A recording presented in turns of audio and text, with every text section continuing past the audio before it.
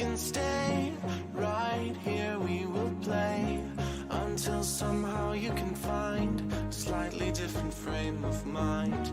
Right here in my arms, away from all harm. You'll be safe from all the flares, although I know you don't care.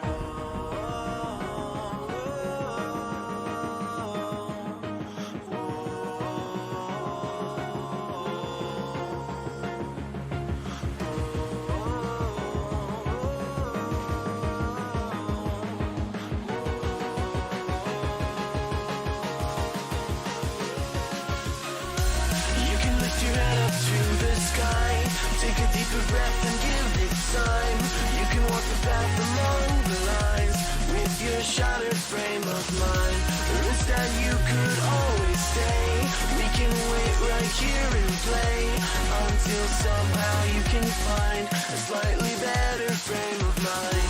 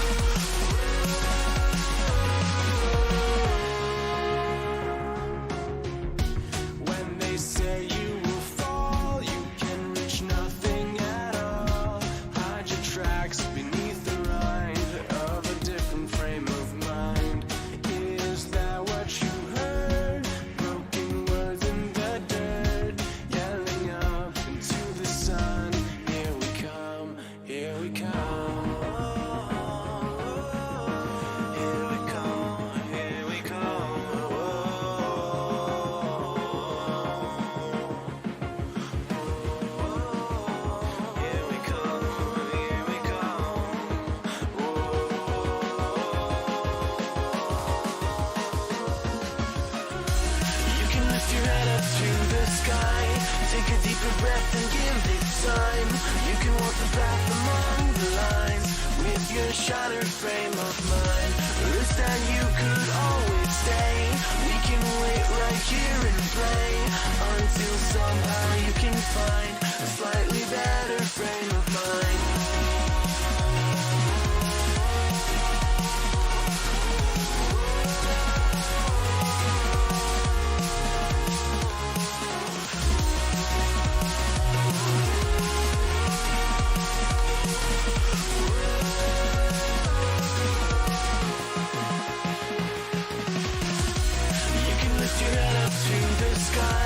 Take a deeper breath and give it time. You can walk the path among the lines with your shattered frame of mind. Or instead you could always stay.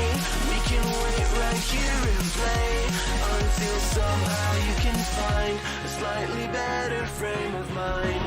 And when the light comes through, when that day isn't you, then it will be time for a new frame of mind. When all eyes are on you, you will know what to do, since you will have found your new frame of mind. When you lift your head up to the sky, take a deeper breath and give it time. You can walk the path among the lines, but always know that you'll be safe. I'll be here throughout your days. Come find me and we will play.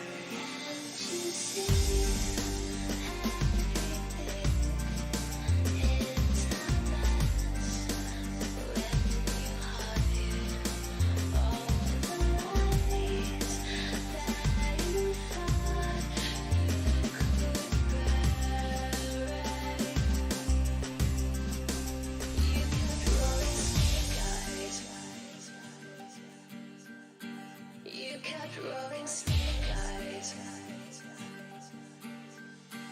One too many.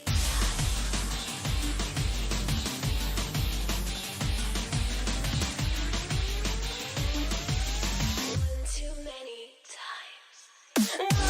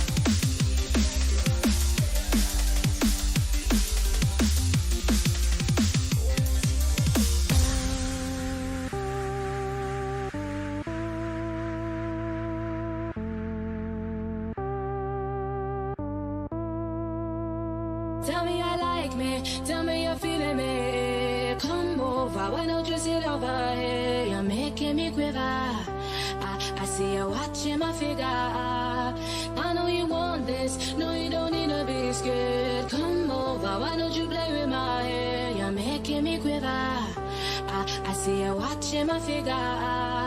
Well, you like me, tell me you're feeling me. Why don't you come over here? I won't wait around, not waiting for you. Don't play around, I'm nobody's fool. Tell me I like me, tell me you're feeling me. Come over, no you don't need to be afraid. You're making me quiver. I see you watching my figure.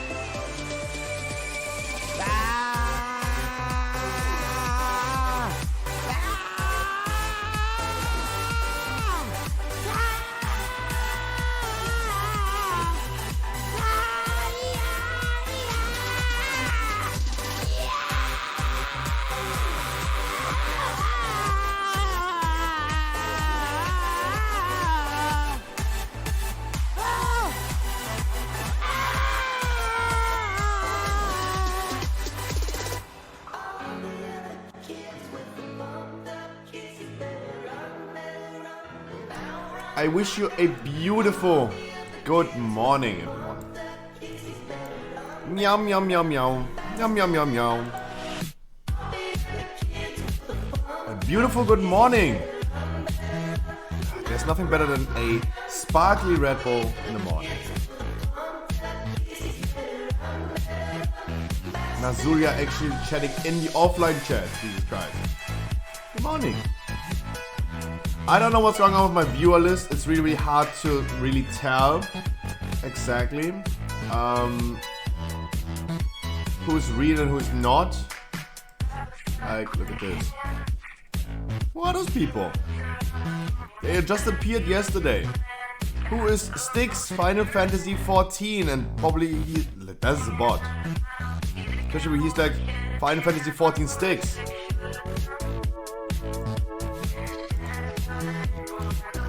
Final Fantasy 14 Styx and Styx Final Fantasy 14. Stygian Styx is actually a real person. That's what I know. Been doing Dungeons and Raids with him. Good morning, Styx. Eureka! Okay. All the bots in chat as well, good morning. How about we inclusive even with bots? How about that? Yo, Tsux, good morning, Tsux. I have to talk with you.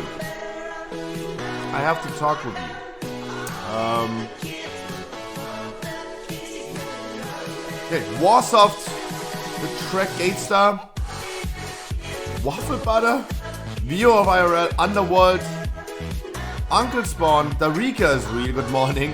Sony PlayStations, okay, good morning.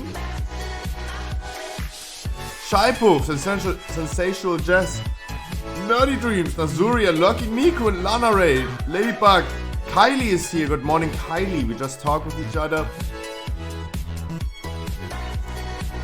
I have a good idea, I'll show you. Don't show your kid. If your kid is right now watching, don't. Don't.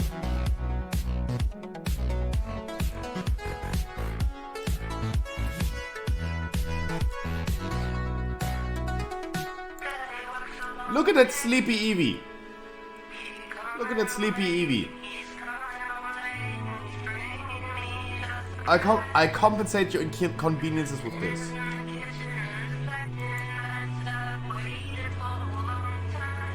Caxip is here, Casper is here. I can't control it, me neither. Hard is all serious. Fistbite is real, good morning. Idonius is real, good morning. Andy is real, good morning. Fashionable Camille, I don't know, but good morning as well. Like even the bots, good morning. Jesus Christ, I don't know where all the bots come from. Albert tweets. Itzaoi. Kovak. Atalia. Comet Tunes. Bots. But Jeff, even the bots get a welcome good morning today. Broke my stream deck, good morning. BLK heroes everywhere. Bearded streamer waiting room. I don't have a beard, but good morning. Another TV viewer is a bot as well, that's confirmed. Good morning, and all roads lead to the farm. Good morning. Dr. Phil is telling you to be nice in general. Okay, that's annoying. Since yesterday we have like so many weird bots in the chat. And everyone else that didn't say good morning to good morning, party people. Jesus Christ. Jesus Christ.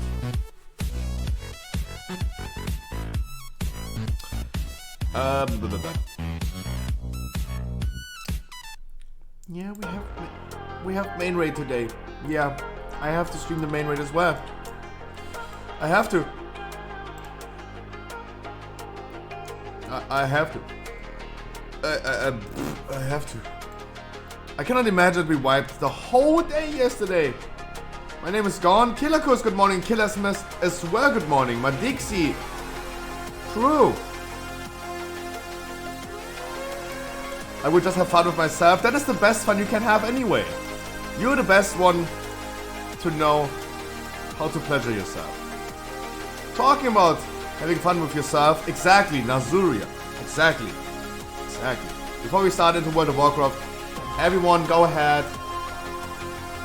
Oh wait, I shouldn't. Also, I have my playlist got adapted to. I've been watching through the whole JPC playlist yesterday because we listened to JPC's playlist yesterday, and I've been going through all of these and have been picking out the best ones for me. Here you go. There's almost starting with the good old lady. Nazuri is absolutely right.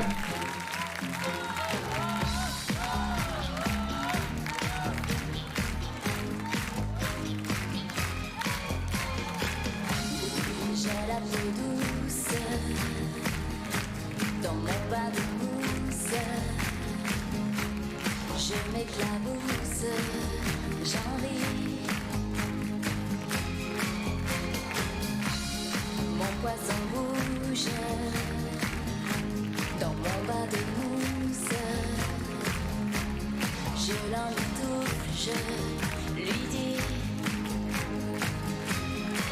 J'ai pas de problème, je fainéante, pas de malaise, je fainéante, dans l'eau je baigne, c'est l'important, bien à mon aise, dans l'air du temps,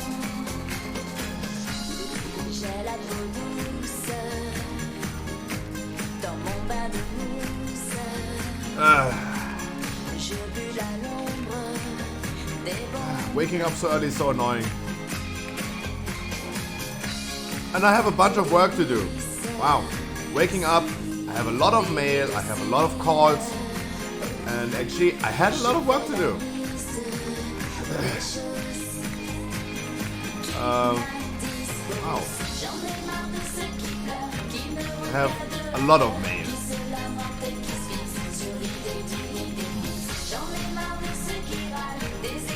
I'm not anticipating that.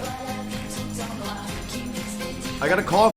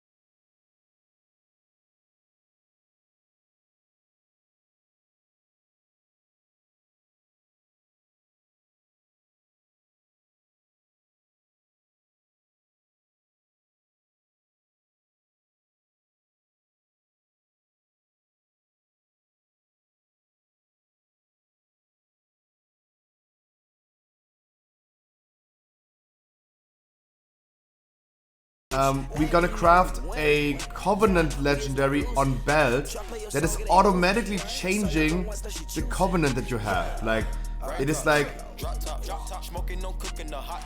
it's just an empty belt that always applies to the Covenant that you have currently. So crafting Covenant Legendaries in advance for next patch is a bad idea. I told people maybe we should craft some Legendaries in advance, but because we're gonna do the Covenant Legendary on belt in the future, don't do that. Just craft the belt next patch. Because they implemented this because we have in the future like 2 Legendaries and a tier set, and tier set is never on belt. So that makes it easy for us to have 2 Legendaries because one of them is always on belt, right? And the other one is the only one that we need to figure out which slot. Okay, that song is actually nice. Okay, come. Okay, come. Ow. Ow. Wow. Gary, good morning. Ow. I tear down the mouth with the bitch, for real. You can't even talk to the bitch. Nah. She fucking with bosses and shit. I put Nice. up in Rarers and shit. With choppers and Harleys and shit, for real. I be Gucci down. You wearing Lacoste and shit, bitch. Yeah. Montclair, yeah. Fur came off a belt, yeah. Triple homicide, put me in a chair, yeah. In jail. Triple across the plug, we do not play fair, yeah. God. Got them tennis chains on and they real blingy.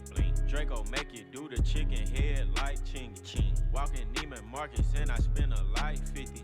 Please proceed with caution, shooters, they be right with me. 21. Bad bitch, cute face and some nice titties. 7,500 on a Saint Laurent jacket, yeah. Bitch, be careful when you dumping your action, bitch. I ain't no sucker, I ain't cuffing no action. Nah. The streets raised me, I'm a whole bastard. I bought a Rari just so I can go faster. Niggas tryna copy me, they plan catch up. I might pull up in a ghost, no catch up. I been smoking gas and I got no. I got 1, 2, 3, 4, 5, 6, 7, 8 shooters. Ready to gun you down. Ready to gun you down. Ready to gun you down. Okay, stop. Okay, it's actually a cool song, but okay, stop. Okay, stop. There you go.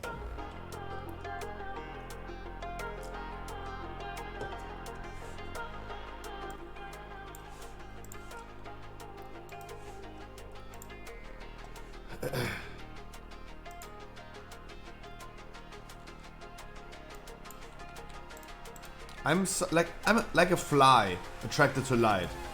Every time I see a half stone, I need to click on it.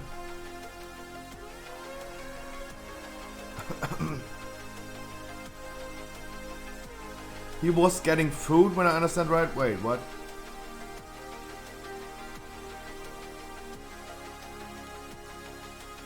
Oh, just heating it in a micro. Oh. Yeah, I mean that's why I'm doing the ready check for. Not ready means not ready. But you're absolutely right. You're absolutely right.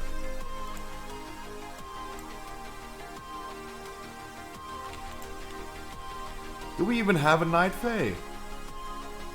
Oh, we have. Warlock is a Night Fae.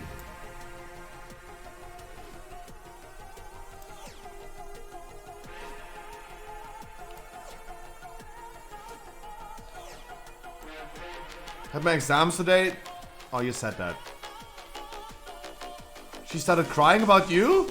I would be start crying about you as well. Congratulations. You're done with school?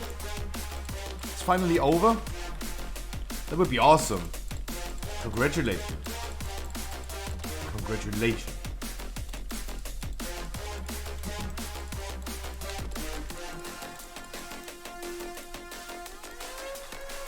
He did Master Spell, pretty good. Pretty good Master Spell.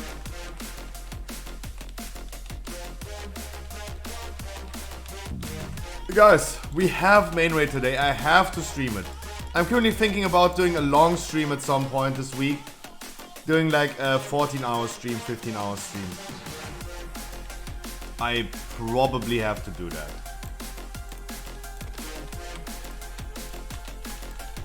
I probably have to do that at some point.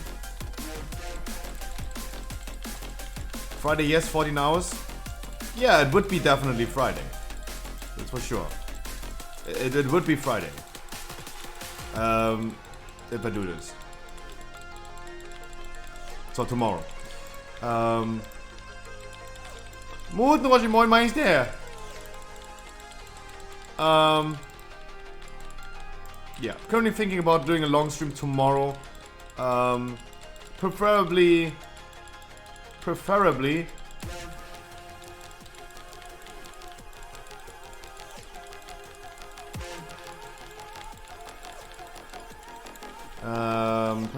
it's going to be like 5 extra hours.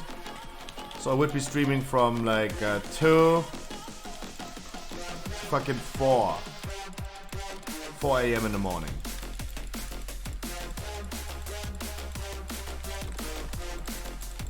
It's going to be a long stream, holy shit. Wait, no. From 2, making a 14-hour stream. Before, yeah, 4 in the morning. Yeah.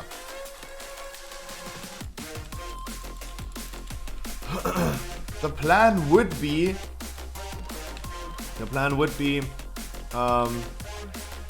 keys, viewer rate keys.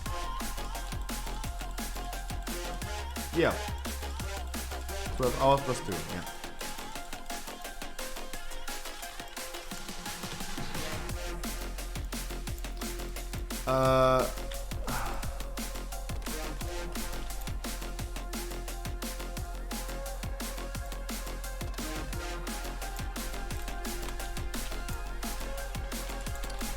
I never understand people running over there.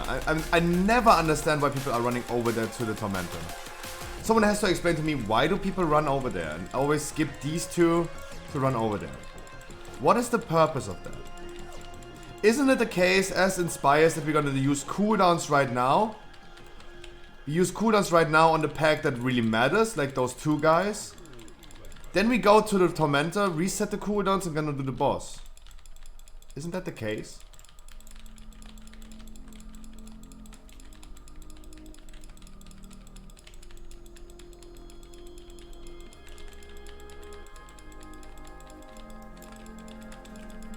Like, isn't that the case? Like, Inspires in front of the first boss. I gonna do the trash pack first, then the Tormentor. Because they use their cooldowns right here. Then go to the Tormentor and reset it, and then go to the boss.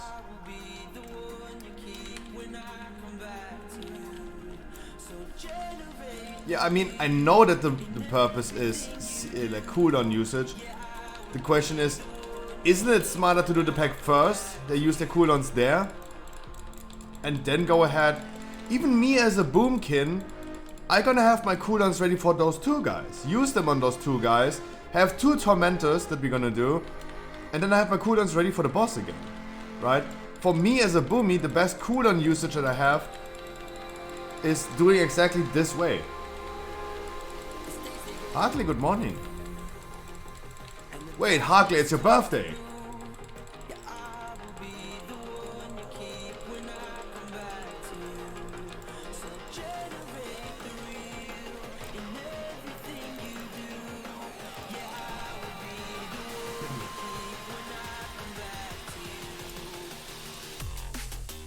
Next week's Thursday. I'm so confused. Okay, it's next week's Thursday. Ooh, good vacation, nice. Interesting. But I remember it was Thursday. It was Monday for Mad Max and Thursday for Hartley.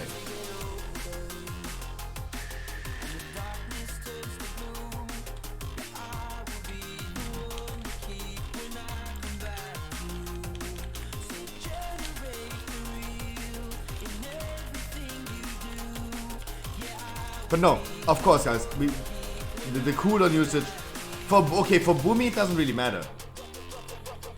No, it does matter. Wait, stop. It does matter. Doing the 2 big guys gives me my cooldown back. And like I use my cooldowns on the 2 big guys. Then I have 2 Tormentors afterwards, and then we're gonna do the boss. I gotta have my cooldowns ready for the boss.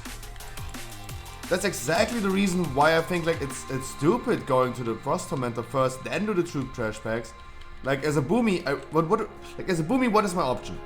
Using my cooldowns on 2 enemies or 1 enemy? I'd rather use it on 2, right?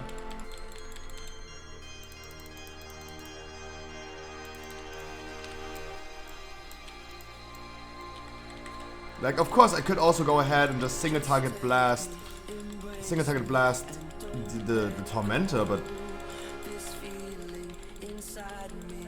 the Tormentor is not that big of an issue compared to those 2 guys. That's why I'm saying, like, I don't get it. I see this happening all the time. I see people doing this all the time. And all I can tell is from a boomy perspective, not just from a tank, but from a boomy perspective, that is absolutely garbage. I'm all for efficiency, and the efficiency is not given if I'm gonna do the Tormentor first and then the 2 guys. This is, in my opinion, a trend that people do that makes no sense. They're adapting to something that, in my opinion, has no value.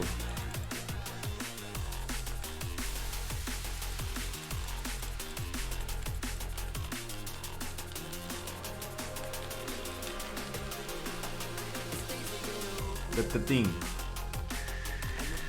Oof. That's why I wanted to tank this boss. That's why I wanted to be boomy this fight.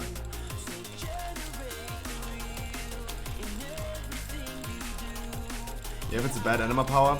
No. Like, I go into the dungeon. I go, if I'm a boomy, into the dungeon.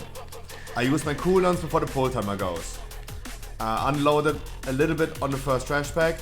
Use my cooldowns on the first trash pack. We skip. We do the trash pack, Tormentor. I'm gonna have my cooldowns back for the 2 big guys.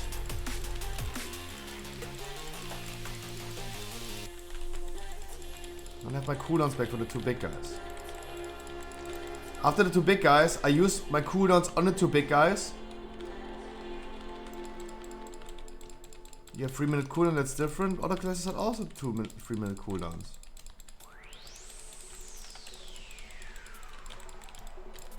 Like, I'm not the only one with like 3-minute cooldowns. Or Warlock has 3-minute cooldowns.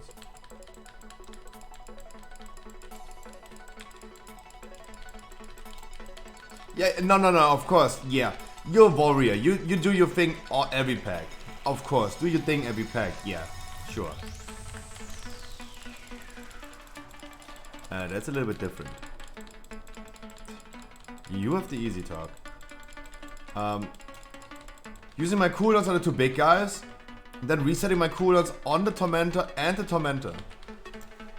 Like, from the time being, to use it on the first boss again, it doesn't make any difference. The order doesn't make any difference, right? For my cooldowns only, it doesn't make any difference. Because they're gonna be ready no matter what, if I'm gonna do it like this. The only thing is using it efficient.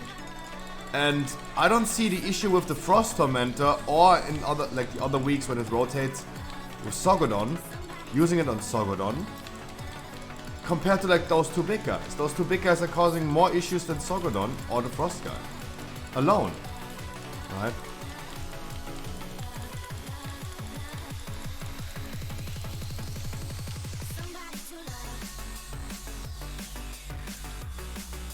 Full leaf.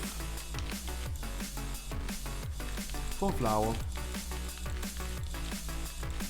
Everybody's looking for somebody to love.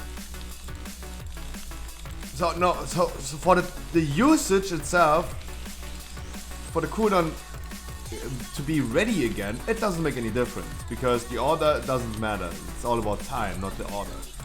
It's all about the efficiency. And I don't see it to be efficient if I use my cooldowns on Auros.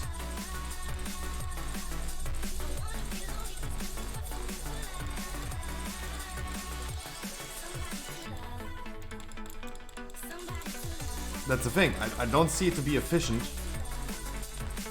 if I use it on Auros. But that's all I'm thinking about. Because it doesn't matter. It's all about when, like on which pack I use it, not when, but on which pack.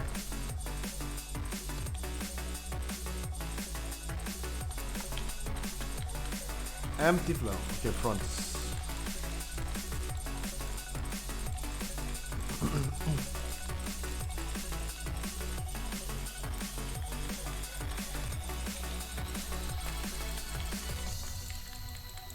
Okay, we can't kill the tormentor. Then go ahead, nuke through this. Nice, good.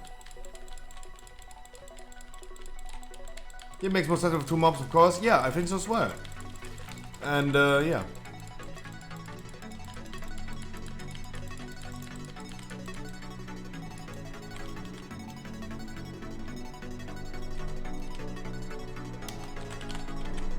For sure. This is why I think like this is becoming a trend in the WoW community, because I see so many people doing it. It just doesn't make any sense to me. Like, it seems like people are like literally adapting to something that they saw on other people, and they just blindly adapt to it. And don't get me wrong, I do this most of the time as well. Like, did I care why I'm going Venti? No. I just went Venti without asking. Like, don't get me wrong, I do this the same, but... Kylie, I wish you a beautiful good morning. I love hearing people in my community going more healers. We need more healers. It's literally like a healer drought.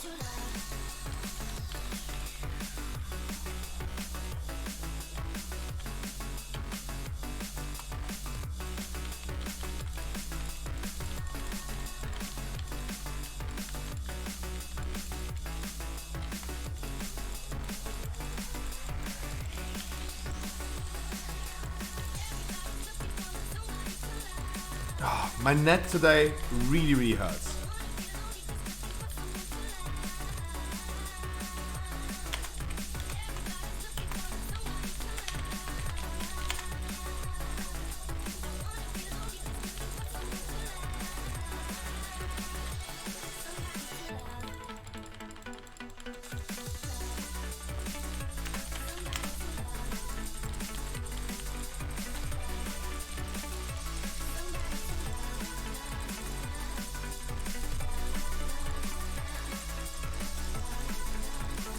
We will never be able to kill this pack if our priest doesn't start to purge. Purge.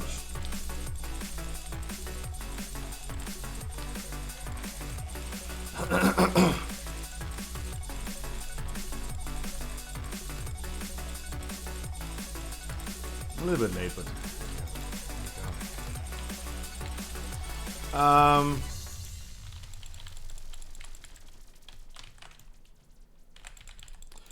guys, today it is raid day.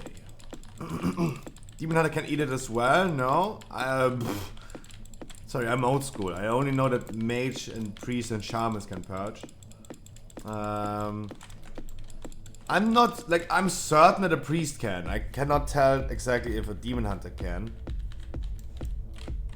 Because that changed so many times. Like, I've been playing Demon Hunter in Legion, and in BFA they were able to purge something different, and now they're having a new ability that's also not completely different, but they can purge. So, overall, I'm really not sure what a Demon Hunter can and cannot do.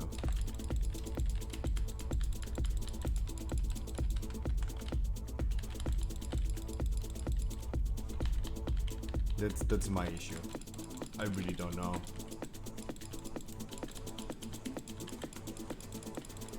Not guaranteed. There you go, not guaranteed. Yeah, that's the issue. I don't know. I know that the mage, priest, and shaman can, for sure.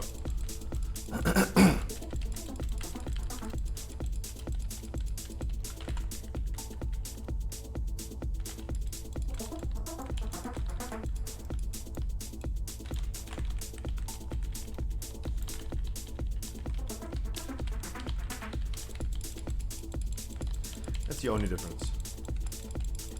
God damn, I woke up today and had, like, every day I'm waking up and I'm like, oh god, I have work to do.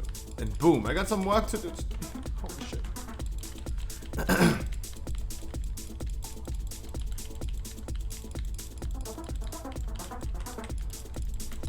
So that means like every beneficial magic effect. They can also, like, that sounds like they can purge everything, but I have been running into situations where my Demon Hunter can't purge the thing that I wanted him to purge, but the Priest can.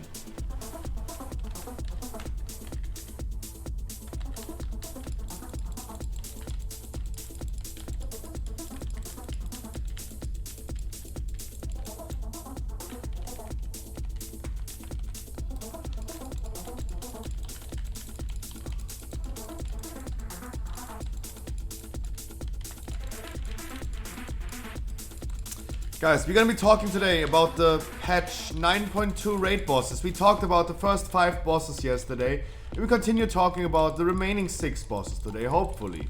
We have a long stream, so hopefully we're gonna get to the spicy bosses. We kinda talked about 5 bosses. At the end of the day, we only talked about 4 bosses. And we have a clear picture about how the bosses work, what is the intent of the bosses, how do they gonna look like. Even though the patch wasn't released on PTR yet, we have the news, we have the information about it. The 5th boss, absolutely clueless. We have all the abilities of the boss is doing, and I have no idea how that actually should look like. It's the only boss from all those 5 bosses, from the first 5 bosses, that I can't imagine how it's going to look like. It's weird, it's really weird. For me, the 5th boss sounded like he's an NPC that is helping us, not fighting us. And we're fighting our way, like a roleplay fight, fighting our way through something.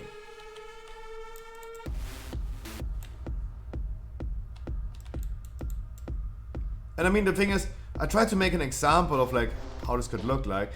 Like, I kind of think there is a boss fight in World of Warcraft where the NPC, the boss quota, is helping us, and we are like just going ahead and bonjour.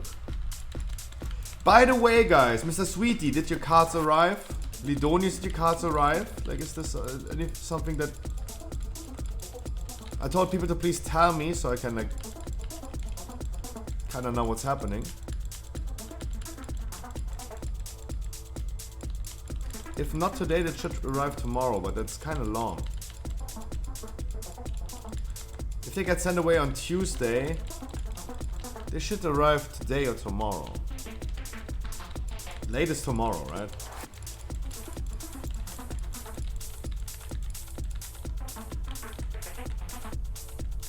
Maybe this is crucial information that I actually need.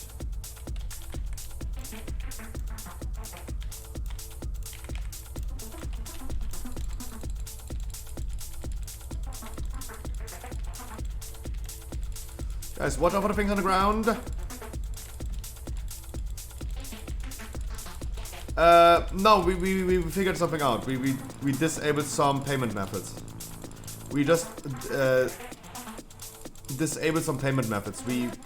I did not mention it on stream because this is like private information, right? But yeah, we have been running into some issues. There you go, guys. We've been running into some payment method issues, and we definitely have been disabling. Yes, the cards were there.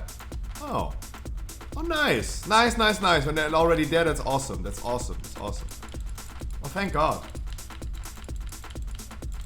Like, this is what I would expect. Like 2 days of shipping, yeah, that's what I would expect. I mean, we're pretty close to each other, right? So we're pretty close to each other. So of course, there you go. But no, Kylie. Actually, yeah, I've been telling my dude about this issue. We disabled some payment methods for now, and we're gonna deal with this later. We have no idea how this was even possible, because there was nothing happening. Like, I have gotten no notice about anything. That's so weird. That is a thing that should really not happen.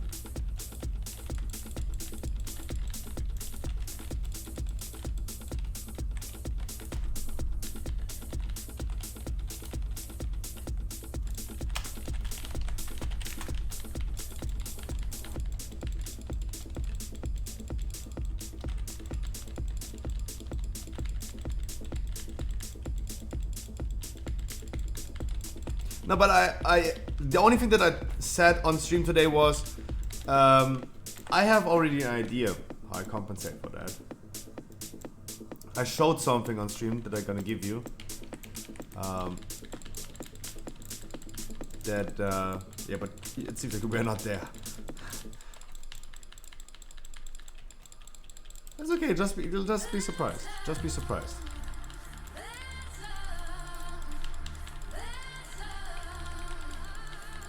So again, she's not looking? Alright. So you still buy the same thing. You still get the same thing, you get the free shipping and all the stuff. But instead of like giving you 2 packs, I'm gonna give you this one. I'm gonna give you this one instead of like the 2 packs. I'm gonna give you 3 packs with the Eevee thing. I'm gonna give you this one.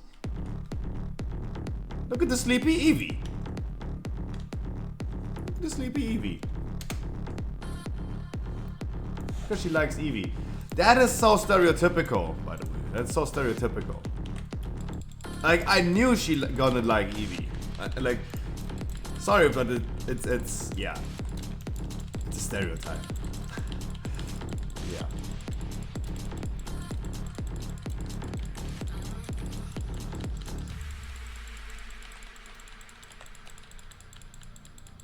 But the good thing is, this thing that I just showed has regular shipping.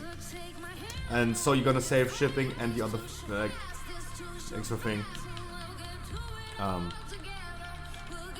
Just go with it, and I'm gonna deal with all the books that I have to deal with.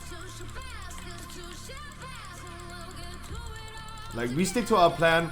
I just sent you something different than you bought as a compensation. At the end of the day, you get more than you wanted or expected.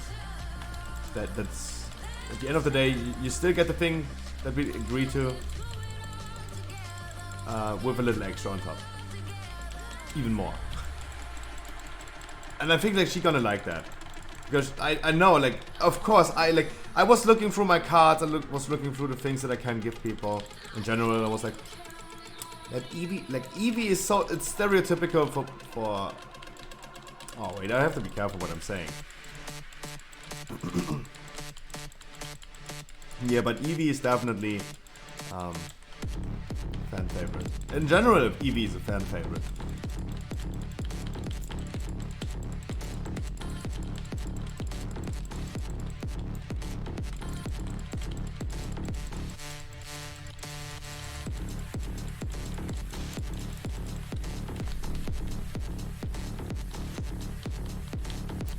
Anyway, I like, also this helped me really much. Like, this was an issue I have not been running into yet, and this is an issue no one should else run into. It's a learning experience, and definitely it helped me really much. Like, those are issues that no one should run in, and I really appreciate an excuse for inconveniences. Like, for me, it's really important that people just go ahead, do their thing, and they're just happy at the end. Not have to deal with like refunding something because something is completely bugged out.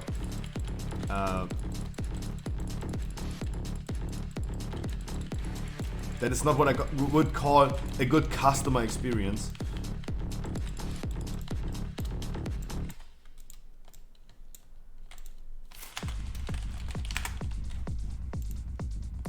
Beautiful. Congratulations, guys. And we have Aspires next.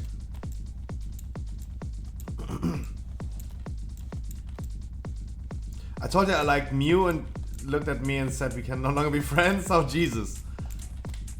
Bevers, you can finally see me again. Bevers. Can I come to Spires, please? Yes. Yes. Yeah. Rose, my warlock. You have a small peepee. Boom. I have to get cocky for the raid today, otherwise I'm getting called out for being boosted. That's fact, that's not roast. You have foreskin. Boom! Ha! Take it. Your Void Walker does more DPS than you. Hulex had a really good joke that people are like, oh my god, not that joke. Hulex had a really brilliant joke that I will probably never forget. He said, your mama is so fat she got hit by chain lightning twice. Boom. There you go, Nazuria.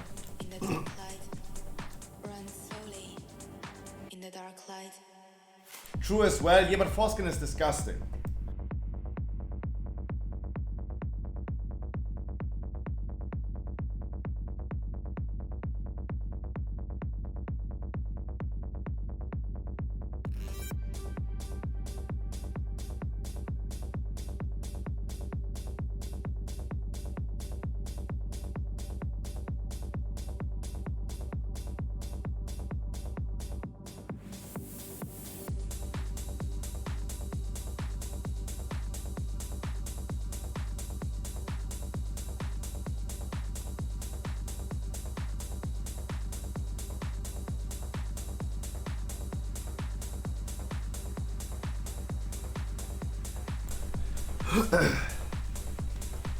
This was your first key on Affliction? Yeah.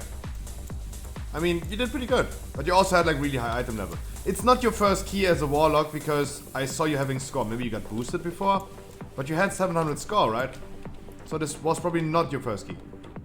She asked what my favorite Pokemon is. Ooh, that's a tough question. That's a tough question. I got asked this question multiple times, but I don't know actually. I have a few Pokemon that I really, really like. The only thing that comes to my mind where I would say, yep, that's one that I really, really like, is Raikou. Raikou. This man right here. I like Raikou a lot.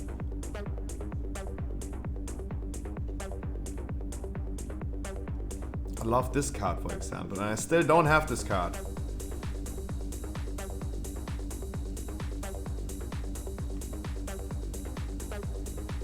Only one I like is Snorlax. Guys, I have been putting my cards into the binder, and at the end of my opening on Monday, I was like, damn, I haven't seen certain cards for a while, even though those were common cards. Yeah, it's true. I was not getting insane on Monday.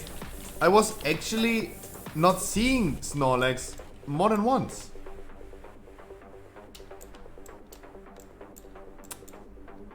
Gary, come. Gary. Toxic Opsa. Toxic. Run slowly in the dark light. Her first like not like this. Oh my god. In the dark light. Run slowly in the dark light. Run slowly I like this. That's also well. in the dark light.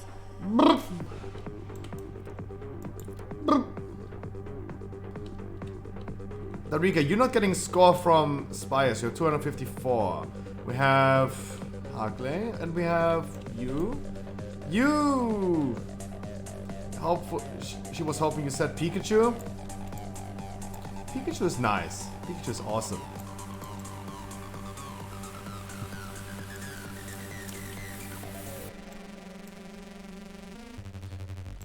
Huh? You have 254 score. You have 254 score on Spires. Chance of you getting score is pretty unlikely. You're right, you're getting score just a little bit. Only a few points. The thing is, who do I gonna pick? You. I'm just rolling. Random 1 to 4. 1 to 4. Boom, it's at number 2! No, RNG decided. RNG decided.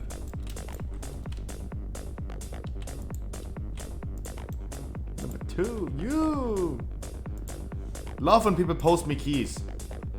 Love when people post me keys, I'm like, huh?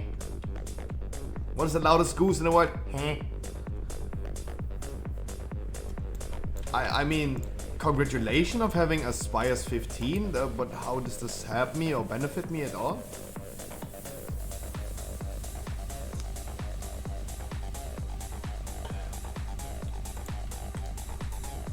Sophie looks like Razaf, but at least I don't have foreskin. Ha, there you go. Take that. Take that.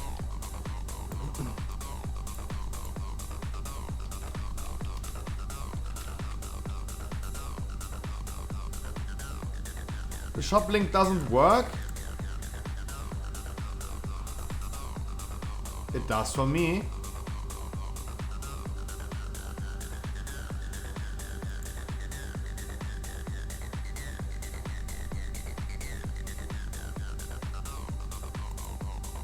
Anyone else running that issue? Opened. Oh. That might be the case, yeah. Let me check.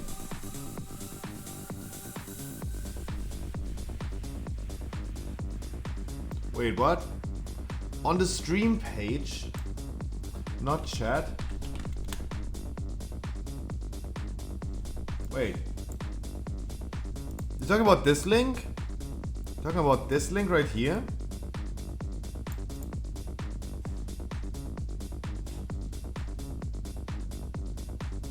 No? Where?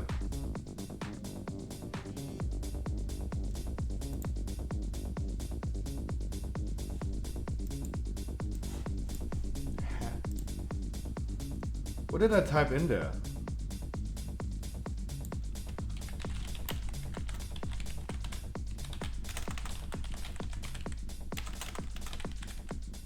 That was weird.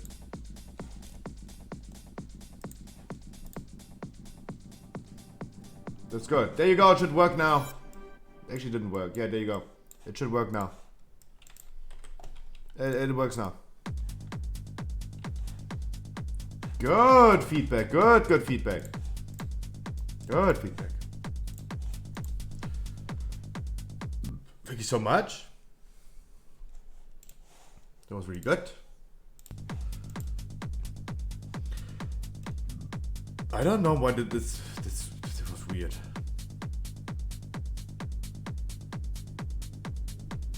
For you, I can be a potato, yes.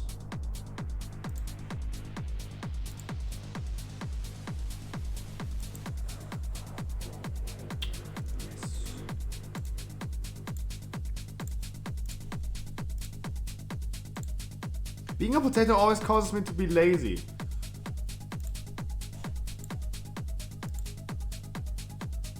Wait, wrong potato. Potato. Party potato.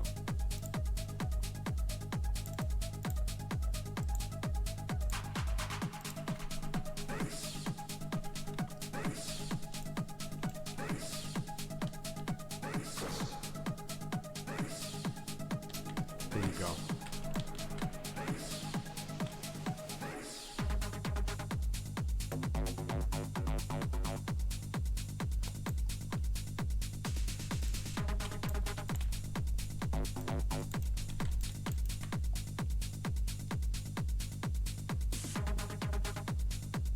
Lagging.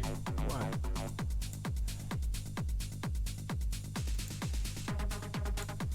The light is so bright. Please CC the please do the inspired one, please CC.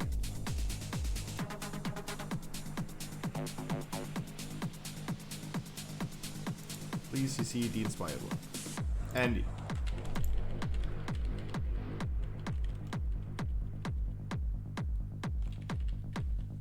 No, I did not just poke my nose. No.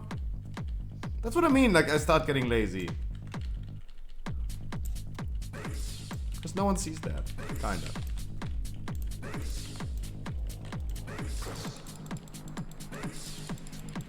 Guys, we have new music today because we listened to this yesterday on the JPC playlist. And today we have new music. I checked through the whole playlist and I took the songs that I liked.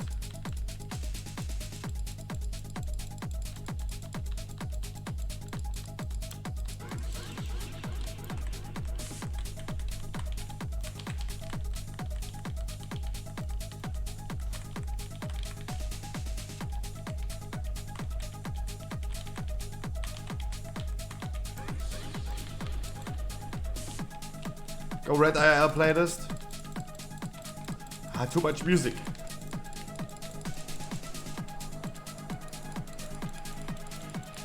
Music is also kind of loud.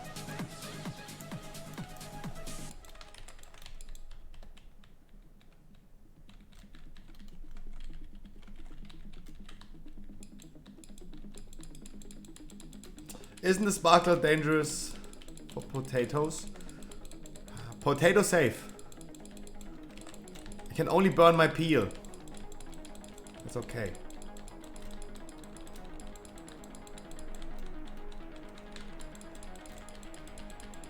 I have a strong peel.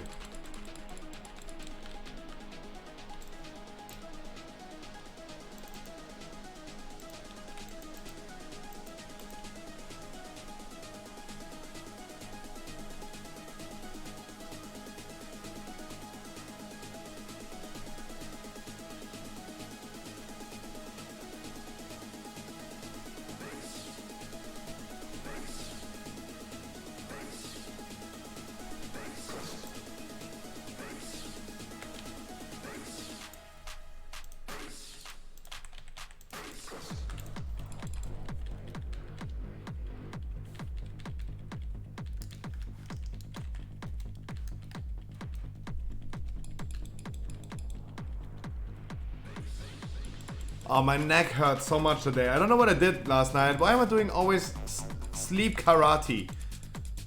Like, why does it hurt so much?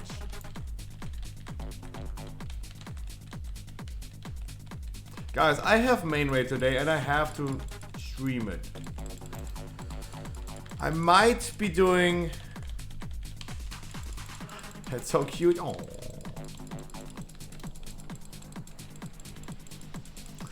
I might be doing, like, let's not confirm that, let's just be, like, this happening tomorrow, just accidentally.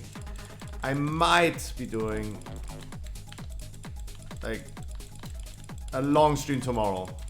Depends on, like, how much work I have to do. The thing is, I do have to work. If I stream until 4 AM, like, literally after my stream, I'm gonna fall into my bed.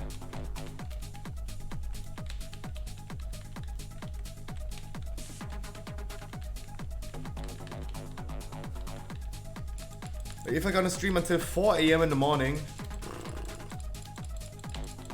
what even doing? Like, all your European people are like, you're just sleeping.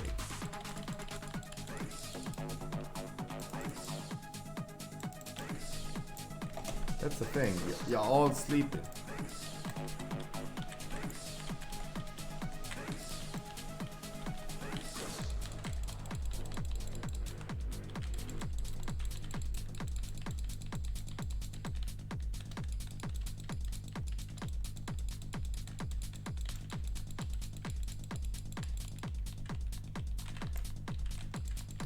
Maybe is there a reason why I tank? ADHD, and for me it's just like, usually I would be shaking with my legs, but because I'm able to jump around the whole time, I can just, this is like completely subconsciously. I'm not even aware of like me jumping. This is just my thumb pressing the spacebar.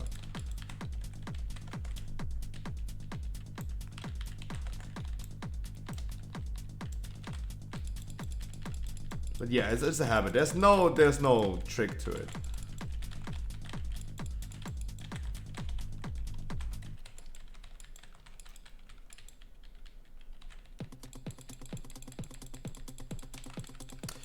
So guys, I'm gonna have to stream the raid today, and yesterday I really didn't want to stream the raid. I have to do it today.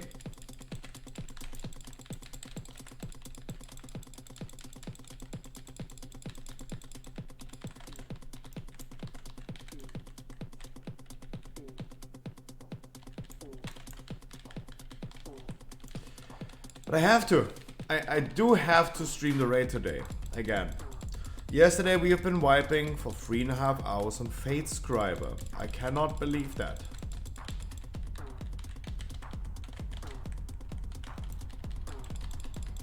But I'm pretty sure we're gonna kill it today. Then we're gonna do Kel'Thuzad.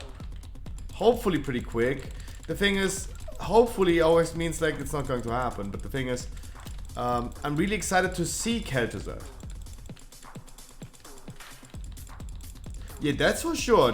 That's for sure. An Unreal before you're getting sleeped. Jumping, that's really good. That's why I sometimes don't understand why my melees sometimes get sleeped in my dungeons, because just jump. Just dance with me.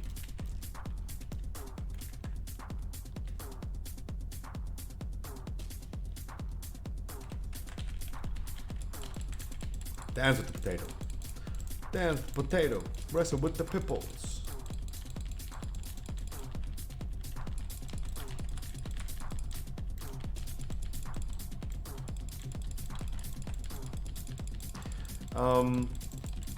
I'm excited for Kel'Thuzad.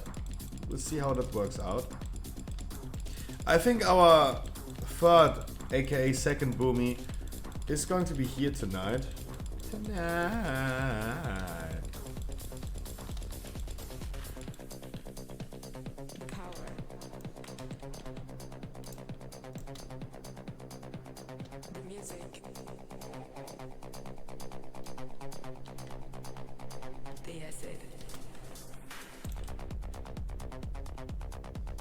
That music is jamming.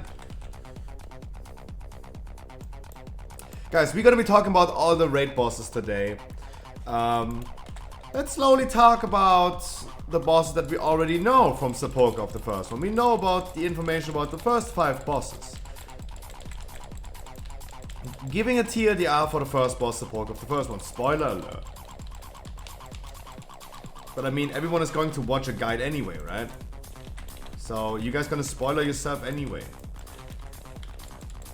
And please keep in mind, when we're gonna talk about this, and I said the disclaimer multiple times today, please keep in mind the PTR didn't even release yet. And we're talking about data mining from the Dungeon Journal. So we have actually no clue if this was what we were talking about is real or not.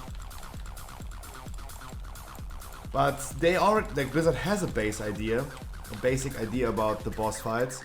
And this is already in the Dungeon Journal for the patch 9.2. And this is something that we only talk about. Keep in mind, please, that all those information we're gonna get today for the bosses from Sepulchre of the first one might be heavily subject to change. Because none of this is even confirmed or denied, and we're just talking about data miners. None of those informations have been confirmed. What's Gruff here spinning fake news? Yeah, but it's definitely giving me a nice topic to talk about.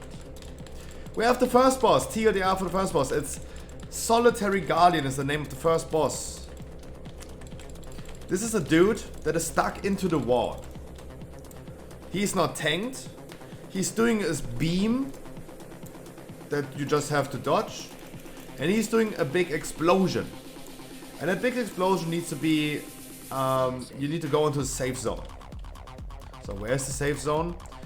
In the boss area, we have a lot of different robots. We have a drone, we have a tank and we have small corpses of bots laying around that are going to be activated by running them over. So what happens is that the drone is considered a large ad, the tank is a medium ad, and the small ones are small ads. As soon as we kill them, they drop an energy core that we need to load up another bot and give the bot energy. So he's putting up a defense matrix. It's a safe zone where you hide for the boss explosion. Also, when the defense matrix guy is dying due to the boss explosion, that guy drops a bomb that you need to bring to the boss, and that bomb does damage to the boss until he reaches 55%. At 55%, the boss walks out of the wall, he breaks through, becomes attackable, does his like regular thing. Nothing too crazy, nothing too special. And in the last 15%, he's going to do an AoE he's pulsating AoE damage, getting stronger every 3 seconds, or 30%. Keep in mind also those numbers might be heavily subject to change. This is the first boss. We're dealing with robots that drop bombs and energy cores. Deal with the boss mechanics until 55%. The boss becomes attackable at 55. We're gonna deal with the boss. Nothing too crazy. It's actually going to be a pretty easy fight. Yuki, good morning. Second boss, Dosigni, the first Oracle, is actually the same as Inaba. Inaba from Casanafria. She has some abilities and she uses mana for abilities, and as soon as she is at 0% mana, she goes to a reservoir of mana, she drains the mana out of it. We're getting pulsating AoE damage. In Mythic it's only an explosion in normal and heroic. And yeah, she has a shield that we probably need to kill that shield. We don't know yet, because that shield is currently in the dungeon journal estimated to have 1825% of her maximum HP. That means the boss would have, we would need to kill the boss 19 times to get the shield down. That is not happening. Good morning, Mad Max. So those numbers are definitely just a placeholder. Keep that in mind. So what does Dosigni has as really interesting tank ability, like abilities in general? There's a tank abilities that need to be taunted off, of course. Then they have also a Void Zone on the ground that needs to be avoided. Some tank abilities that make a tank explode, for example, and you need to walk out of it. Pretty easy, pretty simple, nothing too crazy. The only thing that Dosigni, the second boss, has, and Hulex as well, good morning, that the second boss has is a wave of orbs towards a player that needs to be soaked with a group of people, and it's 3 orbs. They come in a wave of orbs, like 3 orbs, and they need to be soaked by 3 different groups of people. People that take damage from this orb are taking 500% more damage if they soak again, but they also will be knockbacked. The knockback is going to be significant for like dealing with this mechanic. You can just imagine having like 3 groups of people standing in front of each other, like group 1 at last, second group in front of group 1, and group 3 in front of like group 2. Group 1, like group 3 takes the first orb, takes the damage, they're getting knocked back, getting knocked out of the way. Second group takes the second orb, and the last group takes the last orb. Thanks to the knockback, this is going to be pretty easy. Did you kill Face Grab at the end? Nope. Good news you killed Dormazane, but bad news you did it on your DK. Jesus. Jesus. This is going to be Dosigni, second boss in Le Sepulchre, the first one. Nothing too crazy actually. Third boss. Guys, I wanted to start talking about the bosses. We didn't finish yesterday. We only talked about 5 out of 11 bosses. And I wanted to start again, and we wanted to give everyone a TLDR of the first 5 bosses. The third boss is Artificial Zymox again. And Artificial Zymox, at the end of the day, TLDR is the same as in Casanafria. The only difference is that the tank explosion is pulling people into the tank. It's getting a draw in. This is the only purpose that we're gonna have for the wormholes anyway. Otherwise, it's actually the same boss. The boss is doing some roleplay. He's trying to decipher a relic. And that relic is pulsating damage, and that's just pretty easy, pretty simple. Otherwise, he's spawning some ads that we need to deal with. And ads have different abilities. Nothing too crazy. But otherwise, Artificial Zymox is going to be the same as in Casanafria, with the addition of some ads. Nothing too crazy. We don't have the seeds, the annihilation, or the ghosts that are happening in Casanafria. We might, but we don't see that yet in the dungeon journal. So those main phase mechanics of Artificial from Casanafria is not happening. Those are the first 3 bosses. I think they're gonna be pretty easy for support of the first one. That also makes random groups pretty easy to kill 3 bosses first. The fourth boss, in my opinion, is already like spicy and I really like the fourth boss. The fourth boss is so simple, like it's so simple and easy to paint a picture for the fourth boss. It's the prototype Pantheon. There are 4 bosses, only 2 will be active in the beginning. We have the prototype of War and the prototype of Duty. I even remember the names. Sick. They have their own mechanics. Like some tank smashes that need to require tank to taunt off. They have the prototype of War has a debuff that affects players and will jump over to the next closest player if despelled. That can be avoided with the prototype of Duty's special ability, putting you a safe zone or a zone on the ground that reduces your damage and healing done by 100% if you stand in it. But it also avoids taking damage from that debuff of prototype of War and avoids and stops the debuff from jumping over to the next person when despelled. The whole mechanic, the whole boss works like this.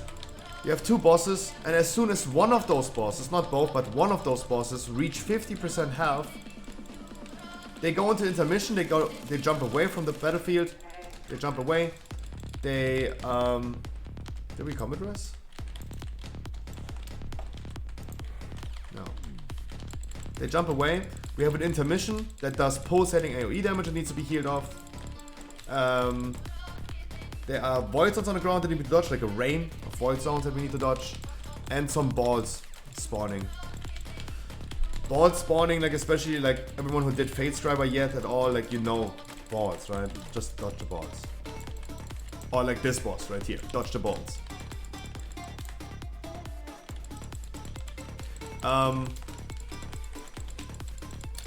After intermission, we have the second, the third, and the fourth prototype. It's the prototype of Renewal and the prototype of something. I don't remember that name. They also have some tank abilities. Pretty easy, pretty simple. This one guy has a cast that needs to be interrupted because it's doing random damage. It's doing arcane damage on a random player. His special ability is growing wild seeds on the ground. Those wild seeds will explode if they're ticking down to 0 HP and do a ticking debuff. That's really nasty. Otherwise, if they're healed up, they can be healed up like on Keltas in Castlevania. They can be healed up, and they give you a buff for the healers that they're gonna do more healing as soon as one of them is blooming. The other one, what is the other one doing? The other one is the prototype of Absolution. Absolution is giving you Burden of Sin. If you guys remember Castle Nafri, the Nafrius fight, that is a debuff from Castle Nafri, from the Nafrius. Burden of Sin.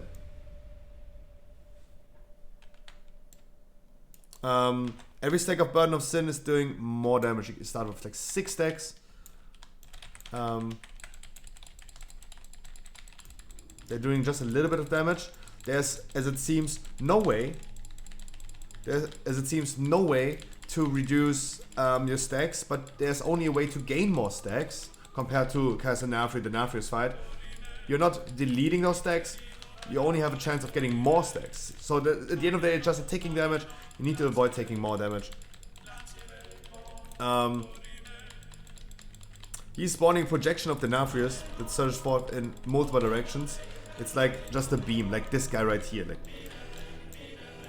doing some AoEs in different directions. You need to avoid taking damage from these, otherwise you get an additional stack of Burden of Sin. And he's having Hand of Destruction. Actually the same as the third boss, as Artificial Zymox. It's a tank debuff that draws players in to the tank. Everyone in the group is getting drawn into the tank. And everyone has to run away for the explosion. Pretty easy, pretty simple. And after one of them again reaches 50% HP, they go into the intermission. And in the last phase, and I think it's kind of overtuned because we deal with the bosses to 50%. Then they have intermission. The last phase, they all come. All of those 4 bosses will be active for their last 50% HP.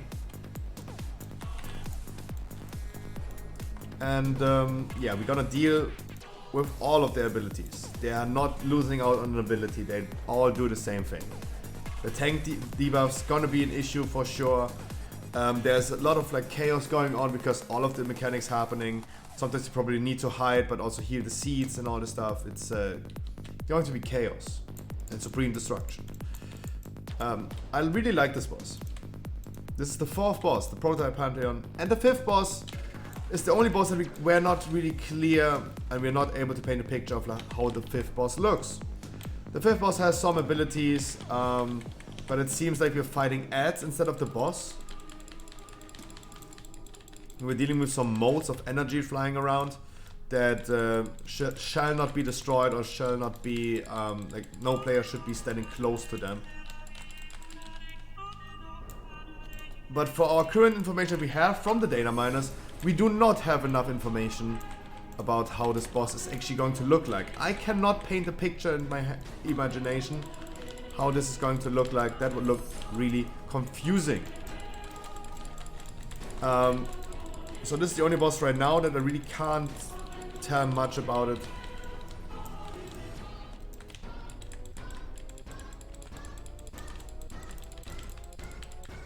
And this is the recap of the first 5 bosses.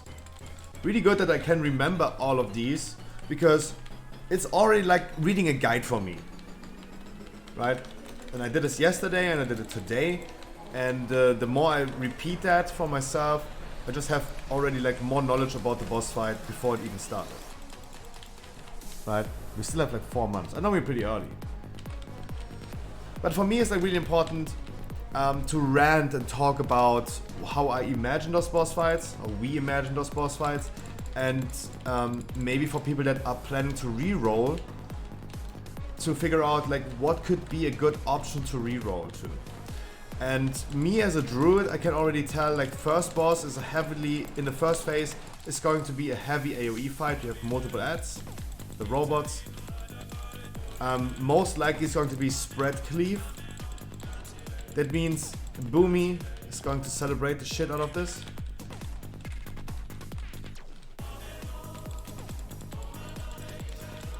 Second boss, the Oracle is a single target fight that only spawns sometimes an ad that needs to be dealt with. Could be a feral fight, but there's nothing speaking against Boomy. The third boss fight, Artificial Zymox, is a pure AoE fight with a lot of ads spawning the whole time. Congratulations for the Boomies, congratulations for the Shadow Priests. Most likely this was also really good for Warlocks, Elemental Shamans, Windwalkers, because you probably have some stacked up cleave, a little bit more than the first boss, because the first boss, for example, has a drone flying around. The drone cannot be even touched by melees probably, because it's a drone. That's what we currently imagine.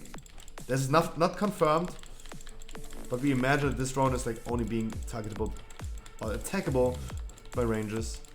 So Boomy's gonna have the overhand, especially when it's about spread damage, spread cleave. Elemental like Shadow Priest as well. Earthquake, Chain Lightning, Malefic Rupture, Cataclysm, Infernals. Those Warlock abilities will probably not land that much. For Artificial Zymox, it's going to be pretty clear that they are going to have like some stacked up cleave. He's like Zymox is spawning a tank ad, also an ad that is on range, can be interrupted and shall be interrupted. So there's also a little bit of spread cleave. Boomies are going to celebrate, and the more I see fights that are literally catering to Boomies, I am more and more convinced that Boomy is getting the nerf hammer so fucking hard. Like, they have been nerfing Shadow Priest so many times for the sake of like, oh, they're going to be so efficient in the next raid. We designed the raid full for Shadow Priest, let's nerf them. Yeah, how about Boomies? Yeah, the Boomies were getting nerfed. I'm 100% convinced. Like, we already talked about half of the raid at this point, almost. Of course, like, all those boss fights are benefiting Boomy way too much. Way too much. the prototype Pantheon, we have like 4 bosses. There's no need to spread those bosses. Only the tanks need to face in different directions. In the prototype Pantheon, they need to face different directions because this one has a frontal, a cone frontal that the other tanks should not take and no melee should take. But otherwise, they can actually stack up all the 4 bosses. That means we have stacked AoE. And Warlocks, Elemental Shamans, Windwalkers, they're all benefiting from this heavily. Of course, Boomies will do as well. Imagine nerfing Shadow Priest again and again, but Boomy is OP since release of Shadow. Exactly. That's what I mean. Like, I don't think that they shall design a raid fight or a whole raid towards Boomy. They can do this for one raid tier. But then we came into Sanctum and all of a sudden like Boomy is fucking OP. And imagine the next raid tier is also going to be OP for Boomies. No, I don't think this is fair and I don't think this is correct. That's why I definitely see a ban, like a nerf hammer for Booms. I'm pretty sure about that. And the 5th boss fight, from all the information we have, it's also like an AoE fight. Like, just nerf Starfall. Give Starfall an AoE cap and boom, we're already like really disappointed. But the thing is, it has to happen. It has to happen. Like, I'm playing devil's advocate at this point. I'm playing Boomy. Do I want to see my class being nerfed to the ground? Not really. I would definitely go ahead and play a different class. Because I'm a meta slave. I play whatever is meta. But the thing is, it has to happen. It is not correct in my opinion. Classes should not all be completely balanced. But at least a raid tier should not like literally benefit Boomies the whole time. This is the thing with Fatescriber today, for example, or yesterday. Like, I got told we didn't kill the boss because I used my cooldowns like I was boosted. That's what I was told yesterday. And at some point I really had to tell people, hey guys, now please you shut your fucking mouth. Like, I am not responsible of carrying the whole group on my own. What about the people that do 7k DPS? What about the people that do not perform at all? Like, I'm not responsible of carrying that shit on my own. The thing is, next raid tier looks exactly like this. Next raid tier looks like, oh, you're Boomy? Oh, if you're not there, we're gonna cancel the raid.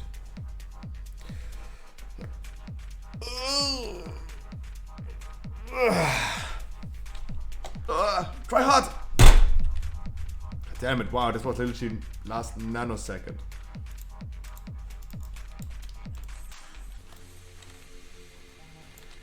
Quick reload, I hope you're ready. Yeah, nice.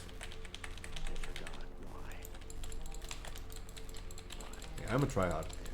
There's also a clip of me yesterday where I was playing the ring on Fatescriber, and literally, like, guys, check my Discord in the media channel. There's a clip of me playing this rune. You will never in your lifetime, not even on Echo, Limit, on any other guild, see a rune on Fatescriber being that min-maxed into the last nanosecond. You will never see that again in your lifetime. You don't want to see that ever again in your lifetime. You don't want to have this that close. Stalling a little bit is okay, but literally making this nanoseconds, this is the only time you would ever see this in your lifetime. So don't miss out on watching that clip. Good job, Nazuria, by the way, for clipping that.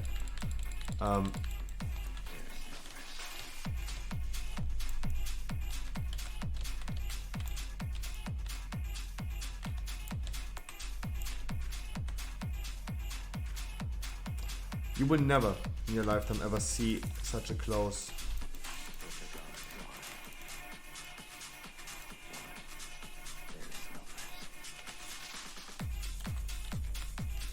It will never happen again in your lifetime. So don't miss out. But yeah, Boomy seems to be a little bit too strong for next patch. And I hope that the other bosses are going to be benefiting Farrell a little bit more. But the thing is, I can't imagine, like, there is not going to be ever, there will never be a whole raid tier with only single target boss fights where it's okay to be Farrell. I might be doing Farrell for the second boss in Sepulchre of the first ones. The thing is, I don't really need to because the second boss is going to be probably pretty easy. Even Mythic progress will not require me to go min-max and go Feral DPS. It is a DPS race for sure. Because compared to, I mean, if Inava and Castanafri was also a DPS race. It was a race against the time. The thing is, with Dosigny, she is doing her abilities no matter what. So she's losing mana over time anyway. Like whatever we are doing, she's going to lose that mana. And there are only like a handful of reservoirs. I think it's 4.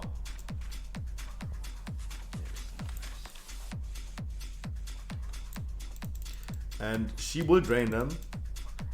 And yeah. It's a race against time. So maybe Feral is needed, but I think as a second boss, it's not going to be that heavily tuned and overtuned. So it's going to be pretty easy and doesn't require me to go Feral for sure. I can just stay Boomy, go to first boss Boomy, third boss Boomy, and just stay Boomy for the second boss. I'm still gonna have a good time as a Boomy for sure. Even though Feral looks to be better in single target by far. But it also depends, like, when am I getting my 4 set piece? Like, I'm not, as soon as Mythic releases, I will not have my 4 piece. I will not. Right? It will not happen. I will not get my 4 piece in 1 week. Like, Bobby Kotick is not that nice to me. Will not happen.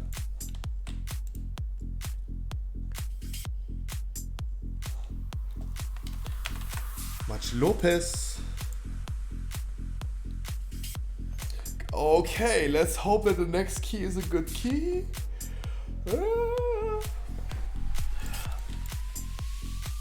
Yeah, it's a Sanguine. I go quickly PP, grab another Red Bull, then we queue up for Sanguine. Everyone wants to join for Sanguine, please join me. And then we're gonna start talking about the 6th boss. Wait, oh.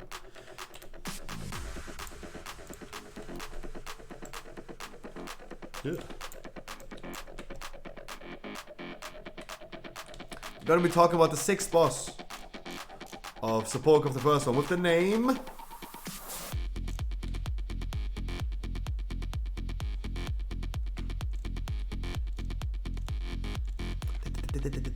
Skolex, the insatiable Ravener.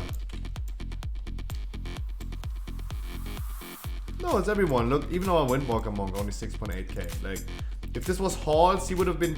If this was Halls, and he would have been doing like literally a trillion damage. Did you get Keystone Master? Did anyone got 2k score last key? I'm not paying attention to that anymore.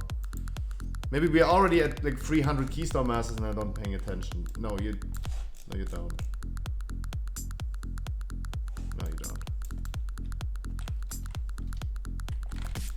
Meow. I got PP. No, he got Conqueror. He did not get Keystone Master. He got Conqueror, if I remember correctly. I think he got Keystone Conqueror.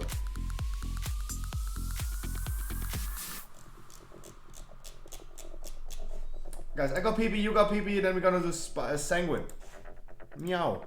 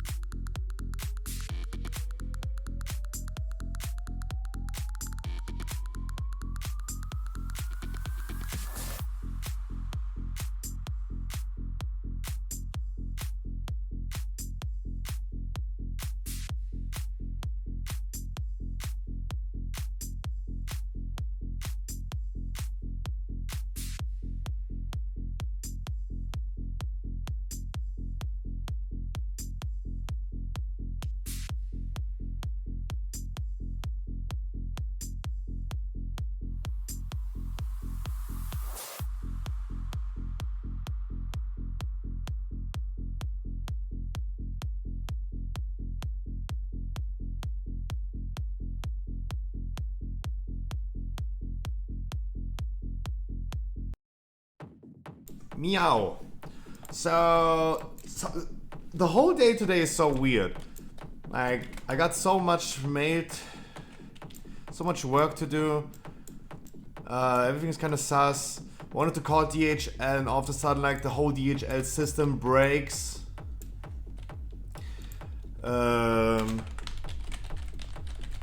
My dad's car, having random people getting their keystomers.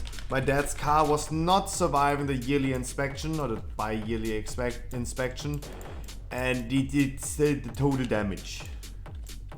Yeah, so my dad don't have a car anymore. That's also pretty fucked up.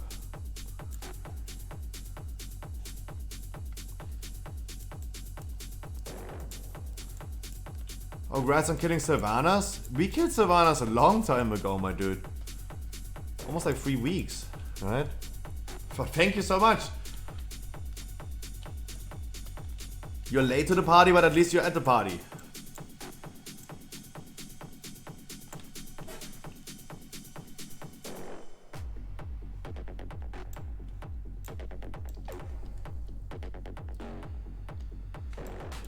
Vent here?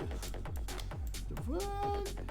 What the fuck? Guys, anyone wants to join on a beautiful sanguini linguini?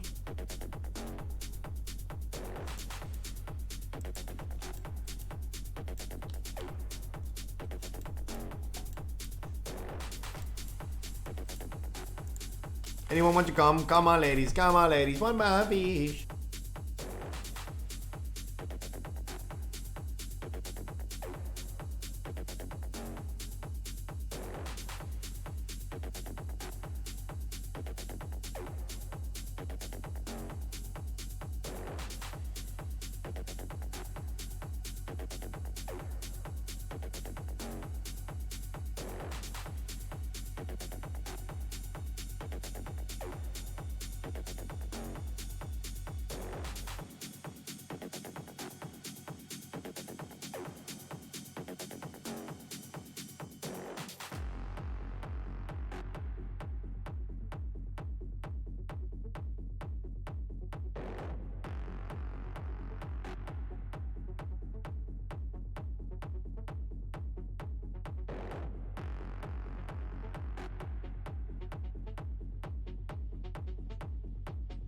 That is going to be a Keystone Master of the Major Players. Nice.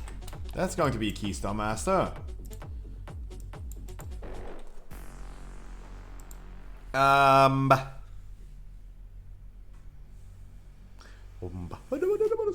Bomba.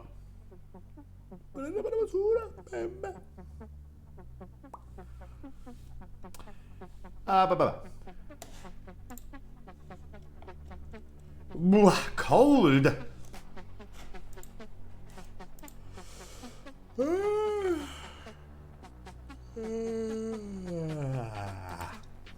Guys, Skolex in Satiable Ravener is the 6th boss in the raid. Sepulchre of the first ones. As always, as we did yesterday, we talk about the overview. We talk about all the abilities, and then we draw ourselves a picture in our imagination. And we're gonna rant about the classes that are going to be good, and how difficult the boss is going to be. That's what we're gonna do as yesterday. So you have Skolex with the overarching description placeholder. Description, nice. We have an overview. All players stacking together triggers Skolex's unending hunger, which consumes all applications of Emperor dust and makes Skolex more insatiable, increasing its damage. Skolex leaves behind collapsing emptiness at its location when it burrows for unending hunger. Tanks. Overview for tanks. Skolex hits 2 targets at once with Wormhole Jaws. At 100 energy, Skolex will cast a random combination of Rift, Maw, and Rend. Okay, pretty similar. We have... Okay, this is actually pretty common. We saw this happening on multiple bosses. That boss had the same name, right? BFA, Nyalofa, Shadada, and Insatiable. Insatiable? Insatiable?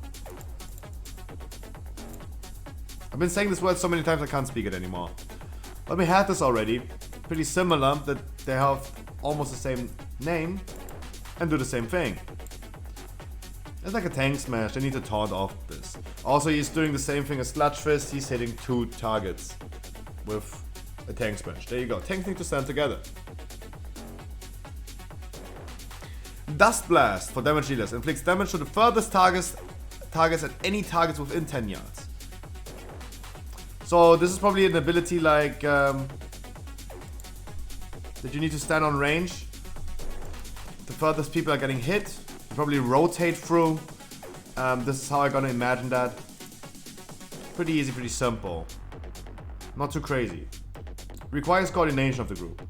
But that's how it sounds right now. We're gonna check what the ability actually does. We don't know. Can only assume when this saying like inflicts damage to the furthest targets and any targets within 10 yards, it's about like rotating players through. Pretty sure about that. It's a huge fucking staff. Oh yeah, it is. Devouring Blood heals the boss for every player hit. And Skolek's Reality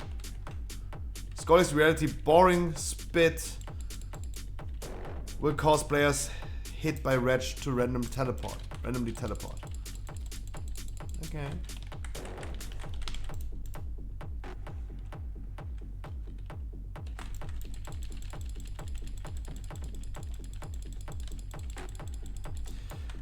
Healers. Skolex will clear Emperor Dust on every player hit by Unending Hunger. Unending Hunger deals intense damage to everyone where Skolex emerges.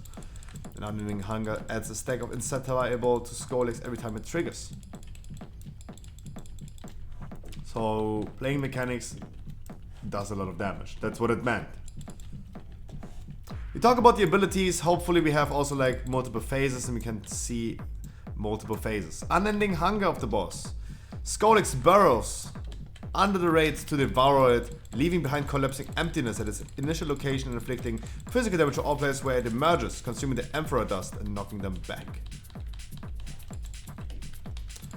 Feeding on Emperor Dust makes Skolex more insatiable. Insatiable means increases Skolex damage done by 10% for the rest of the fight. At 10 applications, Skolex will grow mad with hunger and cast Final Consumption. It is exactly as this boss in BFA, as Shada, right? It's exactly the same. He's having a rage debuff. If like people like fail too much and they're getting hit by the burrowing under the ground thing, the boss gets more and more damage and boom, he's going into enrage mode and kills the raid. Nice, I like that. I already like that. It's a stop failing mechanic. If you fail, you wipe the raid.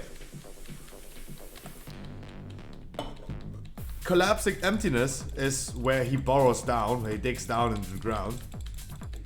Leaves behind a collapsing rift at its location when it burrows, exploding for damage. Like this guy right here. I pressed interrupt but it wasn't ready. When it burrows, exploding for 300,000 shadow damage to targets within 15 yards. Get fucked, Millies. Get fucking fucked. Oh, we are designing bosses that are going to be more melee friendly. La-di-da. La-di-da. We're designing bosses more friendly for melees. La-di-da. Okay. Okay, Blizzard. Volatile residue leaves left behind from Skolek's emissions inflict 14,000 shadow damage every 1.5 seconds to players who stand in it. Mythic. Okay, like burying underground is just making the room a little bit full, right? That's it. It's just filling up. This is a mythic ability. Nothing too crazy. Like he digs down into the ground and leaves behind a spot. I mean, the spot is also left behind in normal heroic, but people just have to go away. It's not filling up the space and you don't have to rotate with the boss throughout the whole boss room. That's how it currently sounds. Dust Flame. Scolic trashes, inflicting physical damage to all players and apply Emperor Dust. Emperor Dust. Breathing and loose Emperor Dust inflicts cosmic damage, damage every 1.5 seconds for 5 minutes. This effect stacks.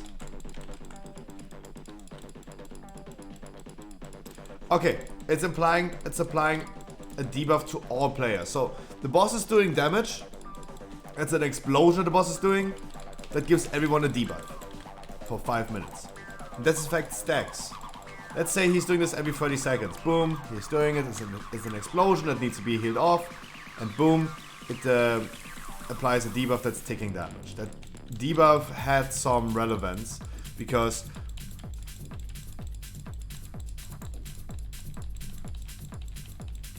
if you stand, wait, like he's digging down, he's coming up. If you stand in the coming up, he's consuming that debuff from you. But he's also gaining a stack. And at 10 stacks, he's going to be enraged. So you just have to deal with that dust and hopefully never lose a stack. Dust Blast. Skolik's trashing movements when it casts Random Riftmaw. Fling dust at the 3 furthest players, inflicting damage to all players within 10 yards of the targets. Applies Emperor Dust. Emperor Dust is still the same.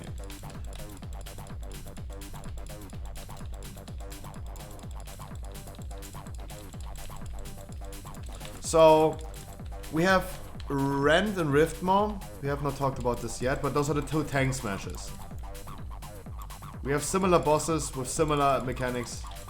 Can we please trigger the bomb? Can we please trigger the bomb?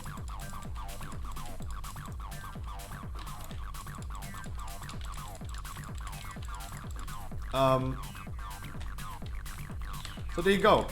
Like he's doing the tank smashes, but also the 3 furthest players, the range DPS, need to rotate through and get their thing done. For now, I don't see any ads, so this is a boss fight I definitely go ahead and play Feral, because rotating as a boomy and doing mechanics, boring. I rather just walk away from the boss and run after the boss when he's like digging down in the ground than dealing with that mechanic, to be honest. For me, this sounds currently like a boss fight that's also like pretty tricky. It's a 6th boss, and at this point, of course, min-maxing damage while being feral is probably my way to go. And we have Wretch. Skolix faces a random player and Wretches up reality. Boring acid. Why boring? Why is in every ability the name boring? It's not boring. In front of it, inflicting shadow damage on impact.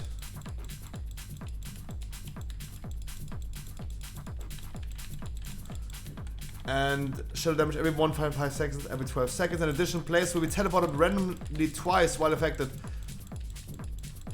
Players will be teleported randomly at the end of the duration.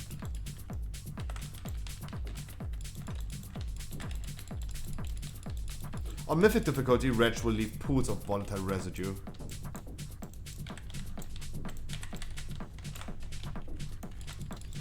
At random locations, the location of any player hit. Oh, so the boss is leaving this residue and that random mechanic that he's doing on a random player.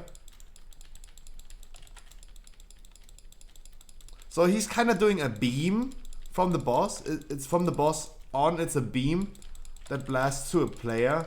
Everyone who's hit in between is taking that damage. That player is getting randomly teleported somewhere around the arena. That's definitely pretty annoying. And everyone who's affected by this and everyone who was not capable of dodging that ability is going to be teleported as well. And everyone being hit and failed that mechanic is also leaving a pool of residue on the ground. That's a good mechanic for Mythic to tell people, hey, you do not fuck up, please. You do not go ahead and fuck that up. That... yeah, sure. So predictable. Priest failing this was so predictable. Warp Sickness, tearing through reality and unexpectedly leaves the player disoriented for 2 seconds. And you get disoriented? What the fuck? And the residue, there you go. Like you get teleported and disorientated? Oh my god, no, I don't want to be Boomy in that fight. Fuck that. Don't combat res! Stop wasting combat reses! The graveyard is just around the corner. Do not waste combat reses. The boss is going to be really, really hard. Second boss, third boss are going to be really, really hard. It's tyrannical. The priest keeps on dying. Look how useful a combat res is if the priest dies immediately. Do not do this, please, Nazuria. Guys, I talk about this every day. Please do not go ahead and waste fucking combat reses.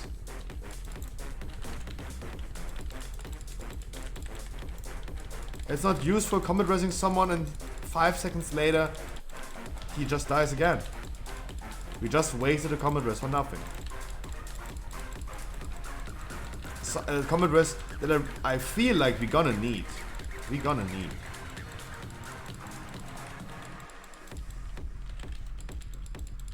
Pretty sure about that.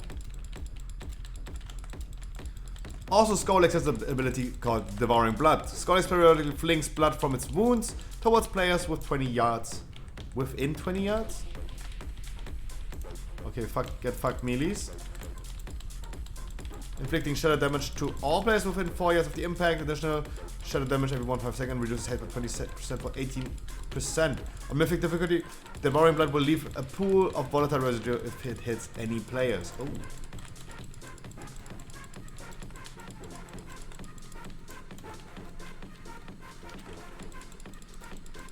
Okay. Huh? Okay, I don't want to be melee. Oh, this is the most melee unfriendly boss that I've ever seen in my life. What the fuck?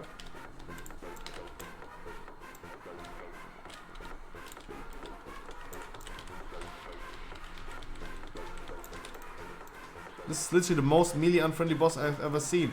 He's digging in the ground and erupting somewhere else, so you have to run after him. You need to run away when he's doing the dig. He's doing an AoE that's for players in 20 yards. That needs to be a runaway as well. What the fuck? Oh, fuck that. No, I'm not going to be feral. This is the only boss fight right now I would say like, yeah, definitely go feral because I don't see any ads spawning. But holy shit, like, I'm not touching that as a feral. No. Like, no one would even pick me if I was feral. I would be benched for this boss if I was feral. Because this sounds like the most range-friendly single target fight I've ever seen. The volatile residue, there you go. It's super annoying. And this is probably the whole mythic mechanic. The whole boss area will be filled with residues on the ground. Because the boss is doing this naturally and it's doing it whenever someone is getting hit by something that shouldn't be hit.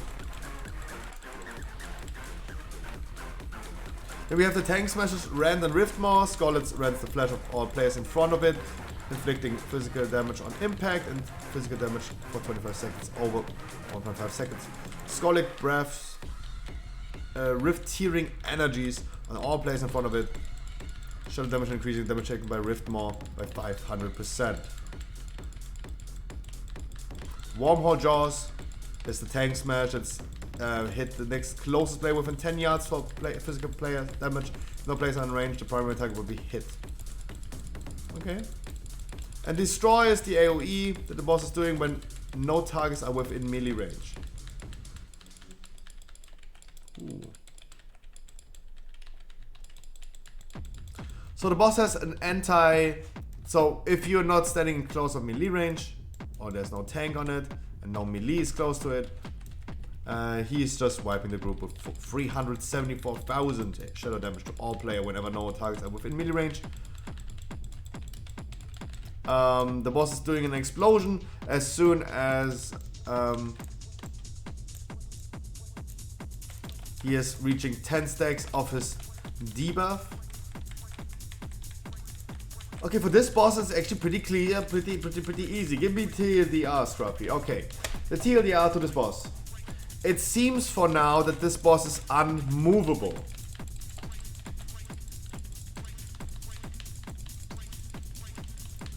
Because otherwise, he wouldn't have had the mechanic of whenever the no targets are within melee range. Right? This for me is an indicator, and you guys can tell me if I'm wrong or not. For me, this sounds like, for example, like other side last boss. If there's no players in melee range, he's going to do some AoE thing that wipes the group. There are other bosses like this as well in other raids that will have this, or did have this, and it causes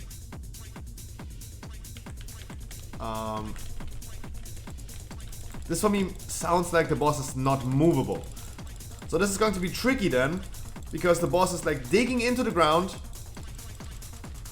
leaving a pool of residue behind, doing some weird stuff.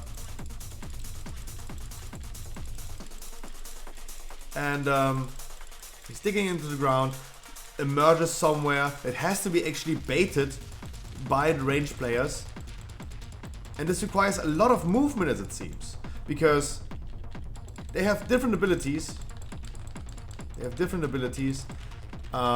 Like this one thing that hits the three furthest players with Emperor Dust that needs to be rotated. Like, it's like blood.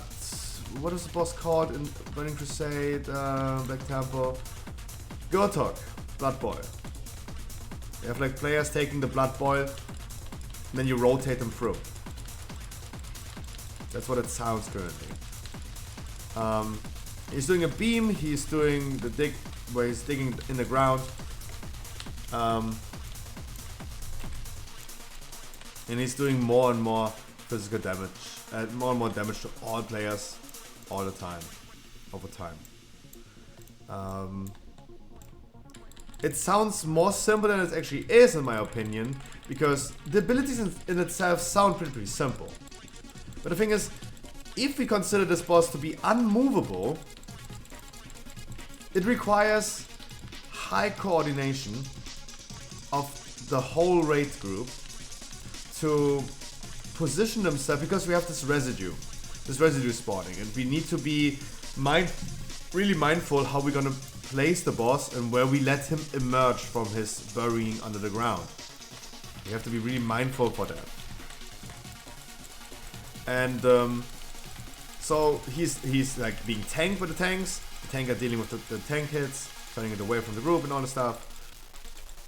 He emerges. He does his melee eruption. He does his thing that where like 3 ranged people need to soak it, be the furthest players. They have to also be like in a distance of 10 yards from each other and to anyone else. Then the boss is going to be burying in the ground. He's emerging. This is where the ranged group has to bait it. They have to bait the position of the boss. This is going to be the next position for the tank smash and all this stuff, and leaving residue on the ground and all this stuff. And this requires a lot of coordination. I think it's like the abilities itself, they sound familiar, they sound easy. But the strategy and how we're going to play this boss fight is probably going to be pretty difficult, because it requires high coordination of the whole raid group. And for me right now, I'm not really sure. If I have to walk a lot as a ranged DPS, I hate my life. Like, this is something I don't want to do. I don't want to go ahead and have a range camp walking around the whole time. Like, we had multiple bosses that had this happening. Keltas, for example, is probably one of the most recent bosses where I could imagine. When Keltas in Castlevania was attackable, as a range camp, you always baited, right? You baited the tank, the frontal to a player, you moved to the side. You kept on walking.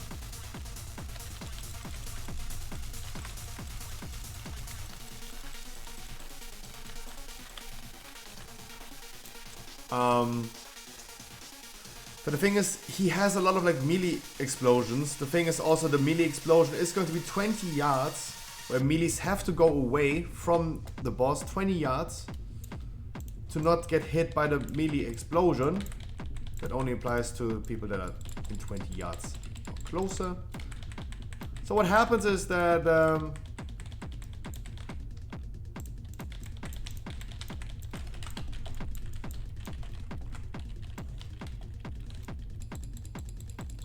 You have a melee camp on the boss, and you have a range camp, let's say 25, 30 yards around it or away from it.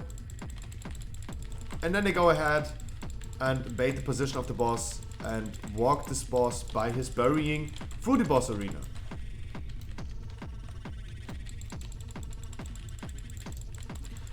This is my current assumption about this boss fight.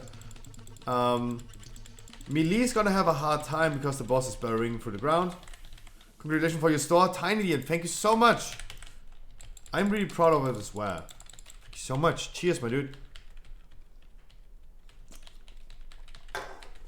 I was chugging Red Bull on this. Come on, autofocus. There you go. Technology works.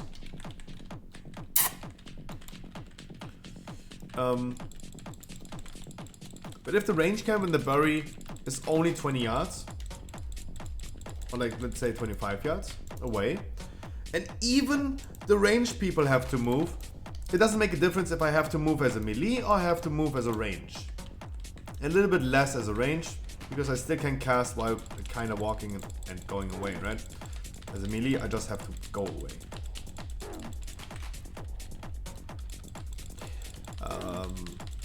The melee explosion is going to be annoying. So for now, I'm not really sure what I prefer, like being a range or a melee on this boss fight. It's a pure single target fight.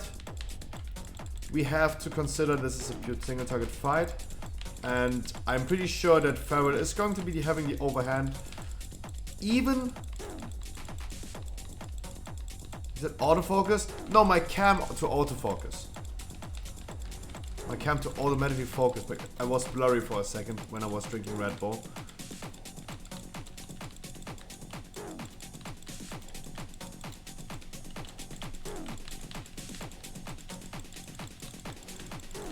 Thank God with my new cam, autofocus is actually working pretty fine. Don't disappoint me. Dear cam. So the 6th boss in Sepulka. I have a clear picture of it. I hope you guys have as well. It's really tough for me to say, even if Feral is going to be a little bit stronger in single target than Boomy. Is this still viable if we consider the fact that a melee has to walk more than a range?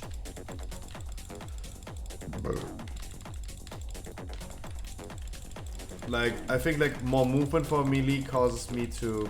Even though Feral is a pretty slow class, and sometimes I'm gonna have a downtime of pressing abilities because my energy is depleted completely. So the only thing that I would be losing out if I'm like smart as a Feral is my auto attacks. That are not going to be the most significant thing for me doing damage.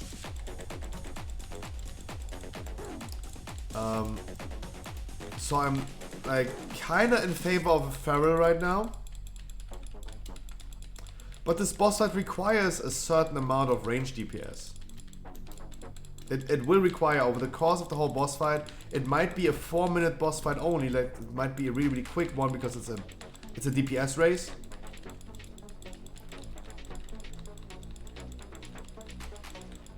Yo, Killer Cuss, Jesus, nice. I wish you the best of luck. It's going to be a DPS race, and I definitely need to opt in for the best single target spec that I can, and it might be Feral. The issue with this is, as I said, there is probably a minimum required amount of range DPS getting focused by the Emperor Dust. For sure. So depends on like our raid setup. I could do both. I would definitely prefer right now being Feral, because if I'm smart, I'm not losing out on that much damage. And having the better single target spec with Feral is definitely probably my way to go. It definitely depends on like how many ranges we're gonna bring and which melees we're gonna bring. Definitely I would opt in for Feral. If I have to make the choice, if I would have to tell my raid lead, hey, I'm doing this and that, I would definitely say like, hey, give me a melee spot, not a range spot. If needed, I'm gonna do the range spot. but I can definitely advise you, plan with me as a melee on that boss fight. I'm gonna be doing more damage as a melee. It's a DPS race.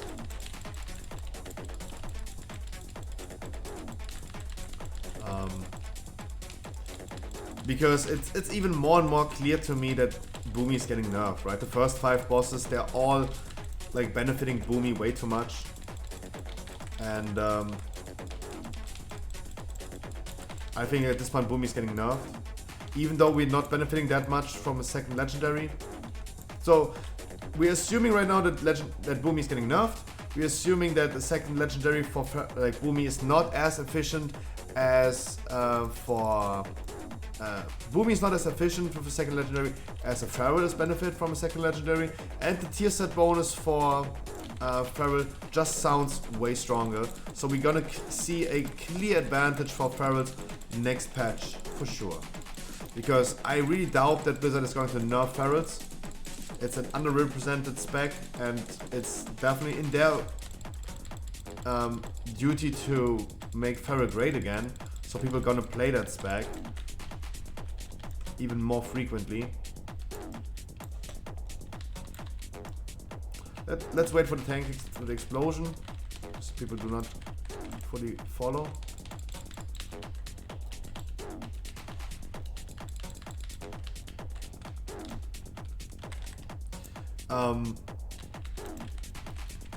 But this boss fight, as I said, still requires a certain amount of range DPS. And of course, like a Mistweaver, a Heal Paladin do not count as a range DPS, or as a range player anyway. So if you're gonna bring them, you're gonna have like even less ranges. Sad. But I can definitely see how this boss fight works out. I kinda like the boss fight, to be honest. It is pretty generic. Let's be honest, it's generic, but what else do I expect? If I don't have any opinion or suggestion about like boss design and all this stuff, of course Blizzard doesn't have either. This is the thing that I always say. People are like, oh, the content is so boring currently. There's nothing to play in the game currently. Asking the players, the people, yeah, but what do you want even? Like, do you even know what you want in the game? No, I don't know. I'm paying Blizzard to tell me. Okay. Yeah, like, they can't even give feedback about what they even want in the game, but they're still complaining, oh, there's nothing to do in the game. I can't complain about boss mechanics being generic. Like, it's a boss that is called the Insatiable, and it is pretty familiar and pretty similar to other bosses that have the same name. It is generic. It's pretty stereotypical for what this guy is doing. Sailaf, I love you. It's pretty generic. But I think like still the execution of this boss fight, not the execute phase, but how we execute the whole boss fight, how the strategy is going to be spicy, difficult, and requires, especially in Mythic, for players to never fucking get hit by something. Because you're literally positioning yourself in... No, I love you more. It requires players to never get hit. Otherwise, like, you have like predefined positions about like where you want to have the boss emerging from the ground. And those positions going to be really, really bad. If someone is getting hit, he is emerging 1 second later. We have the residue where the boss is emerging, and boom, the melees are getting fucked. And the whole boss fight is going to be a wipe because you will not meet kinda the enrage timer.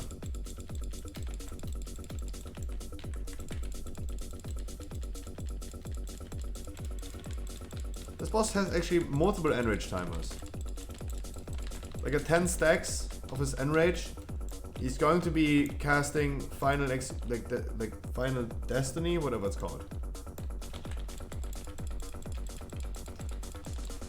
Final Consumption. And kills everyone.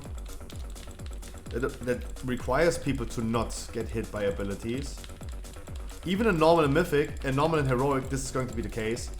And especially for a viewer rate where like people doing mistakes, okay, that's good.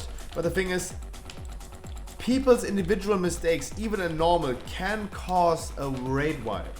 What is usually not the case. In Castle wasn't the case. In Sanctum, it's not the case. But if like 10 people fuck up on that boss, if the tanks fuck up and stand too close to each other, it's going to be a wipe. Like, there are like so many individual mistakes that can be done, especially the tanks, that it's going to be a raid wipe. It's going to be a raid killer, for sure, for sure. The 6th boss in Sepulka is going to be a raid killer. And it will make a lot of people like unhappy. And I can imagine, of course guys, as soon as 9.2 releases, first week, we're gonna do a viewer raid for Sepulka of the first one normal. And I can tell you one thing in advance. This boss, how it is currently, from what we know from this boss, I'm gonna be kicking out a lot of people. I will give people a chance to learn the mechanics, of course, especially in the first week. I will give them a chance.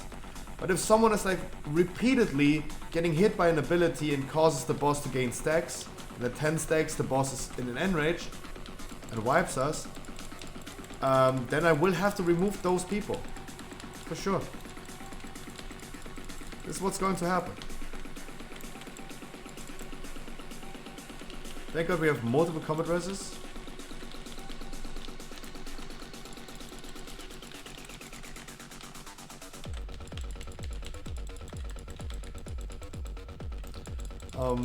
Yeah, I think this is going to be a puck killer, yeah.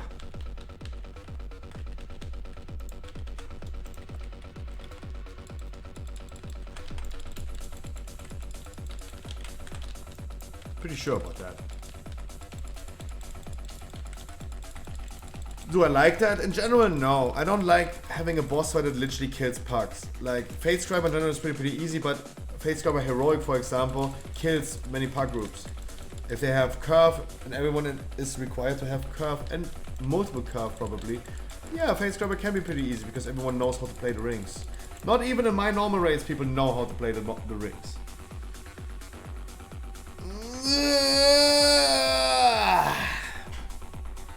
GG.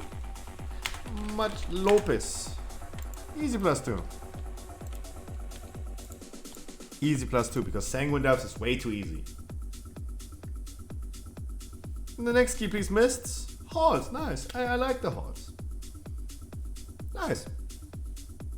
Yay, I can do big posts. Yeah. Tiny Dean again, thank you so much. I'm really, really proud of having the store for everyone who's interested in Pokemon cards and trying to get their hands on cheap products. Visit my store. We have free shipping for all the live stream opening products. Like next Monday, we're gonna do another live stream opening, and everyone who's opting in for the live stream opening, you get free shipping throughout November. And of course, every live stream opening, you guys get a special gift. I'm gonna give special gifts on top of it, right? Because I feel bad when someone is buying products, some packs, and they're not pulling anything. I feel bad about this, and of course, that's why I'm giving currently pretty generous special gifts. In the future, I will just give a little bit. Just a tiny bit.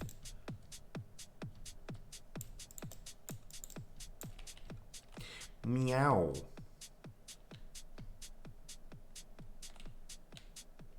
What am I jumping around here? Did I deplete my key down to 16? No.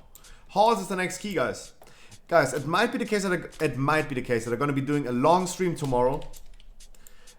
It just might be the case that I'm gonna stream a little bit longer, and instead of like going for 9 hours a day, I probably go ahead and do like 10 hours a day instead of like one 14-hour stream and the rest is 90, like this still regular 9 hours. It might be the case that I'm just gonna stream an hour longer over the weekend, maybe an hour, 2 hours longer every day. Like tomorrow, I will stream tomorrow longer no matter what. I will not probably like stream for like 15 hours. I will probably stream for like, instead of like 9 hours tomorrow, I'm probably gonna stream like 10 or 11 hours tomorrow, and on Saturday I'm gonna be doing like 10 or 11 hours. Right? This is what's going to happen. I can't get no sleep. I can't get no sleep. Remember, tomorrow is the viewer rate, the normal viewer rate. On Saturday is the heroic viewer rate. Let's keep that in mind.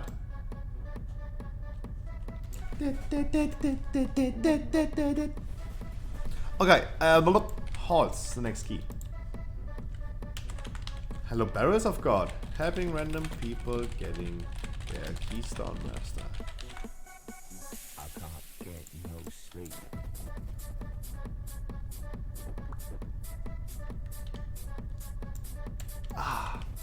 My neck hurts, my shoulder hurts, everything hurts. I die in real life.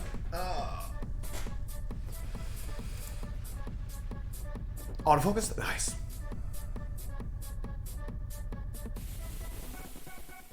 Come on, ladies, come on, ladies. I can't get no sleep.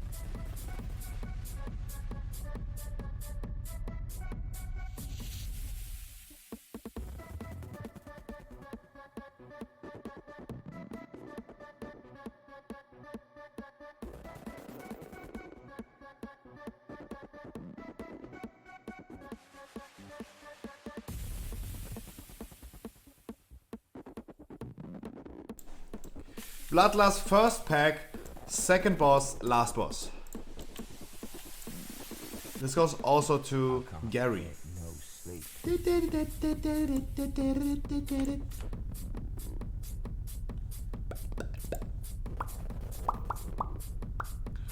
But hey, honestly, now we know. Didn't hear anything ads again? Oh. Yeah, okay, sorry. I should really wait for saying this when I'm done running ads. Bloodlust, first pull, second boss, last boss. We have a shaman in the group. Our shaman knows when to use Bloodlust. You don't need to do it. But I'm still giving you the information. Bloodlust is coming. First pack, second boss, last boss. In Tyrannical.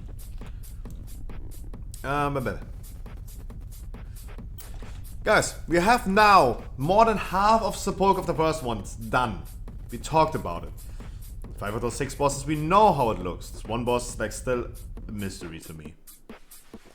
I have a clear understanding from this point on about those bosses.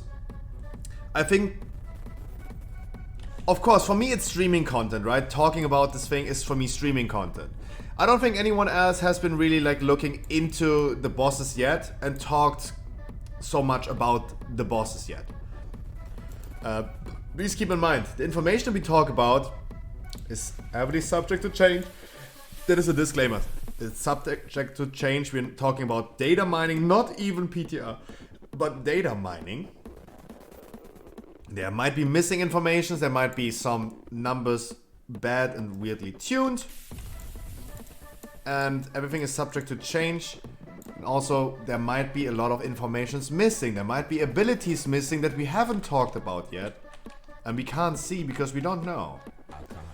In the meantime, do we have more recent news about World of Warcraft?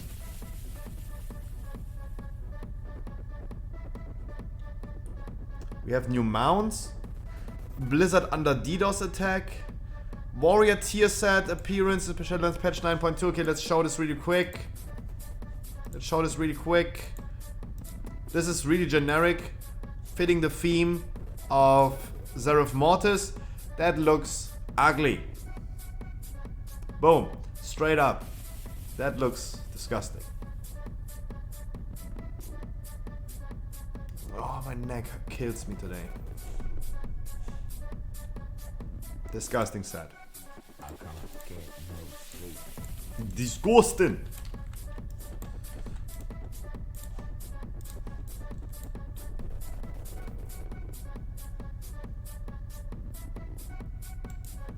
Power Ranger, even worse. Okay, both of you guys said Power Ranger. Okay, completely scuffed version of a Power Ranger. Absolutely scuffed. There's no more recent news about World of Warcraft as it seems. I'm gonna check MMO Champion in a second.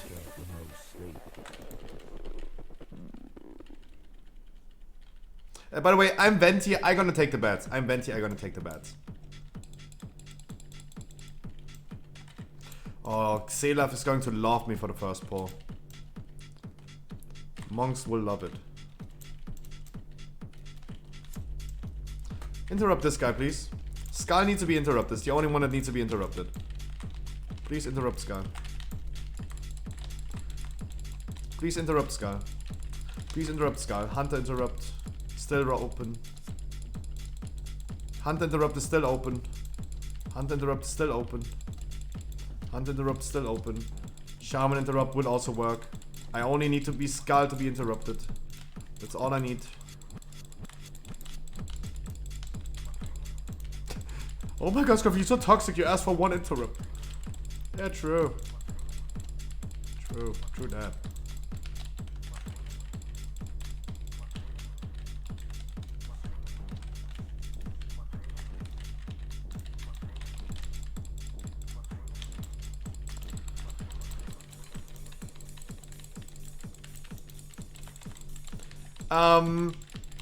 There's no news.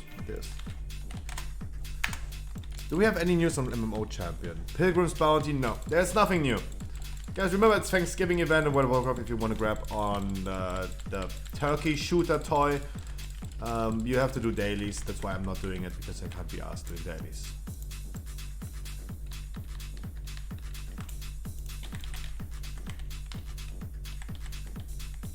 I can't be asked doing dailies. Ranges, you can go ahead and do damage, right? You don't need to line of sight. Now you need to line, but...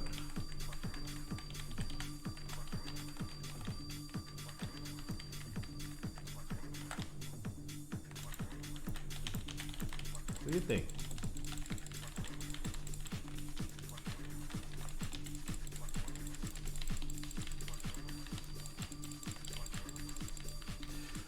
Okay, there's no new news. I can continue talking about the raid boss. Okay. I really want to finish all the raid bosses today. And I know I've been stalling, I've been like, stretching every single boss for a really long time at this point. We already streamed for 2.5 hours. God damn it. Guys, okay, I have a lot of mail next to me and I have some phone calls and I have to do some things. I definitely can't stream today a little bit longer. There's work on my desk. But tomorrow I'm gonna stream a little bit longer.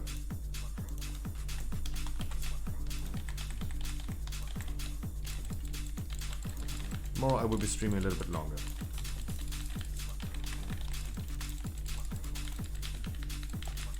I will.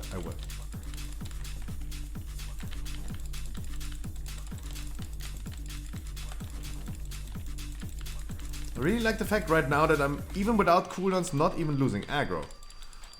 So Warrior Blade Storming, I expected to lose aggro on everything. We had no misdirect. And I didn't lose the aggro. Congratulations, Scruffy, you got the big boy now. Finally.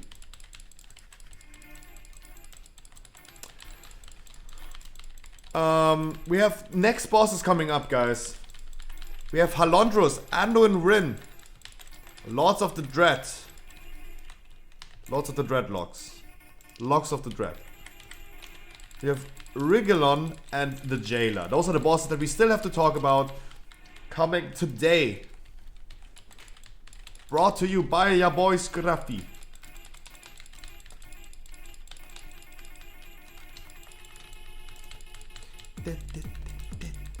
Dance, cocaine, LSD, ecstasy, whatever.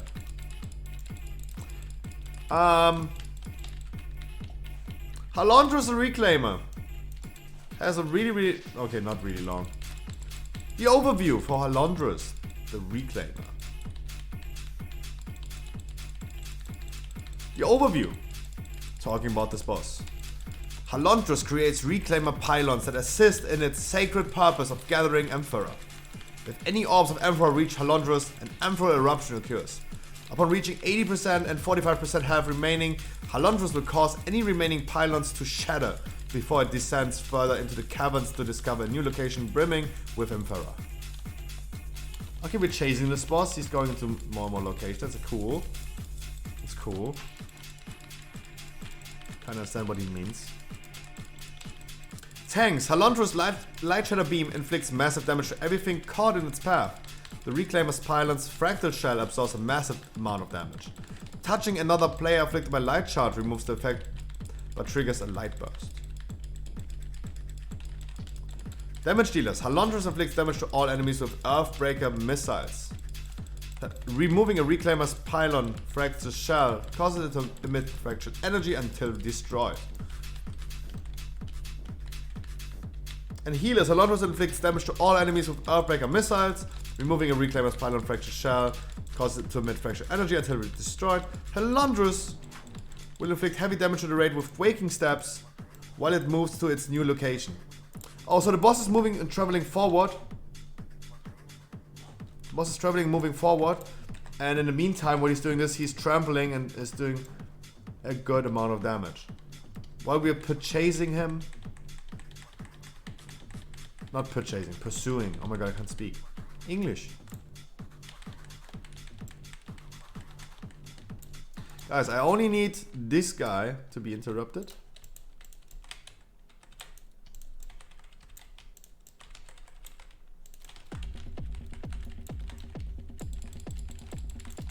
I only need Skull to be interrupted. It would be really nice if we have a Shaman or a Hunter that could use their interrupts on that target. It's just one target that needs the interrupt.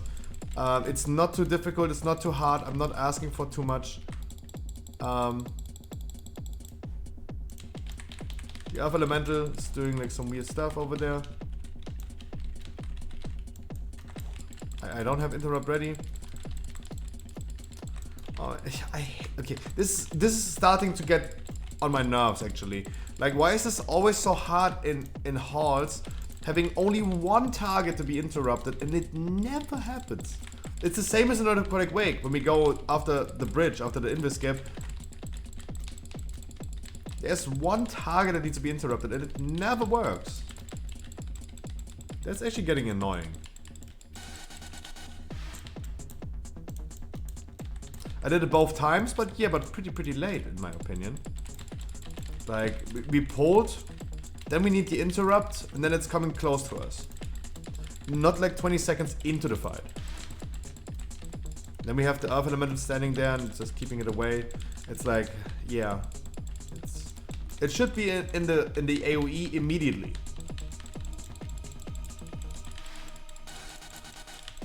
I mean, it's not the end of the world, of course not, but I'm just saying, like, I'm only asking for one thing.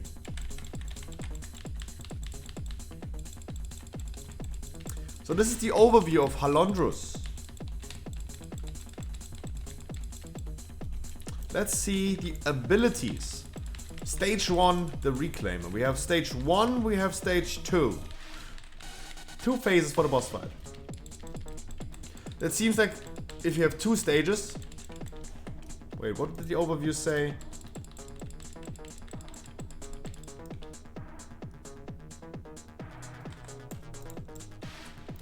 Even though there should be 3 stages, right? There should be 3 stages because the overview says the boss is going and traveling into the next floor at 80 and 45%.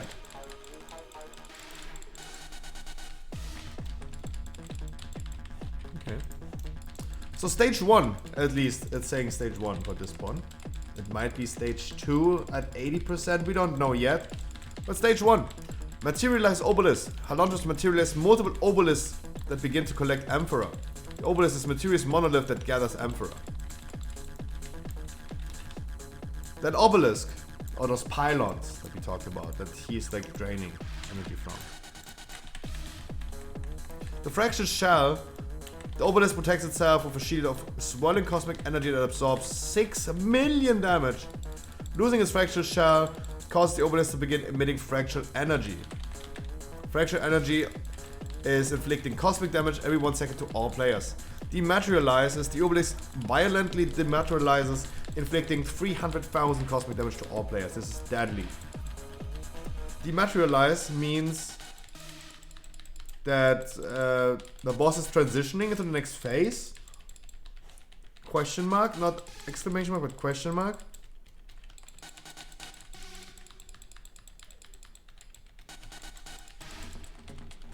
Reclaim. Halondros periodically pulls orbs of Emperor from surrounding obelisks and pulls orbs that reach Halondros granted its text Emperor Engine. Players who touch an orb trigger Emperor Burst. So the boss is spawning obelisks throughout the room that needs to be dealt damage on. It has 6 million HP. It has 6 million HP. Guys, just walk in circles. Like it's not too hard.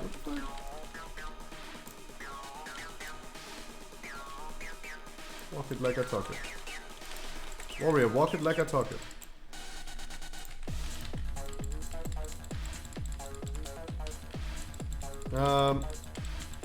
Those obelisks gonna spawn some orbs. Those orbs has to be soaked by players. Or it can be soaked by the boss. It has 2 different outcomes. Soaking by a player triggers Emperor Burst. The Emperor inflicts chaos cosmic damage and increases damage taken from subsequent bursts by 100%. This effect stacks. Ooh. So those balls have to be soaked by different players. That is already like difficult. Wow. That rate going to be so difficult for random groups. Oh my god, this is going to be so hard for random groups. Because people have to individually, voluntarily, spontaneously, mathematically, geographically, statistically, deal with mechanics. Interesting. Auto Orb is just hitting the boss. Emperor Engine empowers Halondros, increasing its damage done by 10%. This effect stacks.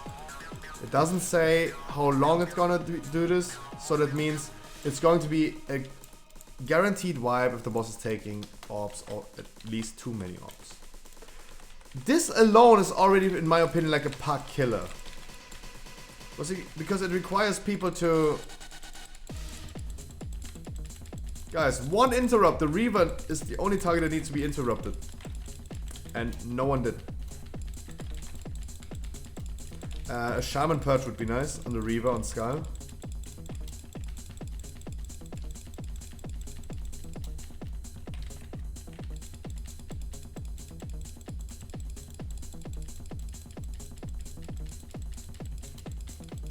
Come on, party people. There's only 1 target that needs to be interrupted.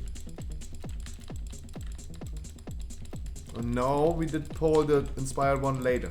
It was not active immediately.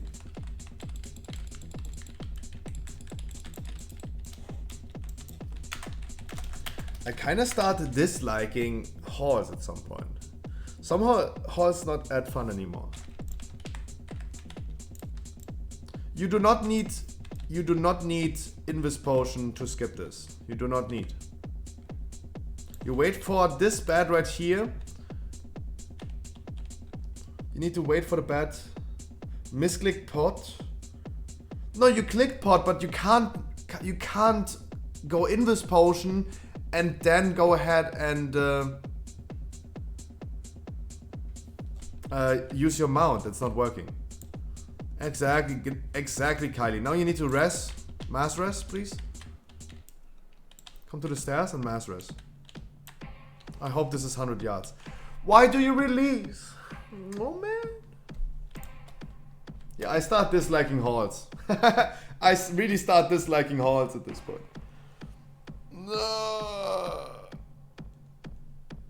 Even though this is such a nice dungeon. Why would you release? Just to die again. Oh, you have pot. Oh, you didn't even use potion. Interesting. I misclicked it, but you were on your mount. Like, I assumed you were on your mount. That means like you used, for me that would have meant you used potion and then went ahead and mounted up.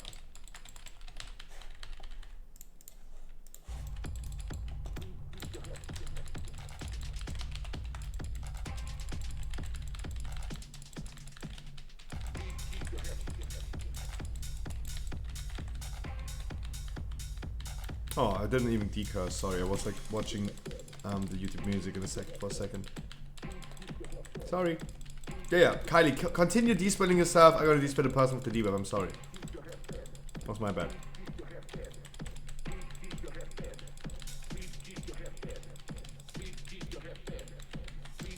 Earthbreaker missiles. Halondos unleashes a barrage of missiles that detonate for 40 cosmic damage to all players within 8.5 yards and cause an aftershock. The impact area reverberates with an aftershock after 3, inflicting 45,000 physical damage to all players within 8.5 yards. Emperor Rain.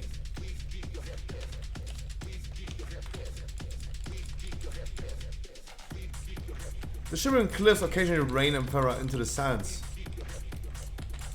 inflicting 40 cosmic damage to players within 6 yards upon impact. During this rainstorm, several players are affected by Emperor Droplet.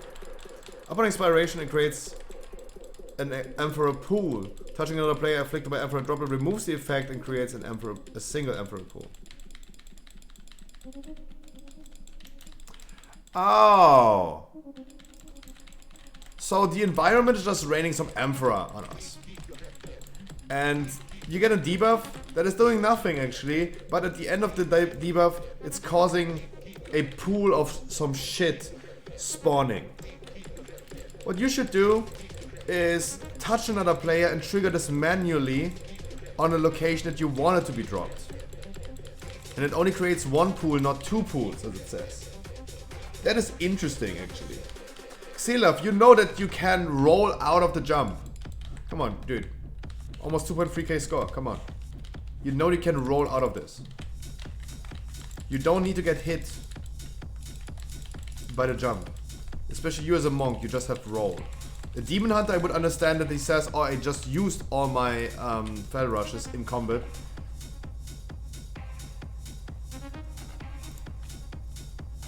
A monk has roll ready.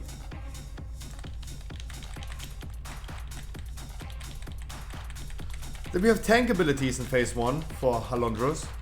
Halondros attacks inflict heavy physical damage to its current target. Lance. Okay. And Light Shatter Beam. Halondros inflicts cosmic damage and briefly silences everything in the direction of its current target. The energy lingers, inflicting cosmic damage every 1 second, increasing damage taken from the beam by 100% for 26 seconds. This effect stacks. Crushing Prism is a cast from the boss that can be interrupted. Halondros encases several players in prisms. Oh no, it's despellable. Sorry, not interruptible, it's despellable. Halondros encases several players in prisms of light that reduce movement to 3 seconds and inflict 1 cosmic damage every 1 second. 60 seconds, this effect stacks. Reclamation Form. Halondros embeds itself into the ground. Inflicts 15 physical damage to all players each time it stakes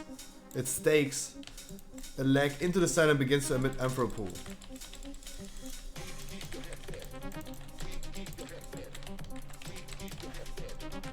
This is actually everything for phase 1.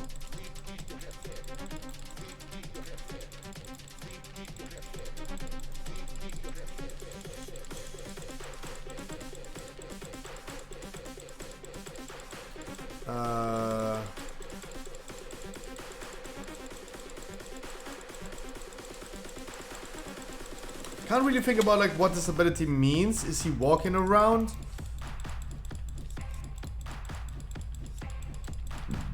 Reclamation Form, no, it says like embeds itself in the ground. It means he's like just stabilizing himself into the ground, putting his feet into the sand, and this just does damage and creates a pool of Emperor. That deals damage when you stand in it. Pretty easy. Void Zone on the ground. Wee-oo, wee-oo. Pretty easy. Stage 2. Halandros regains its mobility and advances deeper into the Imperial Caverns. If any obelisks remain, Halandros dematerializes them. There you go. That was dematerialize. This is only happening when the boss is transitioning into the next phase, while still obelisks are alive. We talked about in the beginning, the obelisks have like 3 abilities. The Fractured Shell is the absorption shield. The Fractal Energy is when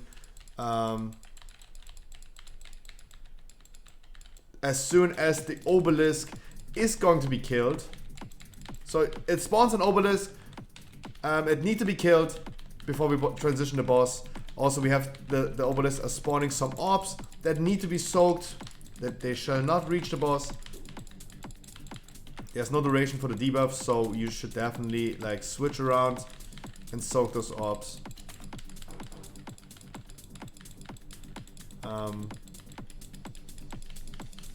And as soon as the obelisk is killed, it's radiating damage. Pretty easy, pretty simple. Those obelisks have to be killed, otherwise the boss is like killing the whole group. For the first phase, it sounds pretty simple. He's having some tank mechanics. Let me check the overview for a second, because it said like Light Shatter Beam inflicts massive damage to everyone caught in its path. Touching another player inflicted by Light Charge removes this effect, but triggers a Light Burst.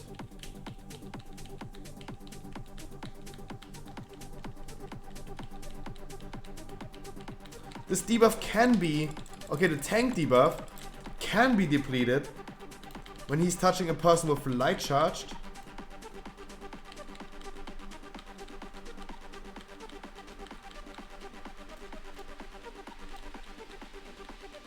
Oh. Direction. Wait. What? Oh. So the tank, the boss is doing a tank beam. The next tank,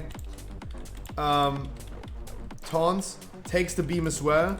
And then they touch each other, and they're gonna explode for raid damage, but they remove their debuff. That might be interesting. We don't have enough information, but I think like with the whole overview that we have over the boss, is that that might be a thing that tanks will use and make use of it, that they can trigger to delete that debuff if both tanks have that debuff. So this might be a possible thing.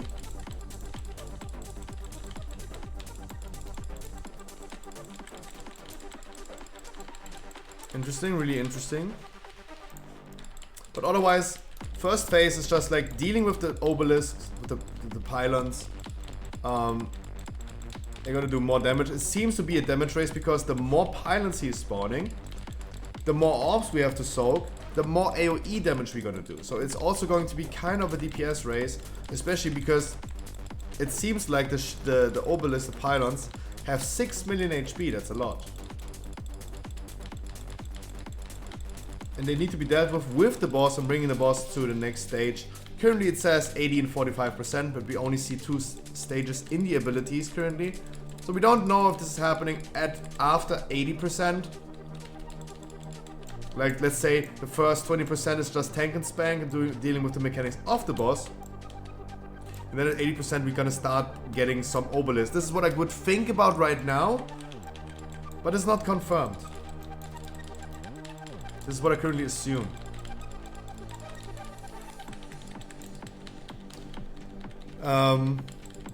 Soaking the orbs,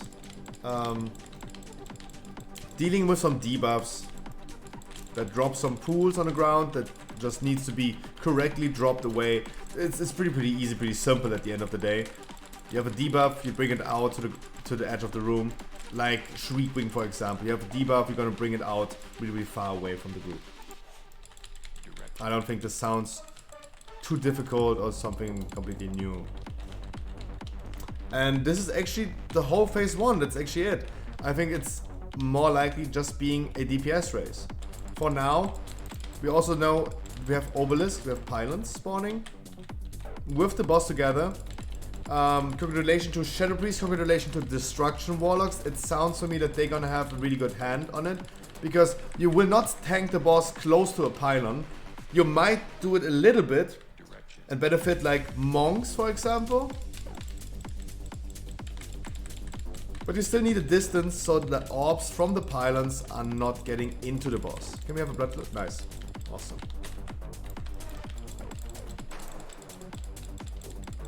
Also, the boss needs to sometimes be moved away, and I don't think it should be standing into the pylons. Because he's doing this thing, he's dropping a pool on the ground. He's pooping a pool on the ground. And the boss should be moved away. Then we have the intermission. The boss is going into the next room of the caverns.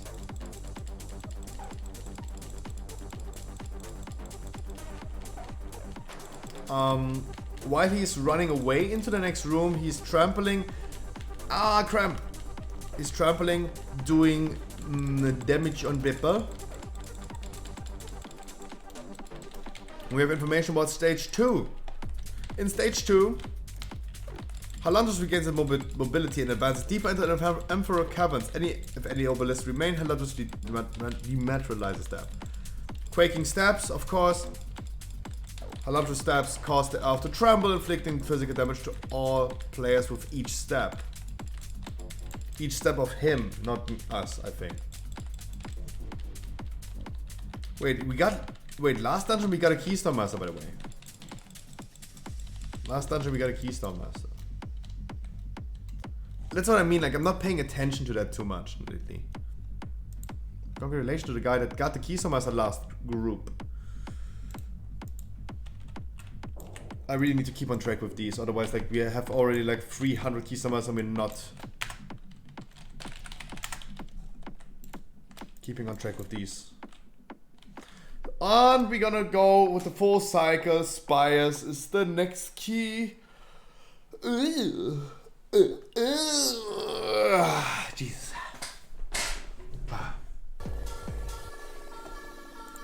No, not this song. No. Stop.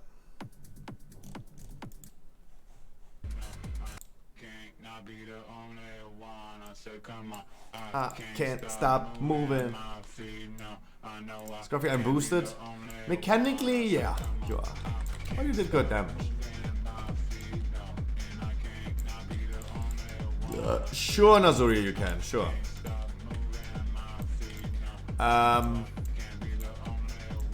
Damage bad? No, the damage could be way better, sure. As a monk with those pulls, sure. No, for sure. You're absolutely right, like, let's not pretend it's not the case. Yeah, but still, it's still good damage. You could have done better, for sure. But everyone could have done better. Everyone. Even I could have done better. Only 6.2k DPS. It's even for me pretty bad.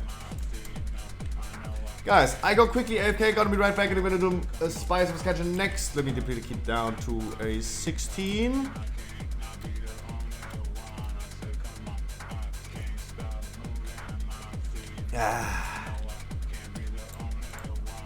So come on, I can't stop moving. Yep. You guys got PP as well, let's go.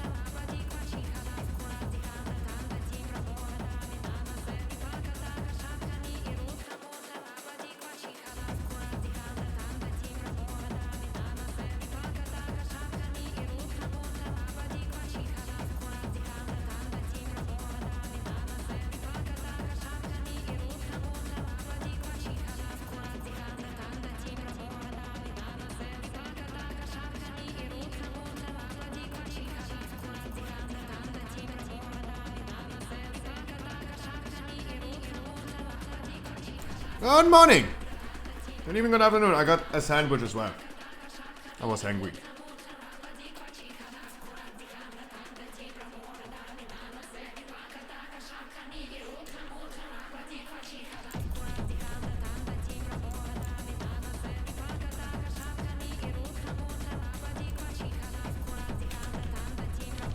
Rest in peace, Ayo.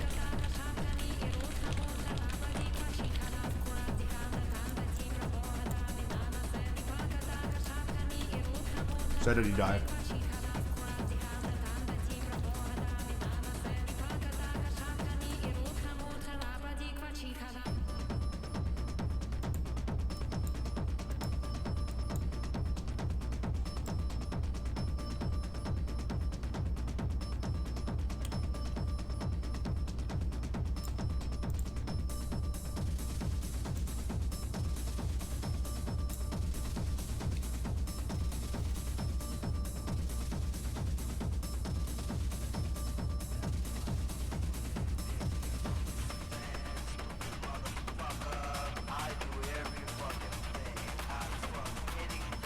Nom nom.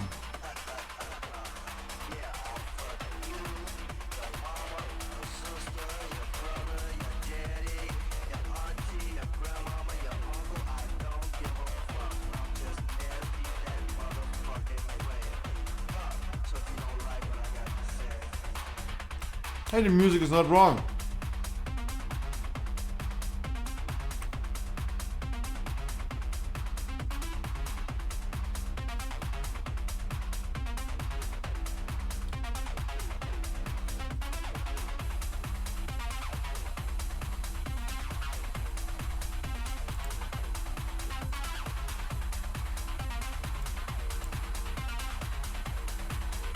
Use the teleporter, you lazy druid. I want to go AFK for a quick second as well. That's why I was not using my teleport.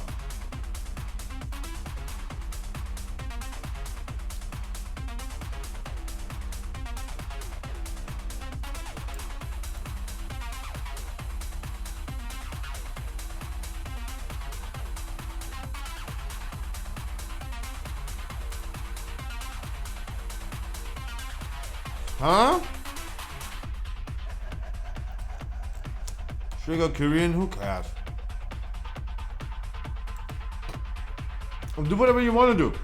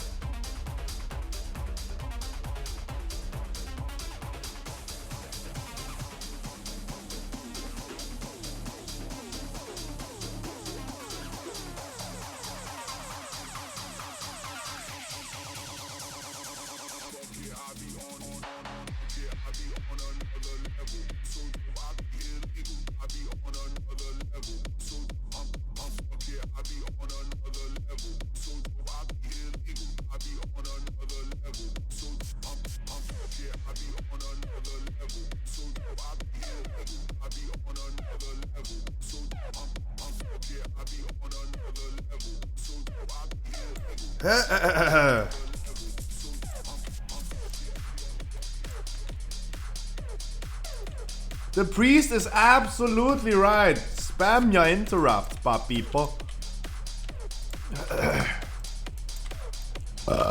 Absolutely right. My juice, you're gonna be the guy who's CCing all inspired. This guy's the first one who needs to be CC'd.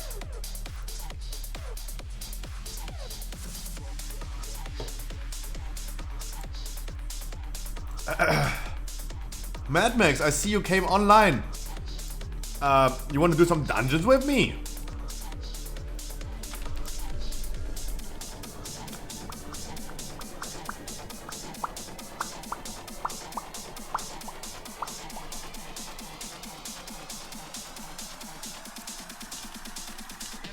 Any CCs?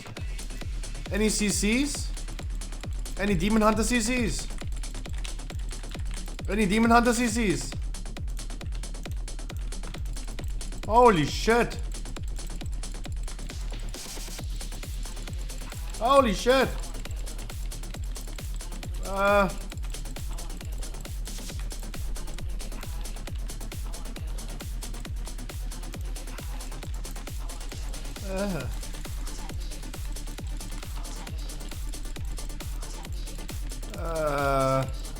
What a chaos. Surface Prawn 87 work. I have a new one in here. Sorry, door rang. Oh, doorbell is ringing, causing panic, breaking all CCs. Even his own CC. Maybe a bit later. Alright. Am I gonna do an extra hour today? I might. Gonna do an extra hour today. Yo, Surface Prawn, welcome, my dude. Thank you so much for the follow. Really, really appreciate that.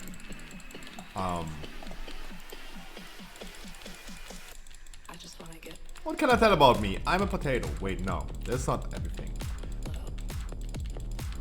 I will not show my introduction video, even if it's just 40 seconds during the dungeon. So much fun. My name is Scruffy. I stream every day of the week. What I do on stream is running keys with people that still needs keys from us every single day. I've been doing this since 10 months. In the last 10 months, I've been doing more than 3,500 dungeons on stream. And I'm always picking random people from the group finder, not as a boost or carry, I'm just picking random people.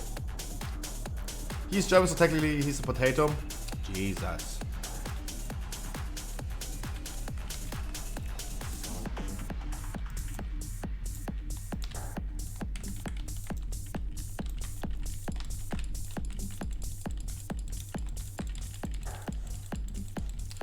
Can we have a CC, please, my juice? I only rooted because I felt like we're not getting it in time, but definitely we need to hard CC it so we're not getting the heal from this guy. Why did I good morning, Lidonius, okay? I do this every day. I'm running keys with people, random people from the group finder. Really appreciate the follow.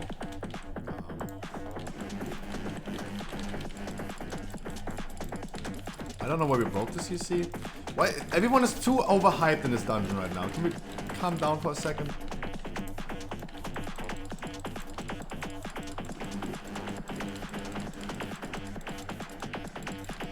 Like, kill the Manda, guys. Next time we're gonna leave this guy's CC and move it into the boss. That is the plan. We leave it CC'd, move it into the boss. Not into the fire tormentor.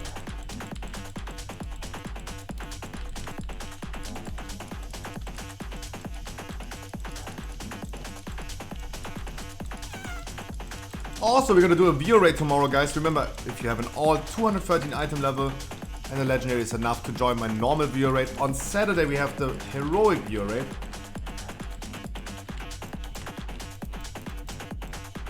And I will be streaming today, maybe an hour longer, maybe tomorrow 1 or 2 hours longer. I'm gonna be streaming a little bit longer the next few days.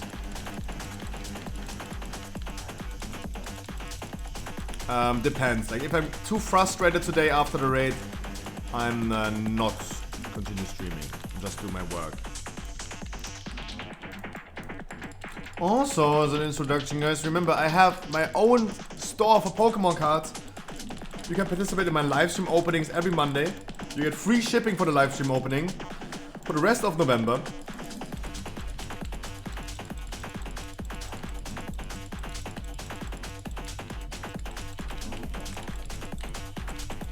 And you can also buy sealed products.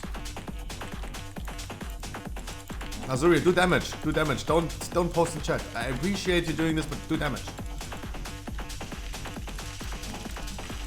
People in my groups are not allowed to talk. You're allowed to talk, but...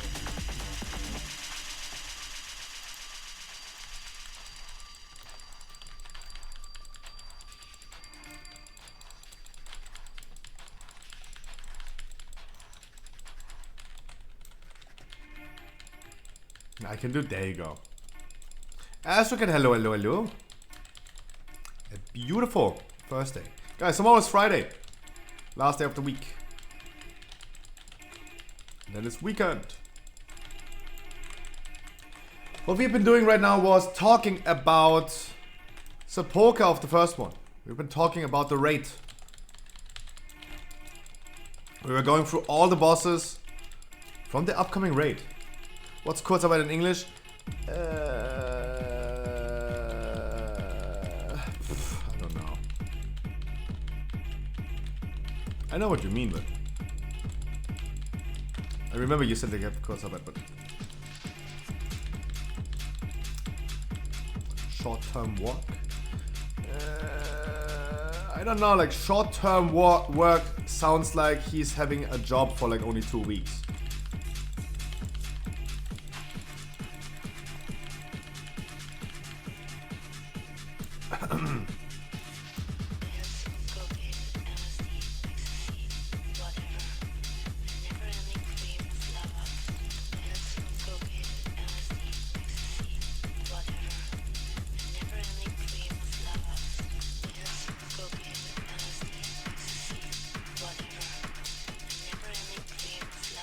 That is it in English, not even correct, Wild and Dirty.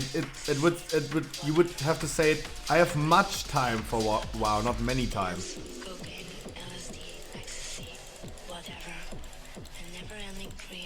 You have much time, not many. Get wrecked, boom. Drop the mic. We were just talking about every raid boss from the upcoming raid Sepulka of the first ones. We were going through all the bosses, talking about the overview, talking about the abilities of the bosses. And we're still sitting at boss number 7. We talked about the first 5 bosses yesterday. We only managed to get...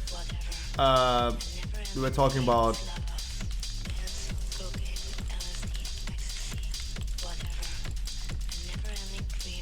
2 more bosses today. This is the second boss we talked about. We're still not done with Halandros. I gave a quick TLDR about all the bosses yesterday that we talked about, and I gave the TLDR today again about the first 5 bosses. For everyone who's just tuning in, the ones we talked about today, boss number 6 is Skolex. Skolex is a single target fight. He is having some really annoying abilities, especially for melees. It requires a lot of coordination of the whole raid group. It is comparable to Gurtok, Blood Boil from Black Temple. We have like 3 people that need to be on max range and soak something. He's burrowing into the ground. The boss is unmovable. He's burrowing into the ground and emerges at some point. The ranged group has to bait this. Otherwise, like everything that he's doing is creating some pool on the ground. It's the mythic ability.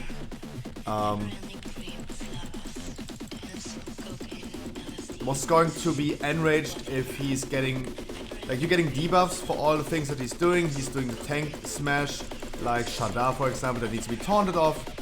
Be auto raiding, or like Guardian of the first one, that need to be auto raiding between 2 tanks. And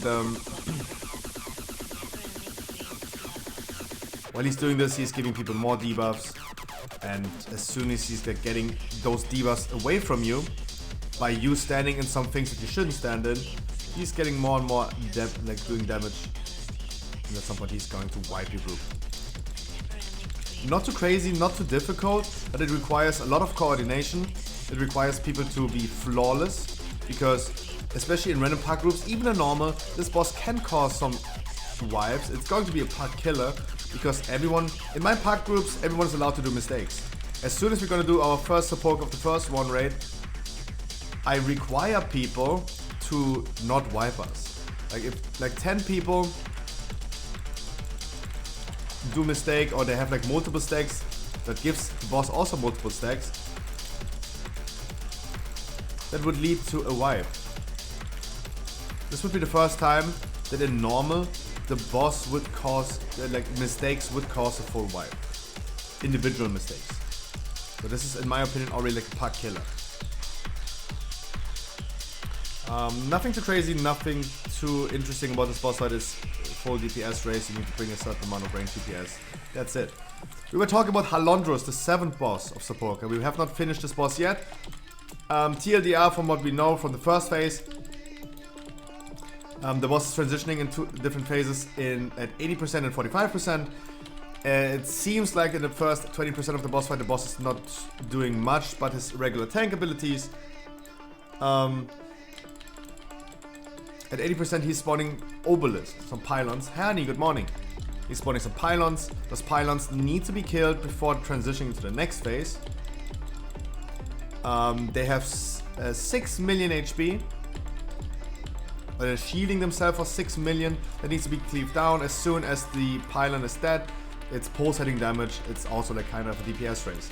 The boss is drawing orbs from those pylons to himself that need to be soaked by different players. So it also requires a lot of coordination. It requires everyone in the group to individually, spontaneously deal with the mechanic. Because people should not soak multiple orbs, at least too many of those orbs. If the orbs reach the boss is like doing 10% more damage for every orb that he gets permanently, and it's also going to be a raid wiper. You also get some debuffs that you need to bring outside of the room. Nothing too crazy. You can you drop a pool with a debuff. That pool can be triggered if you touch another player with the same debuff. You only drop 1 pool instead of 2. That's what the dungeon journal is saying. So it requires a little bit of coordination. Otherwise, like just dodging some things on the ground, nothing too crazy. Also, like he's doing a debuff, a prism on people that slows them and reduces their haste. It's not reducing their haste, but it's slowing their movement speed, and they're taking cosmic damage ticking that needs to be dispelled by people. Nothing else about this debuff, it just needs to be dispelled regularly. At 45%, apparently at 45%, the boss is transitioning in second phase. While he's running into the next room, he's trampling, doing a lot of like AoE damage. That needs to be healed off. We're gonna pursue him. And we're not buying him, we are like pursuing him. And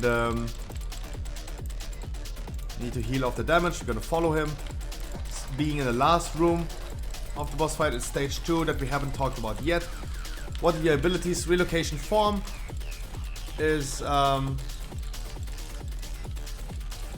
just the running over into the next platform, like the next room. Detonation, the orb violently erupts, knocking all players away from its location. Inflicts 100,000 cosmic damage to all players within 15 yards, and cosmic damage to all other players. So it seems like he's spawning an orb in the last phase that is going to spawn or travel somewhere. It explodes, does damage when people are standing too close to it, but it does regular damage to everyone else in the group. Earthbreaker missiles are still happening.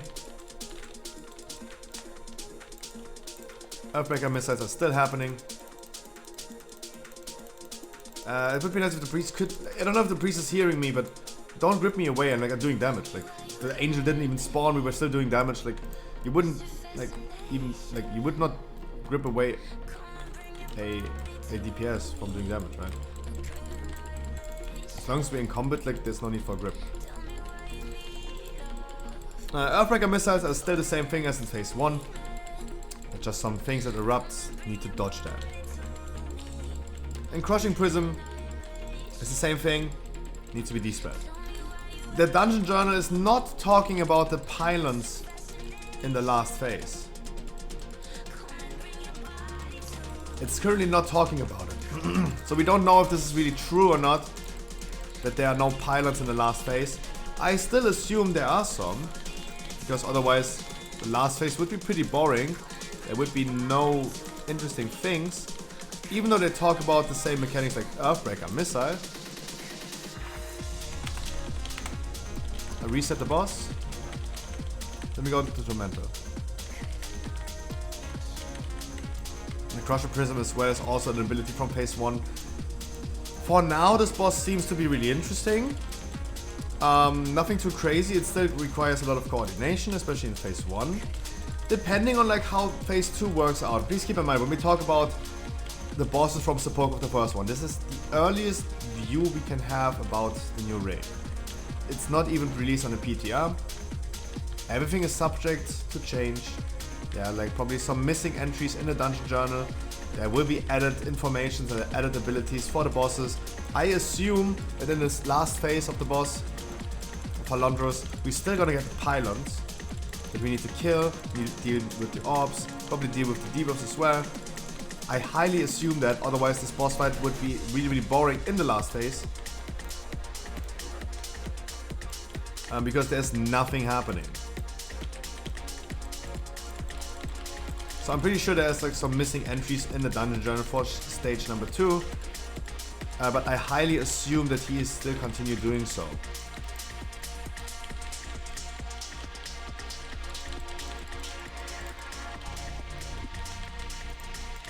Also like the tank beam and all this stuff. I still assume those things are going to happen.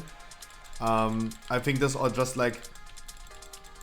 So how usually the dungeon journal looks is like we have like a separation of stage 1 and stage 2. But before it's like separating stage 1 and stage 2, do we have an example for this? Do I have an example for this?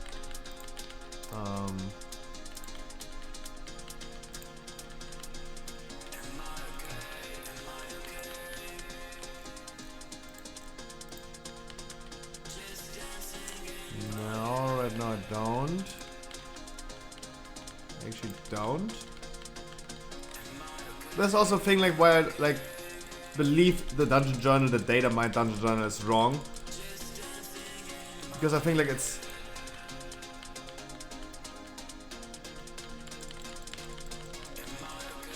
Okay, I don't have an example for this.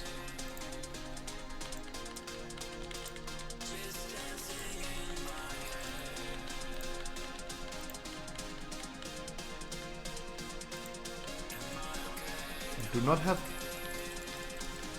have an example for this. Sorry, I should have moved the boss away, I'm sorry. I should have moved the boss away, I'm sorry.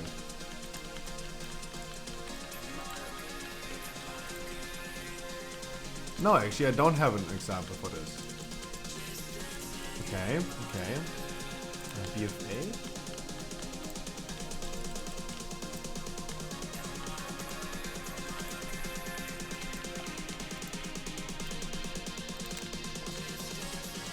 This would be an example, there you go. The boss has some overlaying like mechanics that always happen, right? Crushing Dissolve, the Liberating Spit, Living Miasma. And then they have... these are going to happen all the time. And then we have the separation in stage 1 and stage 2 because there's different abilities in stage 1 and stage 2. This is what I assume with Halondrus, that we still have the pylons and they just count as regular ability, not just in stage 1.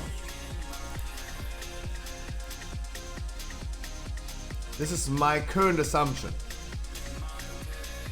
For this boss, for example, for Vexiona, we have like stage 1 and stage 2, we have no overlaying thing, but still, they're having like the same abilities in stage 1 and stage 2. Encroaching Shadows, for example.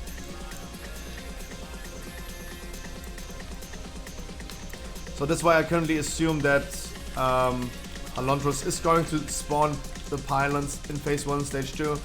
It's just a bug in the data mining thing. Otherwise, whatever we see in stage 2 is extremely boring. Extremely boring.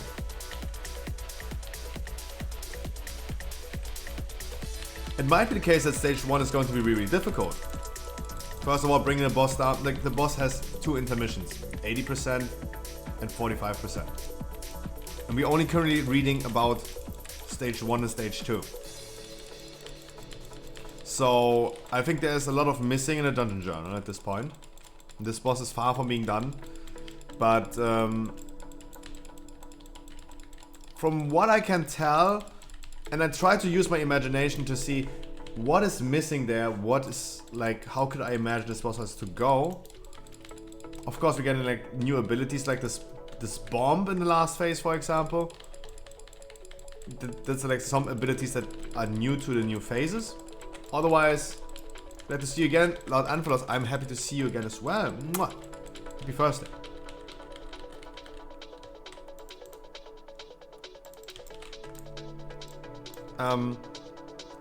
So that's why I'm trying to use my imagination and speculate about missing things on Halondrus, the Reclaimer. Definitely assuming that those abilities will come, and the pylons and all the stuff, they still continue doing their thing. This is kind of like an enrage timer of the boss, that more and more people getting like more stacks of the orbs. People start to get like second stacks of the orbs, taking even more and more damage, and all of a sudden like they take like 3 stacks because there are more and more orbs coming. I think this is going to be the key mechanic of the boss fight. That's why I'm like heavily not assuming that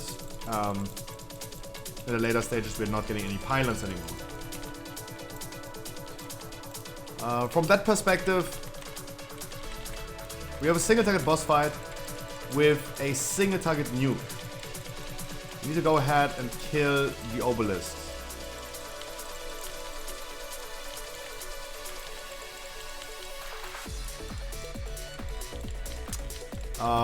It's going to be a 2-target fight. Havoc for Destruction Warlocks is going to be great. Shadow Priest is going to be great. Feral is not going to perform really well.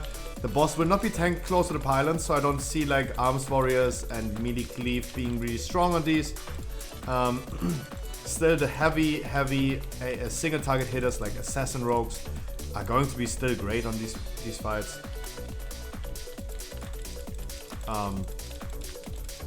But Havoc, like Destruction Warlocks, going to be strong as fuck. Don't see Feral to be better than Boomy in this fight. I somehow don't. I bit my lip and I'm not bleeding.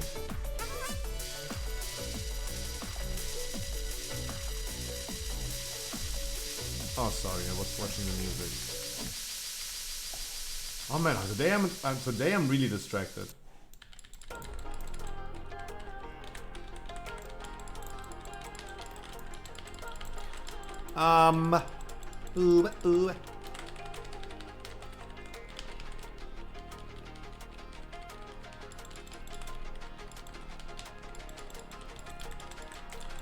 This is boss number 7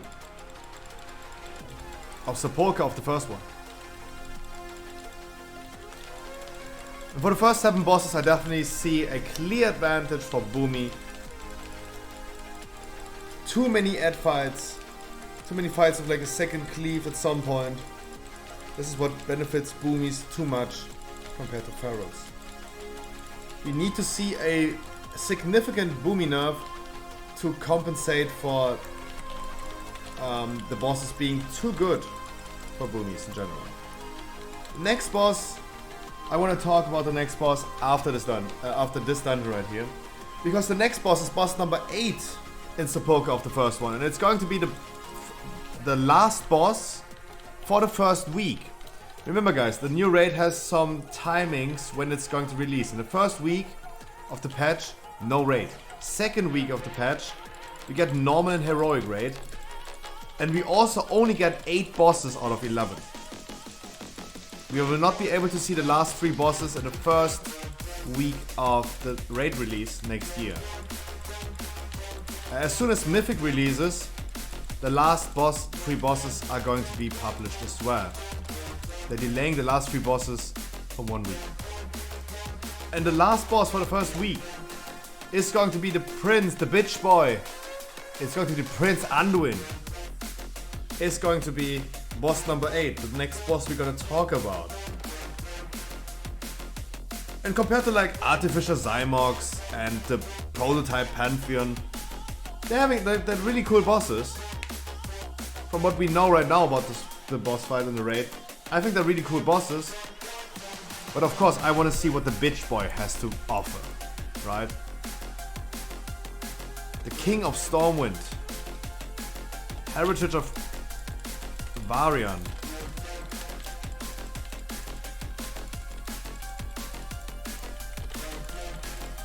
I'm excited to know exactly what Anduin is doing. Like, Anduin is going to be the same as Sylvanas. Everyone was complaining about like, wow, Sylvanas is such an annoying boss fight. Like, she's jumping around, she's like literally really annoying. And I expected and hoped for Sylvanas being annoying. Like, Sylvanas, as a protagonist, had to be a really annoying boss fight because she had to be really powerful. We didn't even kill her, but it had to be, she had to be really powerful, super annoying, and having some really annoying mechanics. Many people consider this fight in general as annoying, but this is what I expected from Sylvanas. What does the prince has to offer?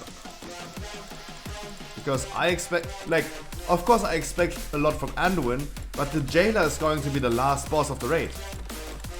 And from the storyline that we like just pursuing him the whole time while he's grabbing more and more power and getting more and more powerful, I'm also interested to see what does the jailer has to offer as the last boss, as the final raid boss. Maybe not the final raid boss of Shadowlands. They said 9.2 is going to be the last story patch, but take this by words, guys. The last story patch means they could still release a 9.3, like a raid patch like Ruby Sanctum in Wrath of the Lich King. The last story patch of Wrath of the Lich King was also the Lich King itself. Icecrown Citadel. But still, between Cataclysm and Icecrown Citadel, they released Ruby Sanctum as an additional raid to kill some time between expansion release. So it might be the case that we're gonna get another like raid boss with 9.3. But 9.2 is ending the story. They will not tell any more story. I take Blizzard what they're saying kinda serious, even though they have been disappointing a lot with what they said in the past. Pretty recently in the past. But currently I'm trying to read in between the lines and try to realize, okay, they're actually saying like story patch. If they're literally saying it like this and saying there might be a patch 9.3, but 9.2 is going to be the last story patch, I take that for granted. And say like, yep, they will not tell any more story with 9.3. We might gonna get a new raid to just kill some time. Maybe some little bit more dungeons and a little bit more things like this.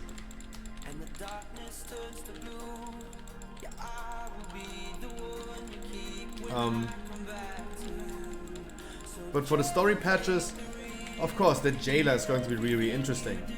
That dude has to be so powerful, and I really hope we are not killing the jailer.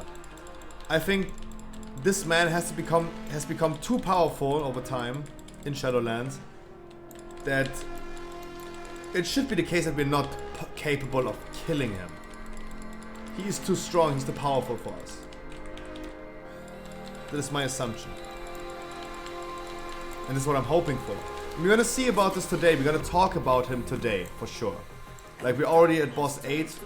At this point, like yesterday, we've been stretching it for so long. Of course, during my main raid today, I will continue talking about the upcoming raid.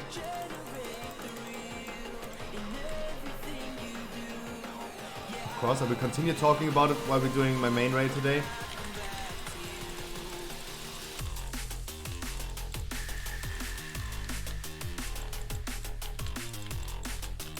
But after this dungeon, I go quickly AFK, we're gonna start the next dungeon, and we start talking about Prince Anduin as our last boss.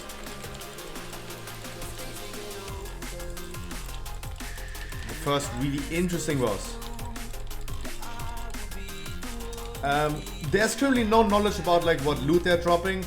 Might be the case that Anduin is already dropping higher item level than the other 7 bosses in advance. I think this would be a little bit much. I expect Anduin to also be a little bit more difficult than boss number 9 and 10. Lords of Dread and Rygalon. Those are bosses 9 and 10. I assume that the Underwind is going to be like Painsmith. We have a spike in difficulty and then the next boss is going to be easier and then we have the Jailer again. This is my current assumption.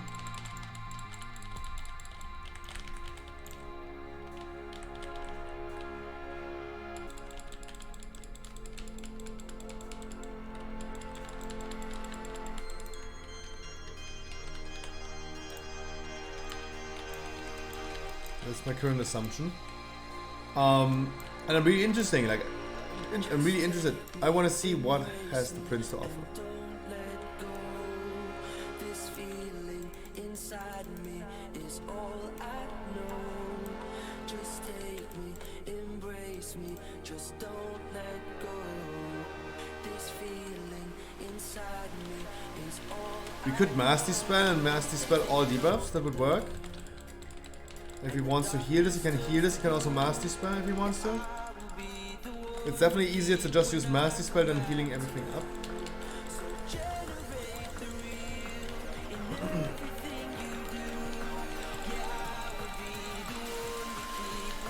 What is even this title? The Gullible? I don't know what this title is. I really need to buy drums, by the way. I really need to buy drums.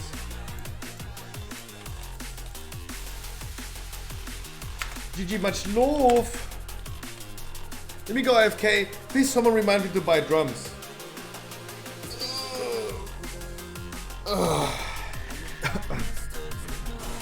As soon as I come back, please someone remind me to buy drums.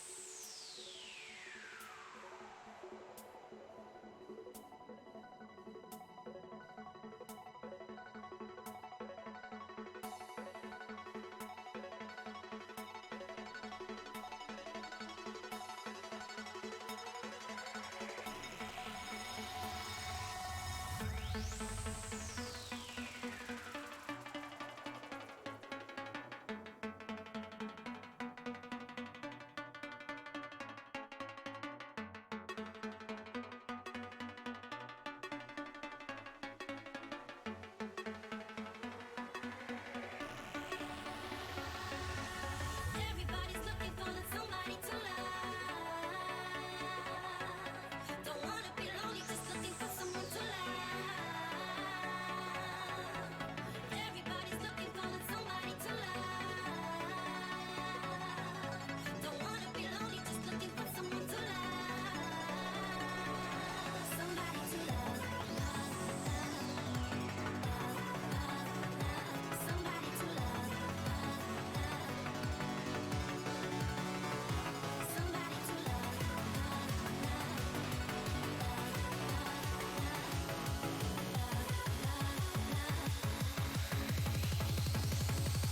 Somebody to love.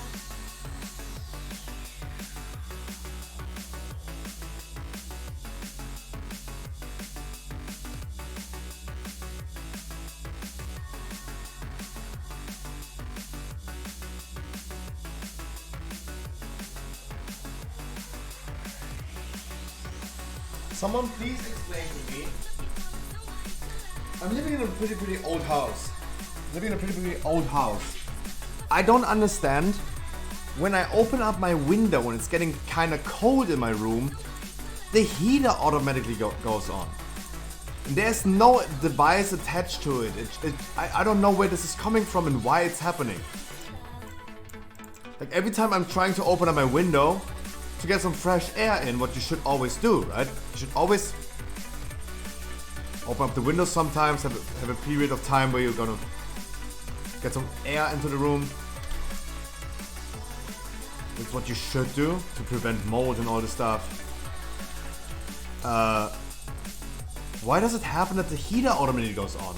Like, everyone would be outrageous about this. Oh, the environment. I don't even have an influence in that. The heater is turned off, completely turned off on 0. It stands on 0. Why is this happening? People would be outrageous. Oh, Scruffy, you're killing the environment. Yeah, it's probably me alone, right? My boosted cooldowns are also killing the environment. Yeah, it's definitely just me. I'm yeah.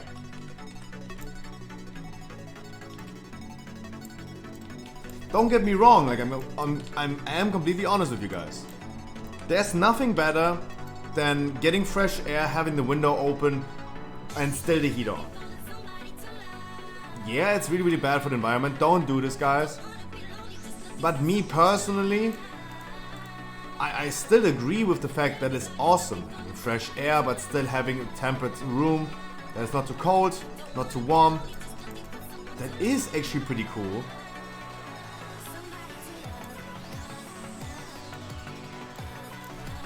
But this is not the intent. I don't want to do this.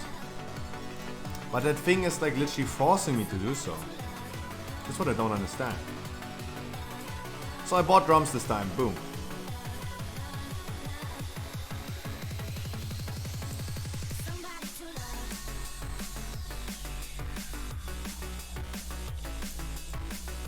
It's literally turned to 0.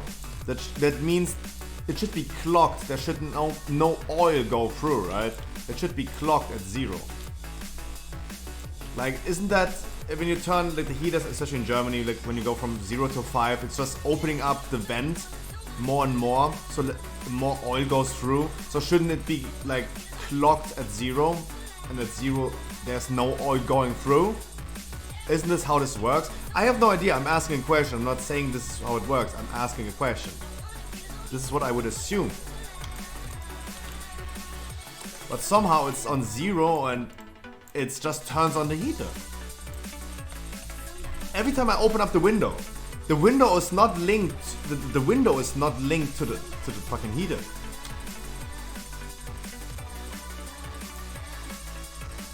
If you're dropping below 5 degrees Celsius, I mean, I have the window open. The heater is literally next to the window. It might be the case that, yeah, we have 5 degrees, right?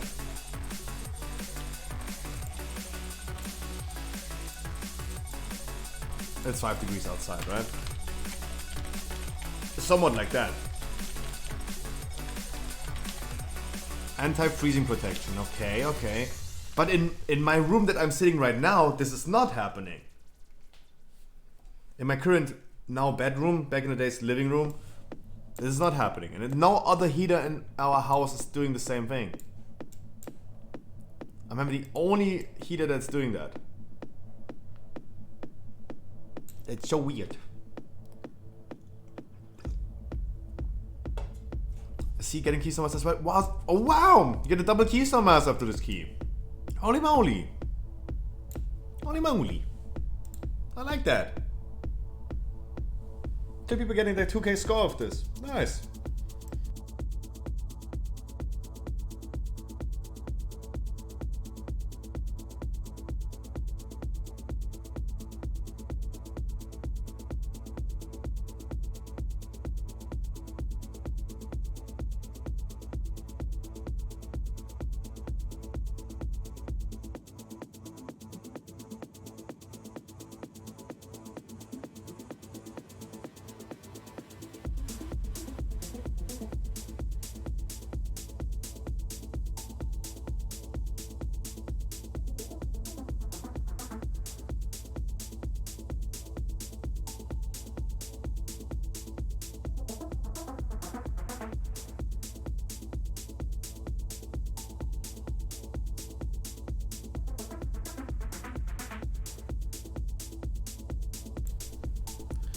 Prince Anduin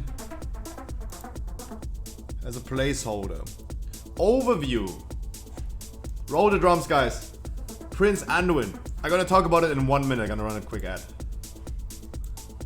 Talking about ads, guys, I have my own Pokemon card store for sealed products that arrive in best condition in your house.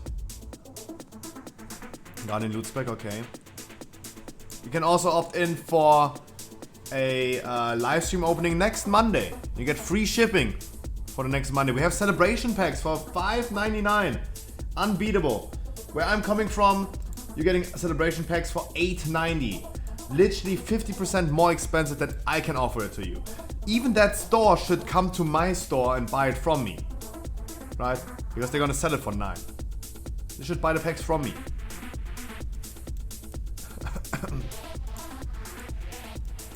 Damn, they're having a big profit margin.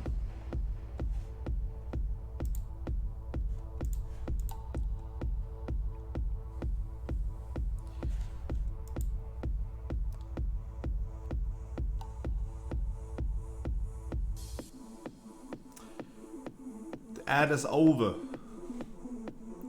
Overview for Prince Anduin. Anduin battles players while battling his own domination. Dominated Anduin's Kingsmorn hungers. Separates players from their souls, allowing them to aid Anduin's true self, restoring willpower. Woo! Okay, this time it's heavily spoiler alert. Oh. That sentence alone was heavily spoiler. Why is like the Snapchat filter lagging?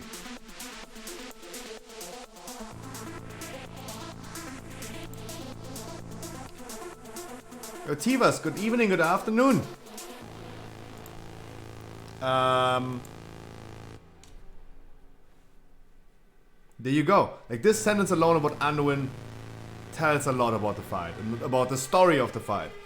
Anduin battles players while battling his own domination. Dominated Anduin's Kingsmorn hungers, separates players from their souls, allowing them to aid Anduin's true self, restoring willpower. Upon reaching 100 willpower, Anduin manifests the source of his domination temporarily, allowing players to combat it and benefit from grasp of domination. Oh!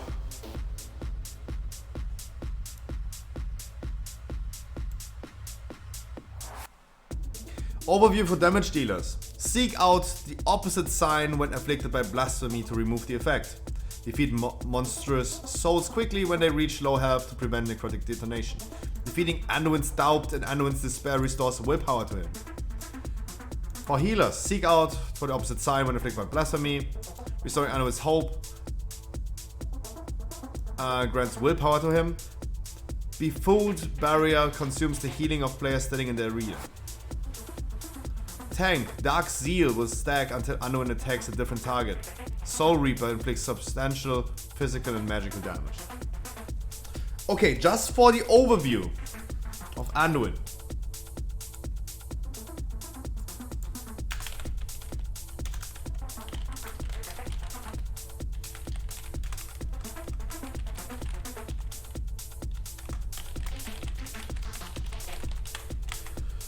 Just from the overview,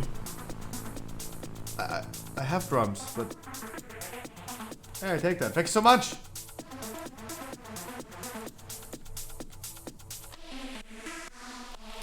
Just for the overview of the Anduin, it means, if I remember correct, if I understand this correctly, just from the overview, go through all the abilities, through all the phases and stuff. We are also killing Anduin.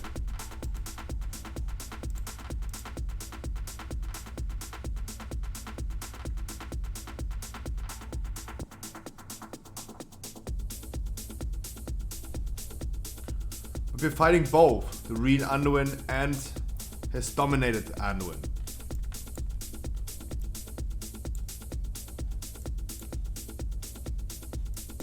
Pretty interesting. Pretty interesting. Abilities. In stage 1, Kingsmorn hungers.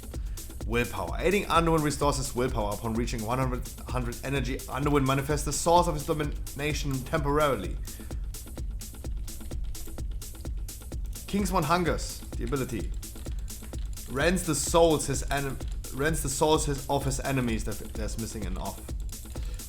Inflicting 40 shadow damage to players in front of him and banishing their soul for 35 seconds. Lost Soul. While players' souls are banished, they are able to aid the soul of Anduin. Defeating Anduin's doubt and restoring his hope grants him energy. Tank ability, Anduin's Despair. Defeating a Anduin Despair restores 20 energy to Anduin. Anduin.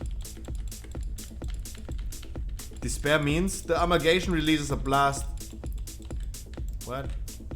Oh, that's so written so weird. For tanks, the Amalgamation releases a blast of more energy, inflicting 100 shadow damage to all players and creatures within 0 yards of the caster. Those numbers are all wrong, right? They're not tuned, they're not tweaked. We're all talking about data mining. So don't worry about it. Like this information that we're gonna get later on. Those numbers are absolutely wrong. That's why I always try to refrain from like saying exact numbers, because saying so many numbers and exactly telling you how much damage an ability does doesn't make a difference. Those numbers are subject to change most likely. We don't even know what we're talking about right now. We're talking about normal or heroic dungeon difficulty, LFR, maybe mythic, because sometimes we see mythic abilities. That's why I'm always trying to not say numbers. Of course, creatures within 0 yards, yeah, there you go. Like, that's also like wrong, right? Increase the damage taken by 100% for 18 seconds. Anduin's Hope for healers. Restoring Anduin's Hope grants 5 energy to Anduin.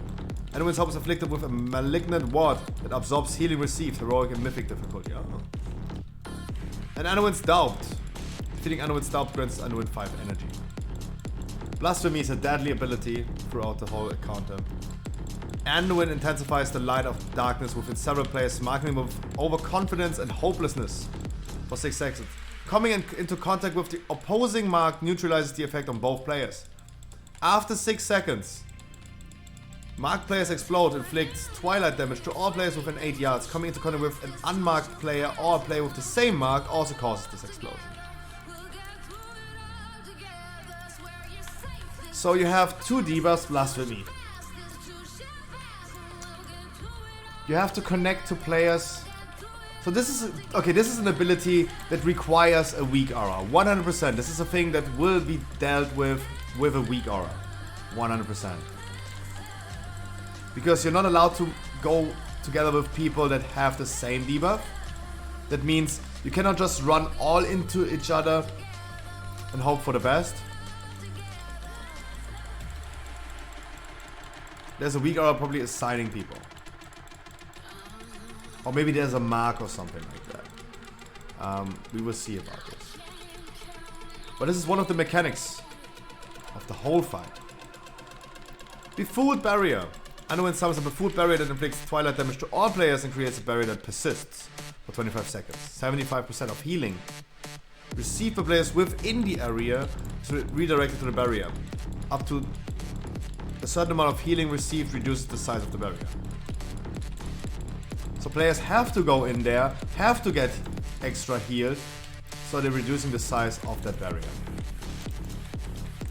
Okay.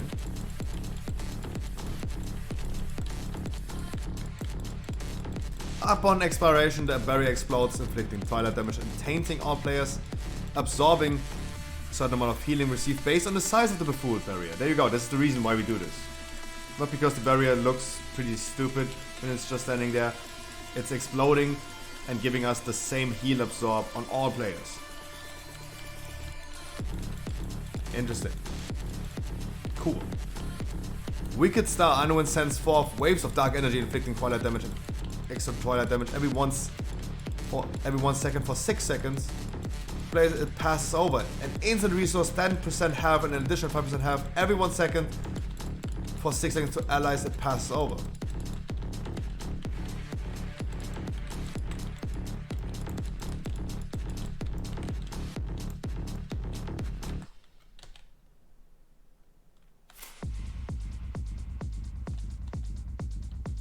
Wait, This is written a little bit complicated. This is written a little bit complicated. Is Anduin restoring half?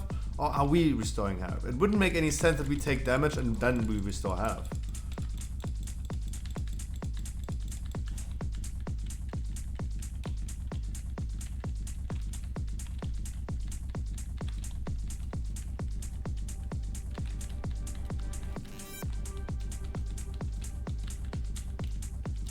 Maybe it's only healing his ads.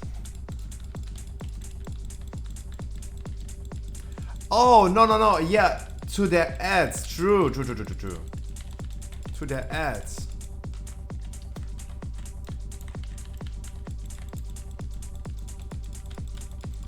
Like we have those certain ads for damage dealers, tanks, and healers.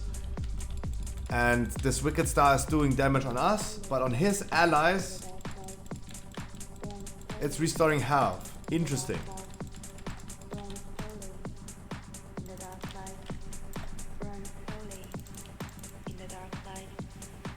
Hopebreaker. Anduin plunges Kingsmorn into the ground, unleashing a wave of more energy, inflicting shadow damage to all players. Additional shadow damage every 2 seconds to all players. This effect stacks. There's not much information about it. Like, he's probably just doing this over time, and it's going to be a DPS race as well. We have currently a lot of like DPS races. A lot of DPS races. Throughout this whole raid. Dark Seal is a tank ability, which each consecutive melee attack against the same target under its attack speed is increased by 7%. Oh, that's a pretty common tank thing. That's just another mechanic that we saw on like many bosses before. It's all about like forcing a tank swap. We had this on many bosses, especially in Sepulka. It's happening all the time. It's just an anti-cheese thing. It's about like not allowing players or raids to have only one tank. I'm okay with that. Not too crazy. This is something that also we don't deal with, right? It's just a tank taunt. Ooh, Jesus. Someone almost fell off. Oh, DK almost fell off. Intermission. Remnant of the Fallen King. Grasp of Domination. The Remnant's domination over Anduin's souls link them, transferring 200% of damage taken to Anduin. Remorseless Winter. Oh, DK ability. He became from a paladin to a DK. The presence of the Fallen King invokes a raging storm that inflicts Shadow Frost damage every 1 second to all players. This effect stacks, increasing in stack count every 10 seconds. Soul Reaper, the Fallen King strikes the target, grants the Fallen King 100% attack speed for 8 seconds, inflicts physical and Shadow Frost damage to the target, and increases their physical damage taken by 150%. Another tank swap ability. Army of Dead. Yeah, he's actually a DK at this point.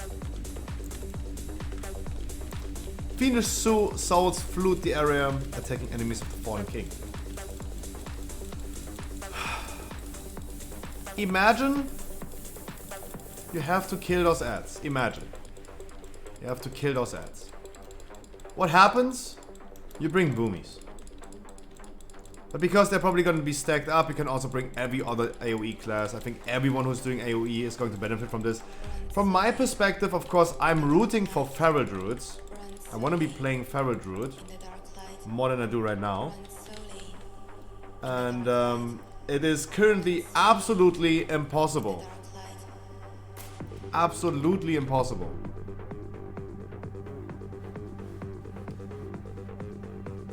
Because for now, we're currently talking about the 8th boss. There's only one boss that is a pure single target fight. Not spawning any ads at some point.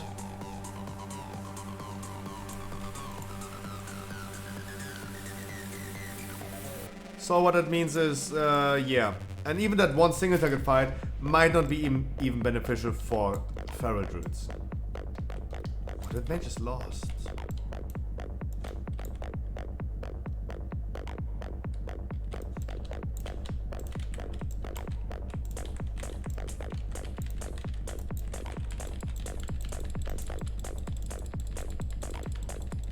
Okay, like now it's quaking. Like, there you go.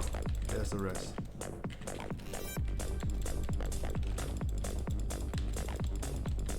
Do not use the urn. Do not use urn. Do not use the urn. I really pray for people not using the urn. We have multiple. We have Kyrian Vent here. Oh, no. Only Wild and Dirty is 9th. Nice. Do not use the urn. Oh, thank God.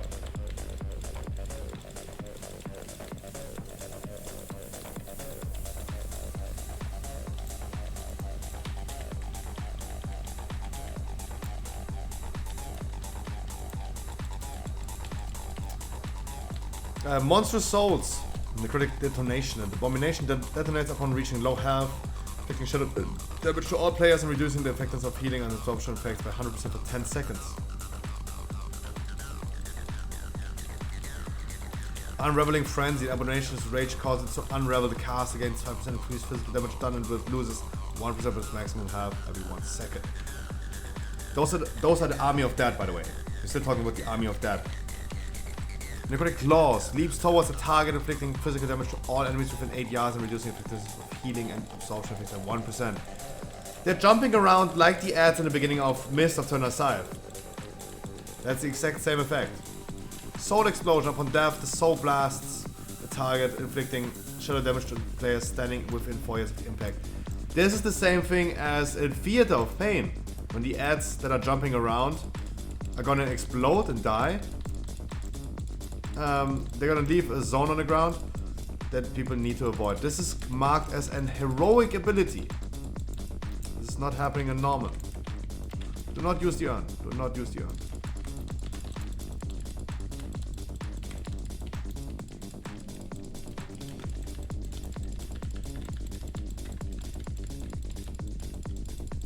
This is actually the first time we're doing Other Side this week. I can't remember dealing with Inspiring this week. I know which one exactly are Inspiring. What is this? What is what? That pull? What do you mean? What is what? Oh, you mean me being a Donald Trump potato? Gonna be so rich, guys, you won't believe it.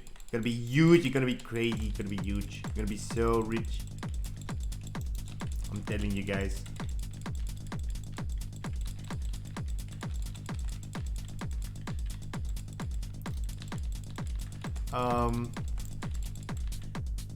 Talking about rich, he's posting the shop.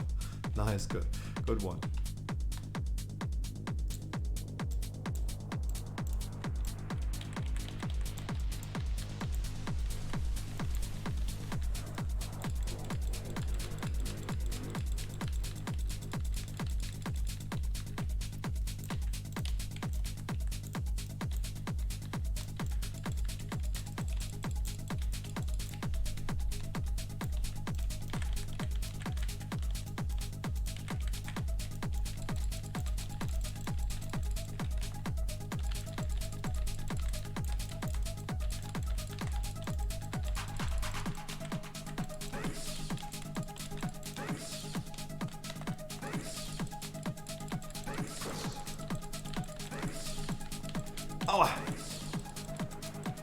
Oh, that was a really good crack for my neck.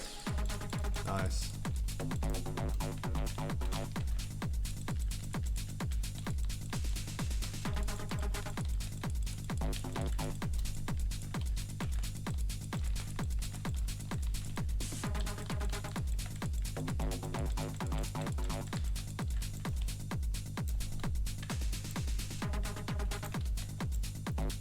Guys, do not steal the traps from each other. Ping pong with 3 players, not with 2.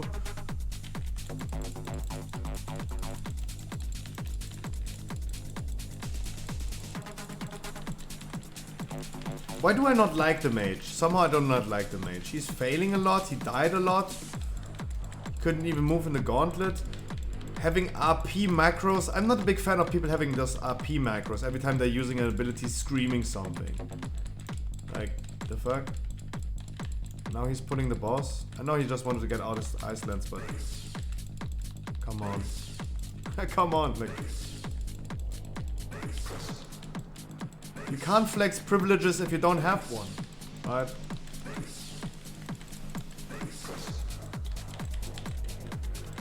No, it's all good. It's all good. Like, of course, he still has an Ice Lens proc. He wants to get it out. That's totally fine. I'm just saying, like, if you don't have a privilege to flex, you shouldn't. You can only flex privilege if you have one.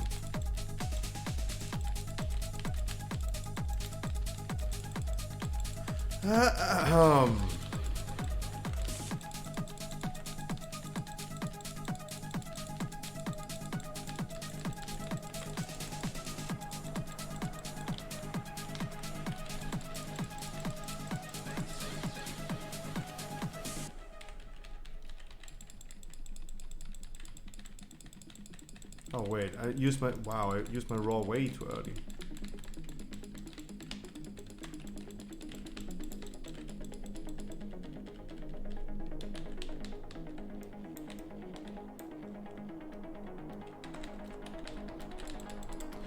We have stage 2 of Anduin.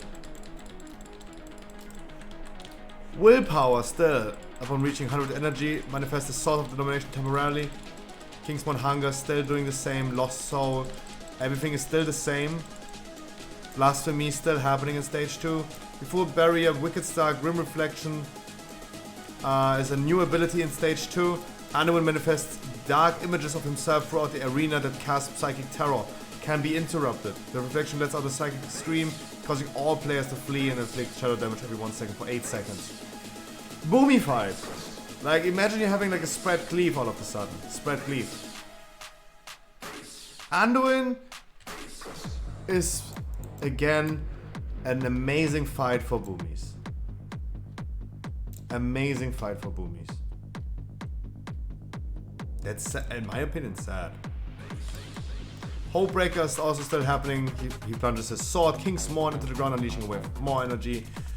Dark Seal is also happening. All abilities are happening the same. Then we have another intermission of Anduin, and it's actually doing the same thing. The Remnant, like Grasp of Domination, the Remnant's domination over Anduin's souls, linked them, transferring 200% of damage taken to Anduin. Moses Winter, Soul Reaper, Army of Dead is still happening. The same ads. We have like Monstrous Souls and Fiendish Souls. March of the Damned is. Did we had this in phase 1? No. In phase 2, the ads have a new ability. A really deadly ability. Music? The music is deadly. Have a deadly ability. Armies of Damned march across the arena. Players that come in contact with them are stunned, suffer a lot of frost damage, shadow frost damage, instantly an additional shadow frost damage every 1 second for 3 seconds. So he's having a bigger army of that. And a second phase.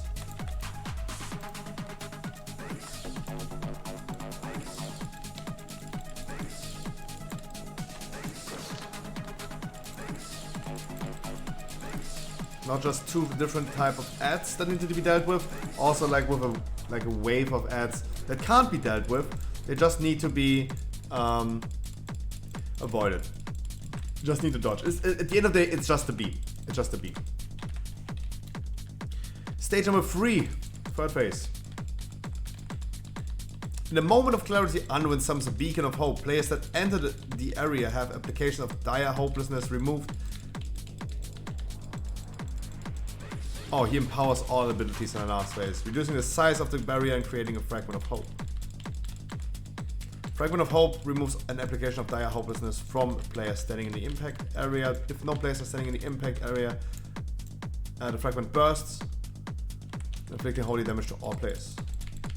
Oh, we're going with holy damage this time. You look good today, thank you so much. My dude, can you tell me, did your package arrive already and was everything okay? Like, some people told me it already arrived, but they have been like probably pretty close to me. I hope it did, and I hope everything was as you liked it. Not yet. Then it should probably come tomorrow. They all have been sent out. The first people got it. But of course, the people that are closest to me probably get it first.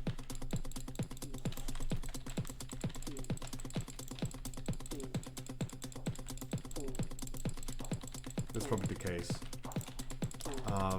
At this point, I think it should be tomorrow.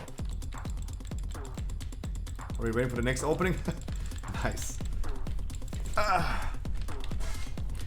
Monday, by the way. Monday.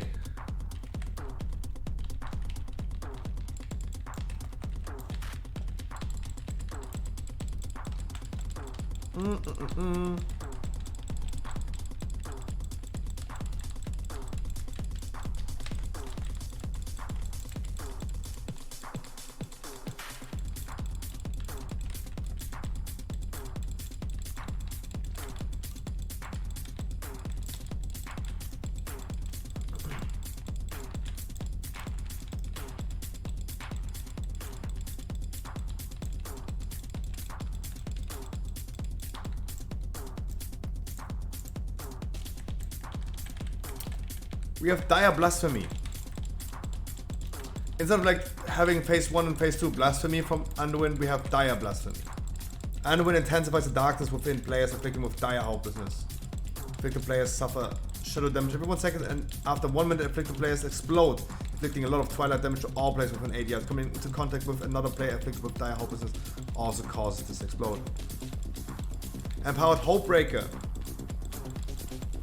He's having all the abilities kind of empowered, just doing more damage to Hopebreaker.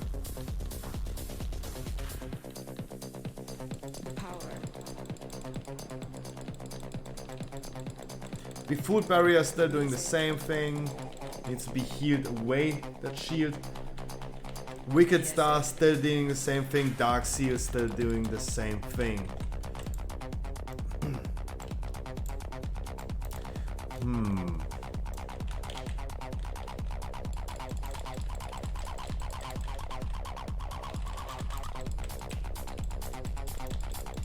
Oh.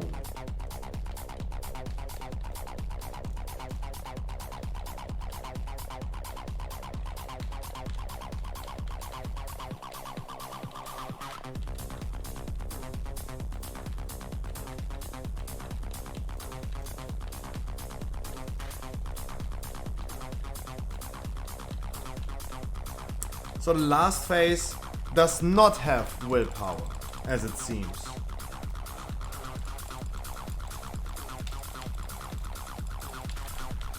So we talked about all the abilities for Anduin. We are able to paint the picture about this fight. Ooh. Try hard.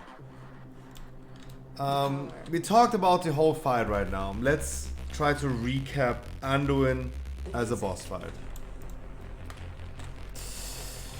Ooh. For this one, it's pretty tough to imagine exactly how it looks.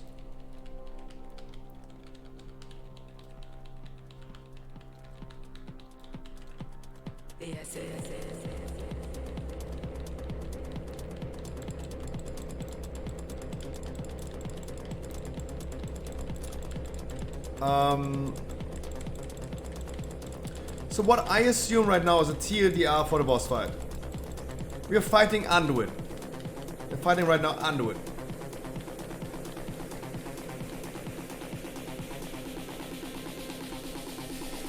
And we are able to go into a different realm, fight some ads, restore willpower to Anduin, and that manifests his dominated form. And we are able to deal damage on the dominated form that transfers 200% of his damage taken of the dominated form to Anduin itself. We are going to kill Anduin, most likely.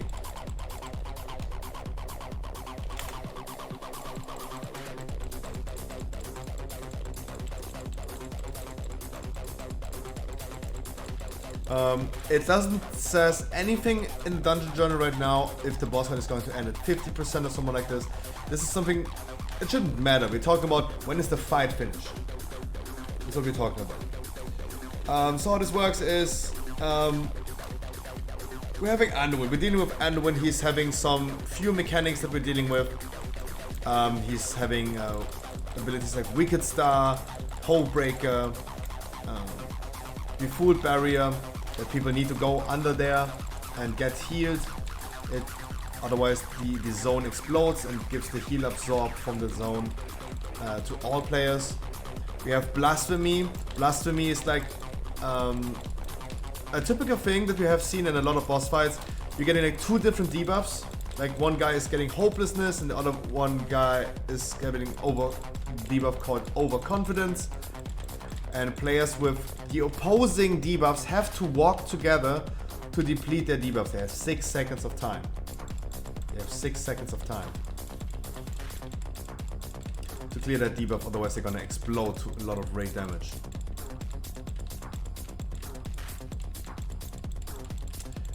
This is the abilities for Anduin itself. Kinda nice. Guys, this is not how the boss fight goes. This is not how the boss fight goes. You need to walk this thing between them. Like, you need to sandwich the boss with your eruptions.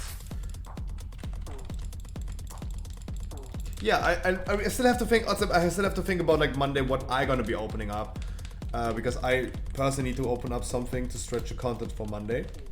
Because we were just started with the openings and all the stuff. Like we need to get more and consistent customers, and of course we need to. First of all, like I need to promote it by doing something else. Maybe I gotta be opening up another display box for myself. Maybe. We will see about this.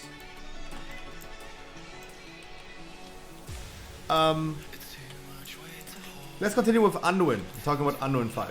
So we have this whole regular boss fight. We're dealing with the few mechanics that he has. And he has a frontal. Kingsmont Hunger. It's a frontal that he's doing. So it's definitely sending down a tank.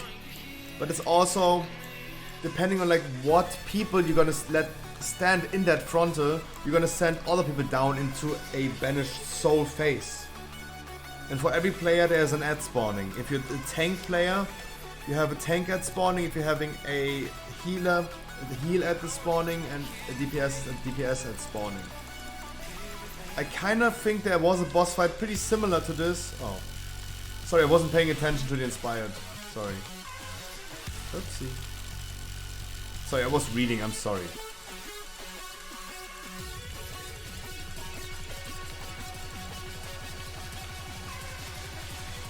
Sorry, I was reading. Please use the urn on next pack. Please use the urn on next pack.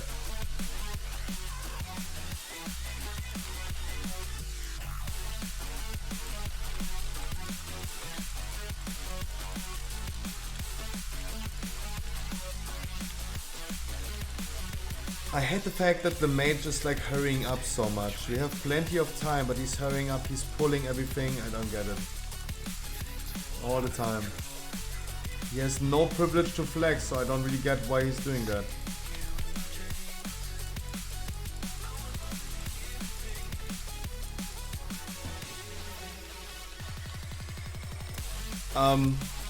Depending on what people you're gonna send down into that phase, there are different ads spawning.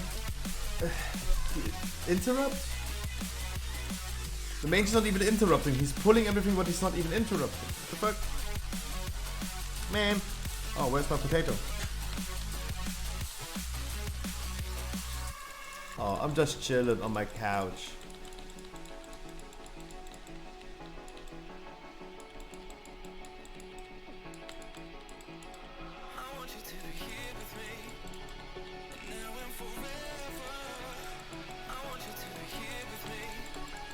Tao Sigma, good morning, good evening, good afternoon. Okay, let's start over again for the new people that just joined. Talking about the boss Anduin, the Prince Anduin, dominated Prince Anduin.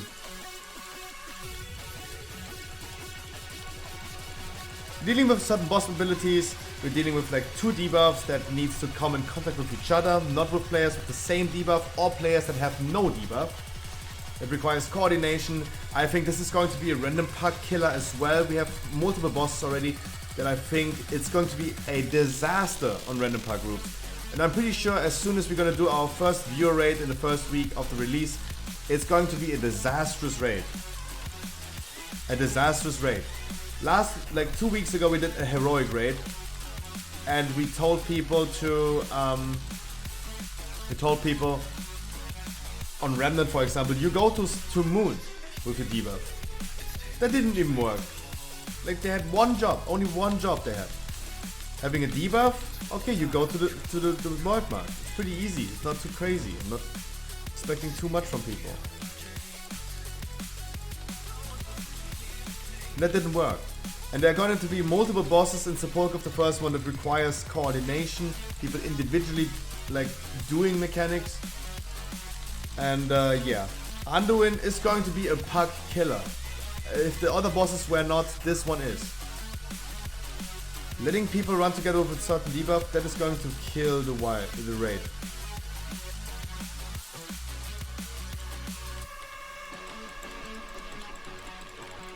And we're having some abilities that will be with Anduin. A debuff, people need to come in contact with each other. We have waves, AoE, like beams, coming from the boss that need to be avoided. We have AoE damage that the boss is doing. Tank smash that requires a tank taunt. And we have a frontal from the boss. In that frontal, you can put as many people as you want assigned in there. And depending on like what role you have, tank, heal or DPS, there's a new ad spawning in that new phase that you're gonna get that you enter by taking that frontal. And killing those ads in that extra phase is restoring willpower to Anduin. And at 100 willpower, Anduin manifests his dominated form and is then actually attackable. The domination form is, at the end of the day, this is the roleplay. At the end of the day, you just have a damage phase. You just have a damage phase where the boss takes kind of 200% more damage, right? That's it. He's just taking 200% more damage. In that phase, where the dominated form is attackable, he is having multiple abilities. He's a DK in this point, no longer a paladin, but is a DK. He has Remorseless Winter that deals damage to players, and is stacking more and more, and it's doing more and more damage. He has a tank ability.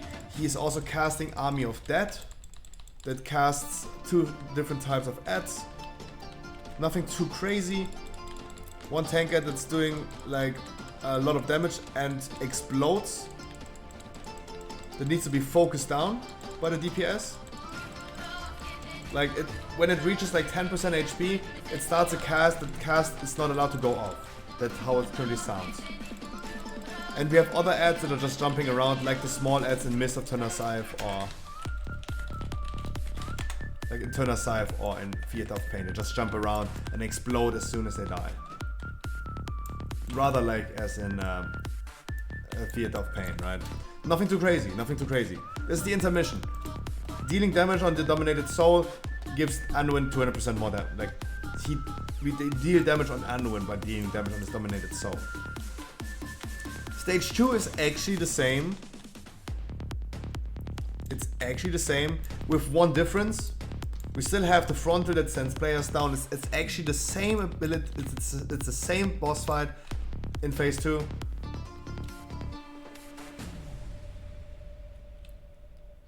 The mage is going back front.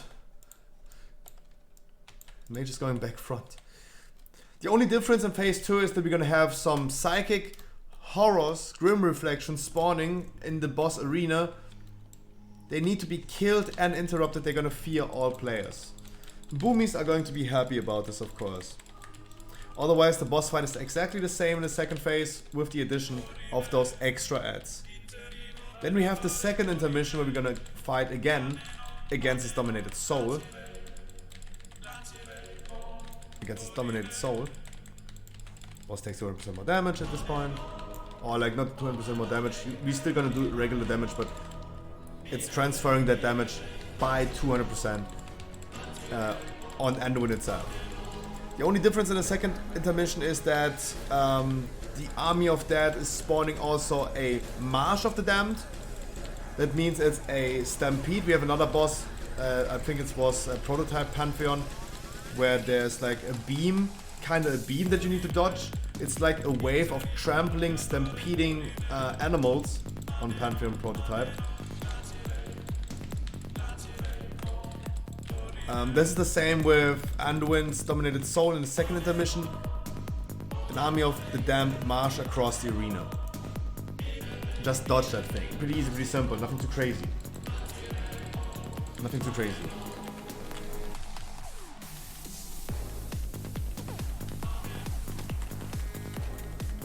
Actually, nothing too crazy. In the last phase, we do no longer have the frontal, we do no longer have the willpower, we just need to execute Anduin.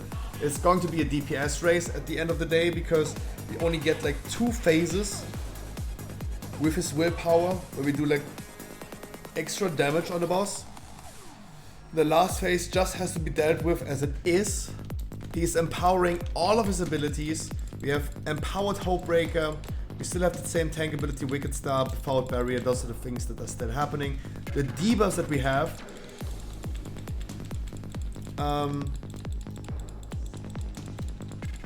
is no longer like 2 debuffs. It's no longer giving you, Blasphemy is no longer giving you 2 debuffs that needs to touch each other. Wait, who missed? From this point on it's back right. It means it was back left. Back left was the mage.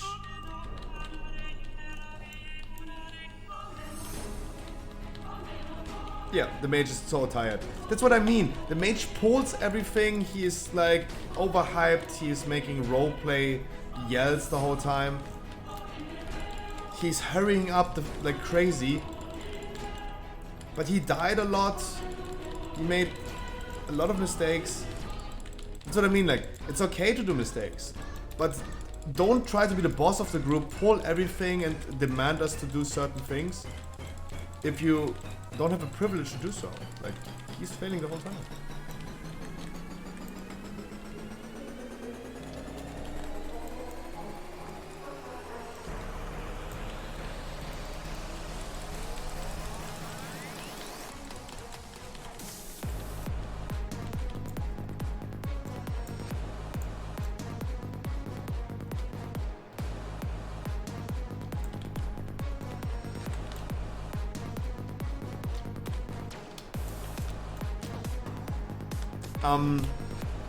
Yeah, in the last phase, he's only doing this 1 debuff.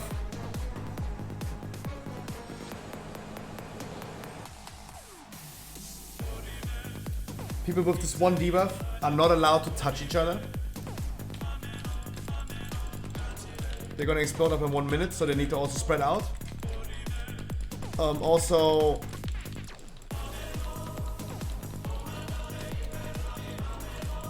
but Anduin is casting a Beacon of Hope. This is an ability that removes an application of dire hopelessness. But if I want to touch you, you can do so, Andy. I'm pretty sure in my raid, in my guild, there are going to be a lot of people touching each other, a little bit too much.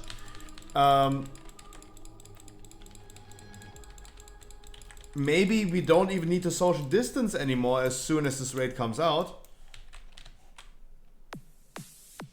You got a double Keystone Master. Congratulations. Want to do an auto set 15? Nope. I just did an auto set 15. No. Don't want to see this dungeon again. It takes too long. Congratulations, Keystone Master. GG, much love. Really happy. We got 2 people with like 2k score. Nice.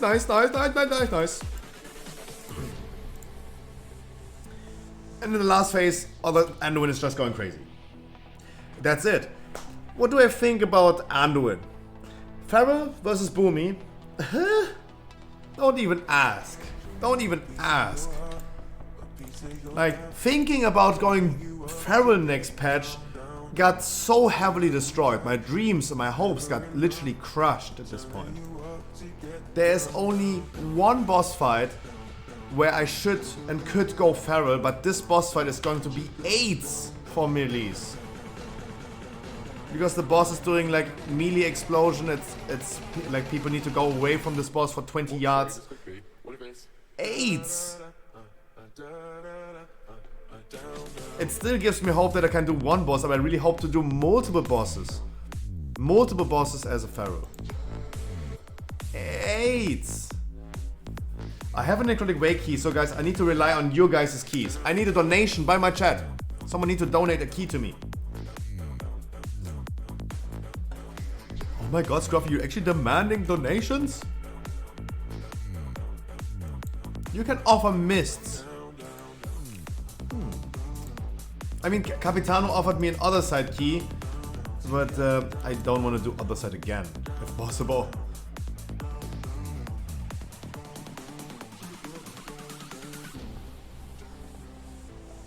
Donate here if you want. That's not even a donation, you're buying something.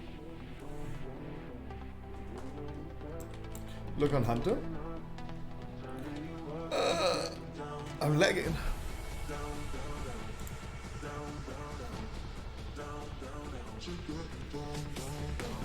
Okay, I got off AFK for a minute as well. Then we're gonna see which key we're gonna do. Because we have main raid today.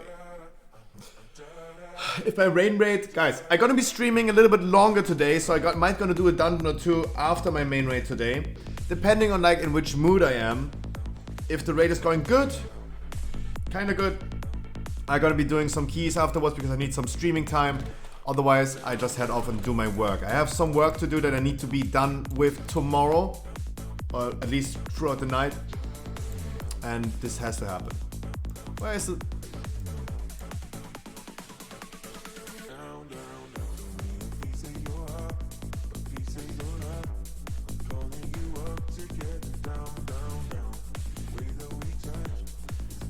Give me a second.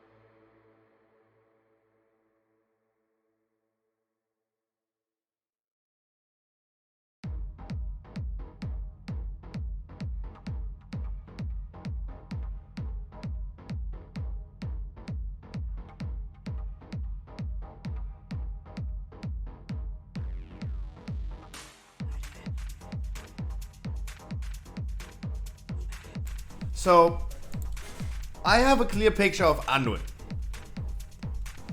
That's at least cool, because I was not able to make a clear picture about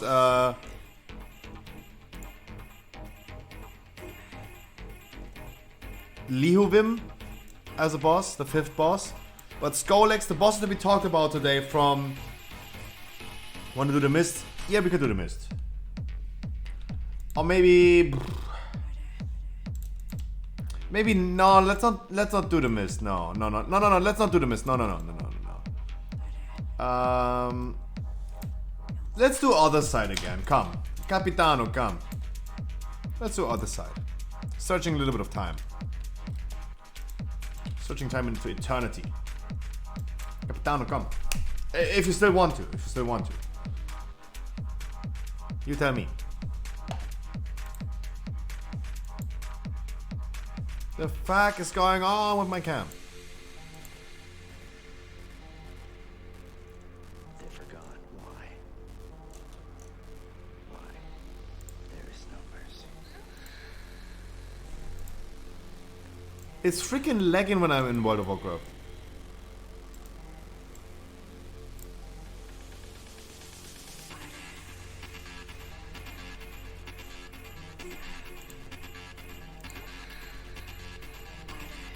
That was... Everything is lagging like crazy.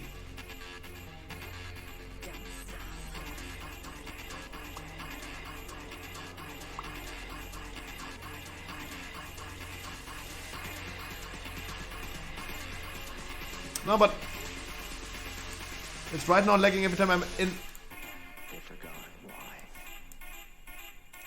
Why? There is no mercy. Ah. Maybe I should update this thing.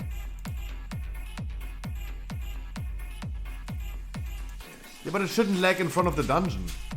It shouldn't lag in front of the dungeon. It only lags when I'm in World of Warcraft.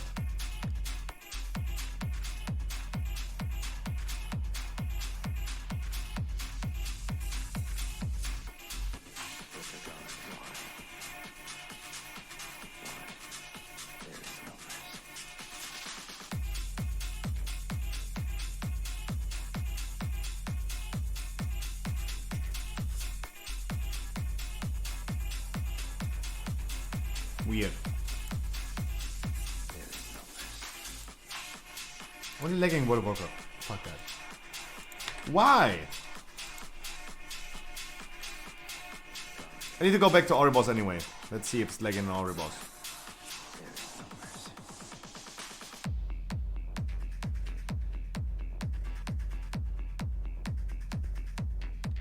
In the loading screen, it's not. In Oribos, it's not. Okay, kind of weird. Oribos is not lagging.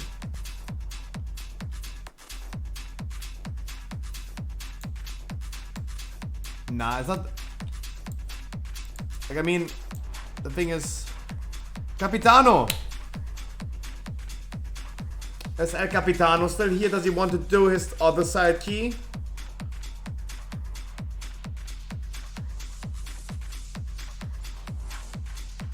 I already missed the drum potato. Oh.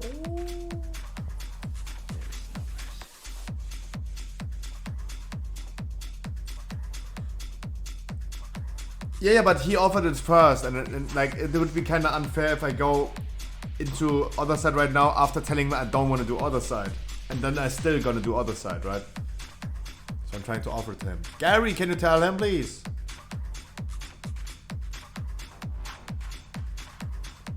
No, Herni, I'm gonna do your other side key if El Capitano's not here.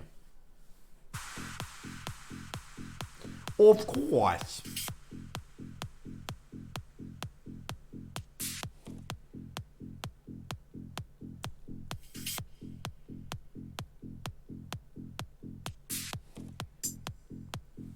Guys, we have information about the first eight bosses of the poker of the first one. El Capitano de Frappigiano. Oh bella ciao, bella ciao, bella ciao, ciao, ciao. Io muoio, la Marvigiano. Na na na na na na na. I hate this song, yeah. This song is awful. I played in the radio all day long. I really hate it.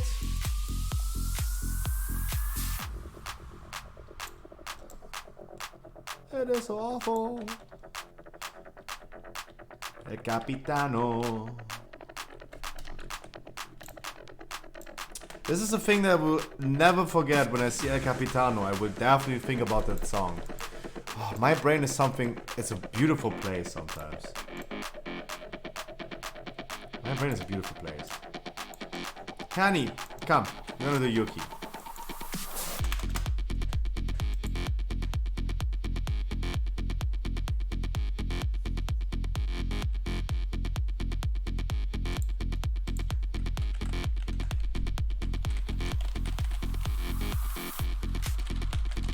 You're wild and dirty if you want to do again and get another shot on your trinkets.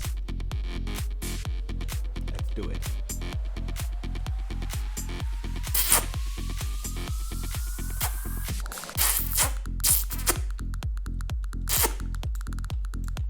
Jesus.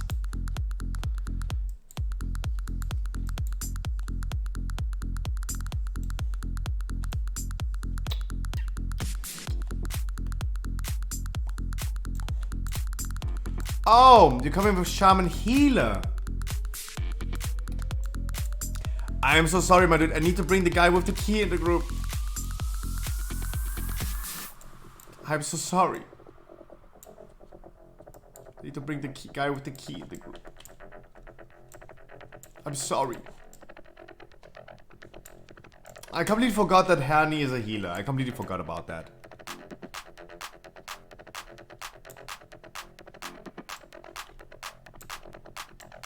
Yeah, come on, ladies, come on.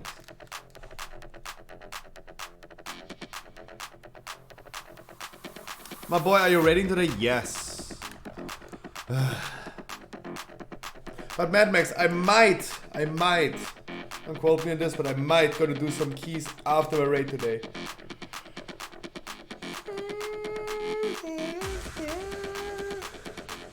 Damn, my teeth look extremely wide in this angle. What the fuck?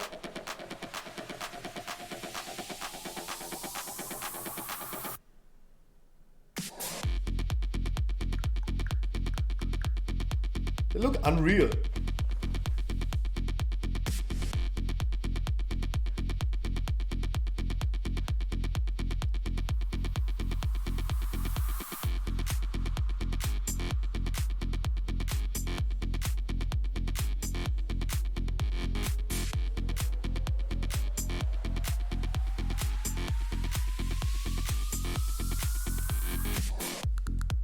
Guys, of course I don't see the in-game chat because I'm still in the trade chat.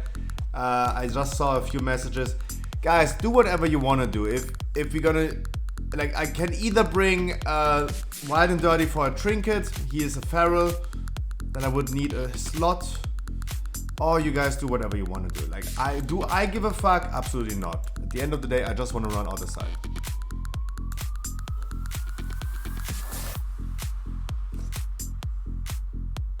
Let's not make it too complicated. I'm a pretty simple guy. I'm a pretty simple guy. I can tell you, I don't give a fuck. We have to decide. Either I'm gonna bring Beatrice or I bring Wild and Dirty. But it's a decision that I leave to other people. Don't ask me about this. I'm not forcefully kicking someone out and tell someone to do something.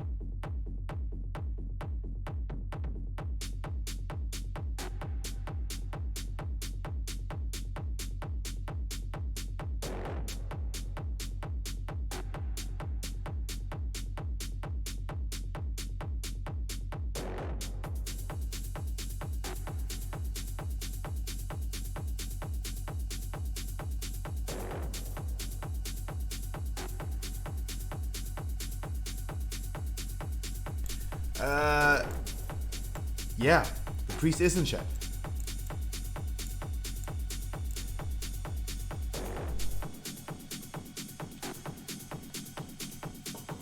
It's Bane talk.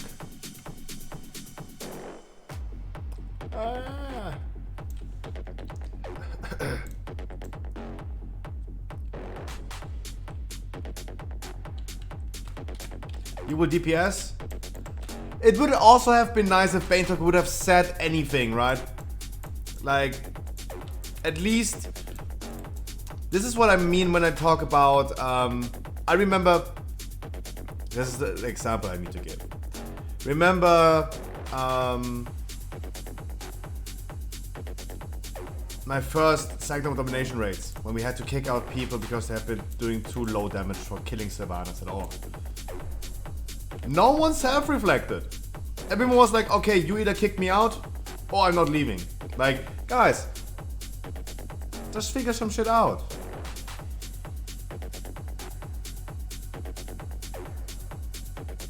Or at least communicate, right? At least we could communicate and talk with people.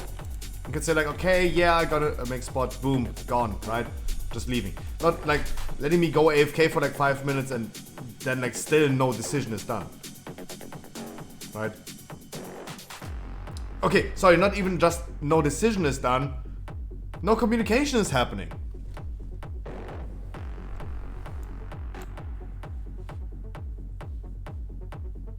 Like, only confusion. All we needed to see is our priest, Baintalk, at least saying something. And it didn't happen. Like, can we please? We're not biting.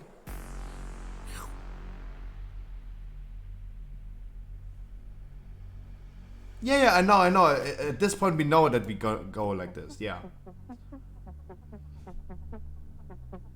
But I'm still giving the advice, at least open your mouth. Right? This is the advice I'm giving. It's at least communicate.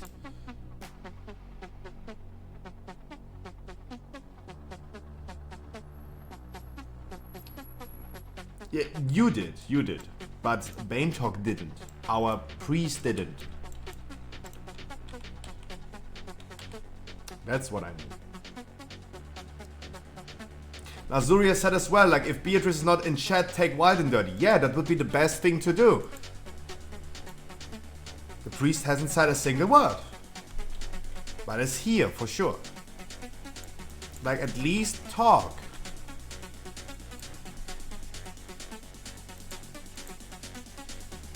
It's not that hard, guys. This is the only thing that bothers me in World of Warcraft in general. Every time we talk about like what is annoying in World of Warcraft, communication. People denying speaking English, for example, and all this stuff. Like when you play with Russian people, French people. First pack, you can do it on first pack. You can do it.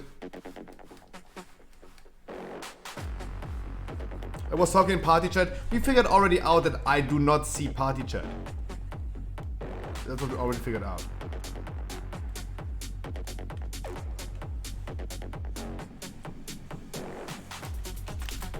Right?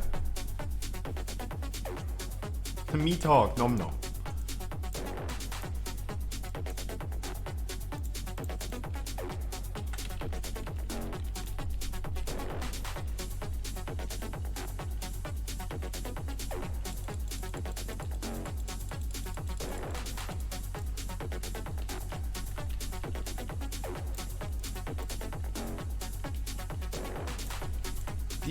The implication from the beginning was like, okay, I invited a healer, but I needed my guy who is providing the key to be in the group. The other healer has to leave. Baintalk had to leave. But then we caused big confusion about like, okay, are you doing DPS or doing what? Like at the end of the day, the intention from the beginning was, of course, Beatrice goes.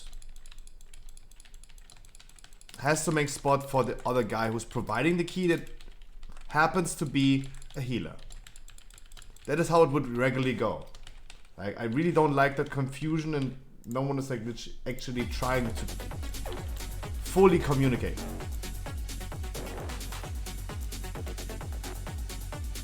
But of course this was the intentional plan. But of course, because I hate kicking out people. I hate inviting someone and like making him leave again. I threw the responsibility to other people to figure this out and come to probably to the same conclusion as I did. It didn't happen. It didn't happen. That's the only annoying part about this.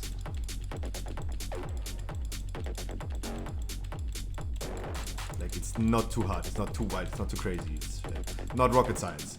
Even though I don't like the quote rocket science, because you have to remember, every time people are saying, oh, this is not rocket science. The thing is, rocket science is actually not, like, we consider like, in this quote, or rocket science being complicated. No.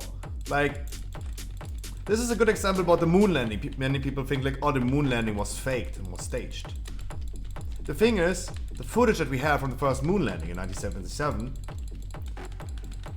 has been such a long time of video footage that had to be faked. And back in the days, for example, rocket science, is where we have this quote from, was so much easier than having production value that it can fake the footage of the moon landing, right? It was way harder back in the days to fake with CGI a moon landing than it was actually shooting a man on the moon. That's why I don't like this quote.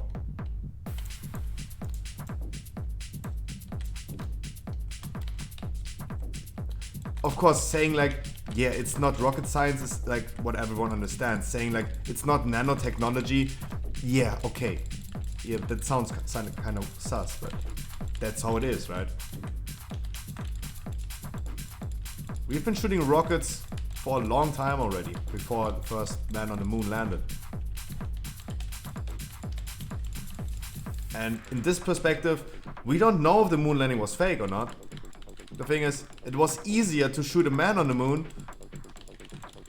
It was easier back in the days in 1977 to shoot a man on the moon than computer graphics and technology. That was not as developed as it is today. Now you can fake everything with CGI. Now faking a moon landing pretty easy. Back in the days, no. Rocket science was comparable pretty easy.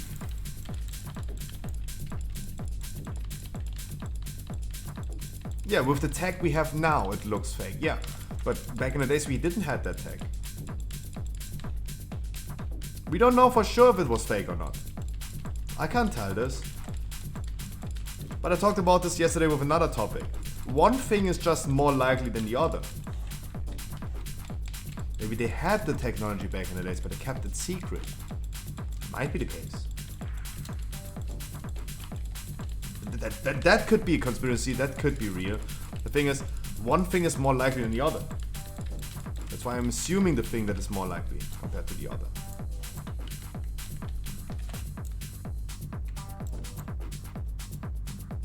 So guys, we talked about 8 bosses. The 8 relevant bosses in the beginning of the poke of the first one. We talked about Anduin. I give one more TLDR about all bosses, especially about the bosses that we talked today already. First boss is hooked into the wall, needs to be dealt, like damage is only dealt on the boss with bombs. The bombs spawn after a shield ad has been loaded up, saves us from a boss explosion, and then after the boss explosion, that shield depletes, the robot with the shield depletes, gives us the bomb. The robot with the shield gets getting energy from other ads that we need to deal with, bring energy cores to that shield ad, and yeah, that's actually the whole boss fight. A few random mechanics that are not too crazy, that I will not like go into big details about it. It's just a fucking beam on the ground. If you have void zones on the ground, dodge. If you have a beam on the ground, dodge. If something is happening under your character, just dodge. Let's not overcomplicate the boss fights. Dodge things, as always. Those are things that I never have to say. Dodge things on the ground. Something's happening under your character, you dodge. Otherwise, as I said, the boss fight up to 55% being dealt with bombs. Bombs drop from the shield ads. The shield ads will be loaded up with energy by other ads. Pretty easy, pretty simple. Second boss is having some mechanics. It's having a blast with 3 balls. The balls have to be soaked by 3 different groups. Damage split evenly between those players. We have to form 3 groups. Otherwise, the boss is casting his abilities with mana. As soon as mana is depleted, it's going to a reservoir, getting some mana back. And the longer the fight goes, the more trouble we're going to face, because the canisters, the reservoirs, are doing more and more damage to us. Third boss is the Artificial Zymox. Zymox is the same as in Castlevania. The only difference is the tank smash that soaks players in. It's not just something that you run out with. The wormholes that we have from Castlevania as well is going to happen as well. In support of the first ones will be dealt. Like, the only purpose for this is going to be Artificial Zymox When he's doing the tank smash, getting soaked in. Probably the tank is walking away with the wormhole, soaks us in, and we're using the wormhole, everyone, to go back. That is the purpose of the wormhole. Otherwise they have ads spawning, we need to deal with the ads. Pretty easy, pretty simple. First 3 bosses, pretty easy, pretty simple. 4th boss is a council fight. We're gonna fight 2 bosses until 50% of HP of one of them. That means we need to cleave them simultaneously. I think this is the first boss that starts to be complicated for random groups, because it requires everyone to realize, hey, damage stop, or focus the other guy. Right? They have some mechanics that need to be dealt with. Mechanics that they alternate between each other. One guy is doing a thing that can be avoided with the ultimate of the other guy, and so on. After 50%, intermission, dodge things. Then we have the other 2 bosses. They have their own abilities. Again, 50%. One of them, intermission, last phase. All 4 bosses needs to be killed. Of course, but that's at the end and all blasting and all the stuff. Nothing too crazy, actually. It will cause some really heavy overlapses, but it's pretty simple. The 5th boss is a little bit complicated, and we have not yet fully understood how the boss works. It might be the case that it's an NPC that helps us fighting ad waves, and we have some abilities that we need to deal with. Definitely lacking a lot of crucial information about that boss fight. Then we have the bosses that we talked today. That's what the bosses we talked about yesterday. Now we have the bosses that we talked today. We have Skolex. Skolex is a boss that is a, let's say like Shada. It's doggy. It is complicated. It requires a lot of heavy coordination with people. There's some different abilities that have to be soaked by certain people. In general, dodge all abilities. This is a boss that is really, really punishing for doing mistakes. For even one guy standing in a beam, for example, this can become really, really punishing. And it requires heavy group coordination, and is definitely going to be a real pack killer, because it requires the whole group to coordinate where they're standing. No one is standing somewhere left off, and we're positioning the boss correctly. Nothing too crazy, but technical, kind of complicated. We have Halondros, the Reclaimer. Is a dude that spawns pylons. The pylons are giving him energy. We need to avoid him getting energy by soaking certain orbs. It also individually requires people to soak things that are traveling towards the boss. Guys, by the way, do not use the urn, by the way. Do not use the next urn. Otherwise, the boss has some mechanics. Nothing too crazy, actually. Something that has to be dispelled. The obelisk, the pylons need to be killed before transitioning. Nothing too crazy. We have Anduin, the prince that we just talked about. This is going to be the last boss of the first week. Suppose the first one. That is a really, really nice fight. I already like it a lot. He has mechanics to deal with. A few ones. But he's having a frontal. This frontal is sending everyone who's standing in that frontal into a different phase. In that phase, you deal with ads depending on like which role you send down, like healer, tank, or DPS. Send multiple people. Killing those ads will grant Anduin willpower. At 100 willpower, his dominated form will be attackable.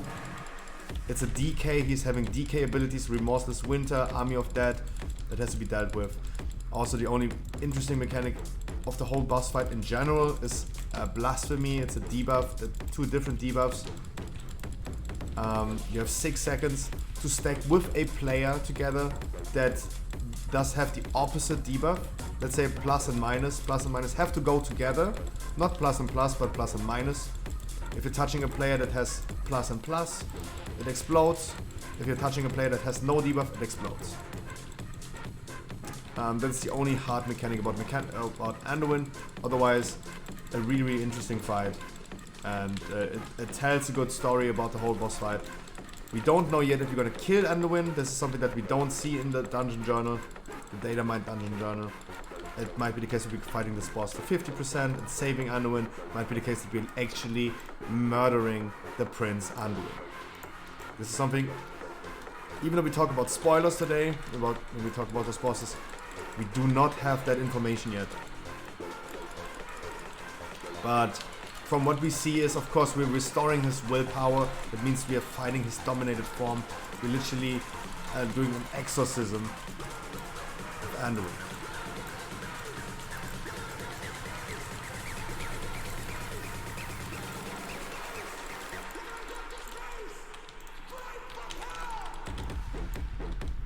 I can't hold aggro like this. I'm sorry.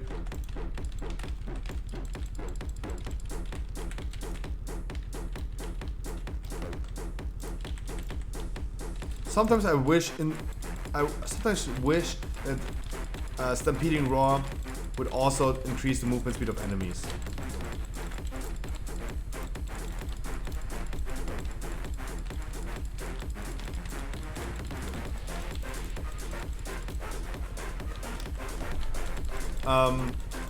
Those are the first 8 bosses. We still have 2 more bosses and then we come to Zova, the jailer. I expect Anduin to be more difficult than the next 2 bosses, and then Jailer going to be, as the last boss, being the most difficult one in the whole support of the first one. I really want to finish talking about all the bosses today. Really want to finish that. So let's see how far we actually come.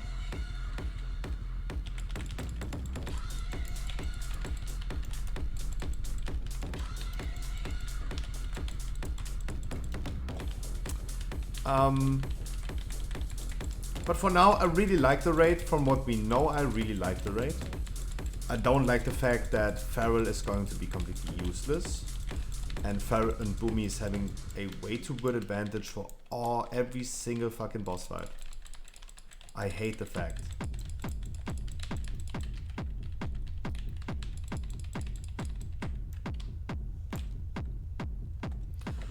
I really hate that fact.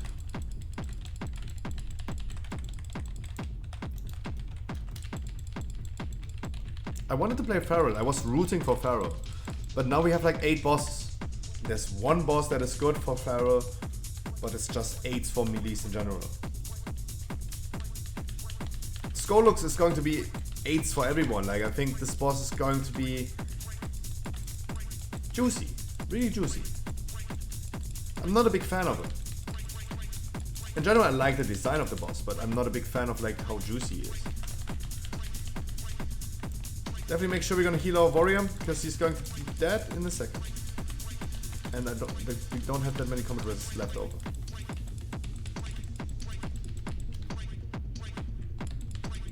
Yes, this thing again.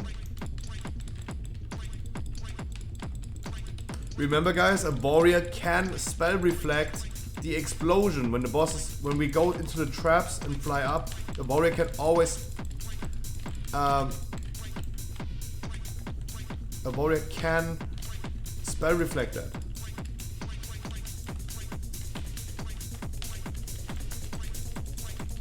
Lagerball. You can spell reflect that.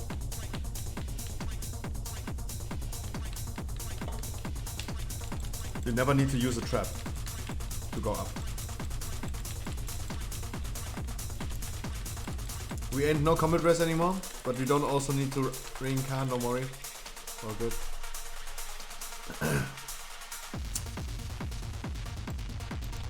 That required even more healing than we had.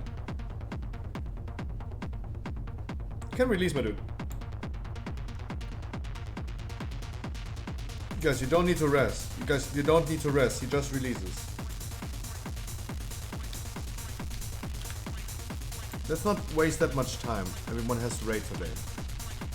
Like, next time please just release and we go forward.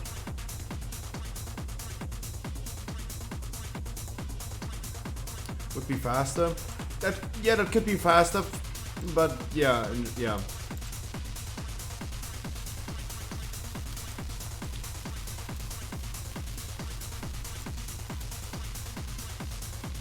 I mean, that's actually not wrong. But then our healer doesn't need to extend and res you. But you're absolutely right.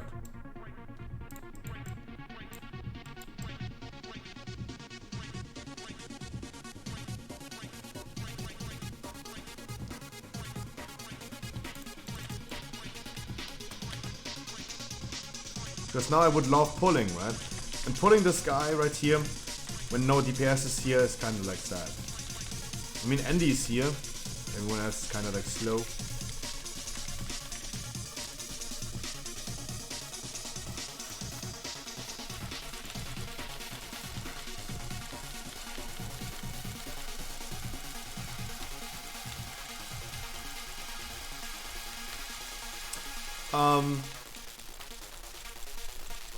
For now, I really like the raid. And somehow I was really hyped to play Pharaoh. This was probably my main driving point that motivated me and made me excited for next patch. Playing Pharaoh, more likely. Pharaoh is going to look so great compared to Boomy next patch. Also, while all bosses are like so beneficial for Boomies, I still assume that Boomy is taking a nerf. Taking the big L for next patch. You're gonna see, I think still the fights are too beneficial for Boomy. Even with a nerf, you're gonna see Boomy still being on top. Hopefully, like, then of course I hope we're not taking the nerf hammer. And every single boss is going to be, when you check the logs for support of the first ones in the future, you will see every single boss fight top Boomy. The only one is the 6th boss. The single target only boss. We might have 7th boss on Shadow Priest, but it's still really great for Boomy. But the single target boss only, we're still gonna see like the single target strong classes, like Arcane Mage, for example. That's what we're gonna do. Anduin is going to be potentially way like for Feral and Boomy, way stronger for Boomy. Way stronger for Boomy than as Feral. But the thing is,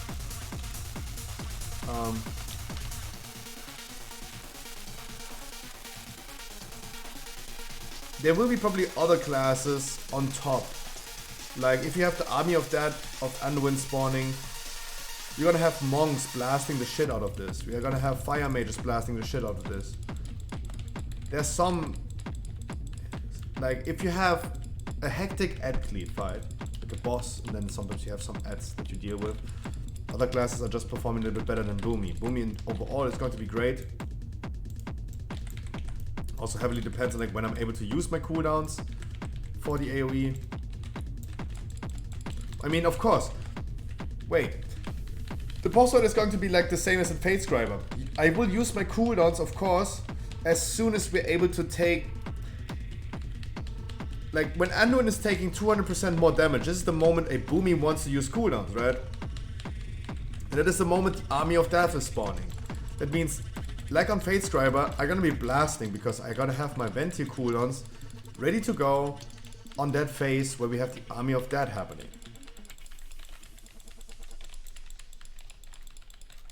So that's kind of like, okay, yeah, Boomy is going to be super strong for that fight, eh?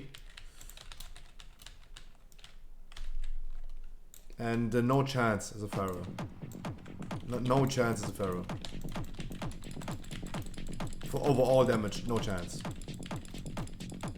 And the only boss that is good for Pharaoh at least requires a certain amount of range DPS to deal with the one mechanic that Gotak Blood Boil, for example, has. The Blood Boil, right? Back in the days in Burning Crusade. That requires a certain amount of range DPS. So even if I could go ahead and play Pharaoh on that boss fight, then it would probably be better to do so for my damage output. It might be the case that I get forced to play Boomy for the case of you need a certain amount of range DPS.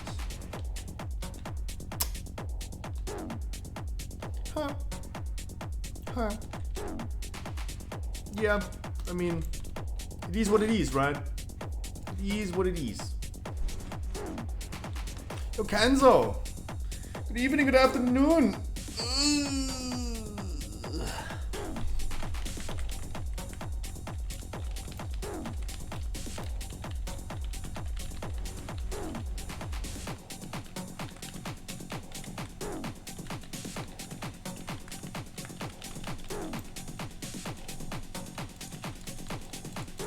Huh?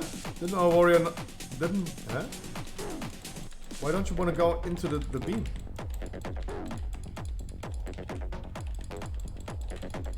Huh? Why is our warrior not going into the beam? Lagoball? What are you doing? Why are you standing next to the beam and not soaking it? You're doing more damage when you soak it, you know that?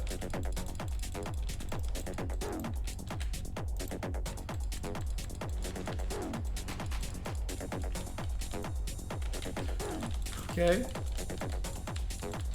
Okay.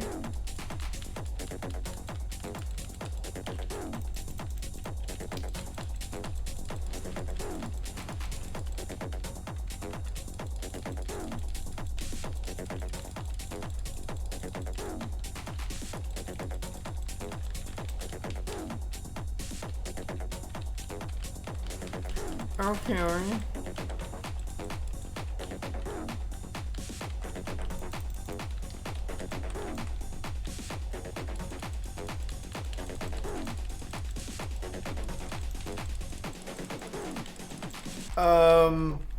Yeah, so we have 3 more bosses to talk about.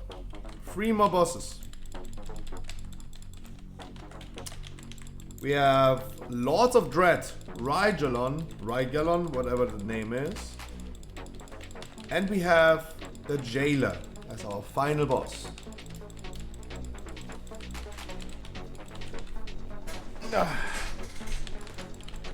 think it's really cool so early on to learn the mechanics. I probably never in my life I have never been reading data mined things for a PTR of a patch that releases in 4 months and learn boss mechanics like before even a PTR was released. I never did. This like for me, this is the first time I'm gonna learn all the bosses, and they are still subject to change. Don't get me wrong. And besides their mechanics and abilities, it's about like what strategy we're using. That heavily influences what exactly we're gonna do on that boss fight. And bosses like Skolex, for example, requires a good strategy. But learning this so early on is actually kind of cool.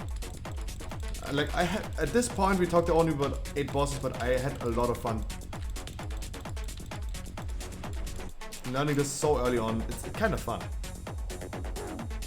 Like, of course, don't get me wrong, I will forget about this shit over the next 4 months for sure. But it's probably going to be like subconsciously somewhere in my mind, and I will remember the things in the future a little bit better. Like the earlier the better, I would say. The earlier I learn this, the better. And also like it leads us to use our imagination. It's like reading a book instead of like watching a movie of that book. We're using our imagination.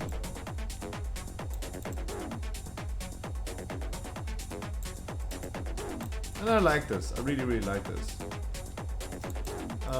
Again, guys, if you want to read it yourself, again, on Wowhead, there's a news about all data mine dungeon journal entries for the Sepulchre of the first one. What I personally still need to learn is Tazavesh, right? I still need to learn Tazavesh. No! No! Guys, this time I was thinking about it, guys. So what you don't do, Lagoball, what you never do is focusing the priest and not focusing the devoted, right? The devoted are ones that are transformed into this bird right here. You always focus them. You always focus them, not the priest. In inspiring, what the plan is that the tank is running into it. Now we can use the urn, by the way. Now we can use the urn. So the tank is running into it, interrupts the priest immediately, and moves it away. The thing that we don't want to have to happen is having a warrior charge, a frost mage slow, and the shaman stun on that thing. Like, I'm trying to move this away. I'm not trying to leave this guy inspired in the middle of them and let them transform. Good thing is it's not fortified, so no big deal. But this is definitely, guys, like, not what we wanted to do. Definitely not what we wanted to do. No charge, no slow, no stun. When inspired, the devoted will not be stunned. But the guy who is inspired will be stunned. Can't be moved away. And just triggers the devoted to transform.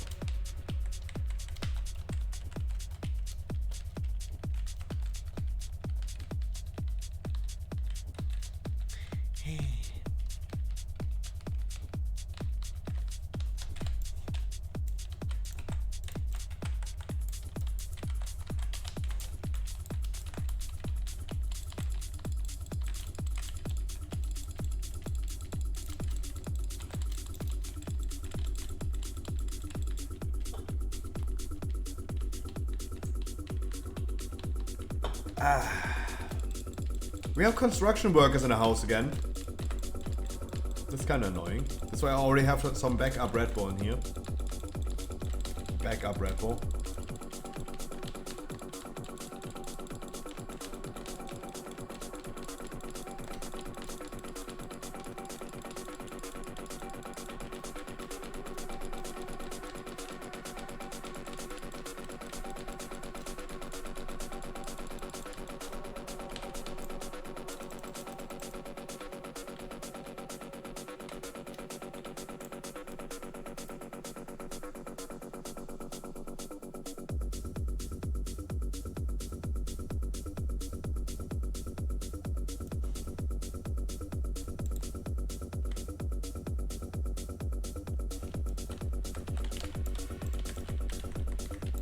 And we bloodlust. Nice.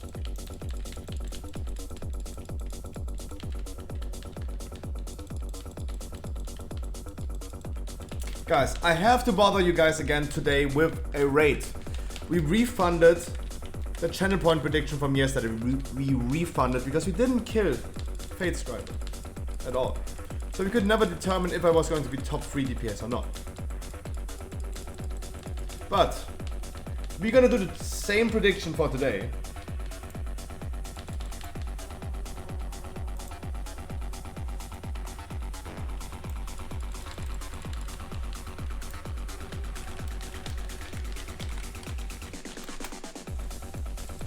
And we're gonna do the same prediction again because everyone is expecting me to be top 3 DPS, but people are going to bet against it just to betting on the underdog.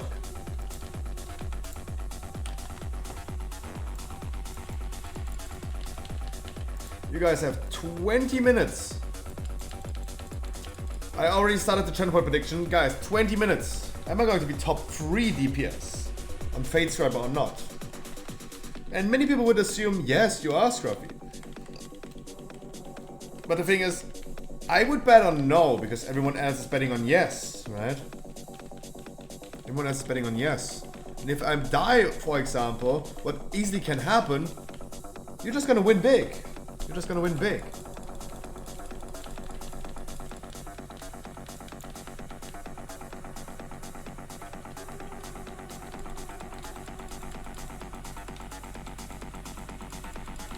Darf man reinbeißen?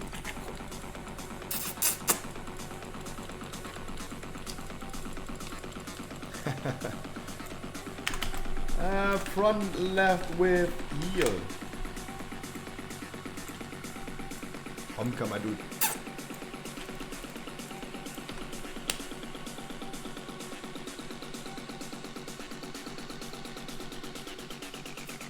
Ooh, JP Lesio as well. Mr. Chips. Mwah.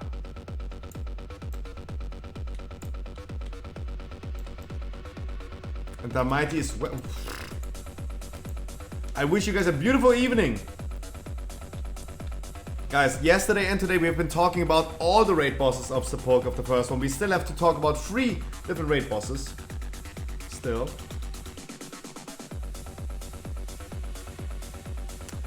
We just talked about Anduin, the prince, the bitch boy.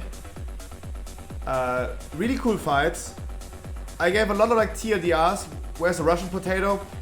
I do not have that filter anymore. It's lost.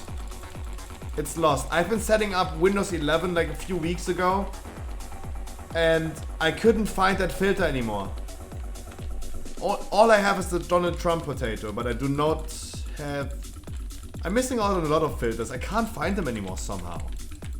Somehow I can't find them anymore. I want the Ruski Katoshka back. But I can't find it. I can't find it. If I find it again, I'm gonna do it again, of course. All we have is like party potato.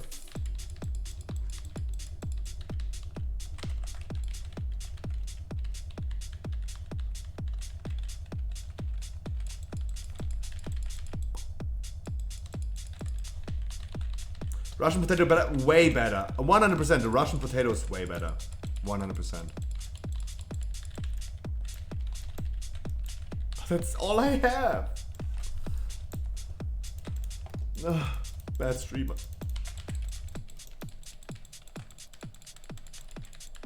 Everything is my fault. Called DHL today and they're like, all of a sudden like, dude. I called again. Yeah, our system broke just right now. IT knows already. Can't do anything. Everything is broken. I broke it. Yesterday I got the fault for like not killing Fatescriber. Me alone needs to carry Fatescriber. I'm the only one there, as it seems. It's a one-man raid. It's my fault. Guys, we have a channel point prediction. Am I going to be top 3 DPS or not? We have currently 100% of channel points saying yes. At this point, I would bet on no. Because what happens if I die? You're gonna win all the channel points of the people that betted yes. I can't get no sleep.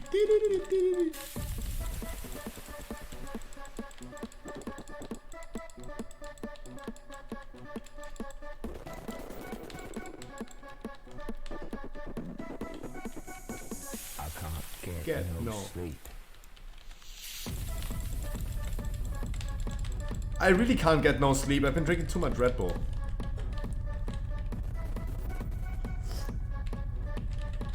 Yeah. That's my song.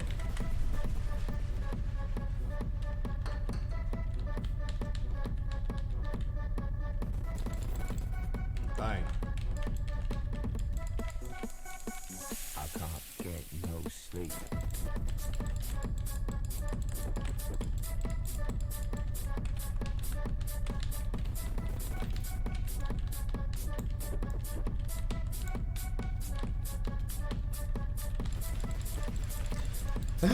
My neck hurts. Everything hurts. My back hurts. I'm dying. I can't get no sleep.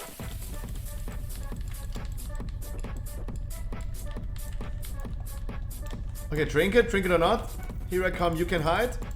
Gotta find you. No. Where is this guy hiding this time?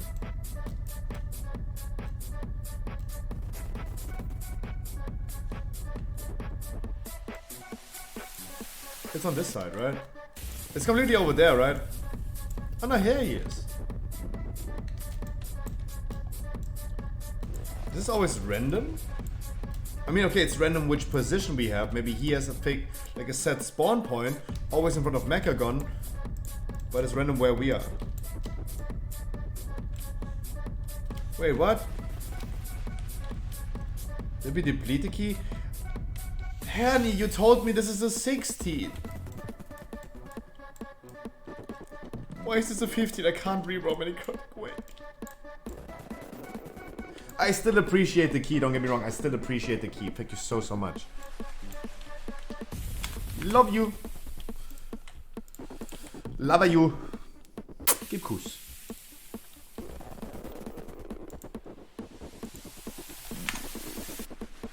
I can't get no sleep. Bam, bam, bam. Bam, bam, bam.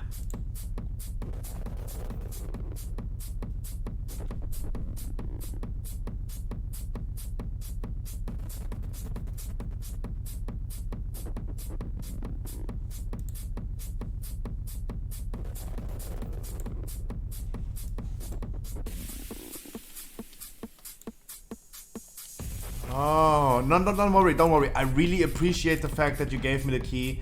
It was perfect. It was way better than doing a mist key, even though I love mist. But we've been literally killing time a lot. In 5 minutes, my raid is starting. The channel point prediction is still open. Guys, now 94% of people said, no, I gonna do not be top 3 DPS. Okay, come on, guys. I gonna be top DPS on freaking Fade Scrapper. Come on. At least top 3. Now you're literally like trolling. Like, if I die, I will not. But come on, I will. Come on. Like you should bet on yes. Come on. Like, I respect Hani for like giving away some channel points, but come on, guys, come on. Bet on yes. I know it's a pretty easy one, but come on. Like, let's not be delusional. If I die, I lose.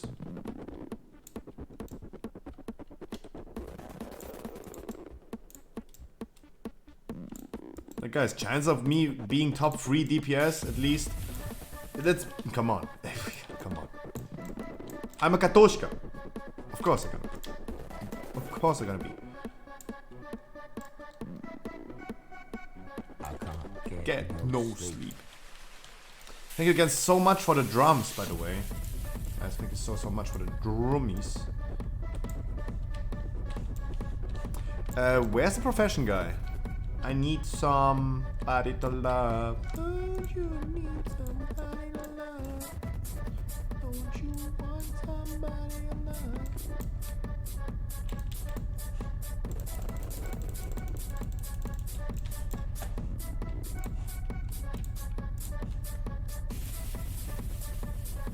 Alright, Fate Scriber kill, Kel'Thuzad kill, Sylvanas kill. This is what's happening today. Guys, you still have like 10 minutes to bet on a channel point prediction. Go, go, Lurkus, Jerkus, Stoners. get no sleep.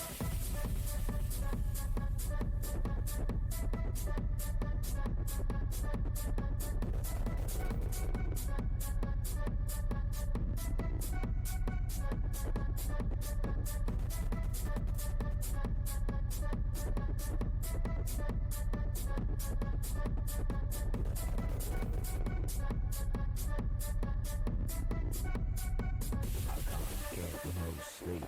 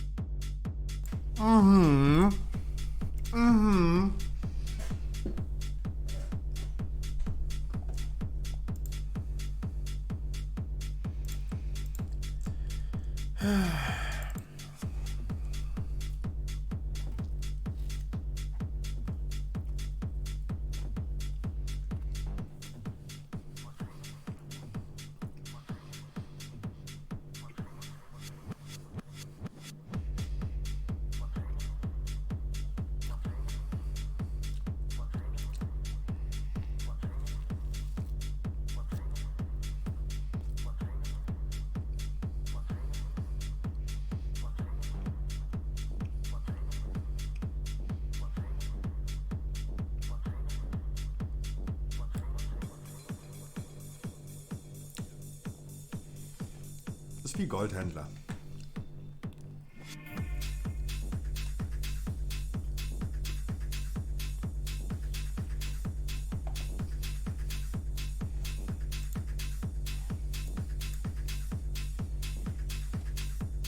In the raid team speak, they're currently talking about the legalization of marijuana in Germany.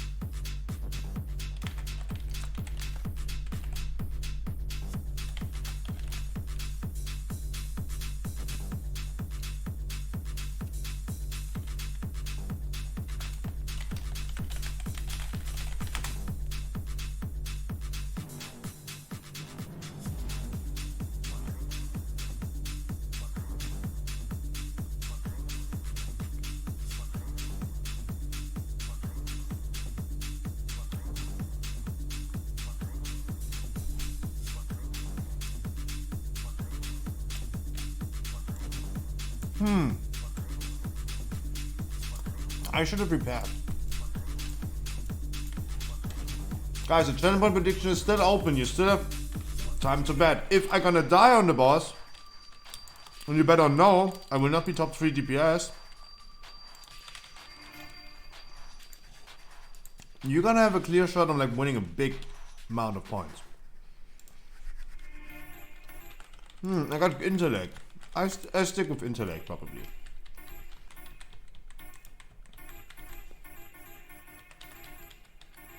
Wait. Where's our second boomy?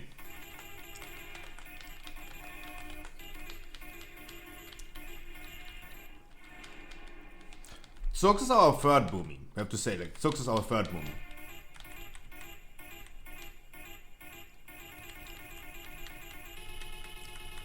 If you're playing very sure.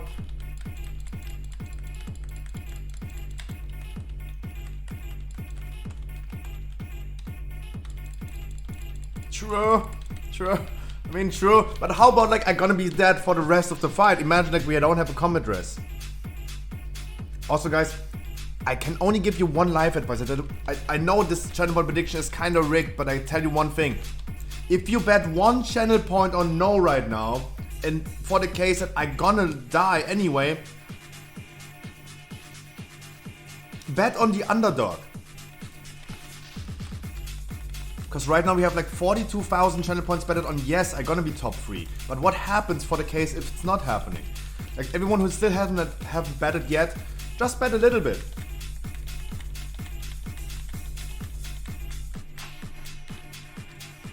Like, just bet a little bit. Because currently, with people that betted on no, You're gonna get 4 times of what you betted. 4 times of what you betted. Throw for me? Pay me. If I had an alt account on Twitch, I would bet on no and intentionally. Yeah. Oh, Jesus.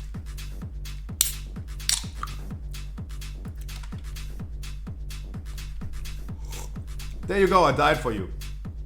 There you go.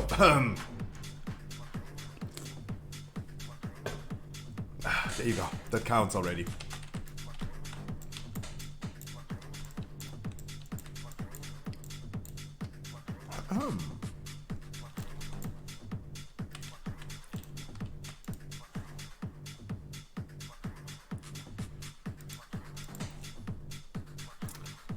Dude, Andy, I didn't know that I can get Sylvana's loot from the mythic raid chest even though I didn't kill it in that week. Killing it once unlocks the loot. I got a mythic Sylvana's chest in my weekly vault. Even though we didn't kill her last week. Crazy, right?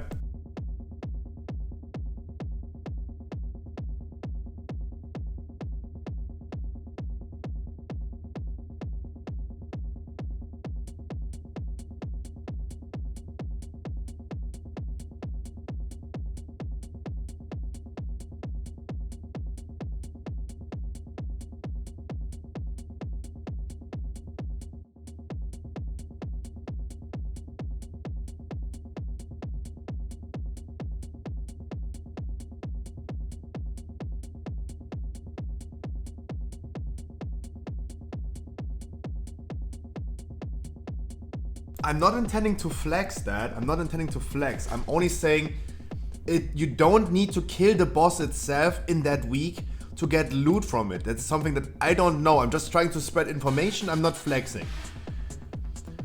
Maybe a little bit, but the thing is, I had to choose between the Sylvana's chest and a 252 weapon for me as a feral.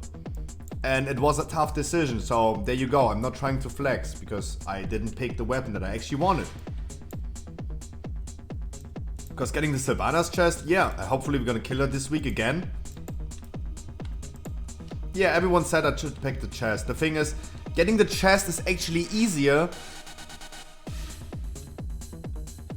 It's actually kinda easier than getting a feral weapon. Kinda. Because even in raid, it counts for me as off-spec to do feral. By the way, where's our freaking second boomy? Tentative. My ass is tentative. My ass. Tentative my ass.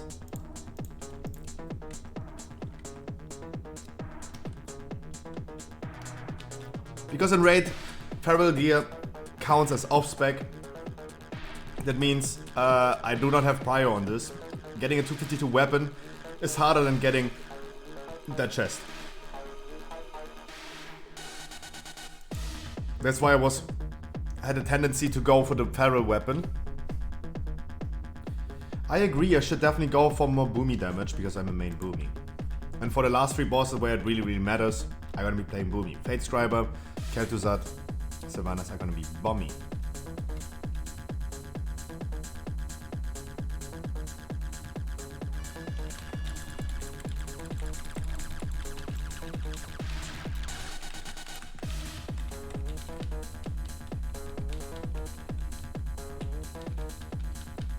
Yesterday, wiped too many times on this boss. How about we're gonna kill him immediately today?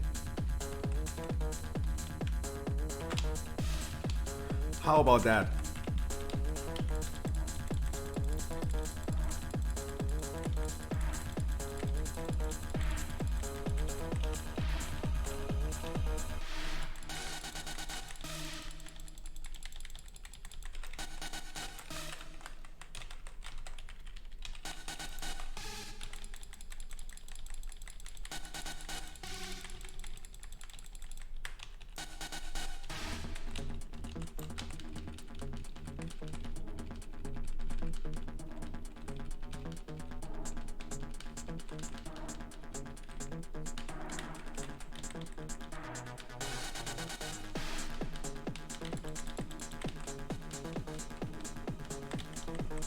Meow.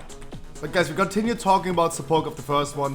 Between every boss fight and every boss try, we're gonna be talking about the upcoming bosses. We talked about 8 bosses. We're gonna talk about the 9th boss. Pretty soon, we're gonna start with Lord of Dreads. The Dreadlords, the Lords of the Dread. Fire Lord. Ragnarus, the Fire Lord.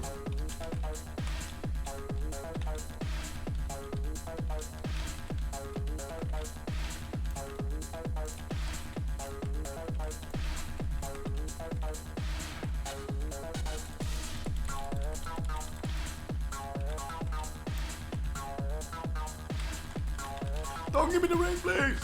Okay, give me the ring then. I have the outer ring.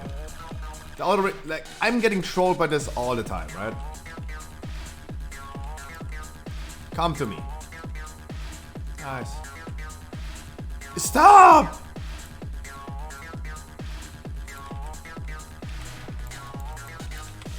Okay, that's fucked up.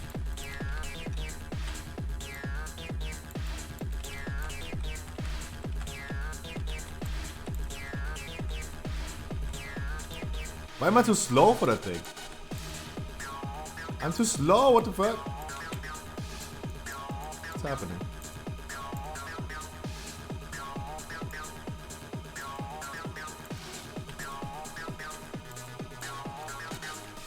Oh, what?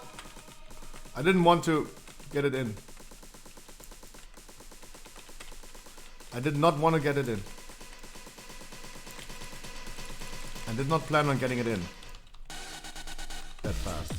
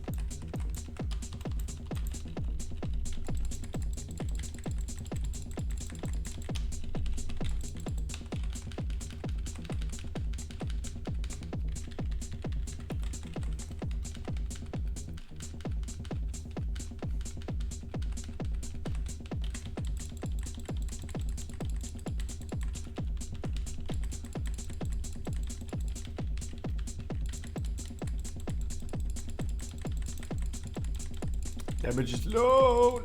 Look at low, low, low, low, low, low, low.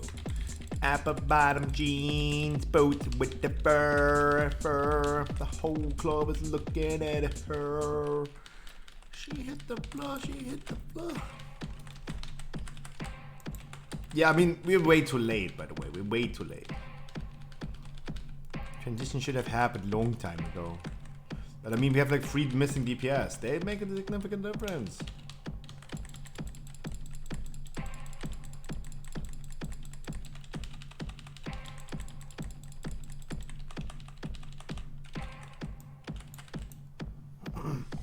Gonna get low, low, low, low, low, low. At the bottom,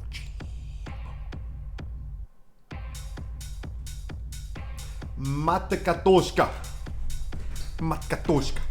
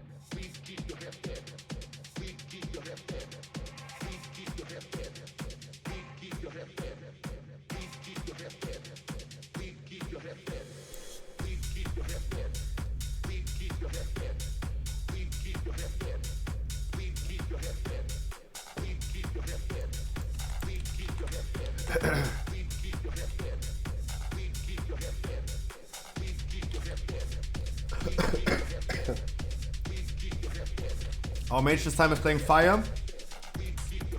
Only one shaman, no longer two shamanans. Oh, this boss.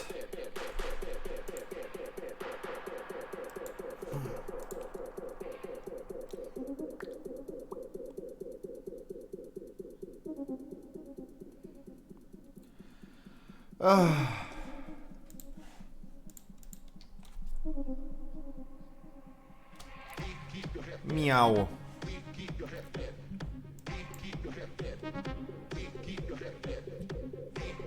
Lords of the Dread.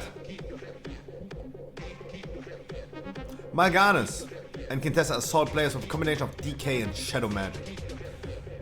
When Mal'Ganis reaches 100 energy, he signals both Dreadlords to dissolve into their swarm forms and inflict high damage to all players who swarm with DK and swarm with Shadows. When Quintessa reaches 100% energy, she signals both Dreadlords to vanish and infiltrate the raid, deceiving their minds with infiltration of Dread. Upon death, each of the Dreadlords turn into a rampaging swarm until the other destroyed as well. Okay. My fingers are really cold. Can't press my buttons correctly, my fingers are cold. Help me, mama.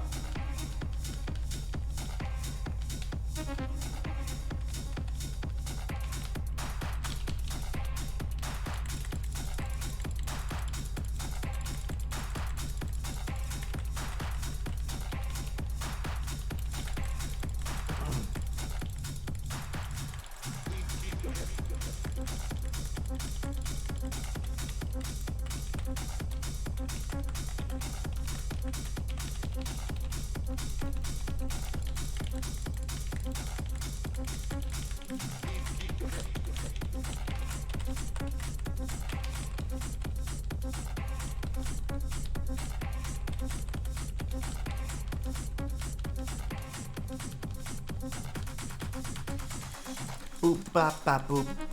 Boop, boop, boop, boop.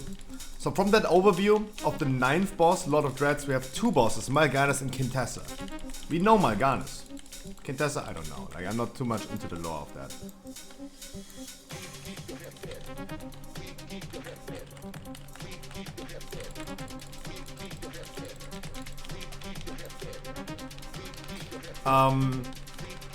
There are two bosses. They need to be dead at the same time.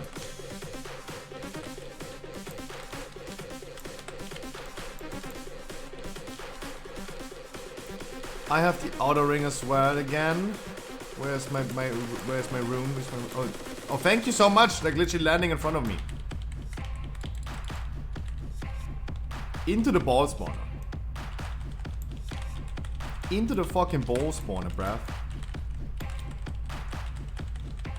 At least I was able to get some abilities on the ads. At least my Fury Balloon is also dealing damage on the ads. And nice. Actually, having blue is way better than always having a green or moon. That's actually nice. Yeah, more damage! Not rigging the channel point prediction. Jawollo. Oh. Oh. Oops.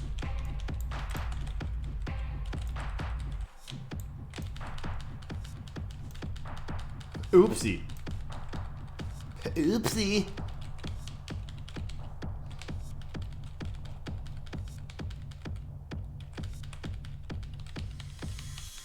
I would love having some FPS on this boss fight. What the fuck? Oh, what's happening? Said that we also transitioned so fast. Like my cooldown's still not up yet.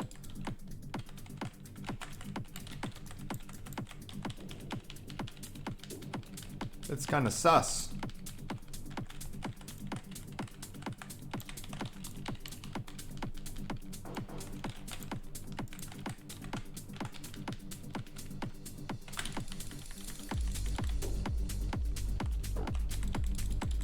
But that's kind of cool for my cooldowns.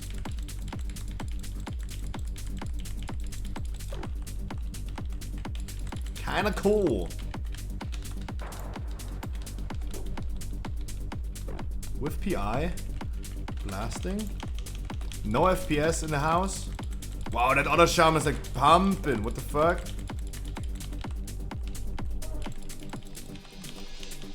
The fuck? Huh? How? God damn it. Man, what is wrong with my FPS? What is happening?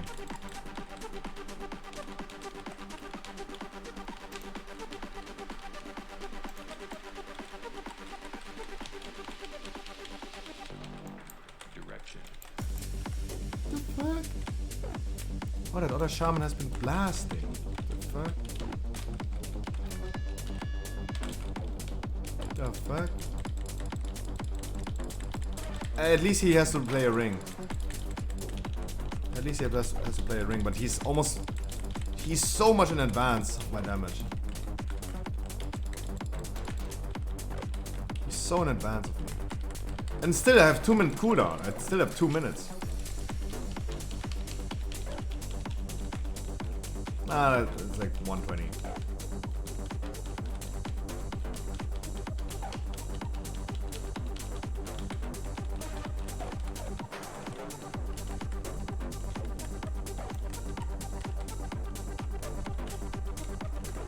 So fast transitioning. So fast transitioning. Way too fast. Direction.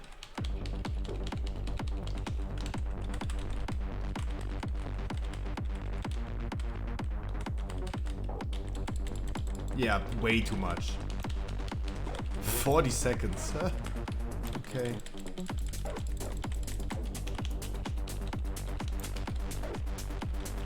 I ain't no cooldowns. Yeah.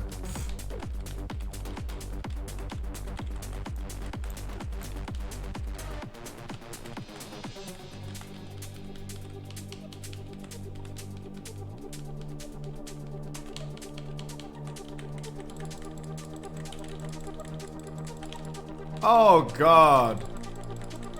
I congratulate everyone who betted on no. What the fuck? Guys, I have an excuse for this. I have an excuse for this. I definitely have an excuse for this. We transitioned the intermission way too fast. Way too fast. It's a wipe.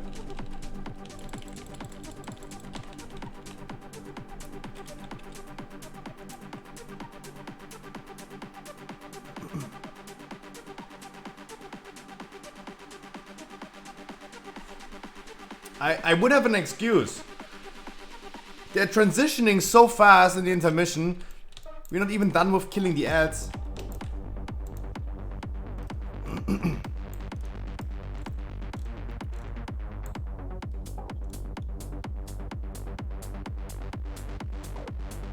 Thank God.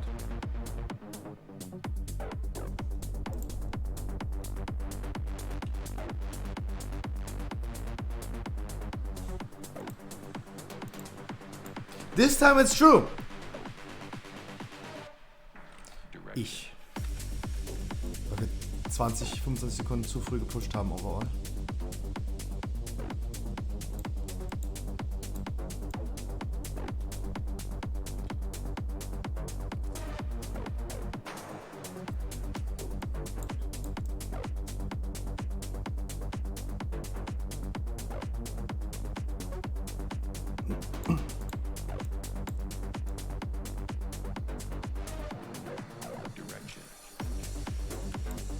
Thank God. Phew.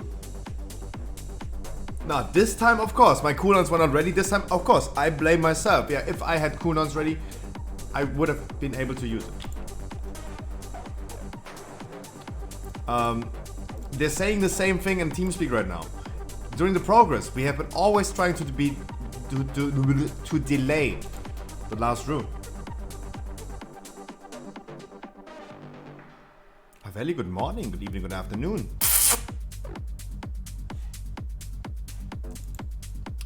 I will try to use my cooldowns just a few seconds earlier to compensate that as well.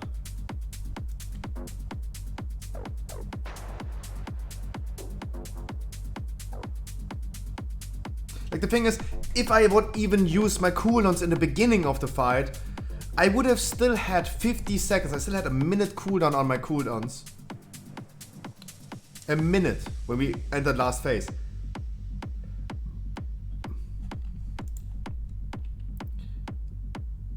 I'm delaying my cooldowns in the first phase for 10 seconds. Or 12 seconds. If I would use it in the beginning, it's still only like 12 seconds.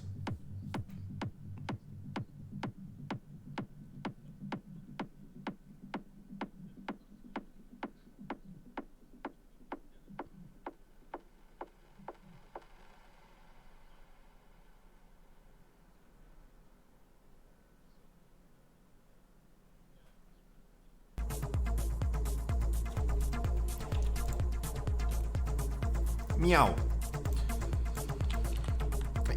That's the thing. I could even use my cooldowns in the beginning of the boss fight, use it again as soon as it's ready, and it would still not be ready with that timing.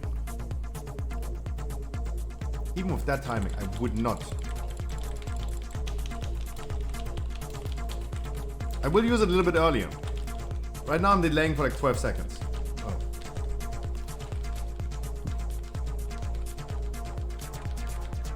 And I do it now. It's like 3 seconds earlier.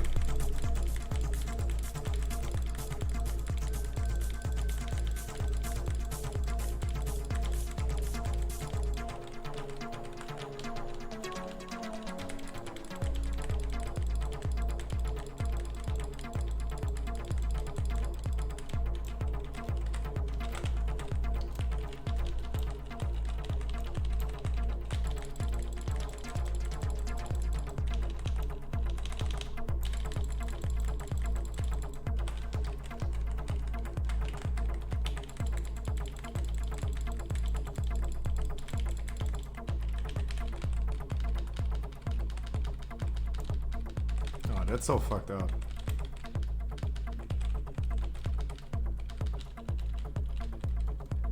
Yeah.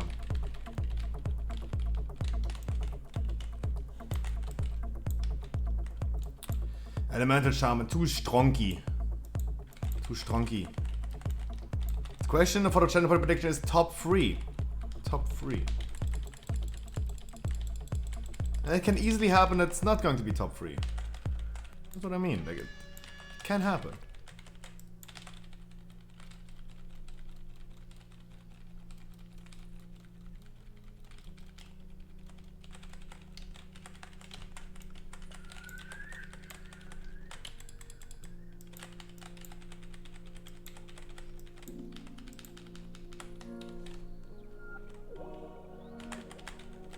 Give me the blue ring, please. I'm back up.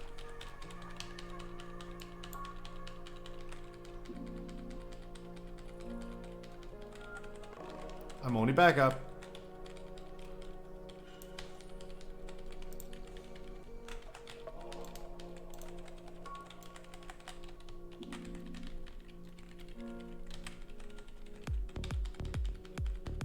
But the other people are also not assigned to the rules.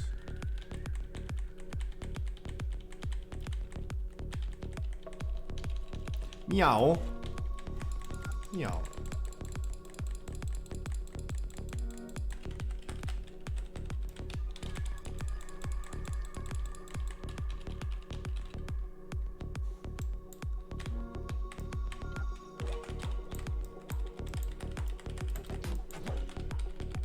Alright, let's start with Kel'Thuzad after this one, come on. At least, like, it's so important we kill Kel'Thuzad. It's so important.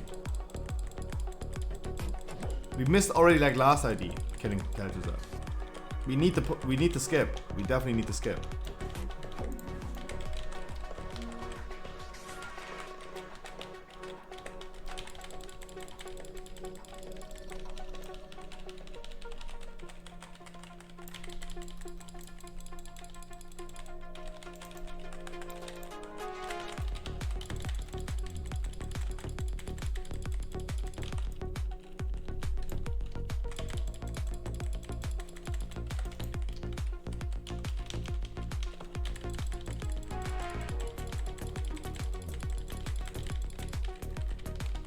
This time my coolers are not lining up with the ad spawn.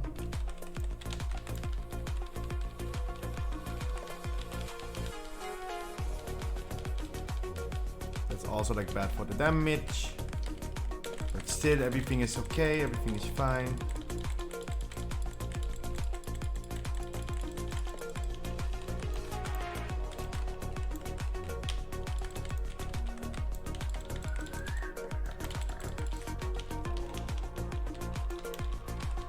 Ooh, he survives getting hit by the beams. Holy shit.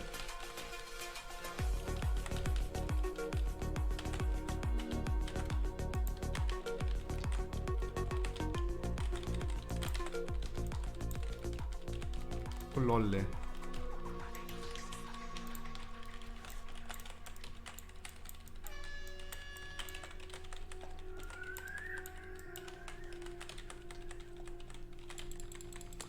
I'm purple.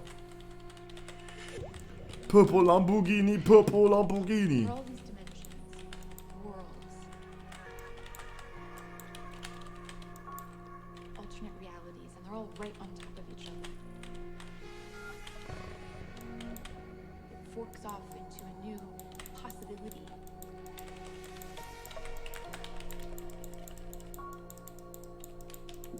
We wanted choices, chances. The movements would allow us to travel to a dimension permanently, stay there.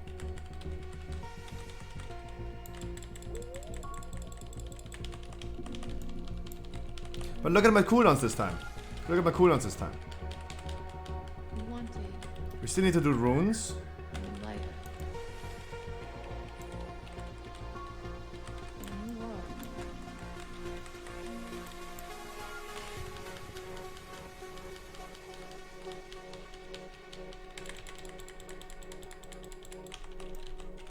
To us, that was Gib's aber auch Rafiri. Mach einfach nochmal.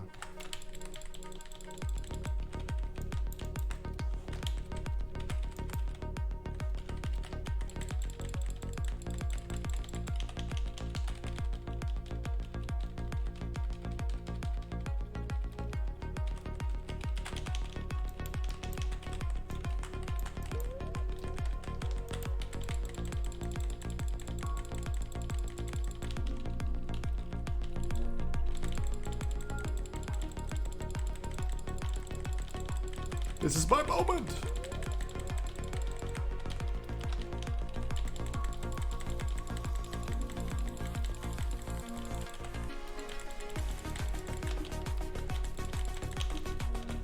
Or not. Or not. The tank ad just took too long to die. Meow. People just completely confused about the beam. They just ignored the beam.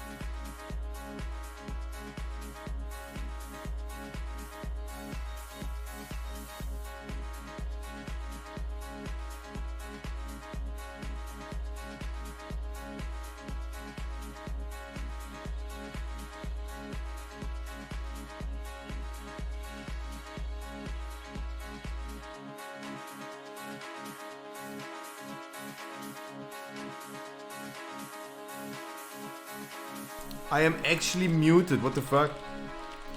Nice Island Gaming. I said, is everything as expected? Is something destroyed? Did they handle it with care and all this stuff?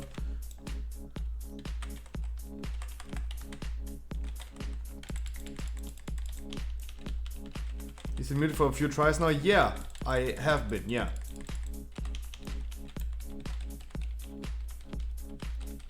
Damn. I was talking about the Lords of the Dread the whole time. I was talking about the next boss from Sepulchre of the first ones.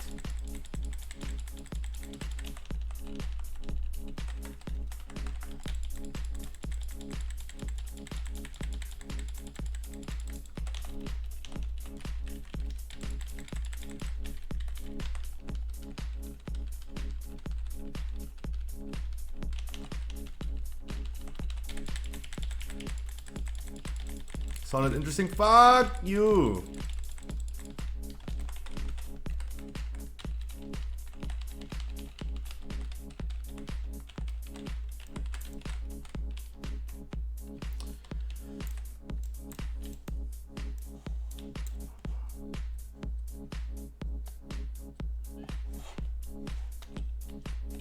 It's fine all by sending a top loader and no card in it, bro. Sending the top loader to stabilize the package. To stabilize. I do this with all packages. Whenever I got packages, for example, from the US, for example, when I bought single cards, they always send it with a top loader to stabilize. So there's a small chance of bending the cards if the top loader is saving it and stabilizing it.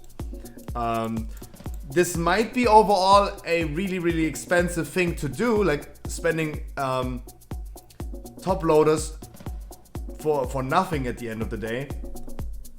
But it's all about like those things should arrive in a good condition. You get like a free top loader. I mean, you can throw this away or something like that. I don't, like no one cares. It's all about like they need to be stabilized. It would be really, really fucked up if they arrive kind of bent.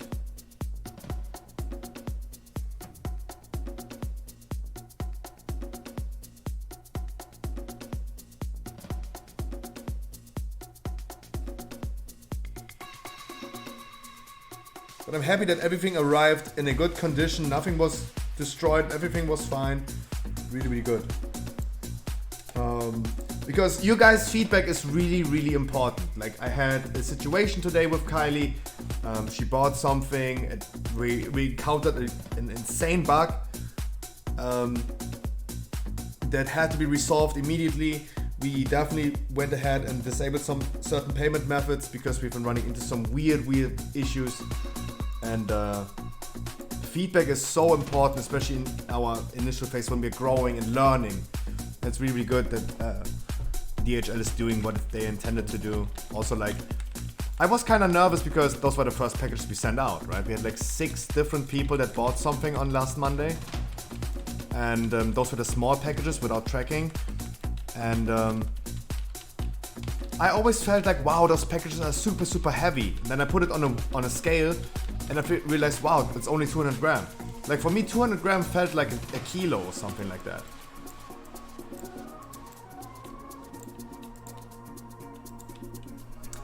I hope it was okay with the packages.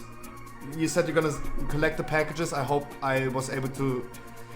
For Shining Face, for example, I wanted to send you all packages that I had with all different artworks. For Shining Fates, we only had like 3. We opened only 3 different artworks. I didn't have the 4th one. We never opened the 4th one. Guys, I go pee really quick, then Kelto's up next. And then we continue talking about Lords of the Dread. The 9th boss in Sepulchre of the first one.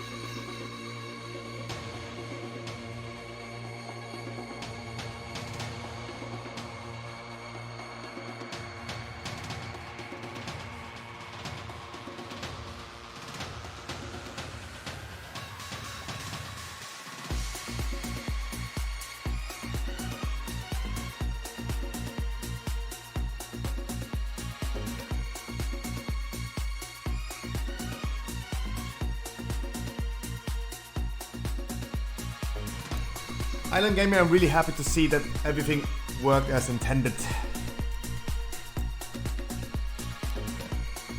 Really happy.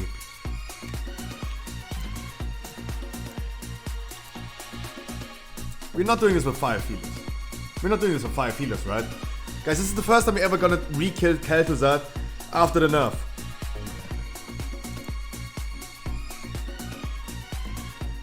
I heard about people using 3 healers only, and this is a DPS race. But they're talking about this right now, it's okay to go AFK. All I need to know is, do I go feral or not?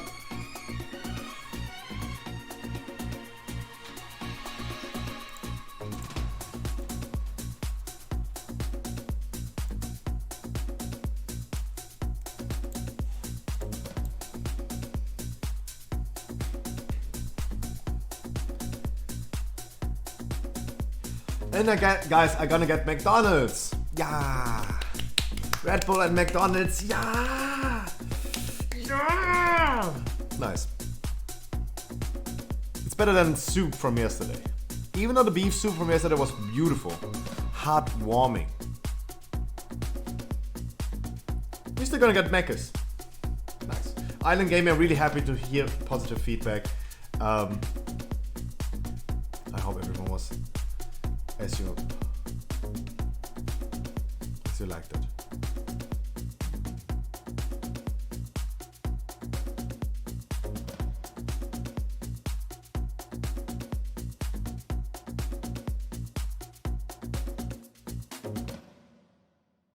He is going to love her until the day she dies. Who again? I have avoided it since the words entered the universe. The universe, a rather large space. 2 possibilities exist. Either I am alone in the universe, or I'm not. Both are equally terrifying. It's everything and nothing really. The power of the thought can mirror everything I experience. Through memory and knowledge, I myself become a microcosm carrying the world within my entity. A mirror of things, a parallel of the universe I'm surrounded by. We're all men where I exist. Frail, infinite, and incapable of our own rebirth. Only the few are as mighty men of destiny. Incapable Guys, I honestly think they fled into and amongst the stars. I honestly think we are not killing Kel'Thuzad today because it seems like they don't really know what's happening. I think like everyone's a little bit clueless. I am clueless as well, don't get me wrong. All I know is that the boss is a DPS race now. It's no longer like stalling, it's a DPS race. The Blizzard is killing everyone.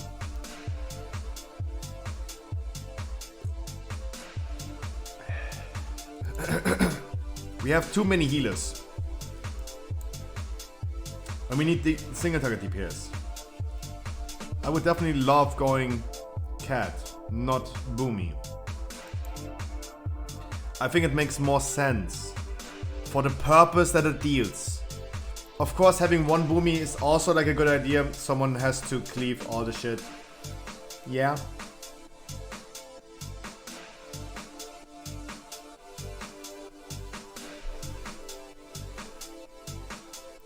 Lord of the Dreads is the 9th boss.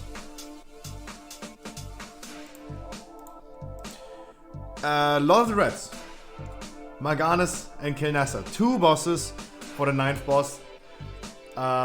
They're gonna have no different phases. They have no different phases. Here is the word, beautiful, and terrible things will happen. But when I saw you, this world stopped. It stopped. It stopped, and all that existed till for you lies fixed on it there.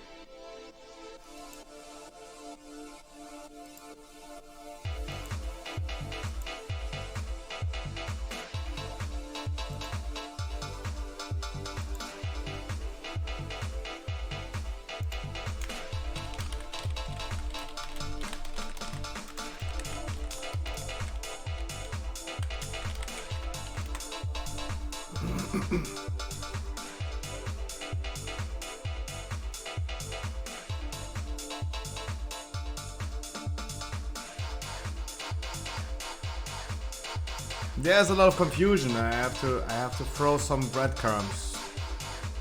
I have to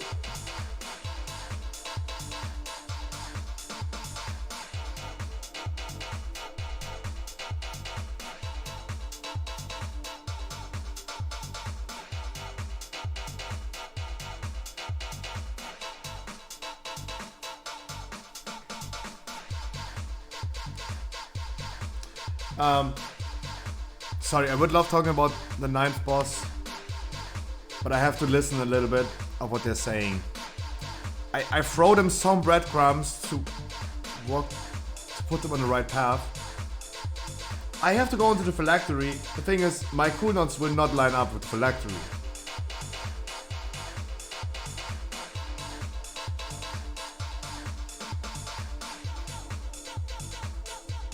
I get McDonald's. Bam, bam, bam, bam, bam.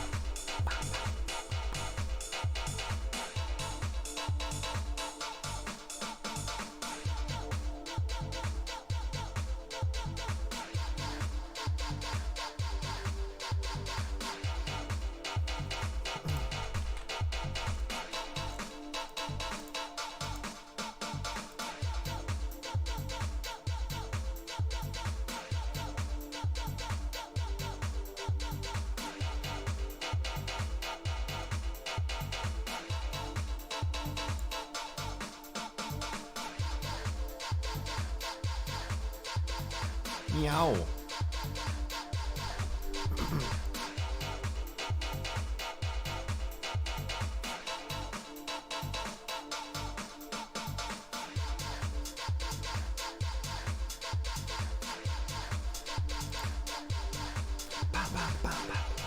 They don't know, guys. They don't know. They don't know.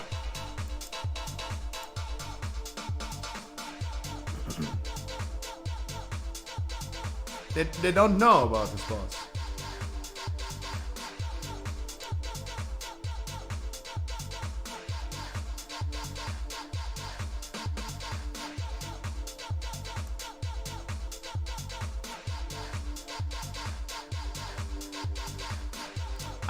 I try to throw them some breadcrumbs, so they're ignoring me. That's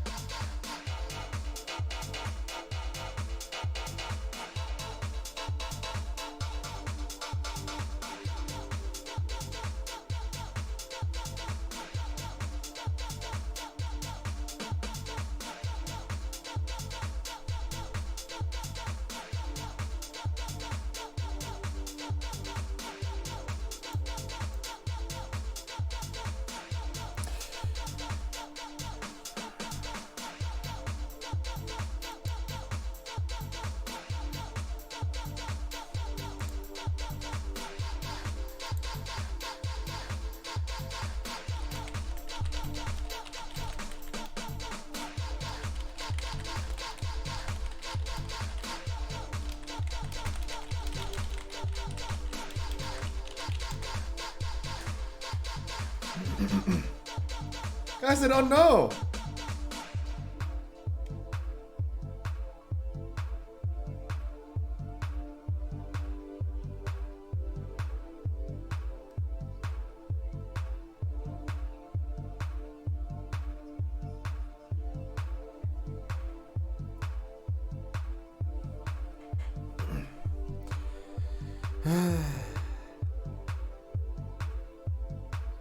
Like, I don't see a reason why I go into the phylactery if I don't even use cooldowns. It makes no sense.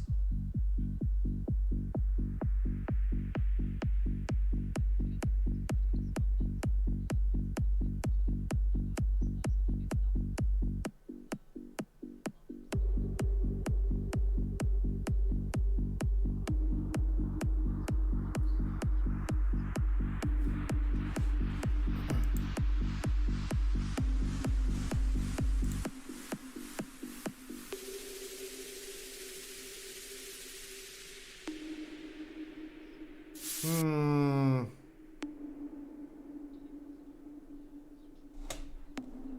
Hmm.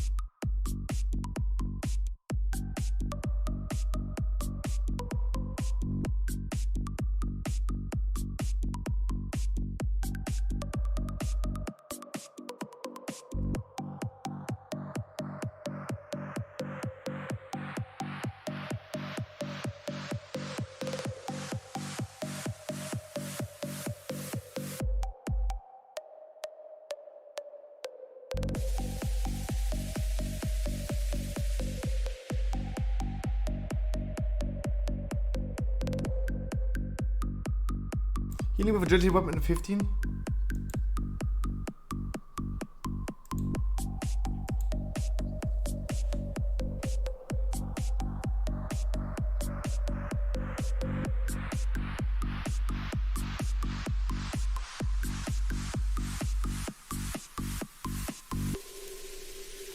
Kann ja auch Feral machen.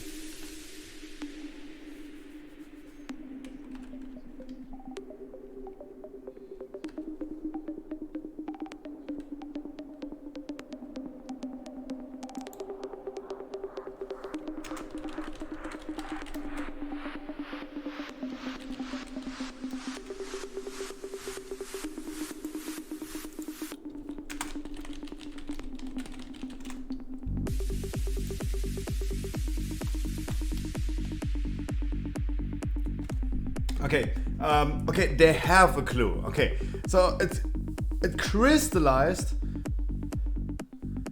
It crystallized that we have a clue.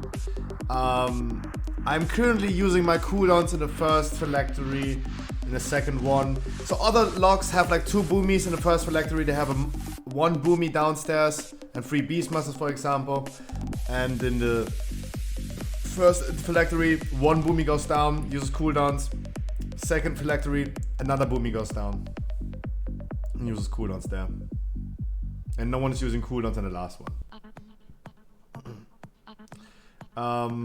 Consistent damage and having cooldowns ready every phylactery would only work if I was being feral. That is the only reason I currently assume feral would be a good thing to do. Also, our glacial spike, for example, are no longer on like different positions and getting cleaved down by boomy cleave to stretch the timing. They're just stacking the glacial spikes on the boss and we're cleaving everything down. Let the people do AoE that want to do AoE. The demon hunters, the elemental shamans, let them do their thing, right? Like, I don't need to be boomy, but I would have consistent damage every phylactery phase if I was going feral. I'm currently having a tendency for this boss right now, even though it's kind of an AoE fight, for feral for sure. just to have my thing ready all the time. But this boss fight right here, right now, is completely different from how we killed it the first time.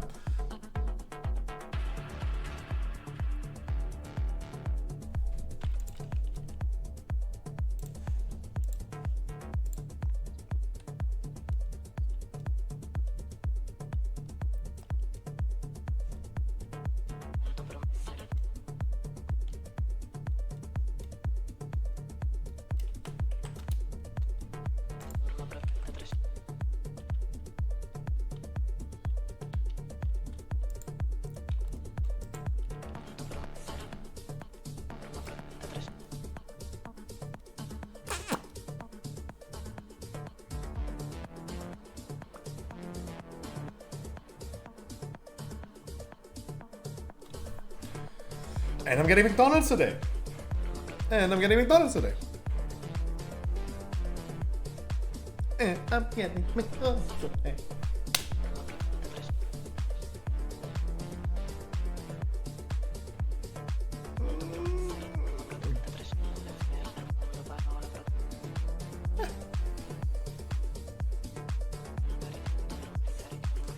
No better potato than a sparkly druid potato. Katoshka. Teddy, I wish you a beautiful Thursday evening. Tomorrow, last day, and then it's weekend. Yay!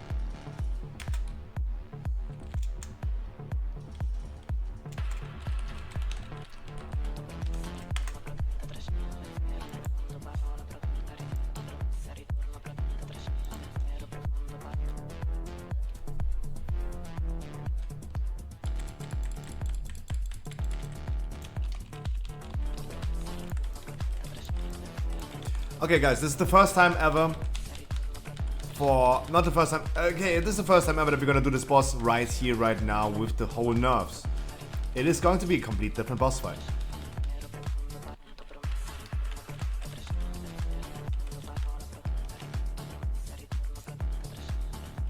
It is a completely different boss fight. Yeah, okay, I completely forgot the tank ads. Yeah, I completely forgot the tank ads. Completely forgot the tank ads, to be honest.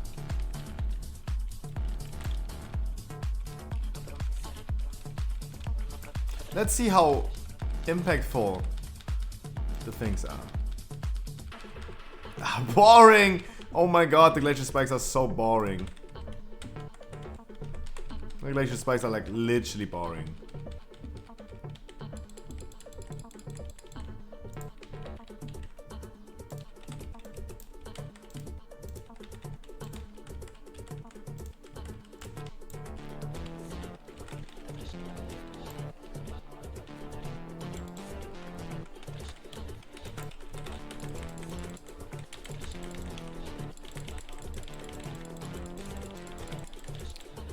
I wanted to select, do I not see the things on the ground?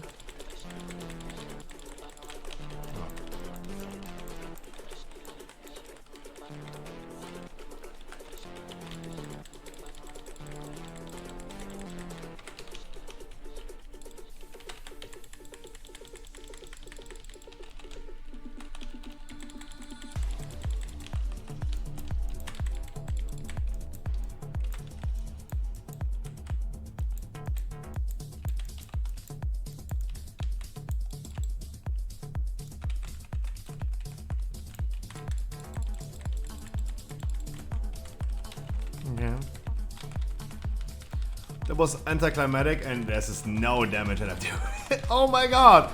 I'm doing no damage. I would be doing so much damage if I was just going ahead and played Pharaoh.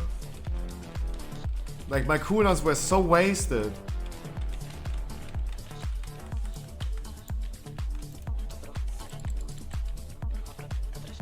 Holy shit.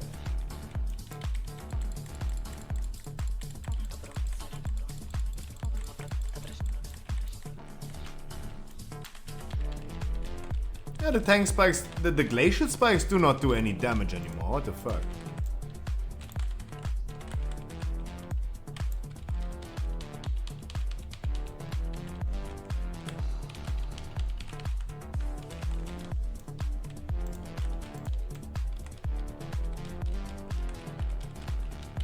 Nah, that's no longer a boomy fight. Yeah, I do some damage, but oh my god. Like, I do no significant damage.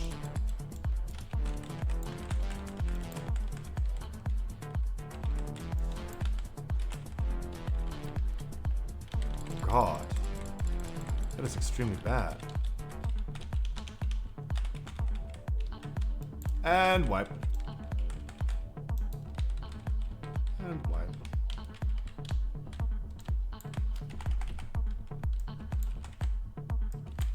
Too slow. Transition too slow. Yeah, way too slow transitioned.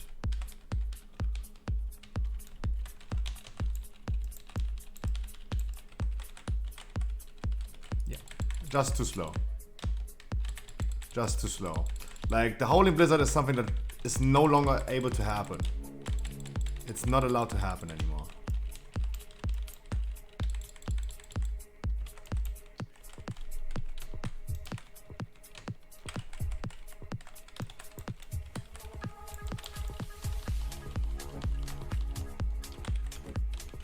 Yeah, no.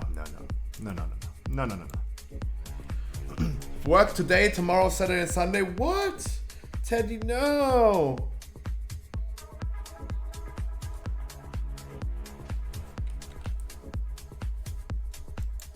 Aber das war der Blizzard-Schaden. Wir haben einfach Zeit zu spät gepusht.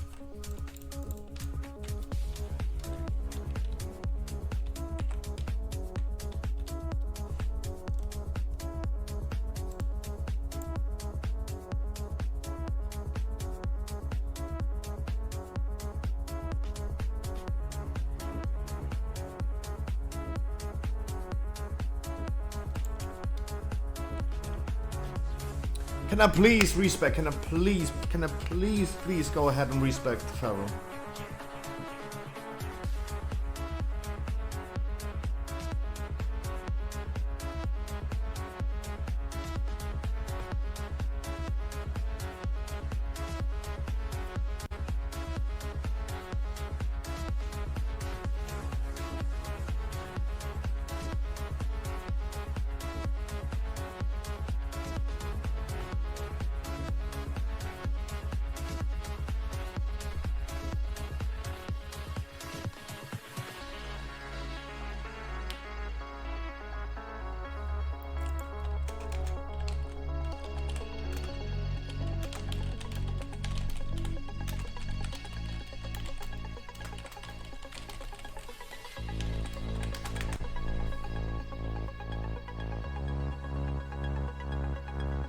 Ja.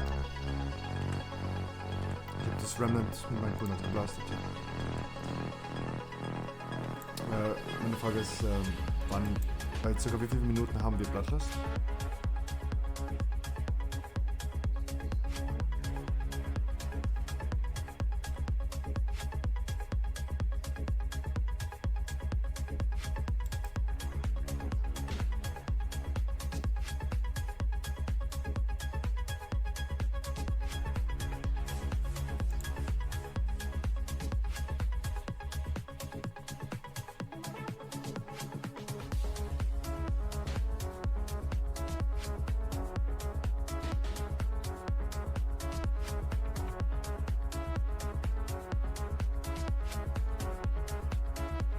that sucks.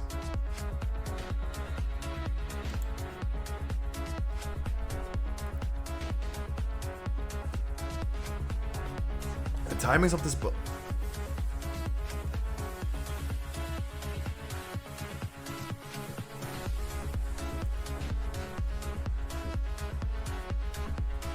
Als Feral hätte ich jede Phase.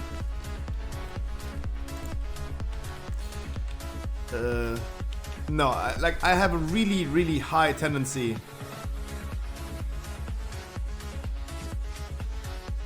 towards Feral right now. For more, like, the thing is, in the second phase right now, we were not fast enough to kill the boss in time. We were too slow. I would have been doing more single target damage if I was being Feral. For sure.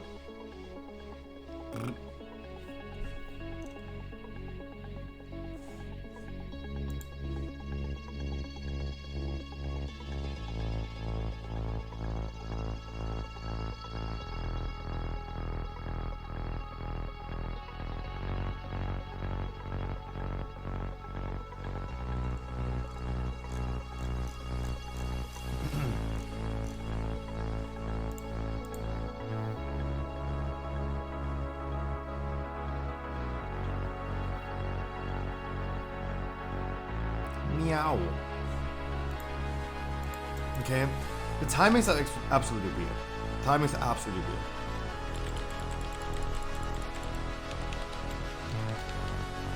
Absolutely weird on this boss. That is something like we are completely relearning this boss fight right now. And all timings are for me absolutely weird.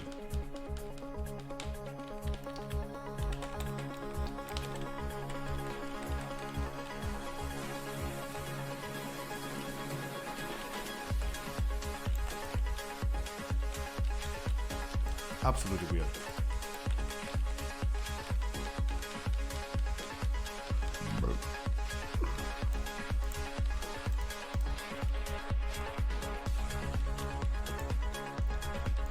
I mean, even as a Feral, I can skill Mass Root if I have to Mass Root.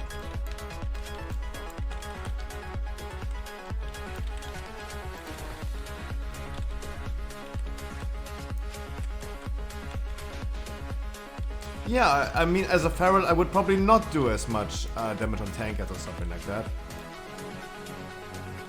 Oh, there we go. We have the same issue again as during the progress. We have some warriors jumping into the small heads, getting fixated, and boom.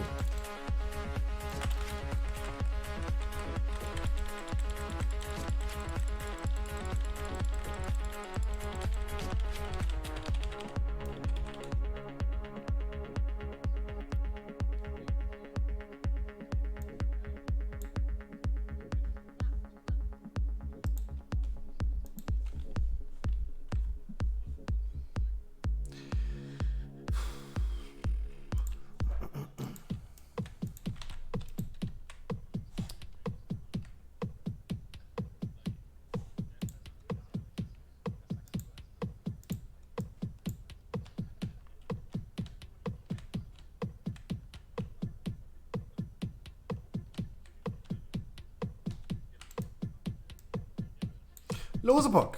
Good evening, good afternoon. Mwah.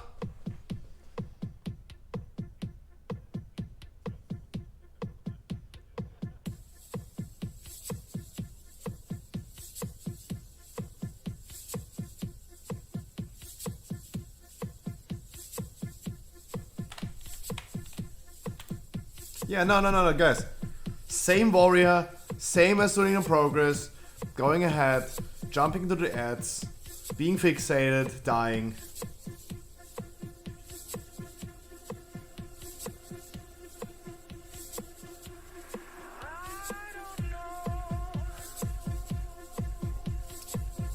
But I think like overall damage, I mean Tankette, yeah.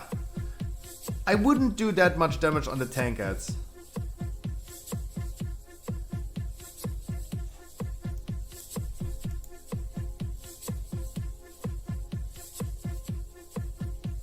Like, I would definitely miss out on some tank ad damage. You finally have a new weapon instead of 229. Woo! 252 in the vault. Bam! Nice, Lucifer. Congratulations. Wow. This is a big upgrade. Ooh. Lucifer, I want to do some dungeons with you. Now I want to see what you're blasting. Oh no, Scruffy, don't pressure me.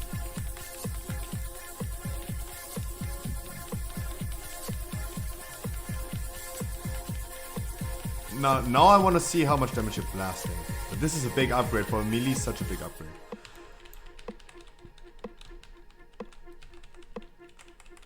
Give me 3 overall item level and 20 strength. Yeah, I think like now you're big boy. You're big boy blasting this time.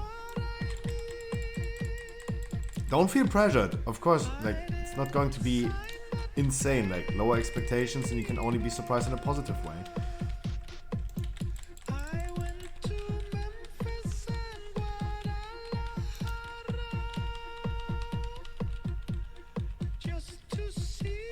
Don't pressure me, I haven't even tried myself yet. Exactly, that's what I meant. That's exactly what I just said. Don't feel pressured. Yeah, take it, dude, take your time, like, of course. Like, that's what I also said, like, about, like, lower expectations. If you have lower expectations about it. If you have lower expectations, you can only be surprised in a positive way.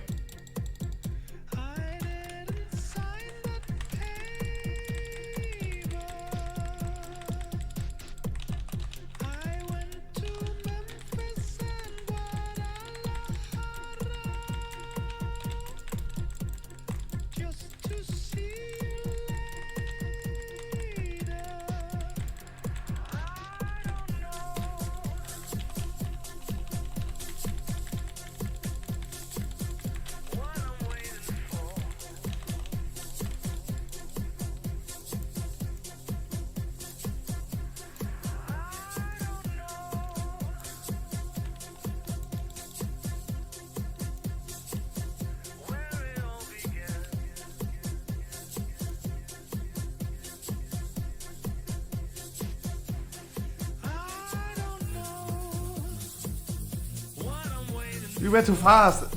Oh, we.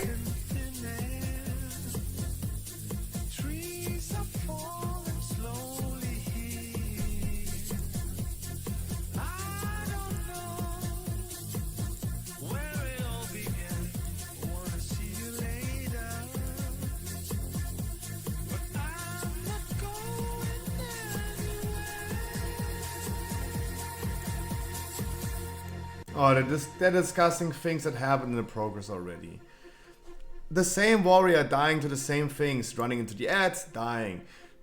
Staying up, getting aggro from an ad, dying. Like, it's just easy, don't die. Like, it's also in your responsibility as a DPS to not die. Like, stop blaming always the tank. Oh, bad tank. Come on now.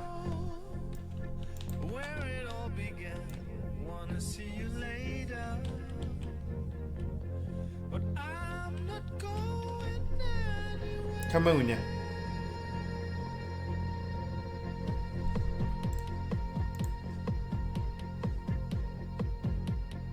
I would have still been doing like more damage as a feral. I would still do more damage. How do, like, let me see the logs. Let me see the logs for Kel'Thuzad and prove me that there's literally no feral doing anything. I mean, we checked the logs. I probably haven't seen ferals. No, yeah. It's 100 out of 100 boomies.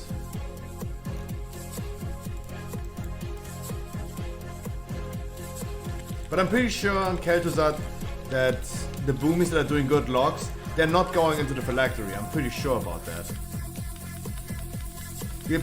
Like, for example, we're using Bloodlust at around about 6 minutes in the combat. I'm pretty sure that every single log, the boomies have been using cooldowns in the beginning and on cooldown every 3 minutes. Otherwise, you would not do that much damage.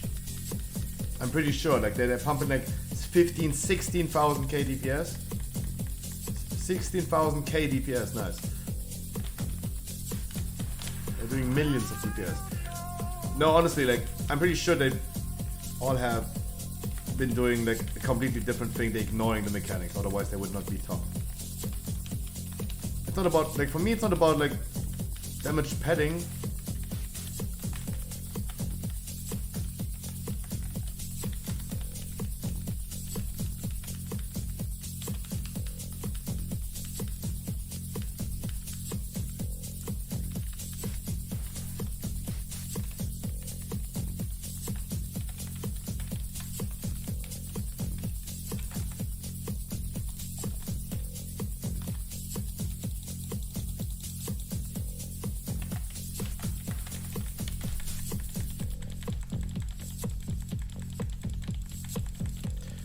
Okay.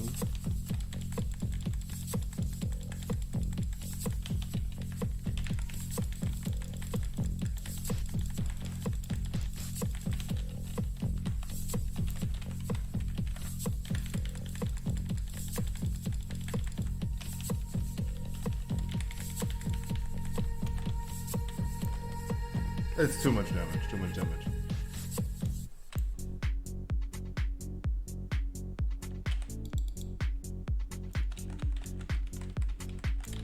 Ooh, that was close. That was tight.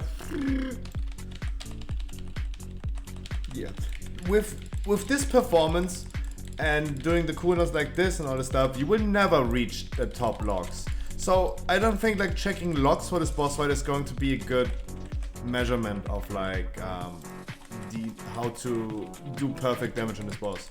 Because all the logs, I'm pretty sure about that, they all have been like manipulated by people like Boomies, just ignoring abilities, using cooldowns in the beginning, and not going into the phylactery. I'm pretty sure about that.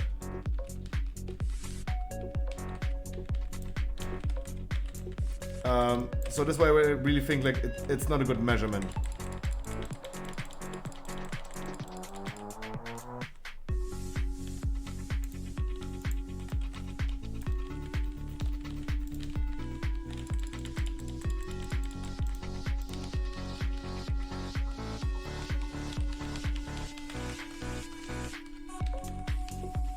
$15 seconds, 10 seconds to push the boss,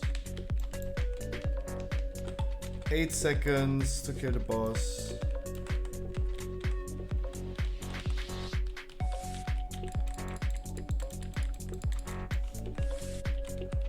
So this time I will not do anything in the phylactery. This time I will not do anything in the phylactery. Especially with the full winds, not having enough. How much are we in combat? 330 right now. 330?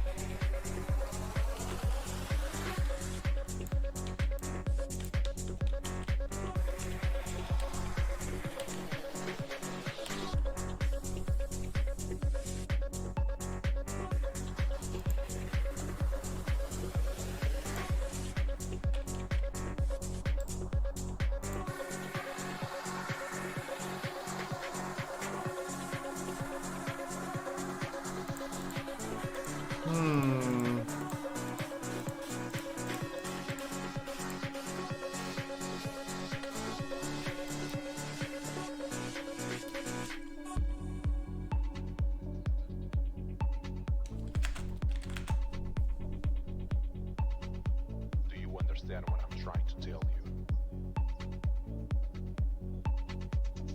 I think even Boomy with Convoke is having a better impact. I even think that Boomy Convoke that I can use every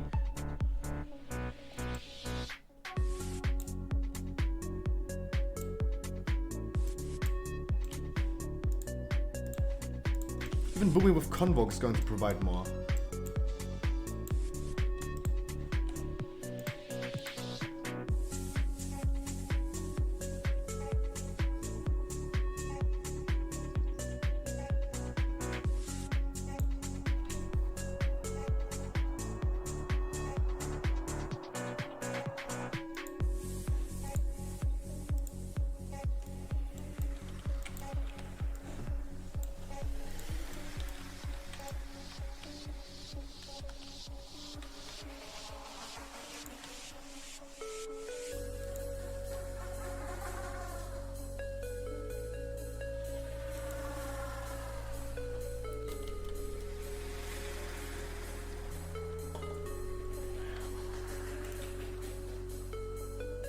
So even if I go back to Boomy, a 2-minute convoke is going to be better. Even if I go back to convoke, even if I go back to Boomy, a 2-minute convoke can be used every time.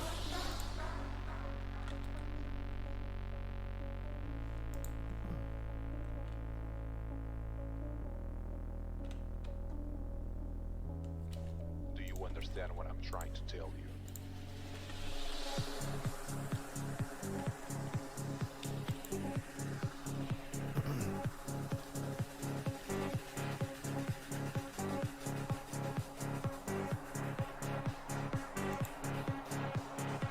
Even a Boomy with convoke is going to have a good advantage.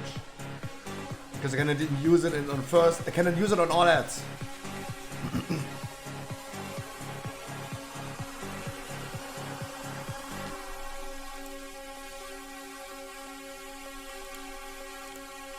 But I try Pharaoh. I will try Pharaoh.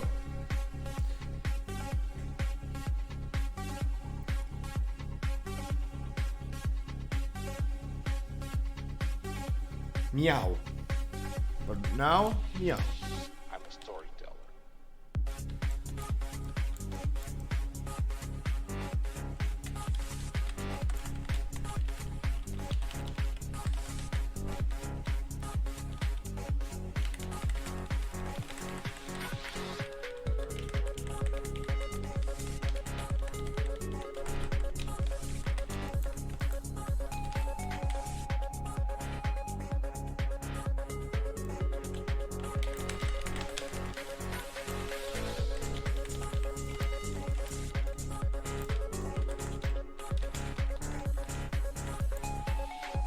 Just gonna buy into the 70. Nice.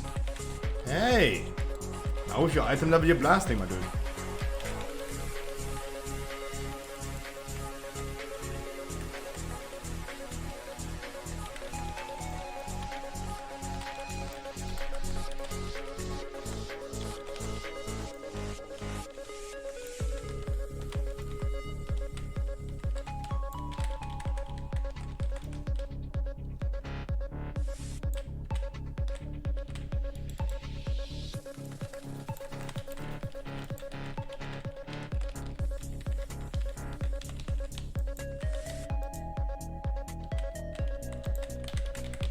Do you understand what I'm trying to tell you?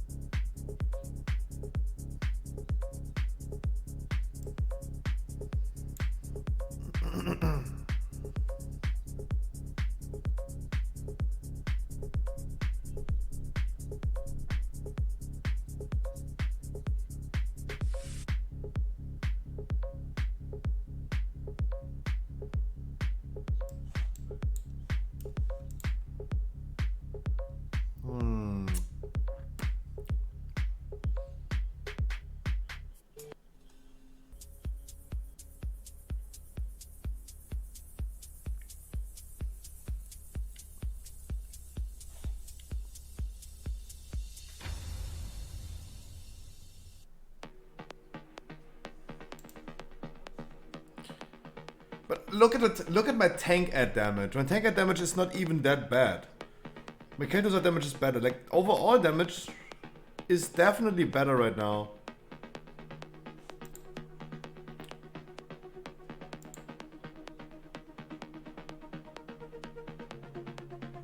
But what I gotta do.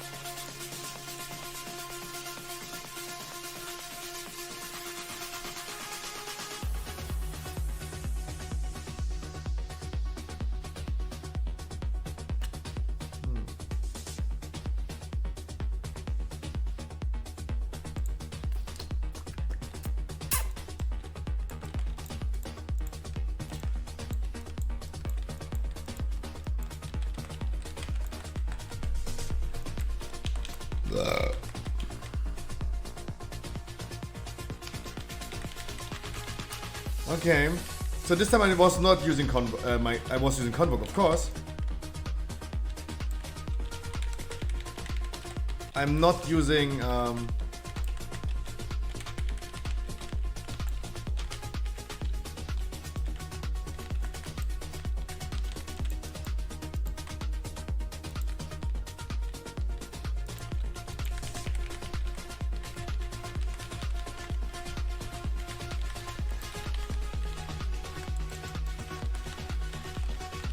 this time I'm gonna use Berserk on ad.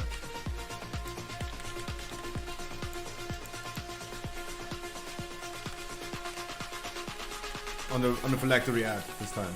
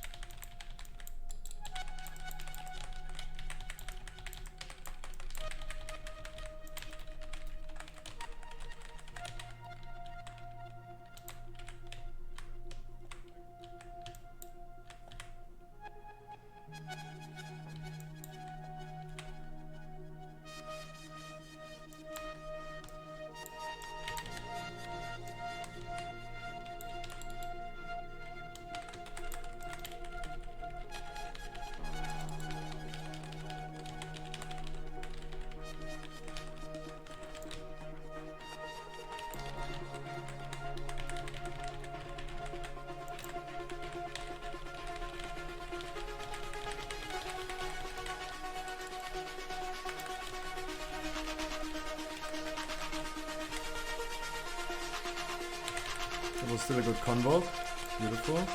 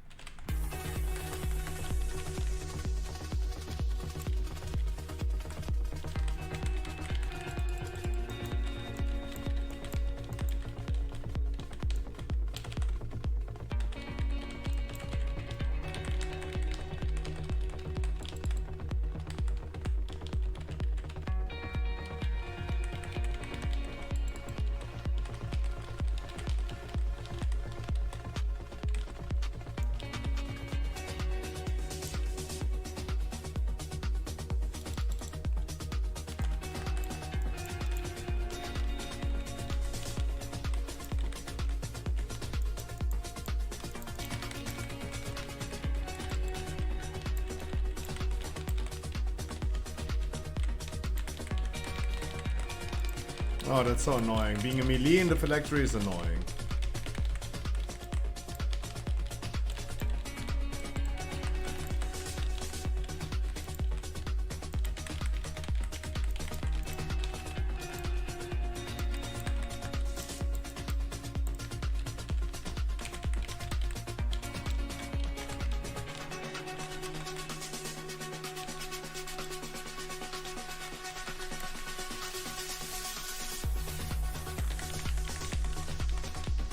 Yeah, for now I see definitely advantage of being feral.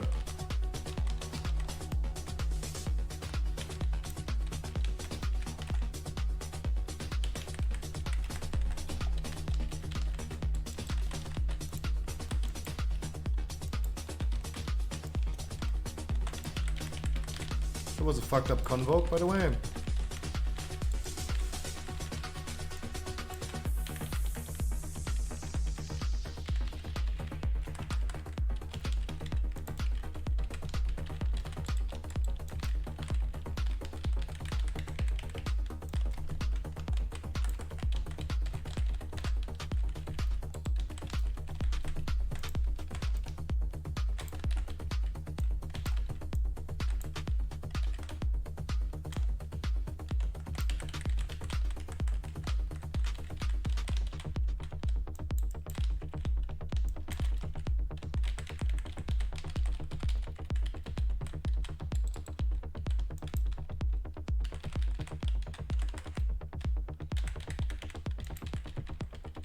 Meow.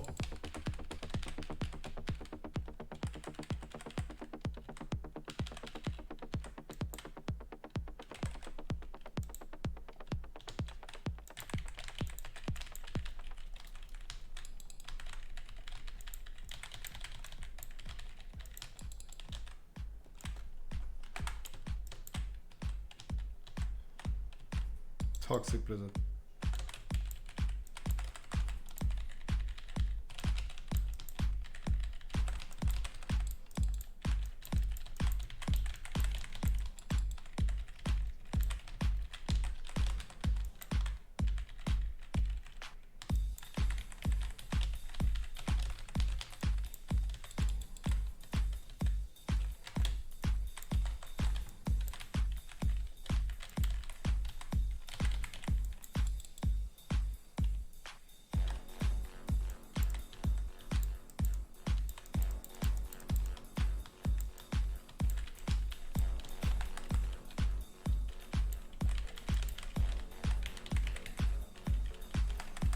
Sad, but it was close, it was close.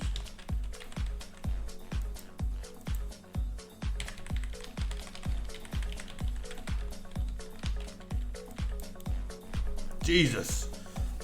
I got ganged. I got ganged. For what my purpose is, feral is awesome. For what my purpose is, feral is awesome.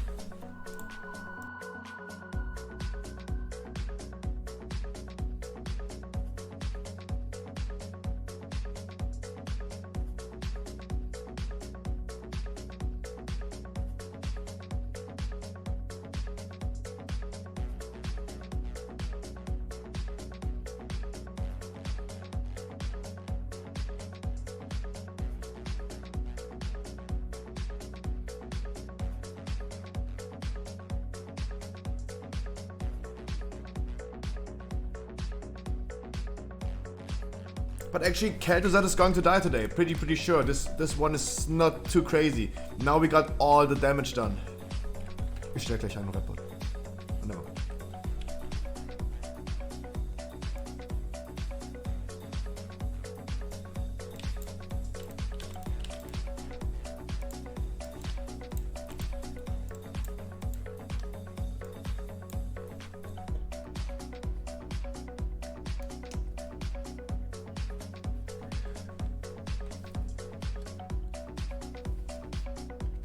Ja, Anori hat recht. Wir müssen vor dem Blizzard pushen.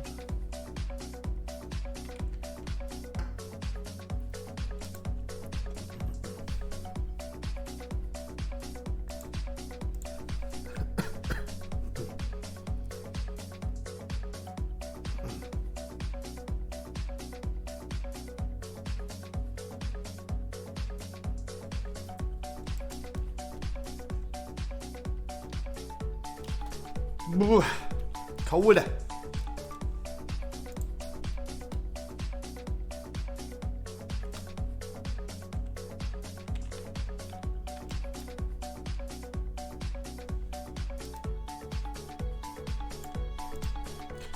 Brr.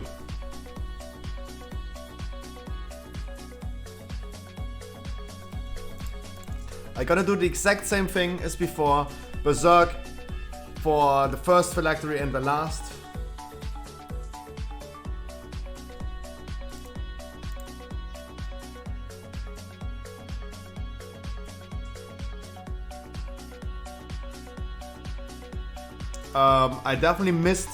I completely missed one Convoke that I could have been using onto the boss.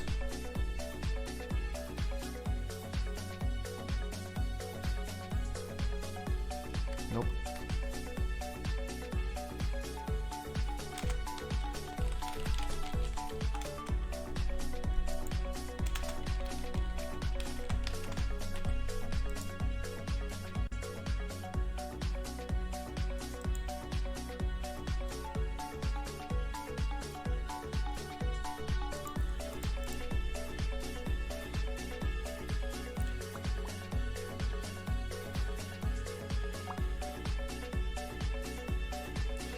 I'm gonna do the exact same thing. Sorry I'm a little bit focused, especially this boss doing Pharaoh.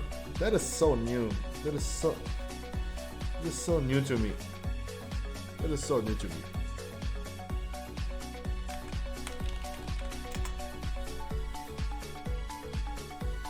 But yeah, I think like damage overall is not looking worse or better. Especially in the last phase.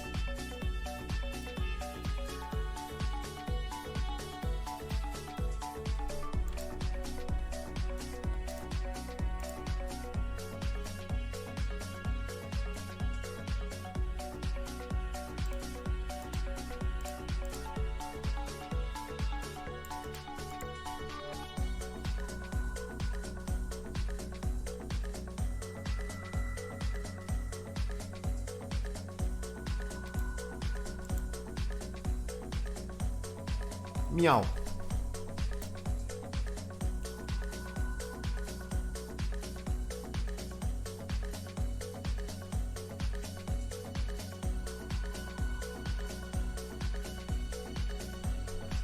Right. This time doing it correctly as a meow. The damage overall is not great. Of course, I will never reach those locks. But the locks are all inflated and manipulated by people like not playing mechanics.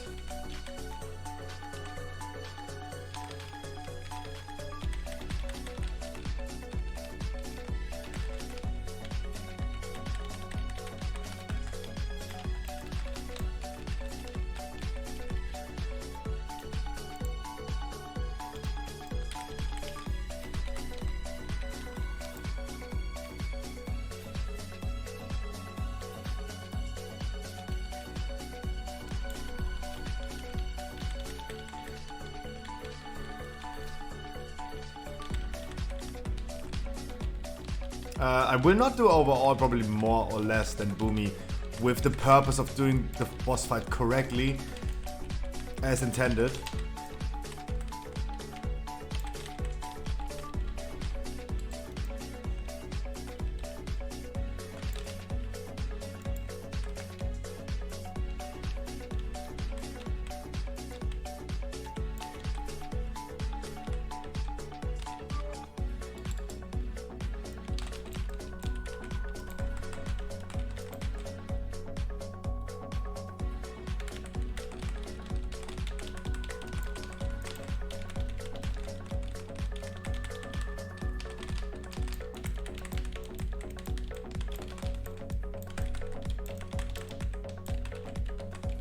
Ah.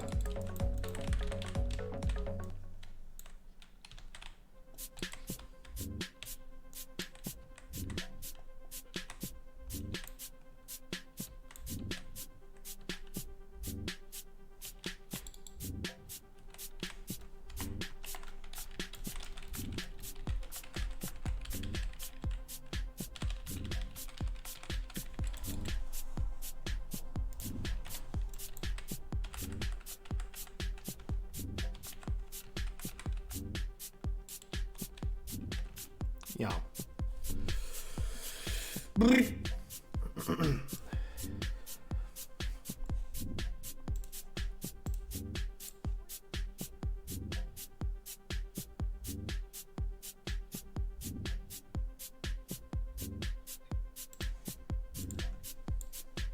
So we're probably gonna do a break right now. I go pee-pee. Everyone go pee-pee. I'm gonna grab my Macca's. And hopefully we're gonna start talking about the freaking 9th boss in Sepulchre. I wanted to talk about the jailer today. It seems like this is going to be a free chapter. Every day talk a little bit more. Tomorrow we might finish the whole raid. Jesus Christ.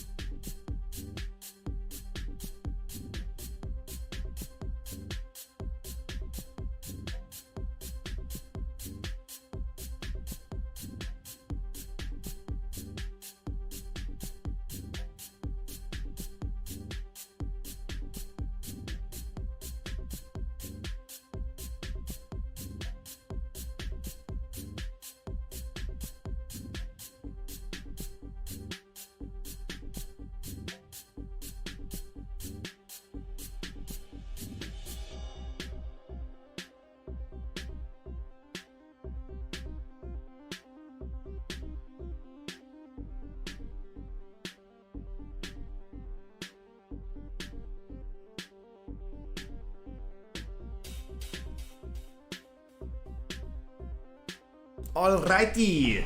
Oh, this was exactly 2 minutes. Nice. Nice. I was fast. Holy shit. Checking the logs again for this boss to justify my thing. Look, he's doing 17,000 damage. We are so far away from reaching 17,000, even our top DPS. So far away from reaching 17,000 DPS. I'm pretty sure if I'm gonna look into this log, 255 item level by the way, is okay. Okay. Yeah, like, don't tell me like, oh, like boomies are all on top of logs, you should play boomy. Yeah, if you see a log looking like this, you're pretty sure there's something fishy going on.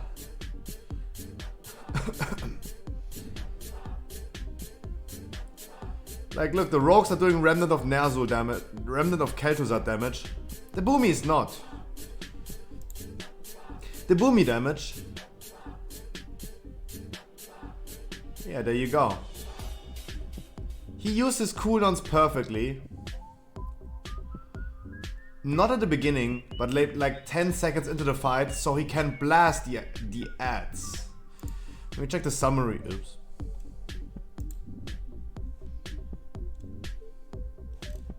Demijidan. Yeah, he's doing a 1.5 million, almost as much damage as he does on Kel'Thuzad he's doing onto the small ads. Like, all those logs for Kel'Thuzad, they're just faked. They're not real. They're like literally playing into the logs. And this boss is so easy to play into logs as a freaking boomy. If you don't have to play mechanics. If you don't have to. Also, what is the kill time? 5 minutes 23. Oh, this is also like a brilliant kill time.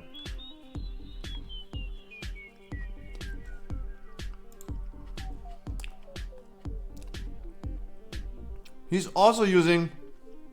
Yeah, we're gonna kill him today for sure. I'm pretty confident we do. Yeah.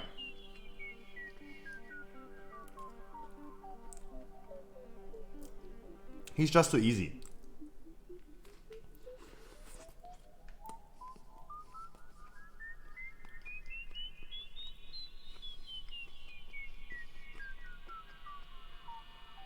Look, he's using cooldowns and bloodlust.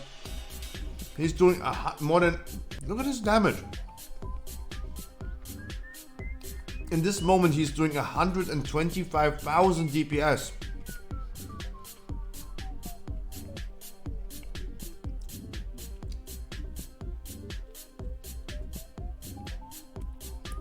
$125,000. And look how much damage he's doing with Starfall. This is impossible for me to do. Impossible.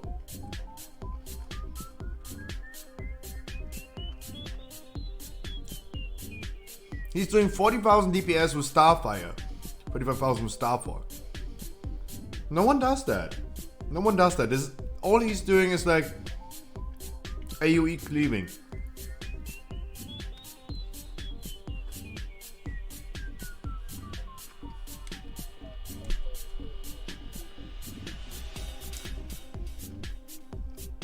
It's insane.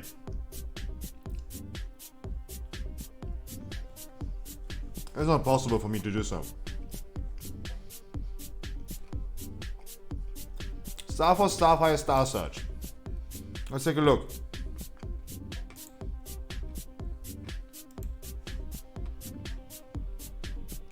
I'm not cleaving on the ads. I'm not cleaving on them.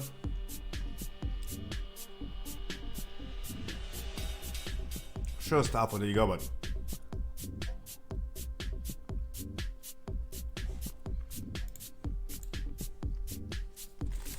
Like... Just checking the logs and saying like, oh... Boomy looks so much better on this fight. Yeah. It looks better. I mean, look at this.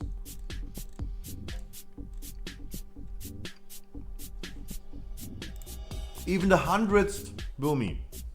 Even number 100. They are not going into the phylactery. He's using cooldowns in the beginning, he's using cooldowns here, and he's using cooldowns in the Bloodlust phase. If I wasn't going into the phylactery and was able to use my cooldowns on cooldown, just to do whatever I want to do, that would work as well. I could do also that much damage. This is not how it goes. They're playing for logs. We are playing for killing the boss. I have one extra fry in my mechas bag. Only one this time. And a lot of tissues. But those McDonald's tissues, always really bad. Because if you jerk into them, if you jerk off and you use a fucking McDonald's tissue, like half an hour later, you'll feel like something crusty on your fucking cock. Because that thing sticks like glue. They're so bad. Every man knows.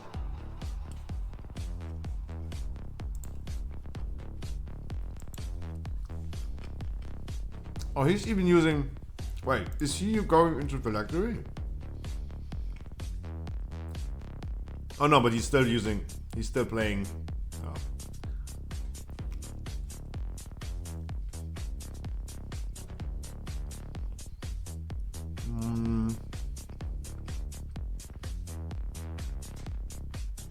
Remnant. Remnant. Remnant. Remnant. And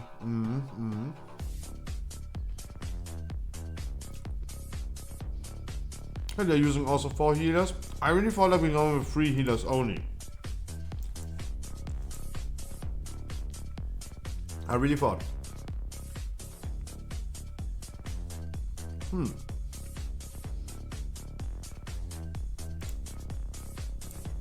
Like the highest feral on Kel'Thuzad did Roll the drums.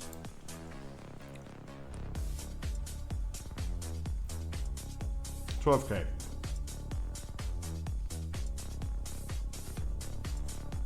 It had 7 kindred empowerments.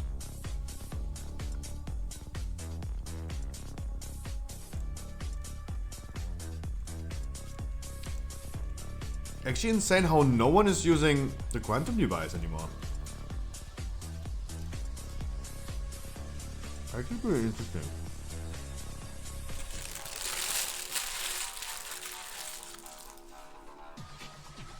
I really thought that at least some of them use the quantum device. Interesting, interesting, interesting.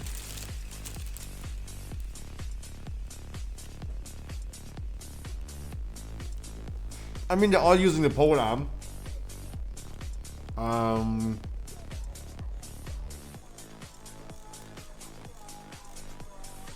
Using the pole arm from the 9. Okay, wait. Huh?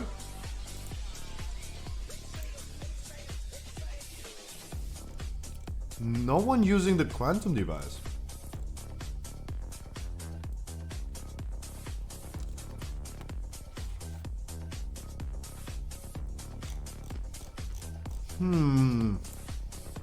On Guardian? Maybe in single target?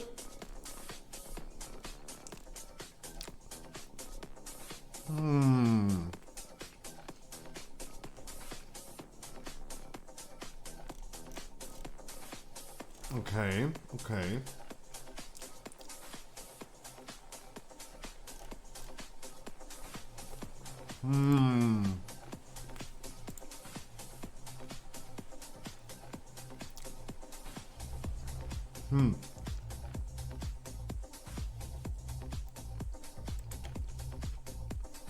I mean, they all exclusively use the Soul Render trinket.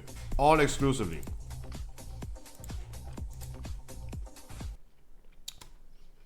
Music.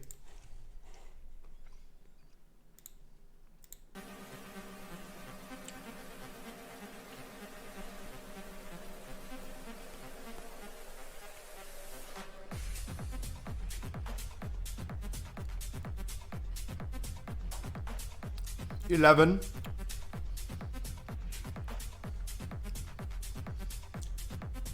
$11, my dude.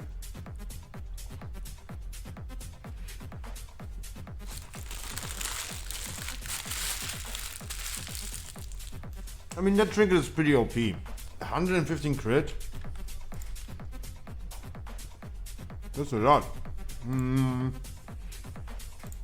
20 divided by 700 times 100. 3% more crit. Wow.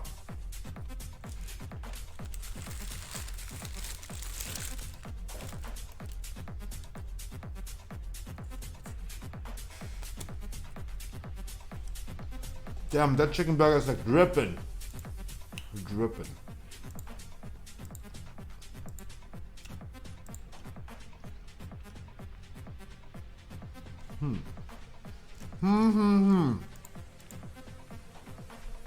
That drink is not really good, right?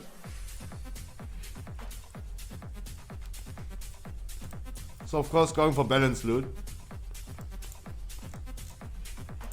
On KG for sure.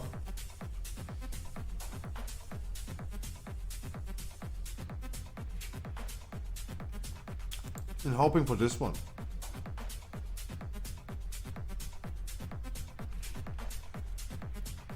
Really hoping for this weapon.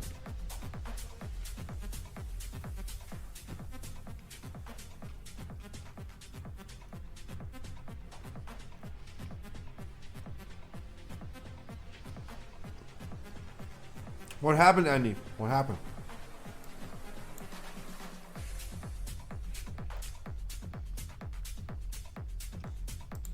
It happens, my dude. Dude, it took us... Wait, what day is today? First day? Last week, no, yesterday, we had a full raid day for Fate Scriber. A full raid day. And we couldn't kill Fate Scriber. This is just how sometimes it goes. There's nothing we can do about it.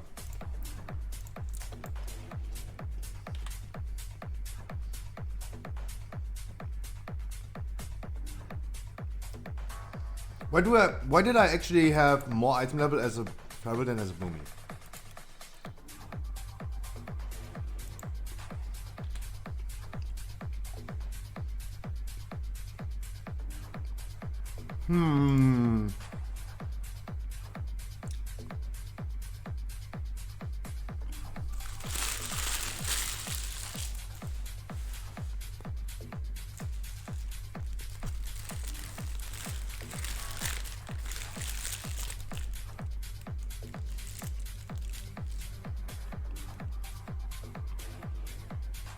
I've never seen how a McDonald's cheeseburger can be burned on some parts. The fuck?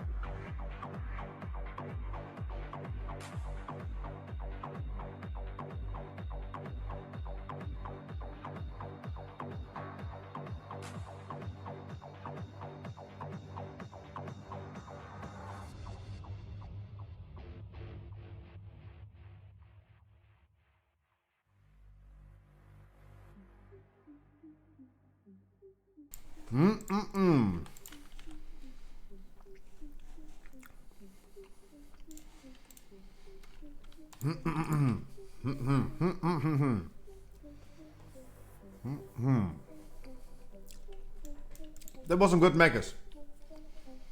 Nice. Nice, nice, nice. I really need to not use quantum device.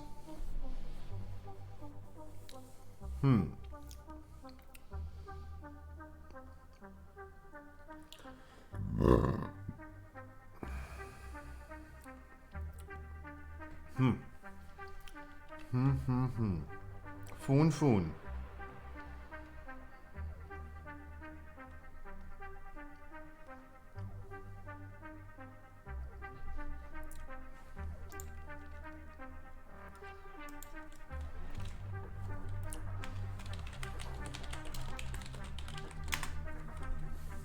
Auch kurz AFK.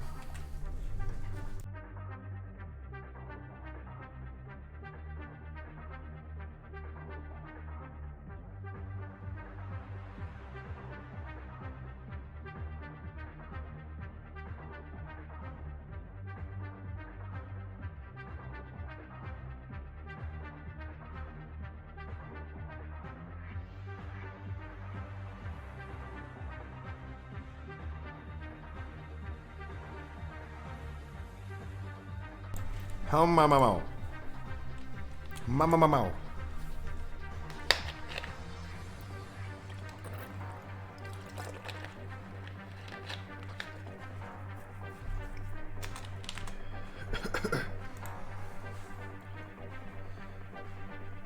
All right. Our healer's here. Everyone should be ready. Now we kill the boss. Quickly go to Sylvanas. Hopefully, praying for a miracle. Praying for a miracle. Like, never lose hope. Maybe we have a miracle happening and all of a sudden we one-shot Sylvanas. After so much practice that we have, especially recent practice, and not like something completely learning new like Kel'Thuzad, it's going to be like hopefully a pretty quick and easy kill.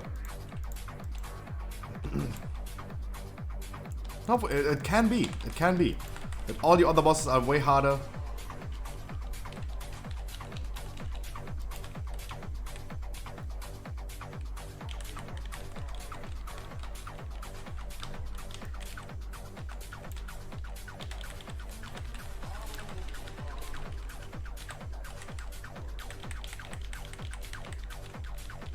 All right. But you.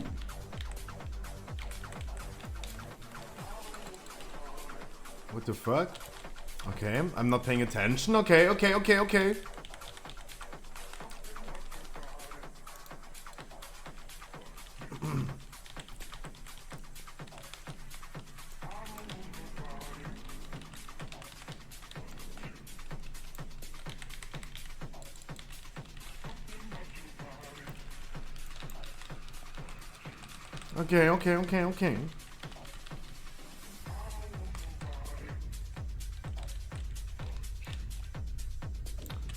Okay, phylactery blasting.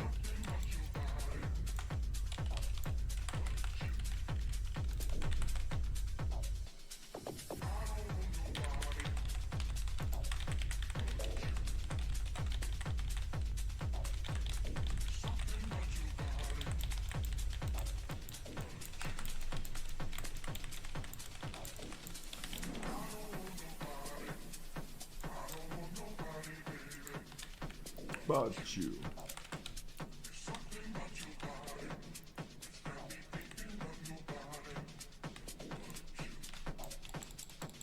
Ah! No! The fuck? The fuck? Ah, my man.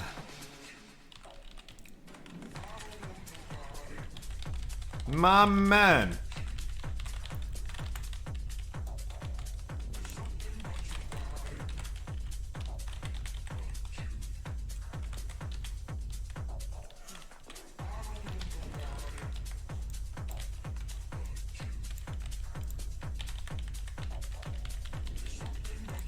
First time to first 17, congratulations! Hey!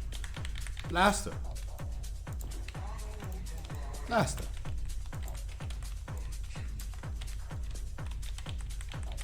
Blaster.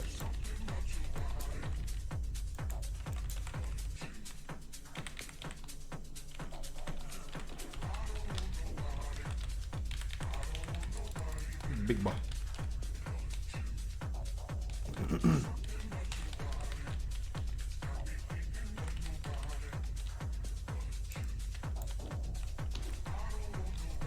What, a Frost Mage? Okay, then maybe the Frost Mage might be bad.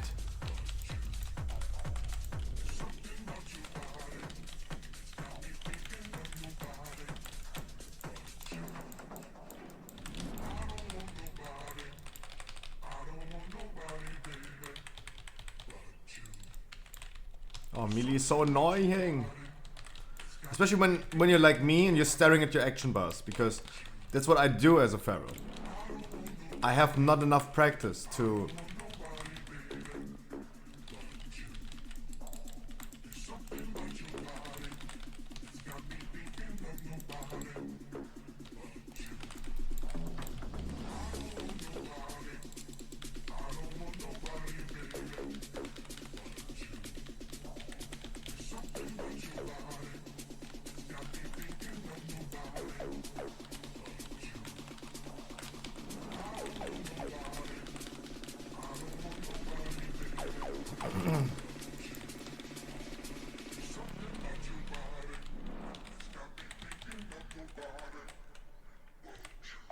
Finish Convoke before they spawn, nice.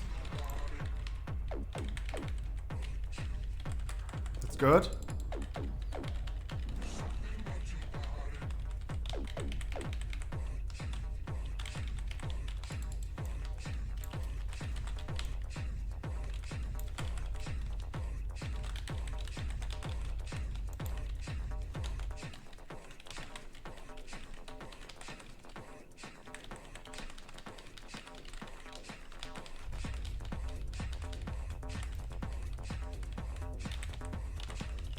He literally damaged Petty.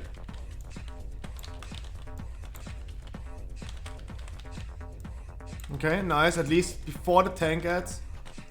Good.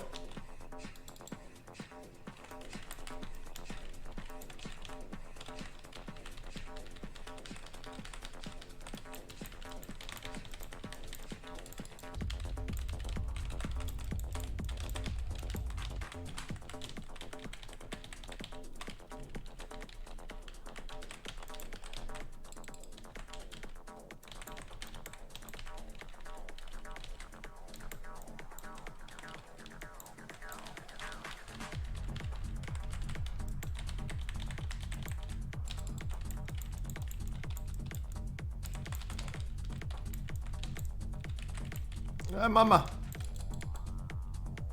Mama. No, I'm the only one dead. No.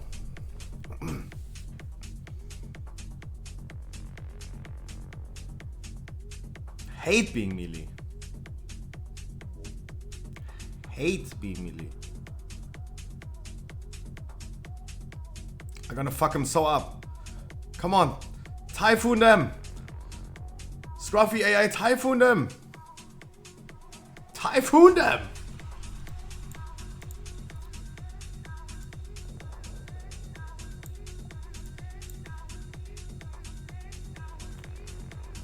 God damn it.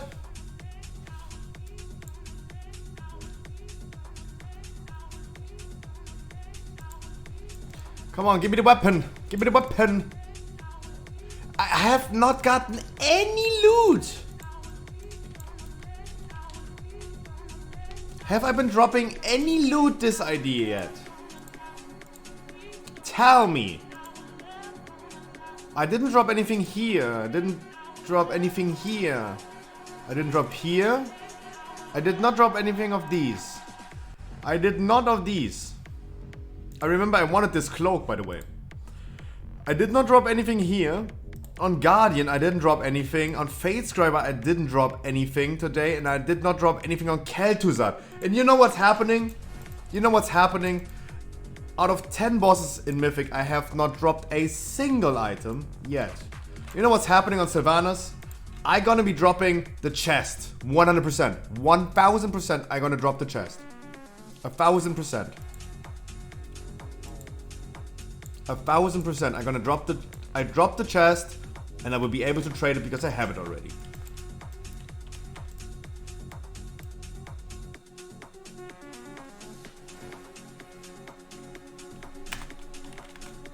Doom Crusade! Hope you're doing great, my dude. Having a cozy small round of people right now watching me doing a boring raid.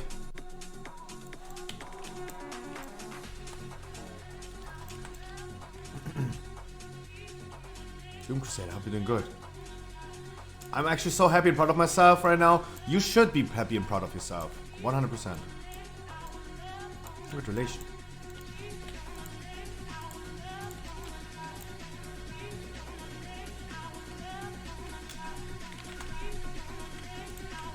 I mean, of course, let's be honest. For this boss, I go... Okay. That is not even like an argument that I would make. Or I even dare making.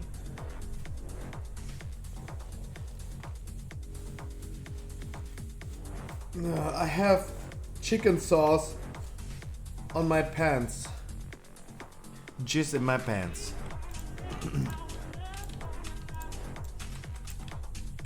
Intellect? Nice. Hey, got what I wanted.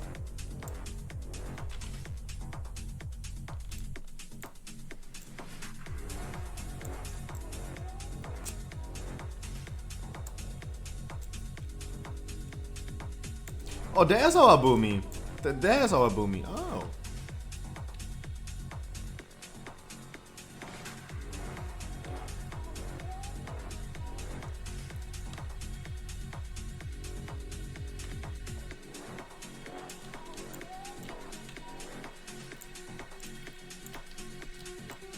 Meow. Nah, of course I'm not doing Pharaoh and Sylvanas. Like, come on. Duh. Guys, by the way, tomorrow is the viewer raid, normal sanctum for all your alts. Saturday is the heroic raid for all your mains and even alts. Don't forget about that. Oh yeah. Oh. No woman, no cry. No woman, no cry. I have higher item level as Feral than I have as Boomy. What the fuck? I mean, okay, the trinket is like literally that thing that goes grr, brr, brr, grr. My boy.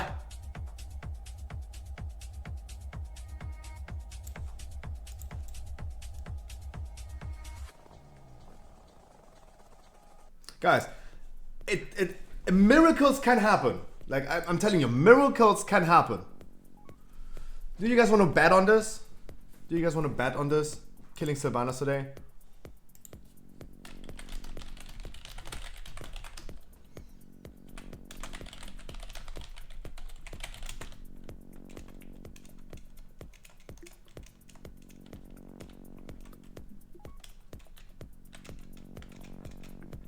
Oh, sorry, the last one was not intended. I was scratching my...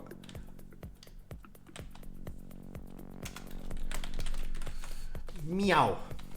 Guys, it can happen. It can freaking happen. Most likely, everyone who is in the raid setup right now has been there for the first kill. Almost everyone.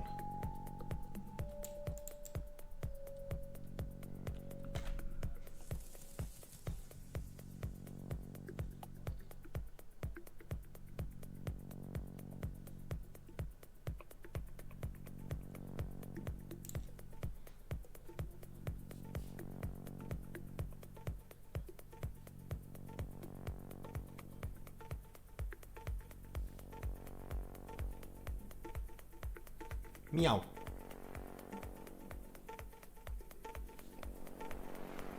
Who wasn't there? So, the mage wasn't there, absolutely not. The mage wasn't there, absolutely. We have another healer. The priest switched. Both priests switched. But this priest has been watching a lot of the fight. He was consistently there and has been watching the fight from the bench.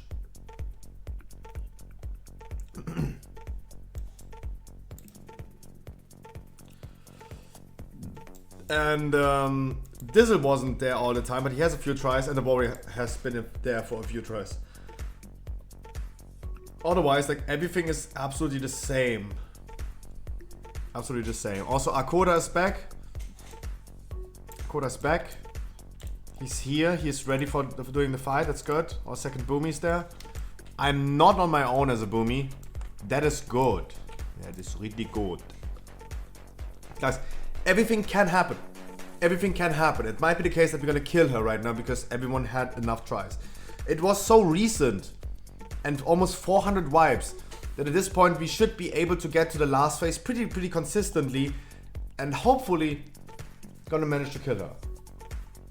Like, I definitely see it more possible to kill Sylvanas again because that progress has been so recent.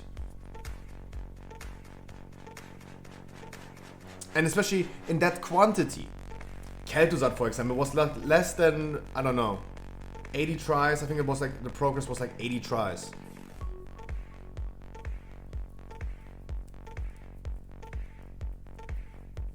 And of course we had to completely relearn Kel'Thuzad. Now Kel'Thuzad is absolutely free loot. Yeah. But...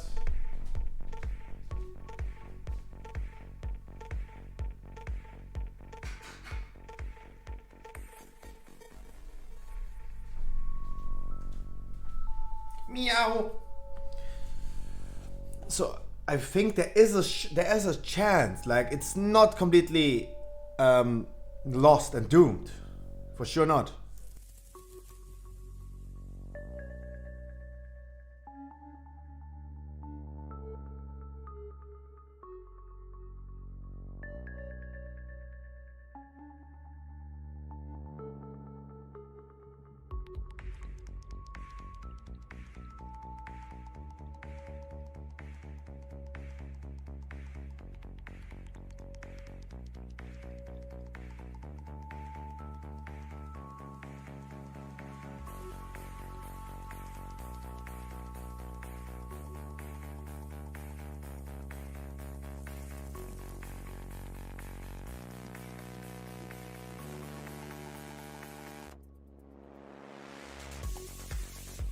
Like, compared to playing like bosses like Soul Render, Painsmith, this is so familiar. This is where I have been for the like last 8 weeks. This boss right here is where I have been for the last 8 weeks. Deja vu. Foo! Fubu! Boo foo! Bye ass, fuck you.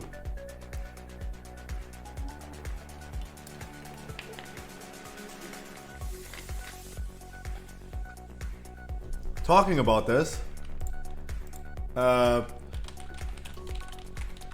we have anything new?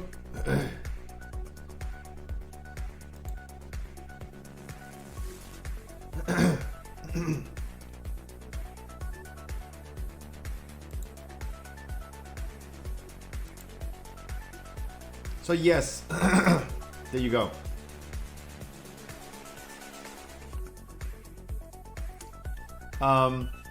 There you go. The parties in Germany, the elected governmental parties have been having their contracts ready to go for what they want to implement for the next legislative period for the next 4 years. The cannabis legalization is on its way.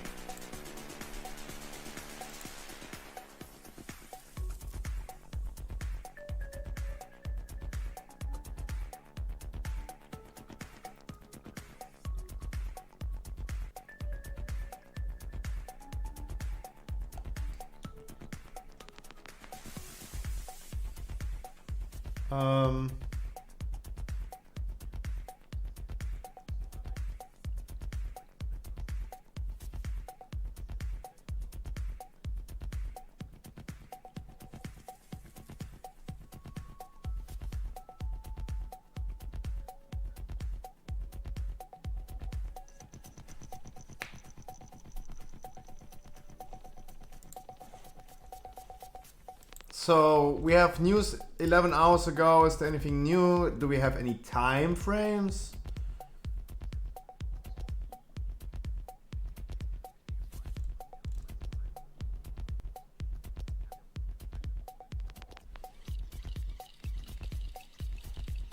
Is there any news from yesterday?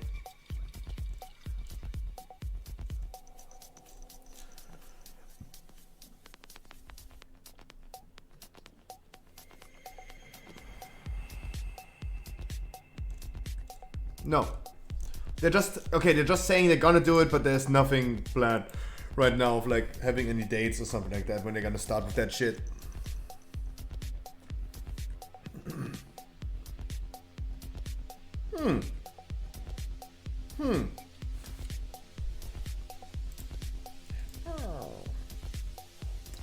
So there's nothing happening yet. There's literally nothing happening yet. I talked with the medicine man yesterday about this. I think it was it was 2 days ago. Talked about this. He's like, oh, they're gonna do it in December. He's like, oh, they're gonna do it in December. Like, dude, they will not do this in December. Like, are you stupid? Like, I'm like, are you stupid? It's not happening in December. What you're talking about? They will not just... They don't even have the power yet. The elected parties don't even have the power yet. And they will not implement this first day. It's so stupid. That will take years, probably. Years. Or at least multiple months. Definitely up to years. Yes, he is. Meow.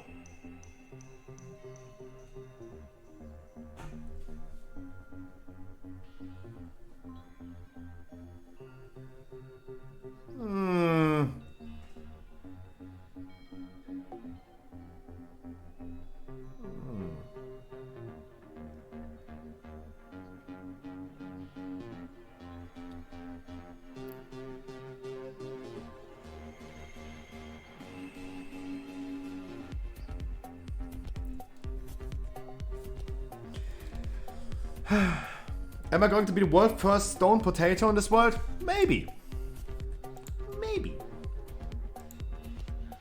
Nah. I need Bang energy drink. I said this. I would stick to that opinion.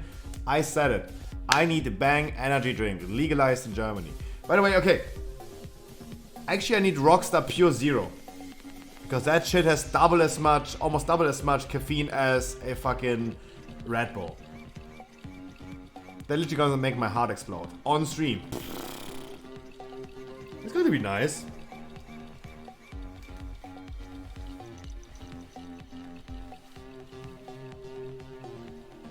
Meow.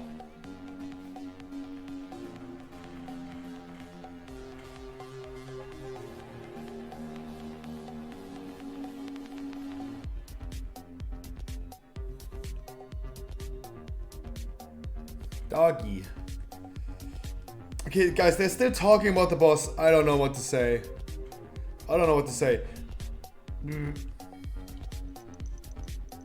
Like, the thing is for me is like, I gonna do everything as I always been doing. There's no difference for me.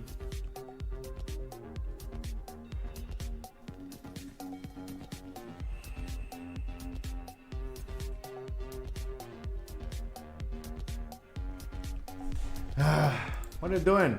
What the dog doing? What the dog doing?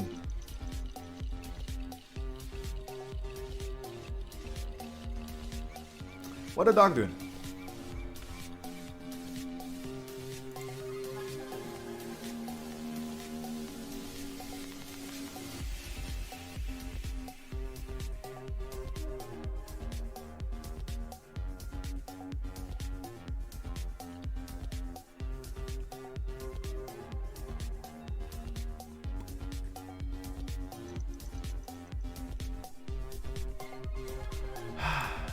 Hello.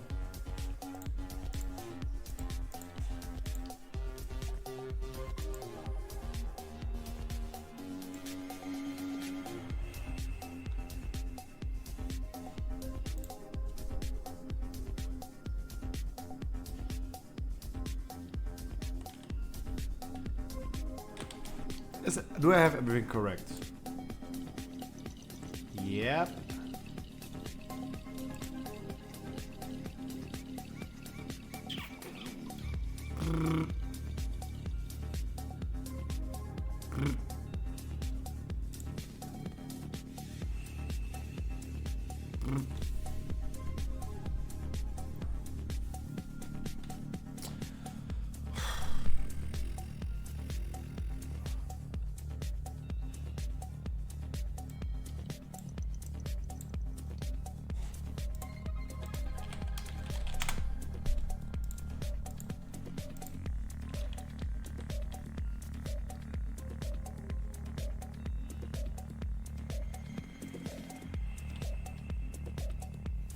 Come on.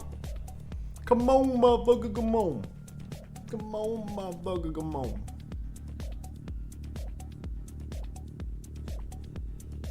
Brr. Brr.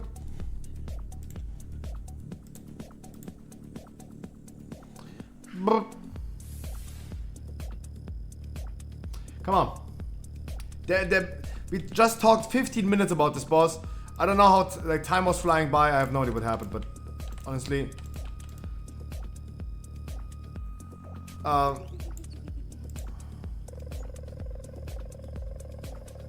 we also have Vantage runes, right?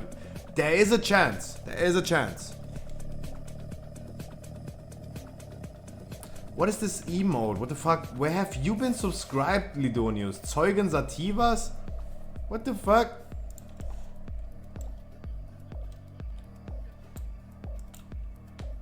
The fuck, where have you been subbed to?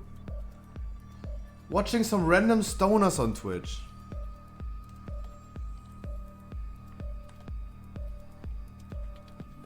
The fucking stoners. Right, first try of the day. Guys, the progress has been so recent.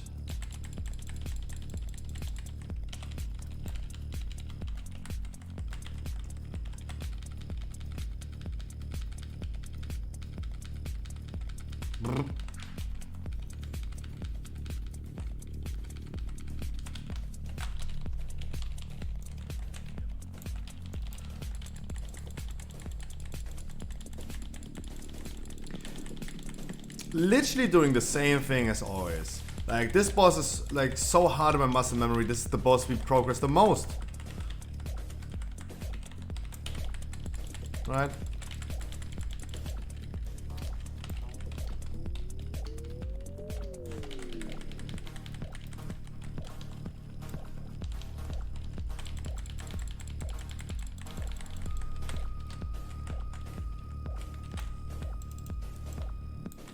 Like, this boss is just... We're just too used to this boss. Just too used to this boss.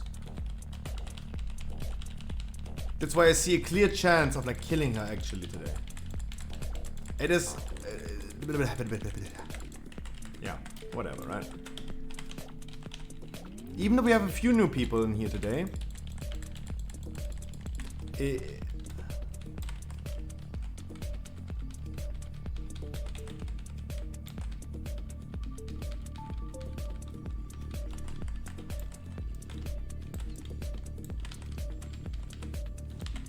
Now I'm gonna roar. As always. This boop. Okay, the only thing that is different right now in my rotation is like I'm having the wrong eclipse starting right now.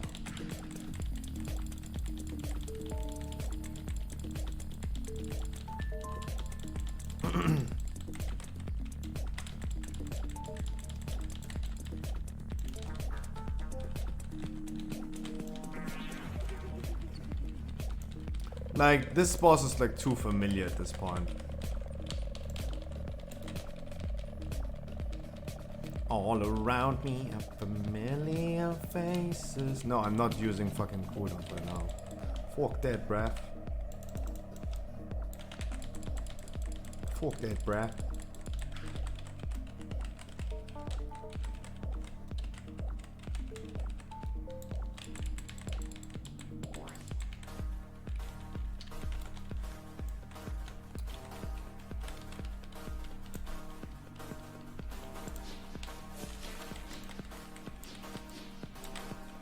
Yeah, boss damage too much. We're definitely too much damage.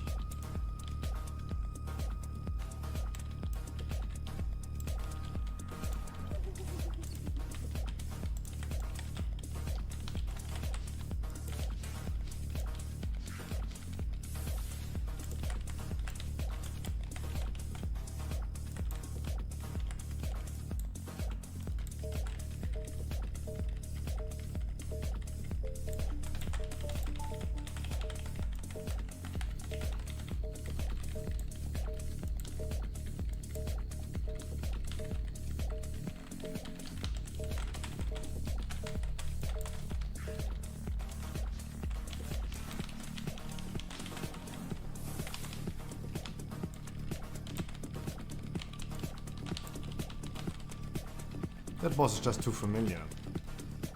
There's no need for people to die. Why? Look at all the boomy. Like, what? The boomy has been here for like almost 400 tries, like me.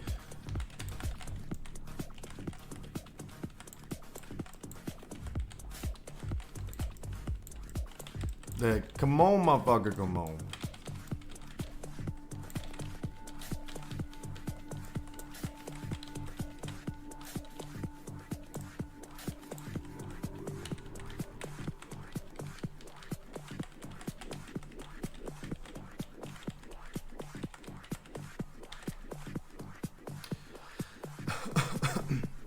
Hi.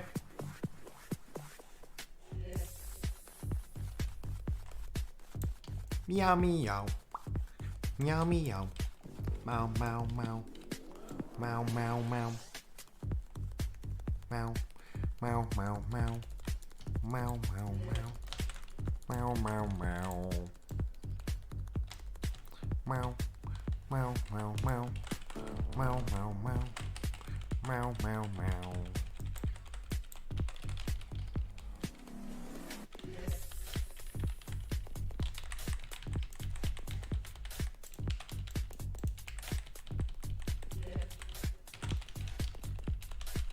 Meow. Meow, meow, meow. Meow, meow, meow. Meow, meow. Too familiar, this boss. Too familiar. All around me are familiar savannas. And we're gonna see the bitch boy soon, right? We're gonna see the bitch boy. I'm doing the beach boy.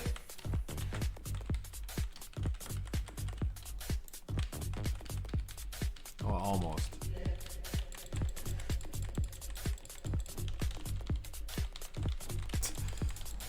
Oh my god, what did he say in TeamSpeak? What the fuck?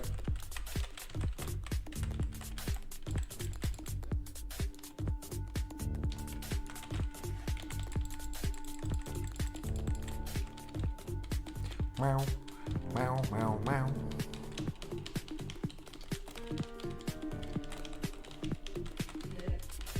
So our aim damage, of course, would be 81%, but I mean, look, we have like a lot of dead people, right? Maybe 1% to slow the tank is that anyway. Like we're just playing right now to get the practice back, give everyone a feeling back. This is re-clear. This is re-clear, but with the B team, kinda. Kinda with the B team.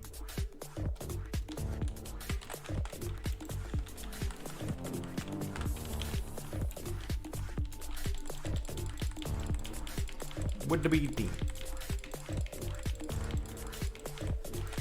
With the B team.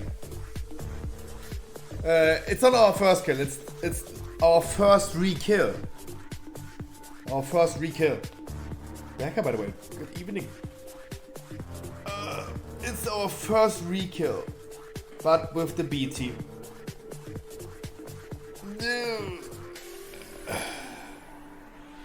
Let's see, how many wipes do we have? 385. Yeah, okay, I was exactly right with the number. 384 wipes we have. 384. Meow.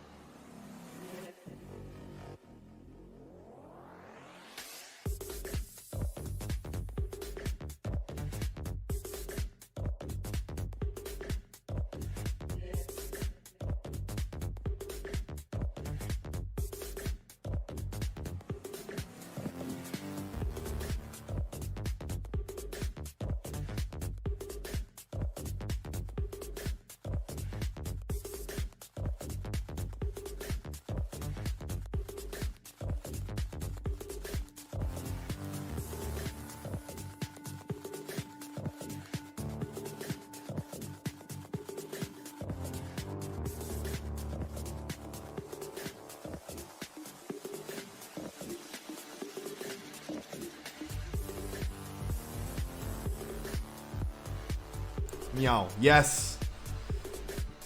What am I doing today? This is the second time this happens today. What the fuck? I said we have a clear chance of killing the boss today. Because we have been doing this boss for too much. It was too recent. The thing is, if this first try would have gone a little bit better, I would have had higher hopes. Right now it's like, nyeh. Like even the people that have been doing this boss for like 300 times failed. That's not good.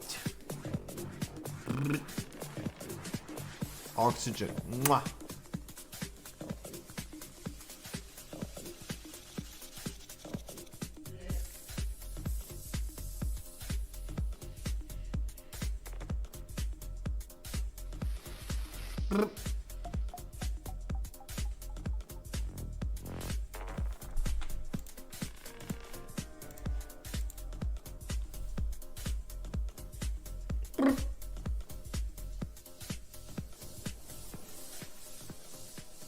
Einfach nicht splitten, einfach direkt alle geben, die du hast.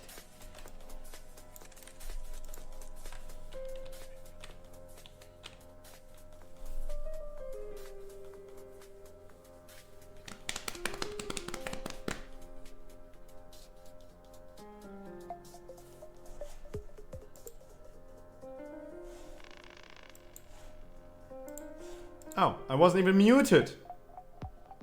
Oopsie.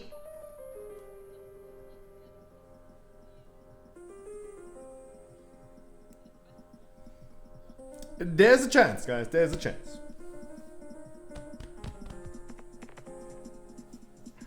There's a chance.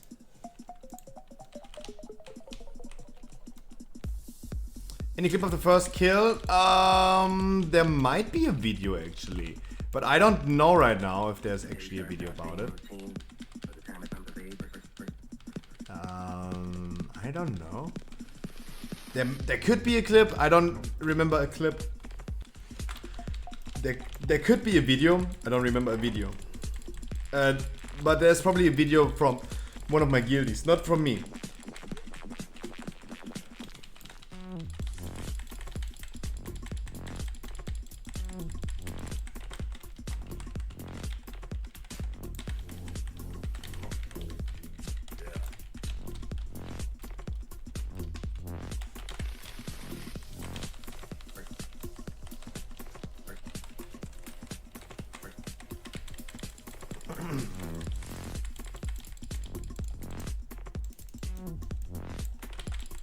Guys, also I'm still, up to this day, not using this item that clicks the gateway automatically, right? Everyone is using this thing and everyone is happy about having an item that clicks the gateway. I'm a boomer.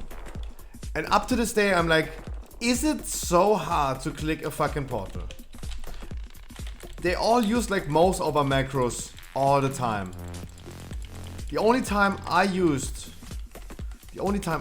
the mouse over macro was on, what was the name of the last boss in Nyalofa? The second to last boss before Enzot.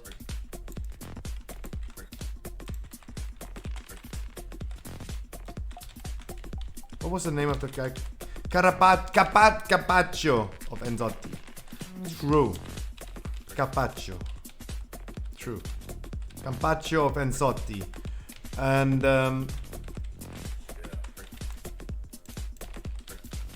this was the only time I really had to use a mouse over macro.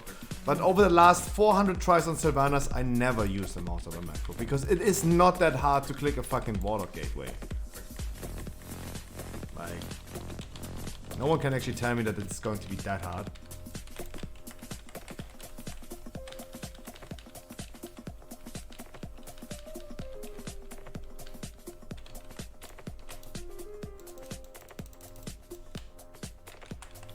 No, I was not missing the portal. I had still cooldown. Oh, Scruffy, you just had the ship too. But the happened.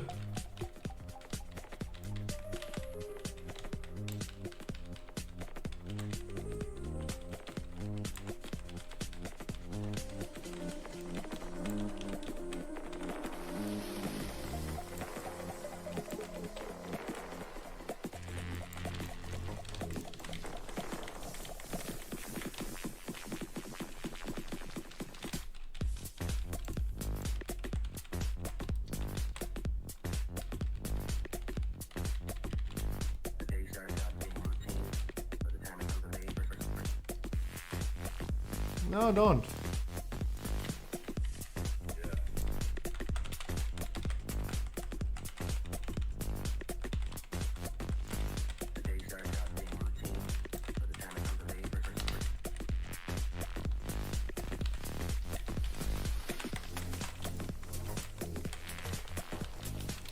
Oh, I get even better with like exploiting this. Nice.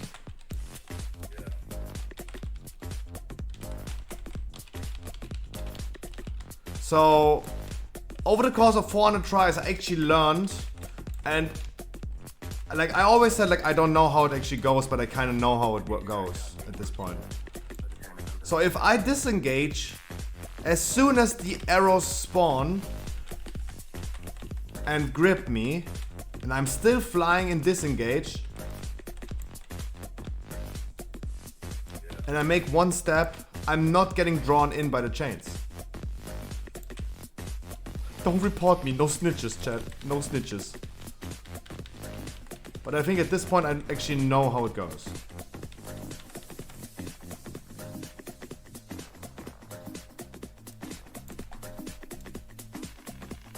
Or at least I assume. I don't know. Like, I just assume right now.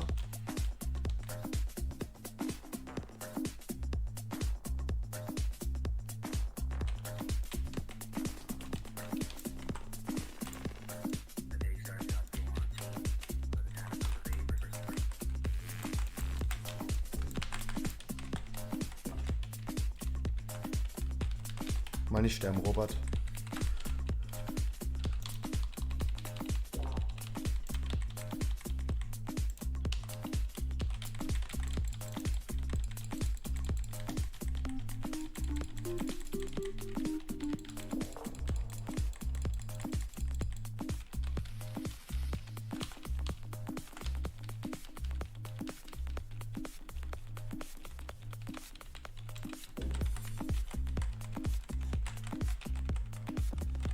Meow.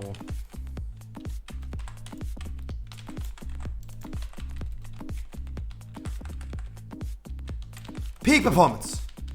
Peak performance.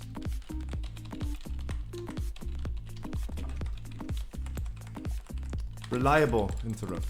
Reliable range interrupt.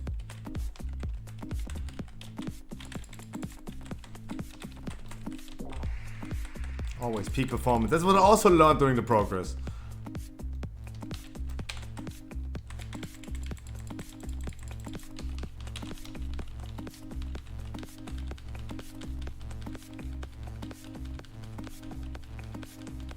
Damage is not too bad. Hey, damage is not too bad. 80.8, 80.7. Actually not too bad. 80.6. Damage is actually not too bad right now. Even with one missing DPS, not too bad. Not too bad. Not too bad. Our warrior is really good replacing the old warrior. Marco, you're doing a really great job. It's exactly the same thing that Robert always has done. Seems like to be a warrior illness of dying to aggro all the time in here. Might be a tank issue because it's happened consistently. I don't know, like, but it seems like pretty common.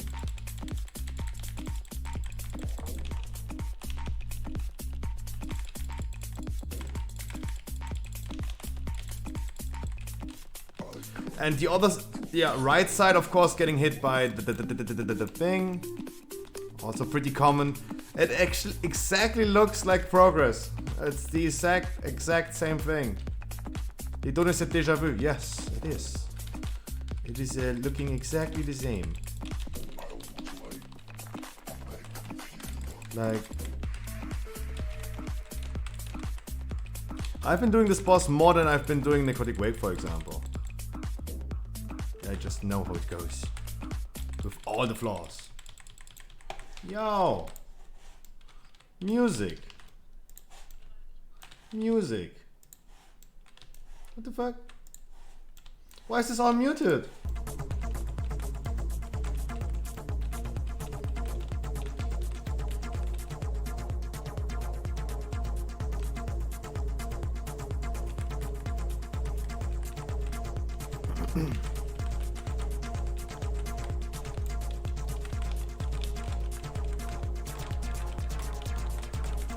There you go, last phase. And there's the bitch boy, there he is, guys. We talked about this man today, about his abilities in the next raid. We know what he has to offer. We know. We talked about this today.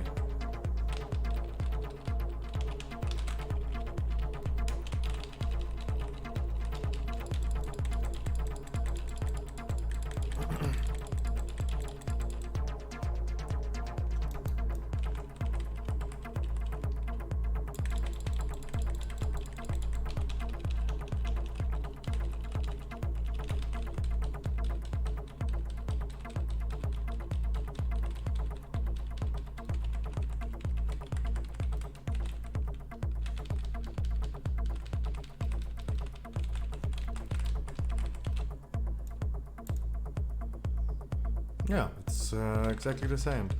But the good thing is, we don't need.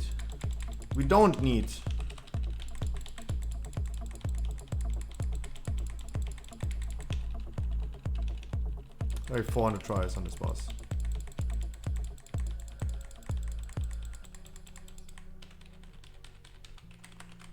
Yeah, it's the exact same. Carapaccio, Tenzotti.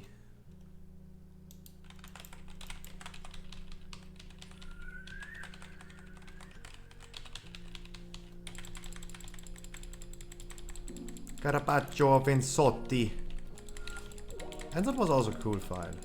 The only thing that I hated about Enzot is I was playing Warlock and I had so many things to do every time. Placing the Warlock gate, placing my own teleport, summoning the imp, fooding, healthstone, like placing healthstone, soul stoning. So many things to do. It was so annoying.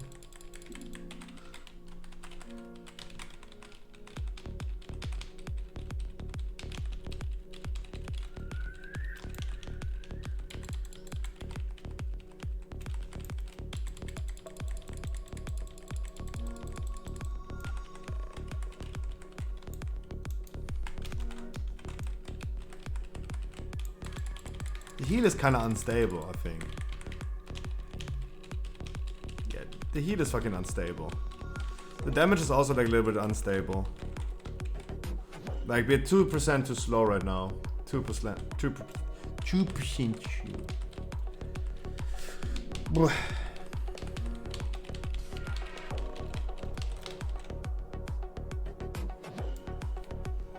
Two percent too slow.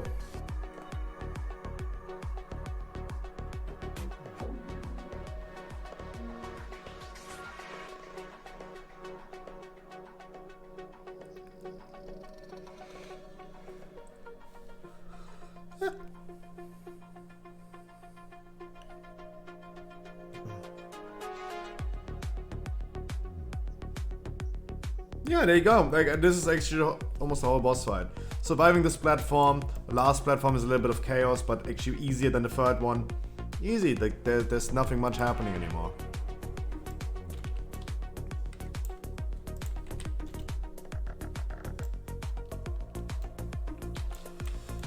Bah. Nah.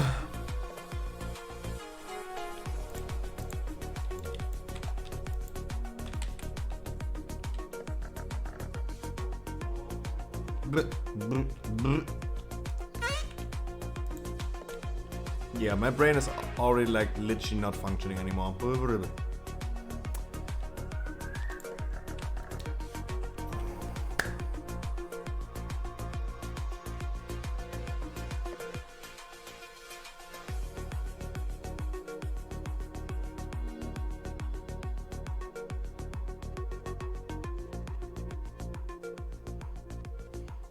Guys, please keep in mind, always blink. Do not forget to blink. And now I made you conscious about your blinking habits. And breathe. Keep breathing. There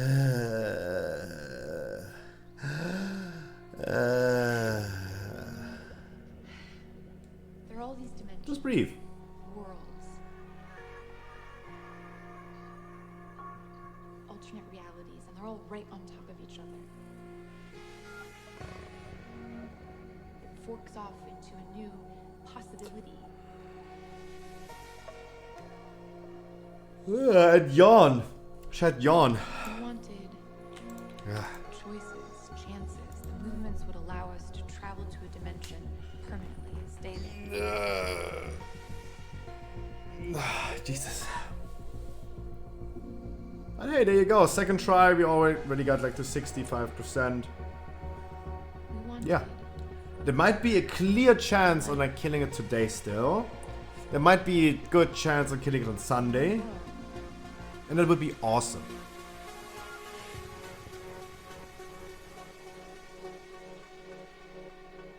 I think this would be a good channel point prediction for Sunday, right? Asking people, after getting 0 loot in 9 bosses, 0 loot in 9 bosses, is Sylvanas dropping me the chest that I got in my weekly board? That would be a good channel point prediction for Sunday. If we don't kill today. Like, I am 100% confident that after getting 0 items and 9 bosses, the only item that I'm gonna get is the one that I just got in the Great Vault. Because getting this in the Great Vault is also like pretty lucky. But there has to be sacrifices has to be made. That means in the names of World of Warcraft, that means getting 0 items on 9 bosses and then dropping the exact same item on the last boss again.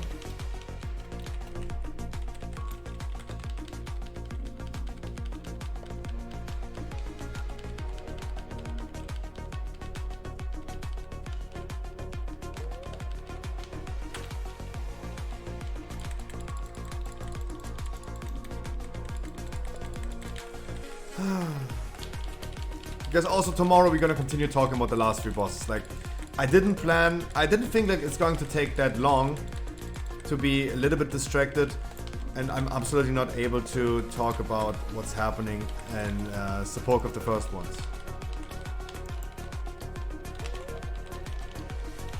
I really didn't think like it would be that chaotic to do like 2 things at the same time. If I'm tanking, easy. We're gonna be talking about the last 3 bosses tomorrow. We talked about 8 bosses. We talked about 8 bosses. Support of the first one. We're gonna do this tomorrow.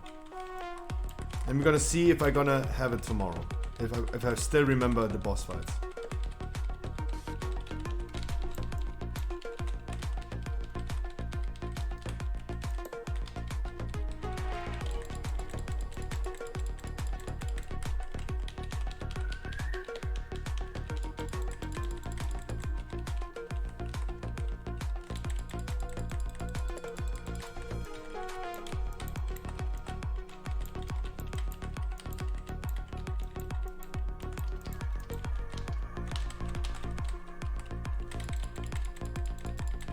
Let's see if my theory is correct about like not getting soaked in by the chains. Let's see if my theory is actually correct. And then I'm back in my cooldown rotation. There you go, I have Starfighter clips on. Beautiful. But let's see if I'm correct or not.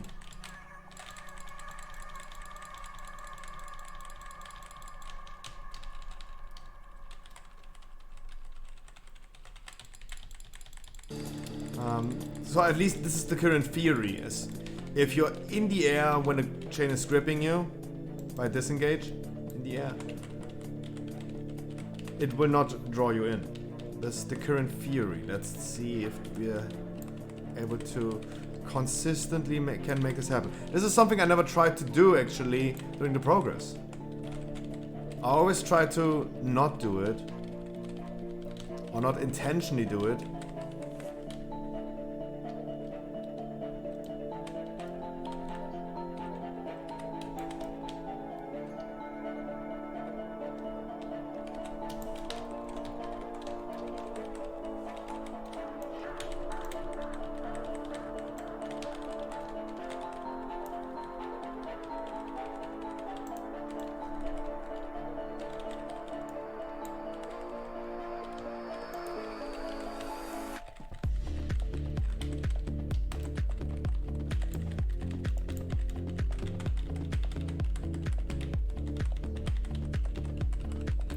Why do people have the fucking debuff? My man. I was too late because I was like worried about the fucking debuffs.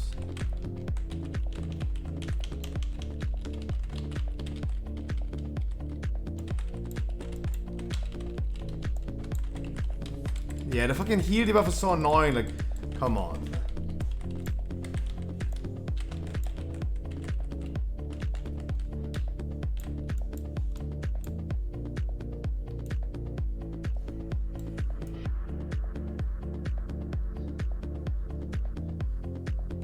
Nidonius, can you hear Vaka's TeamSpeak? That's why I do not stream TeamSpeak.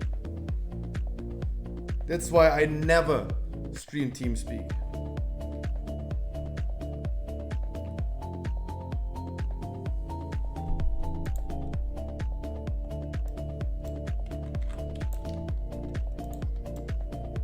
That's why you never stream TeamSpeak, not even your guild's TeamSpeak. Not even your guild's TeamSpeak. Nope.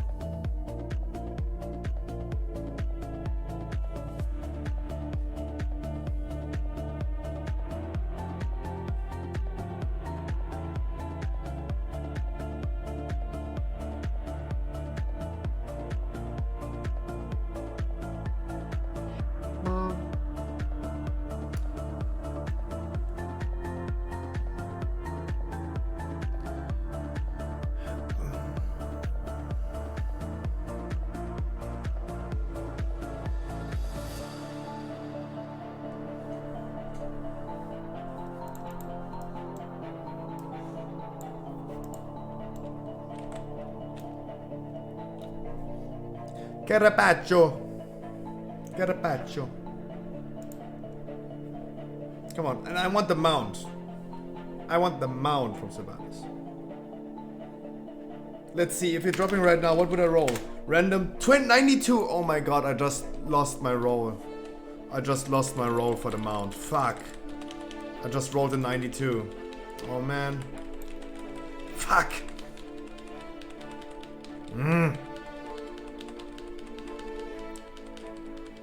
Shit.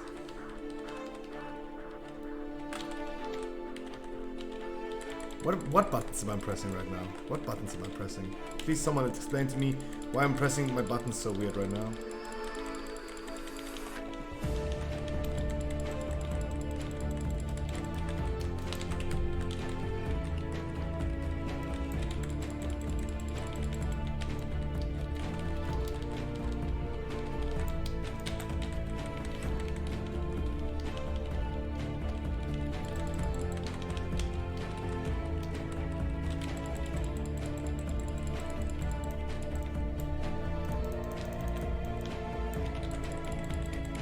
God damn it.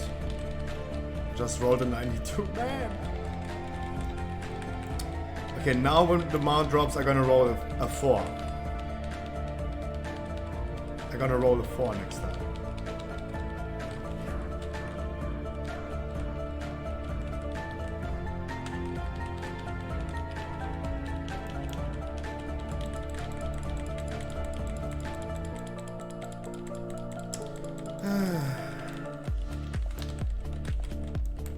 No, this is a rule I should definitely adapt to.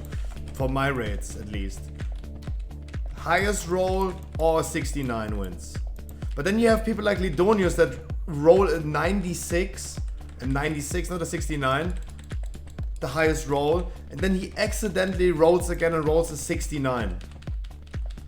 Like, rolling the opposing number, that is already like a 0.5% chance. No, it's a 1% chance.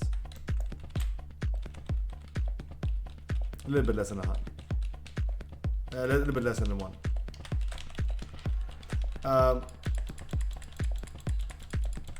But rolling a 96 and then a 69, that chance is incredibly low.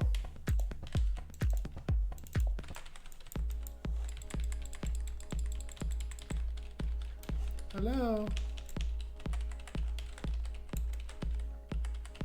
That is like undefeatable. Like if he's doing that, undefeatable. I'm still waiting for some heal. It's the same as in progress. I'm waiting for some heal.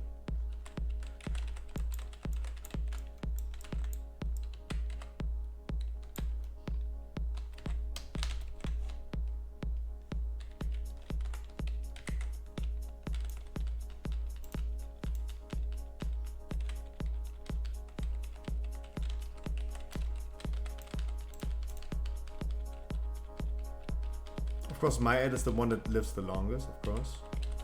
Briefing.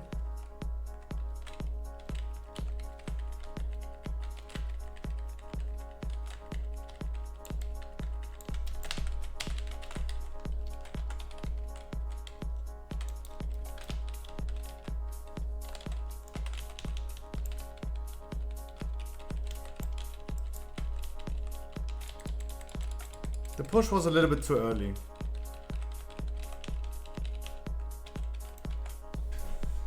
He exploded on the chains. No.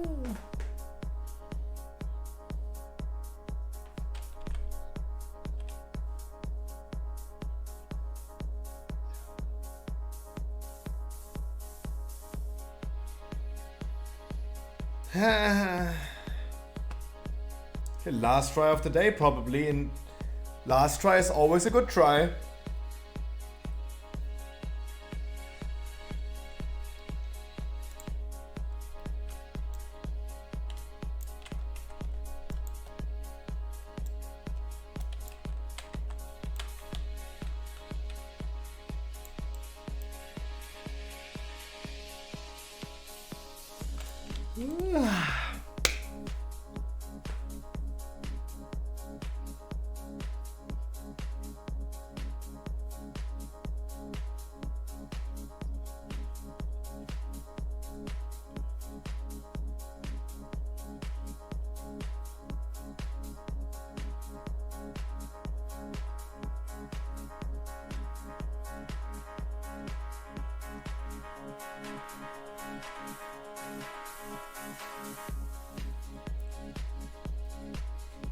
Okay, come on. Come on, Bobby. Let's go party. Yeah.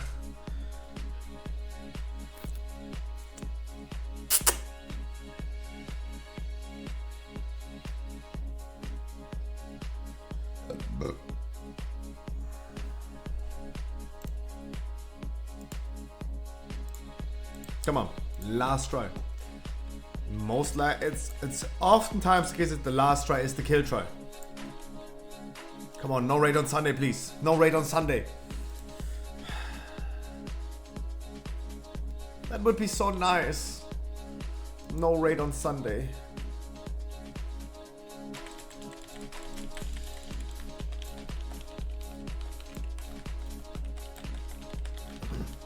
Come on. Full focus. And tomorrow we're gonna have a viewer raid. We're gonna talk about the remaining bosses. We're gonna recap all bosses of Sepulka. And also on Saturday, guys, heroic view rate. First 6 bosses, remember. 226 item level is minimum. 226.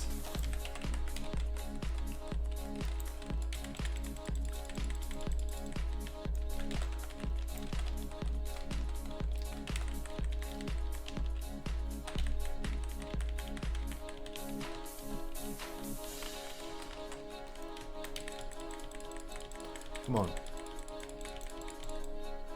And next week, by the way, if I haven't said it enough, guys, next week Saturday, not in 2 days, next week Saturday, we're gonna have the Sanctum achievement rate if enough people apply to it. And you apply by just telling me, yes, Scruffy, I'm gonna be there and I need it. If enough people are gonna do this, we're gonna do again the achievement rate next Saturday.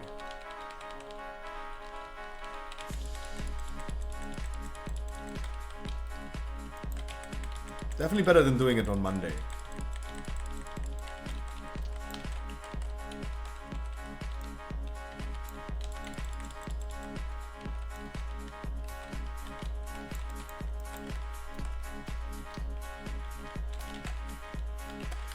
That's how people apply to it.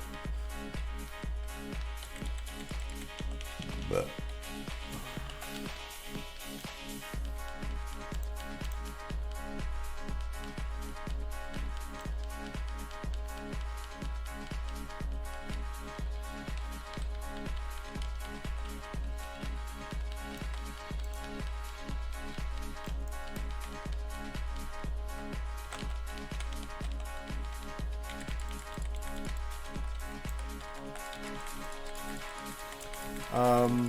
and then we're gonna do the achievement raid again next Saturday.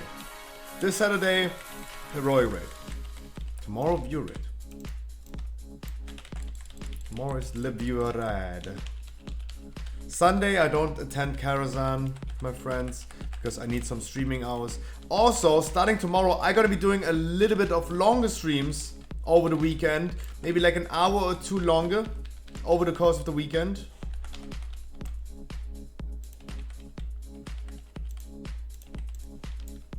That's what we're gonna do.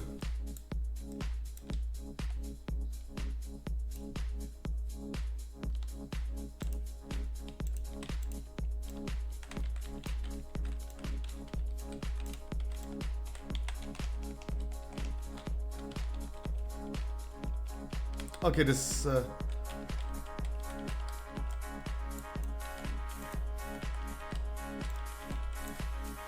Why do people do this?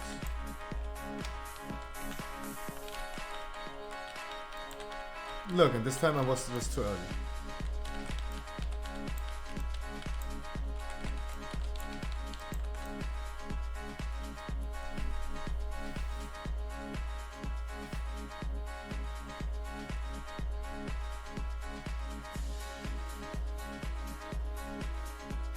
No, we pushed the boss way too early. Way too early.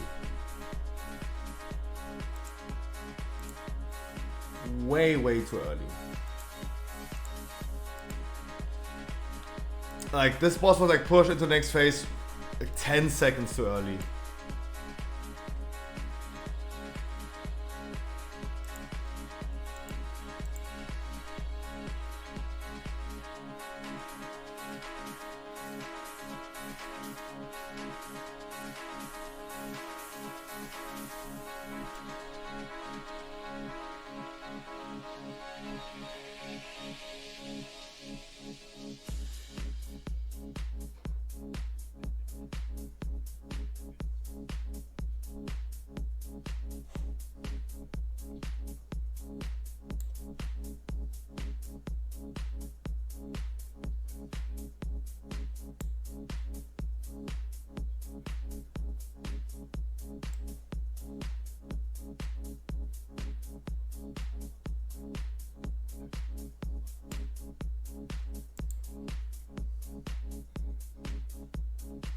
Do we do a try or not?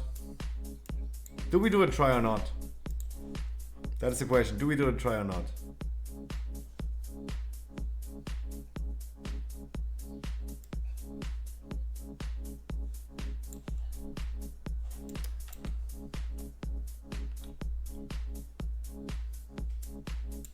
I don't know what's happening. Do we do a try? People like summoning away, but the other people are doing like summon stones.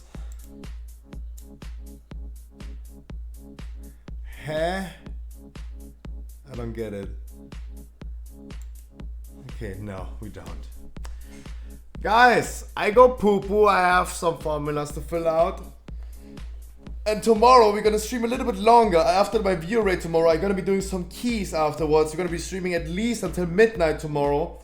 Maybe even like 2 hours longer. I need to get in some hours over the course of the weekend. I might be streaming longer. I'm gonna be streaming longer tomorrow. I'm gonna be streaming longer on Saturday, and I might be streaming a little bit longer on Sunday. For me, stopping to stream is always a case of like, I have to take a fucking shit. What do I have to do now? That's what I usually do. The mighty gifting to JP Leslie, what the frick?